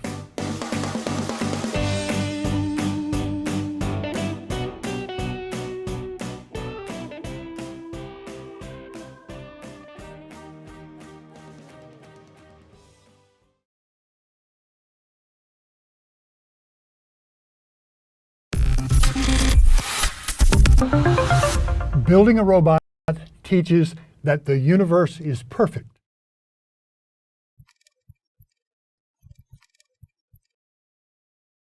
Mother Nature applies all of her rules all the time. She is reliable and causal. If we learn about her, we can work with her. When she surprises us, she is teaching. So a robot is a natural thing. Its behavior is totally determined by the laws of the universe. And the same laws apply for the whole universe, which is bigger than we humans can imagine. This sphere, for example, is a 3D model of part of the universe. Each tiny speck represents a galaxy. Now, our galaxy would be very hard to find in this cloud of specks. If you could find our speck, you'd be hard-pressed to find our solar system, then our planet, then our continent, etc. Compared to the realm of the laws of the universe, we humans are the small end of nothing whittled to a fine point. Learning about the universe through your robot's behavior can teach humility. Our belief that we are the most important things ever is hard to justify. So arrogance is not appropriate. All right, we are live. Just got told that we are running setup B with one ring and aiming for the middle section, and they're off. If we can get 3 in now. Commanding. Just a slight misalignment. Yeah. Just to show slight errors can make a huge. Ooh, look at that, huh?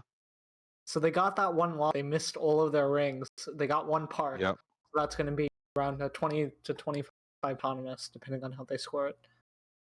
No, they got 2 parts, apparently. So they're getting 10 points. Driver, pick up your controllers. 3, 2, 1.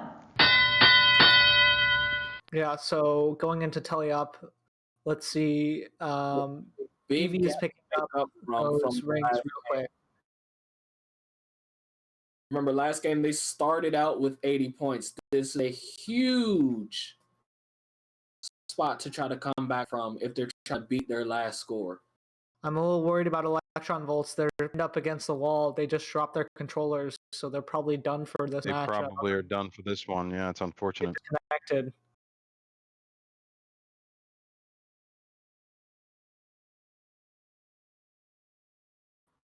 Question in our Twitch chat that one of our producers is probably going to have to look at to answer. But a beautiful mid goal.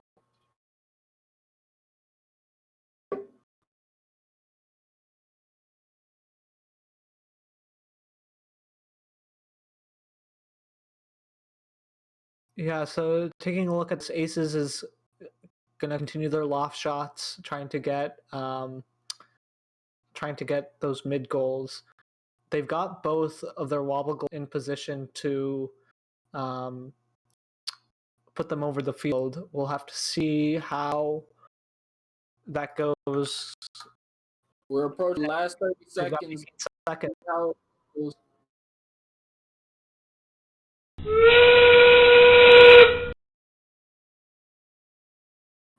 Oh, they knocked it up, just bouncing it around.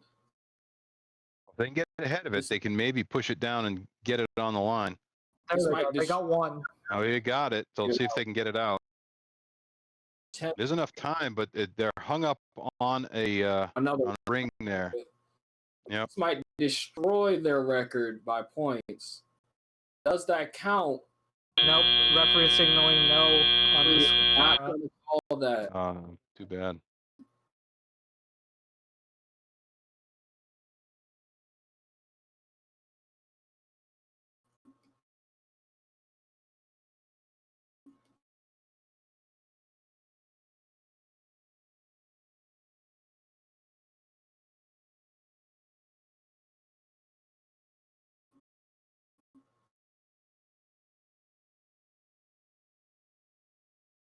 And as we wait for our judges for our final score, this one might be Ace's worst score yet. We weren't sure how it will affect them, however, because they've had their 5 matches. But I mean, back at Fairlawn with the other team score was still changing. Red Alliance with 29 points. Did not change Aces from number 3.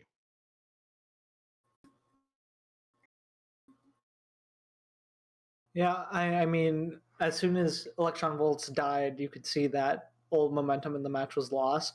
And it started out with that, just missing the auto shots, right? They were just slightly over to the left.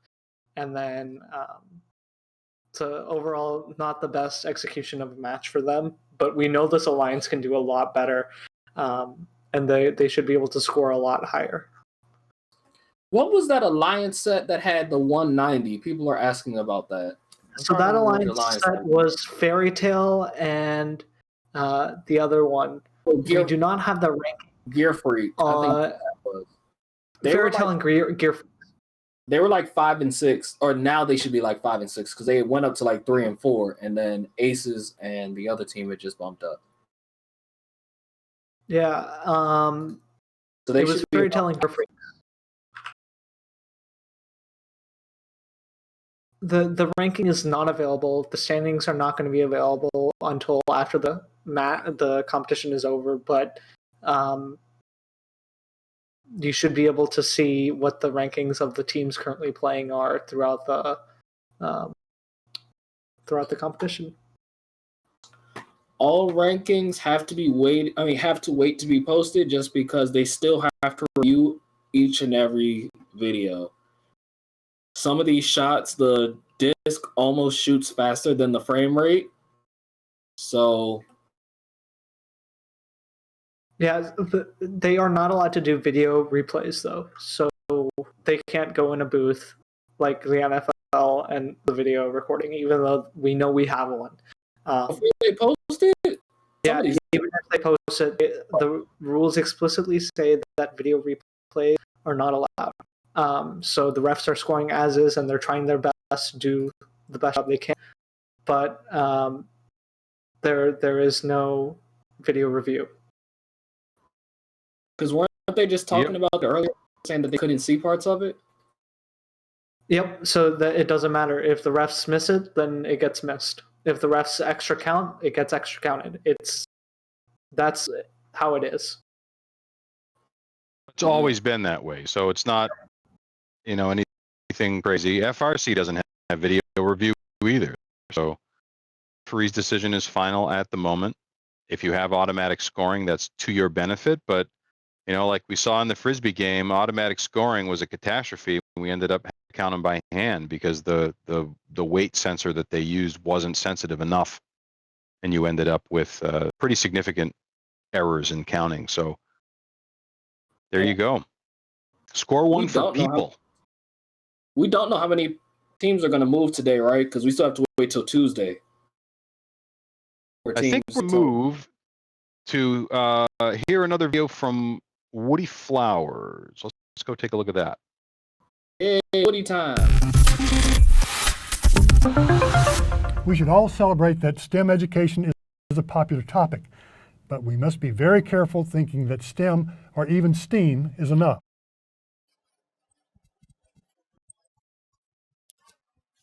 Most of what is called STEM education is actually science and math training.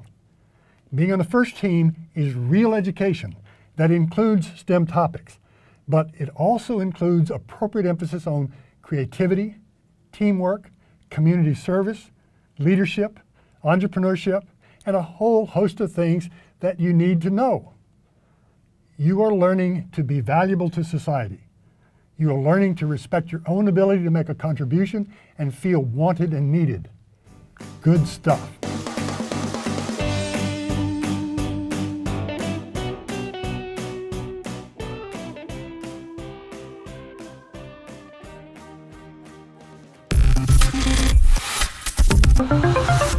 You're likely to be very successful. You will have a nice relationship with society. You will provide stuff that folks like, and in exchange, society will love you. You will feel needed. But you don't want your success to put you inside a success bubble, looking out at what some are calling the useless class. If you want a meaningful and happy life, each of you need to figure out how to pull at least 100 others with you towards success. This is very, very hard.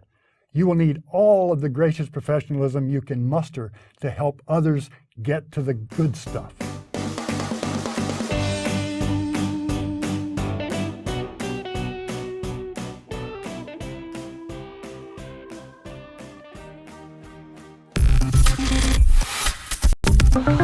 In building your robot, you had to comply with the laws of the universe.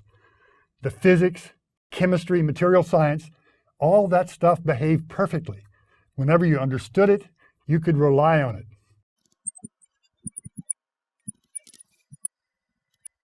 The universe is perfectly causal, perfectly reliable, perfectly constant.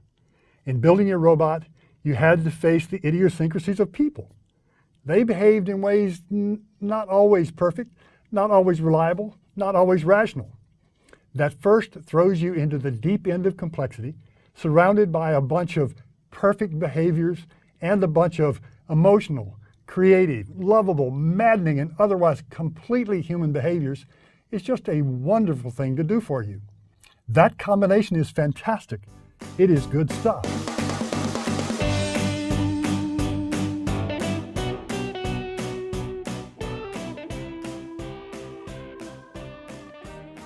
Live. We are back. And looks like Electron Volt's trying to fix up their robot. They've got the ref taking a look at it, trying to help them out as well. And that's what it's all about, getting volunteers helping you, because we all want to see you succeed.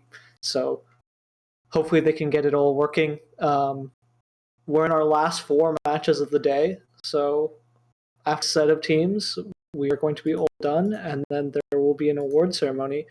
I believe there's one happening on Tuesday for the remote events. I don't know if the in-person hybrid events are going to be also on Tuesday. I believe all the events are on Tuesday. Great.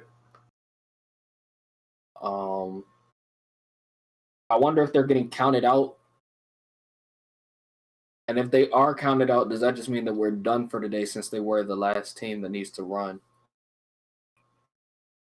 So well, they should have time to try and make the repairs. Let's get them on the field if we can. In I'm just saying, pacing back and forth. In FTC, teams have 5 minutes between each match so there's no timeouts in the qualification matches. So every team here has been given 5 minutes, and since it's the last one, they may give some leeway and they'll make it work because we want everybody to succeed.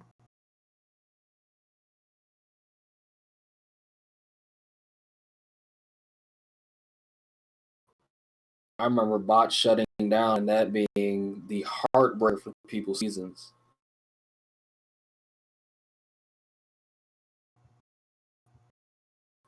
Because as we saw, you can have a bot puts up over 100 points in the first round that as soon as it shuts off, your team is just killed.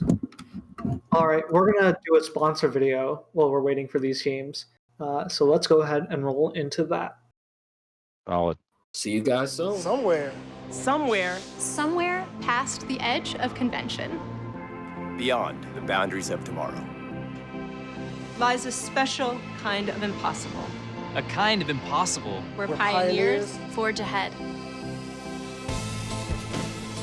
Where no idea is too bold. and no challenge too great. Because making a 200-ton airplane disappear is impossible. Until it's not. Predicting cyber attacks before they happen is impossible. Until it's not. And solving the mysteries of the universe is impossible. Until it's not.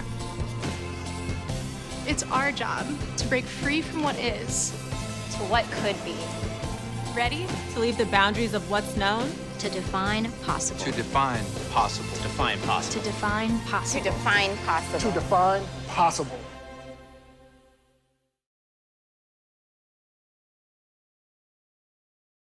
That was that cable that goes between that device, which was the expansion hub, and the phone was very weak. I think we're back. Yep, we're live. Yeah. So we're just talking about the new control system. That wire that went between the expansion hubs, which is what housed all the electronics, and the phone used to be very weak. So with the new control hub, they actually built the phone into the expansion hub, and they have a direct soldered connection between the expansion hub board and the phone, and it's a literal drop-on circuit. So while that makes it so you don't have a screen on your robot, you have an Android smartphone in your robot. And so that's made reliability very, very much better this year. Like if this was a week one event last year, I would expect half the robots to be disconnected at some point. And we definitely haven't seen that happening today, which I'm really happy about. So that was a new change that they made to the control system this year. It's a welcome change. I like having a more robust bus there, you know? Looks like both teams are back on the field, so hopefully all issues have been resolved. So it used to be in Velocity Vortex, which was 4 years ago now. Instead of having that 8-second grace period between autonomous and teleop, they would actually just stop the match, would be able to wiggle test your robot to make sure that everything was still connected. Still working. FTA was allowed on the field to go reset, unplug, and do whatever they needed to get your robot working. And then everybody would go off the field and they'd start the 2 minutes. And so matches were a lot slower then, but that's the only way they could do it because these robots weren't reliable and there were so many different ways for them to disconnect. Ever since they released the expansion hub and some of the other, and the control hub, which they did this time, they definitely made it better. Setup A with 0 rings, which we've seen has been pretty hurtful for somebody who tries to shoot a lot until that teleop is activated. Let's see how they go, because they were shooters in the last round that they were actively running their autonomous. And they're off. There they go. They'll take those shots, right? They've got 3, so they should get the 3 in. Oh, I got 1 in. They get 1.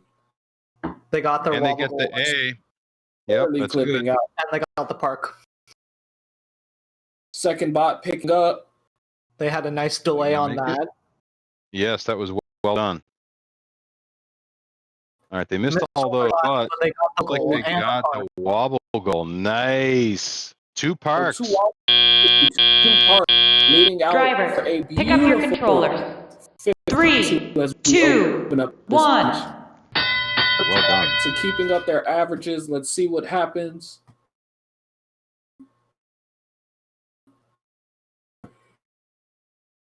Yep. Looks like Evie is working again. I'm really happy that they're able to get everything working.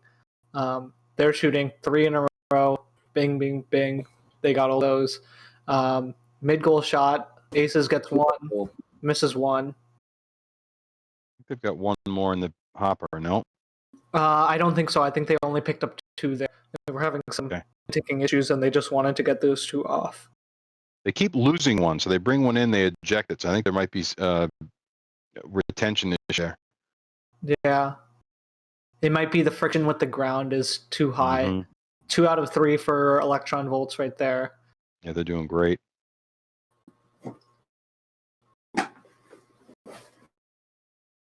I would love to see another one of these teams dual shot at that high goal again. Yeah, 1, 2, 3. Boom, boom, boom. Right there. High goal. They've got a little bit of a slower shooter, but it's angled very, very high, so they're optimized for the mid goal. And that was probably a design decision that they made going into it. And probably in the future, they could speed up that shooter, get it angled a bit lower. That way they can shoot in the high goal. All right, getting ready for the end game here. Oh, that's a point for we got us. a point. Are they going to move the wobbles? I hope so. Wobble, wobble. Wobble, wobble. One arm is out. Oh, come on, you can do it. You can do it. Here. Chanting on the side, trying to get their pieces to move. Got one up. Are they going to get the second? One is Grab gone. it, run! Run! Oh, run out of time. Oh. But still with a solid sword. Once again, clearing that 100-point benchmark.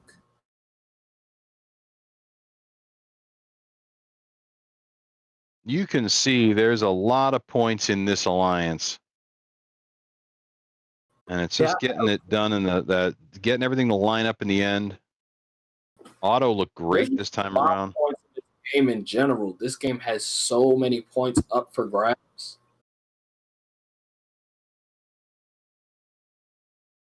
But seeing all the points up for grabs in this game reminds me of that that animation, that simulation we were just watching with that 700-point game.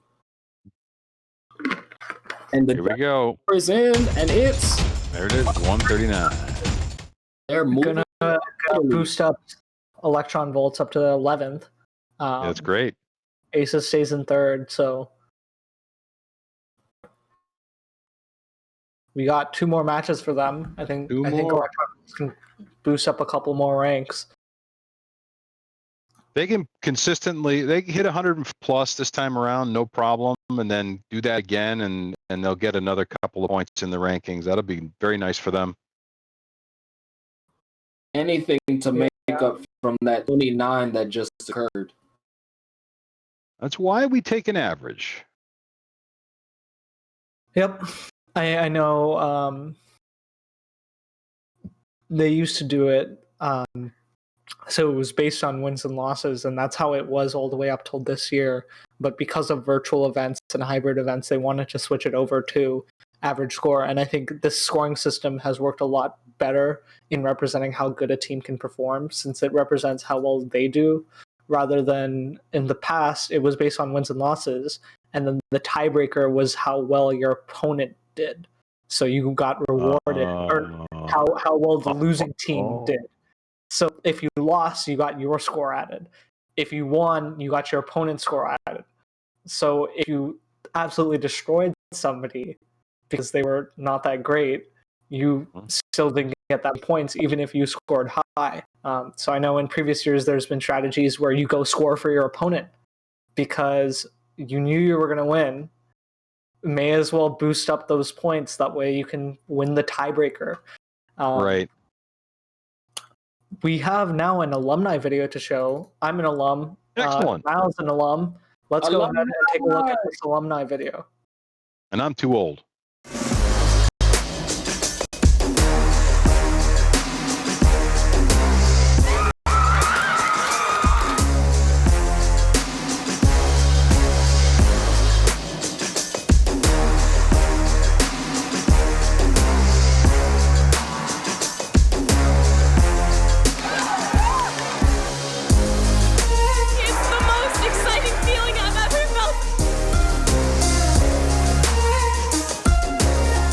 Alumni means that I have an entire world of connections.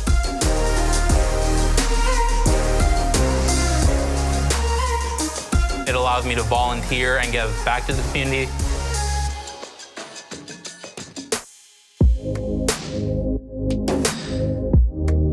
I think FIRST can really prepare you to solve any number of the world's big problems. The skills that you're going to be learning can completely change the future.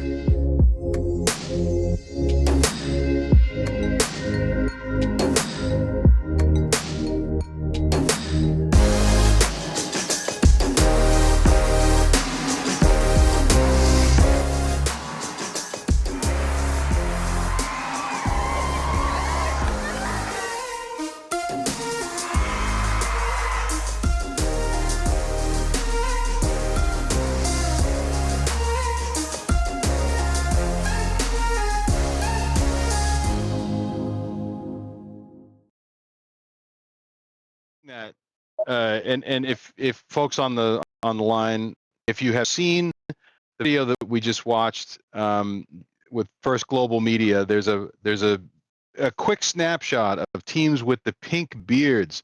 Well, just so you know, that's us. We've got the beards. You see? It goes and so yeah, we love it.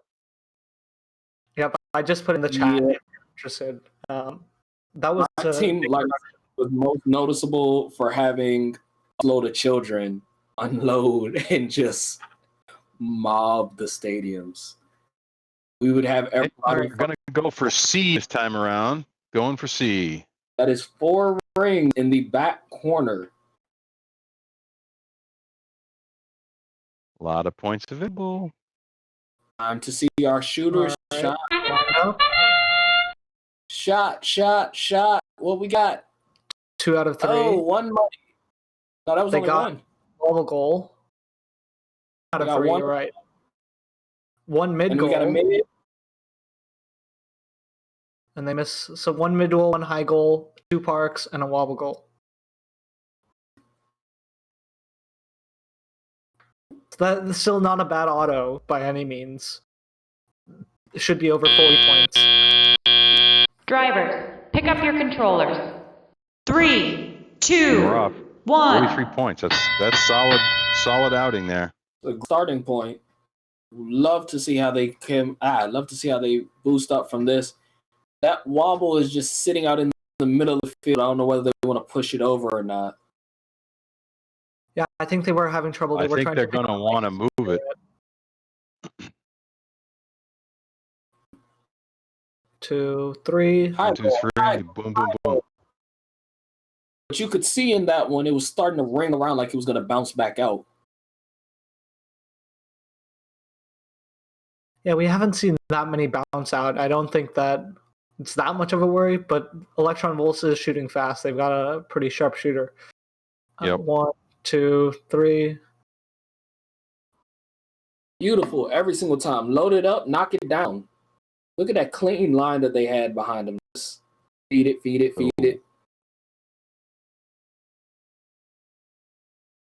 They are picking up the wobble goal. Once again, I'm surprised at how long these things get to last. Because normally things like All right, so it's cleared and they can use it now because they've moved it over the line.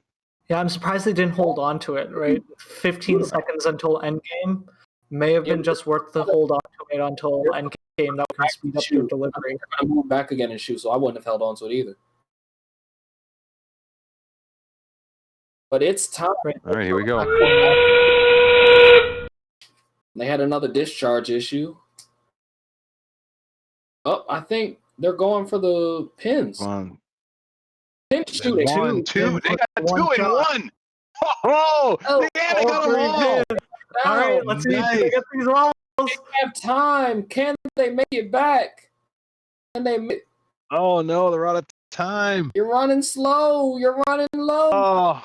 Oh, But that is our first. oh, that was beautiful. Day. That was the first time we got 3 pins. Oh man.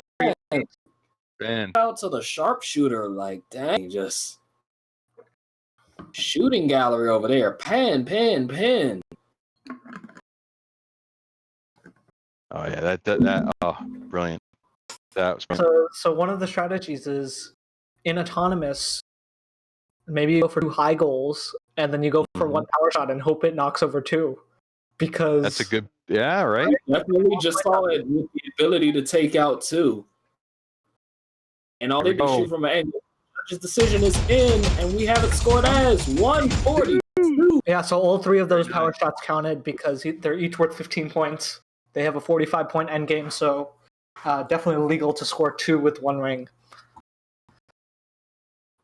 That's brilliant. All right, so that's going to add a whole new weapon to people's strategy. So if you guys have a shooter that shoots hard enough and you can make it ricochet, bounce out a second one. I guess just be careful not to bounce back one of your opponents at the same time. That's a good point.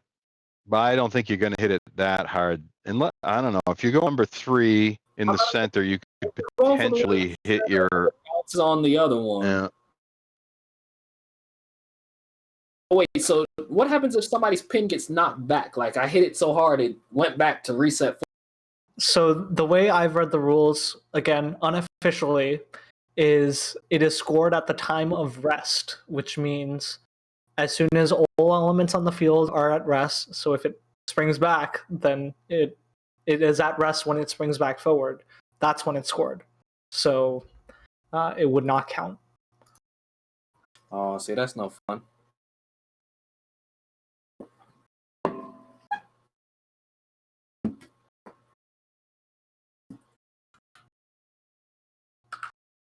But seeing this has me hoping and praying that we get to see something for the FRC games. Really want to see come back.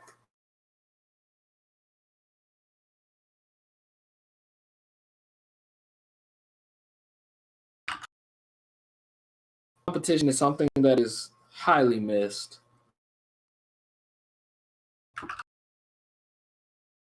That is for sure.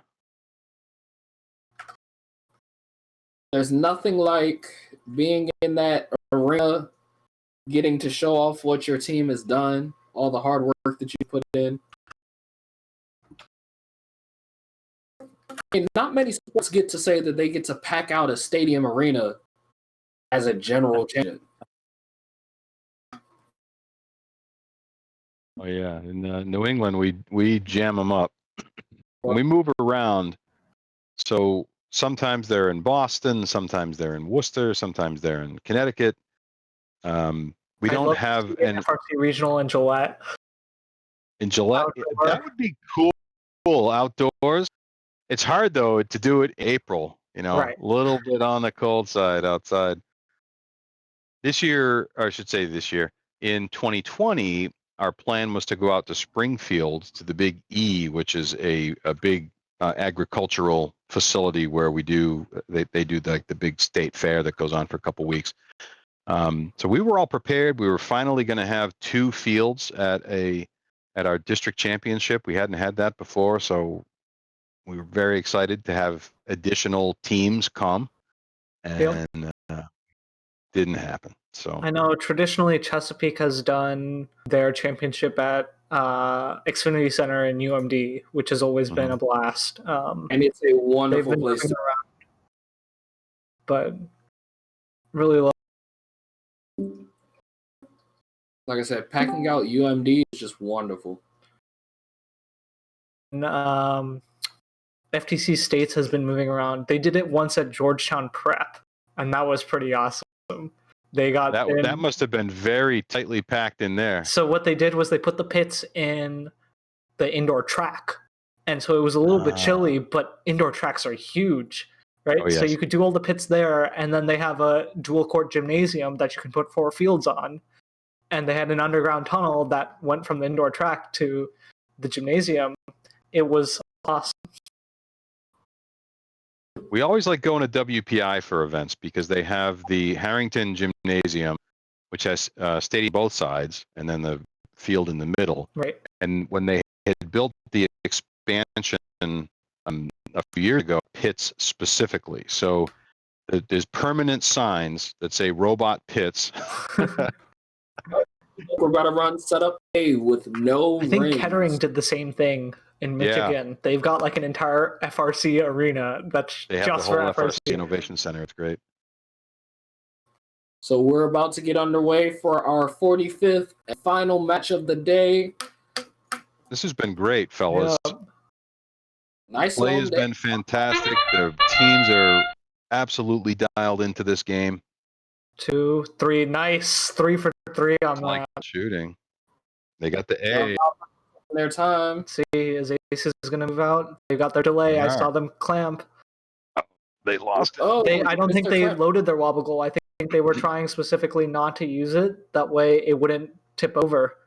Yep, But good they point. got the park. So They that's got going to the be park. a high 1-point auto. Fantastic. That 61 Driver, points pick up your transitions into the controller. rest of the game. 3, We've seen them 2, make up a lot 1. of points just in driver control. What do you think? 150 on this? I think over the Yeah. I think they have good momentum coming from auto. If we're gonna play the prices right, and he said over 150, and you said 150, I'm gonna choose 100.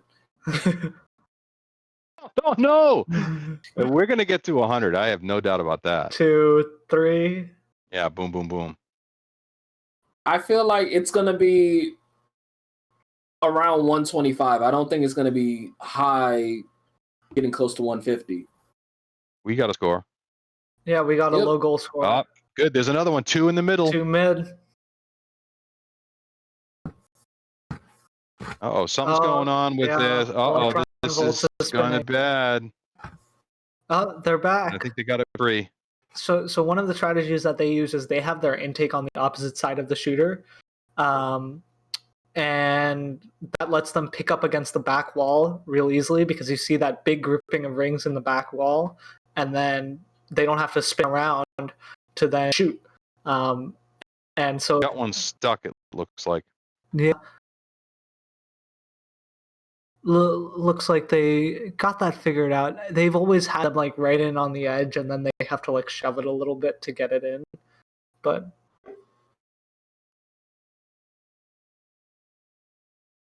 alright, here comes the power shots. Not 1 down, 2 down, 3 down. That's 3 power shots. Let's see. Will they get this wobble goal? Fantastic. 16 seconds. Oh, come on, this time. No! Dropped it. Push it, push it. 5, 4. So close. Oh, so wow, close. what an amazing ending. What an amazing ending. I'm so mad at the fact that it looks like I'm right. I think they were just shot 150 mark. Or somebody might have given them extra points and they were just shy of the 125. Referee giving them words of encouragement as we're sending them off. Oh, yeah, right. So was I correct? I don't know. Did I get it right by lowballing? I'm hoping there'll be more points in here. I don't think it'll make it in a half, though. Time for the judges' score. 1-1-2. It was that penalty. The 30 see? penalty. I was on. I was on. Above 150. Well, geez, this has been a fantastic afternoon. I want to thank. My bet's still right? Okay, cool. Yeah. I want to thank my co-commentators here. I got Sean. Give it up to Sean. Yeah. He is a font of information, absolute well of information about FTC teams here in Chesapeake. So thank you so much for coming out and helping us. And Niall, there it is. best, best. What do we want to say? He's got all the stuff. He's got every single thing you can imagine. He's got more hats than anybody I know. I have everything. It's okay. I have everything for FRC. Don't worry. Let my season come around. It'll be time. That I'm really delighted to see the gameplay today. Teams came in ready to play, and we saw so much going on. We saw some high scores in the event. Down at Fairlawn, 130 was our high score, team 97 and 49-24. And then here in Fulton, 198 was the magic number, and that was 15-308 and 49-91. So fantastic work all around. Thanks to our sponsors for making this possible. Without them, we could not have our broadcast. Without them, we couldn't have the events running, and we certainly couldn't have the venues in the way that we have been. We've been able to use them today. And then, of course, all the volunteers that make this go. Has been a tremendous amount of work ahead of the events to make sure that we are able to have these events in person, to be able to have the events at home, to have everything safe, to have the broadcast work is just a tremendous amount of work there that you might not see, but appreciate it here in our little broadcast booth. So on behalf of everybody here, yes, sir? They can only see 4 of us. They see the referee and the 3 of us, but what's there, like 10 people in the back? Hi, everybody in the back. Oh, at least yes, tons of people. We're going to say hi to those 10, 15 people that are in the back doing scores, doing more referees, all the other volunteers that were here today. And on behalf of all of those people and all the teams that came today and the Chesapeake region here, thank you so much for coming. We look forward to seeing you on our next event, which will be Tuesday for the awards. So come and see the results of the judging that'll happen tomorrow. All right. And don't forget, there will be more competitions next week. So we will compete with you all next week.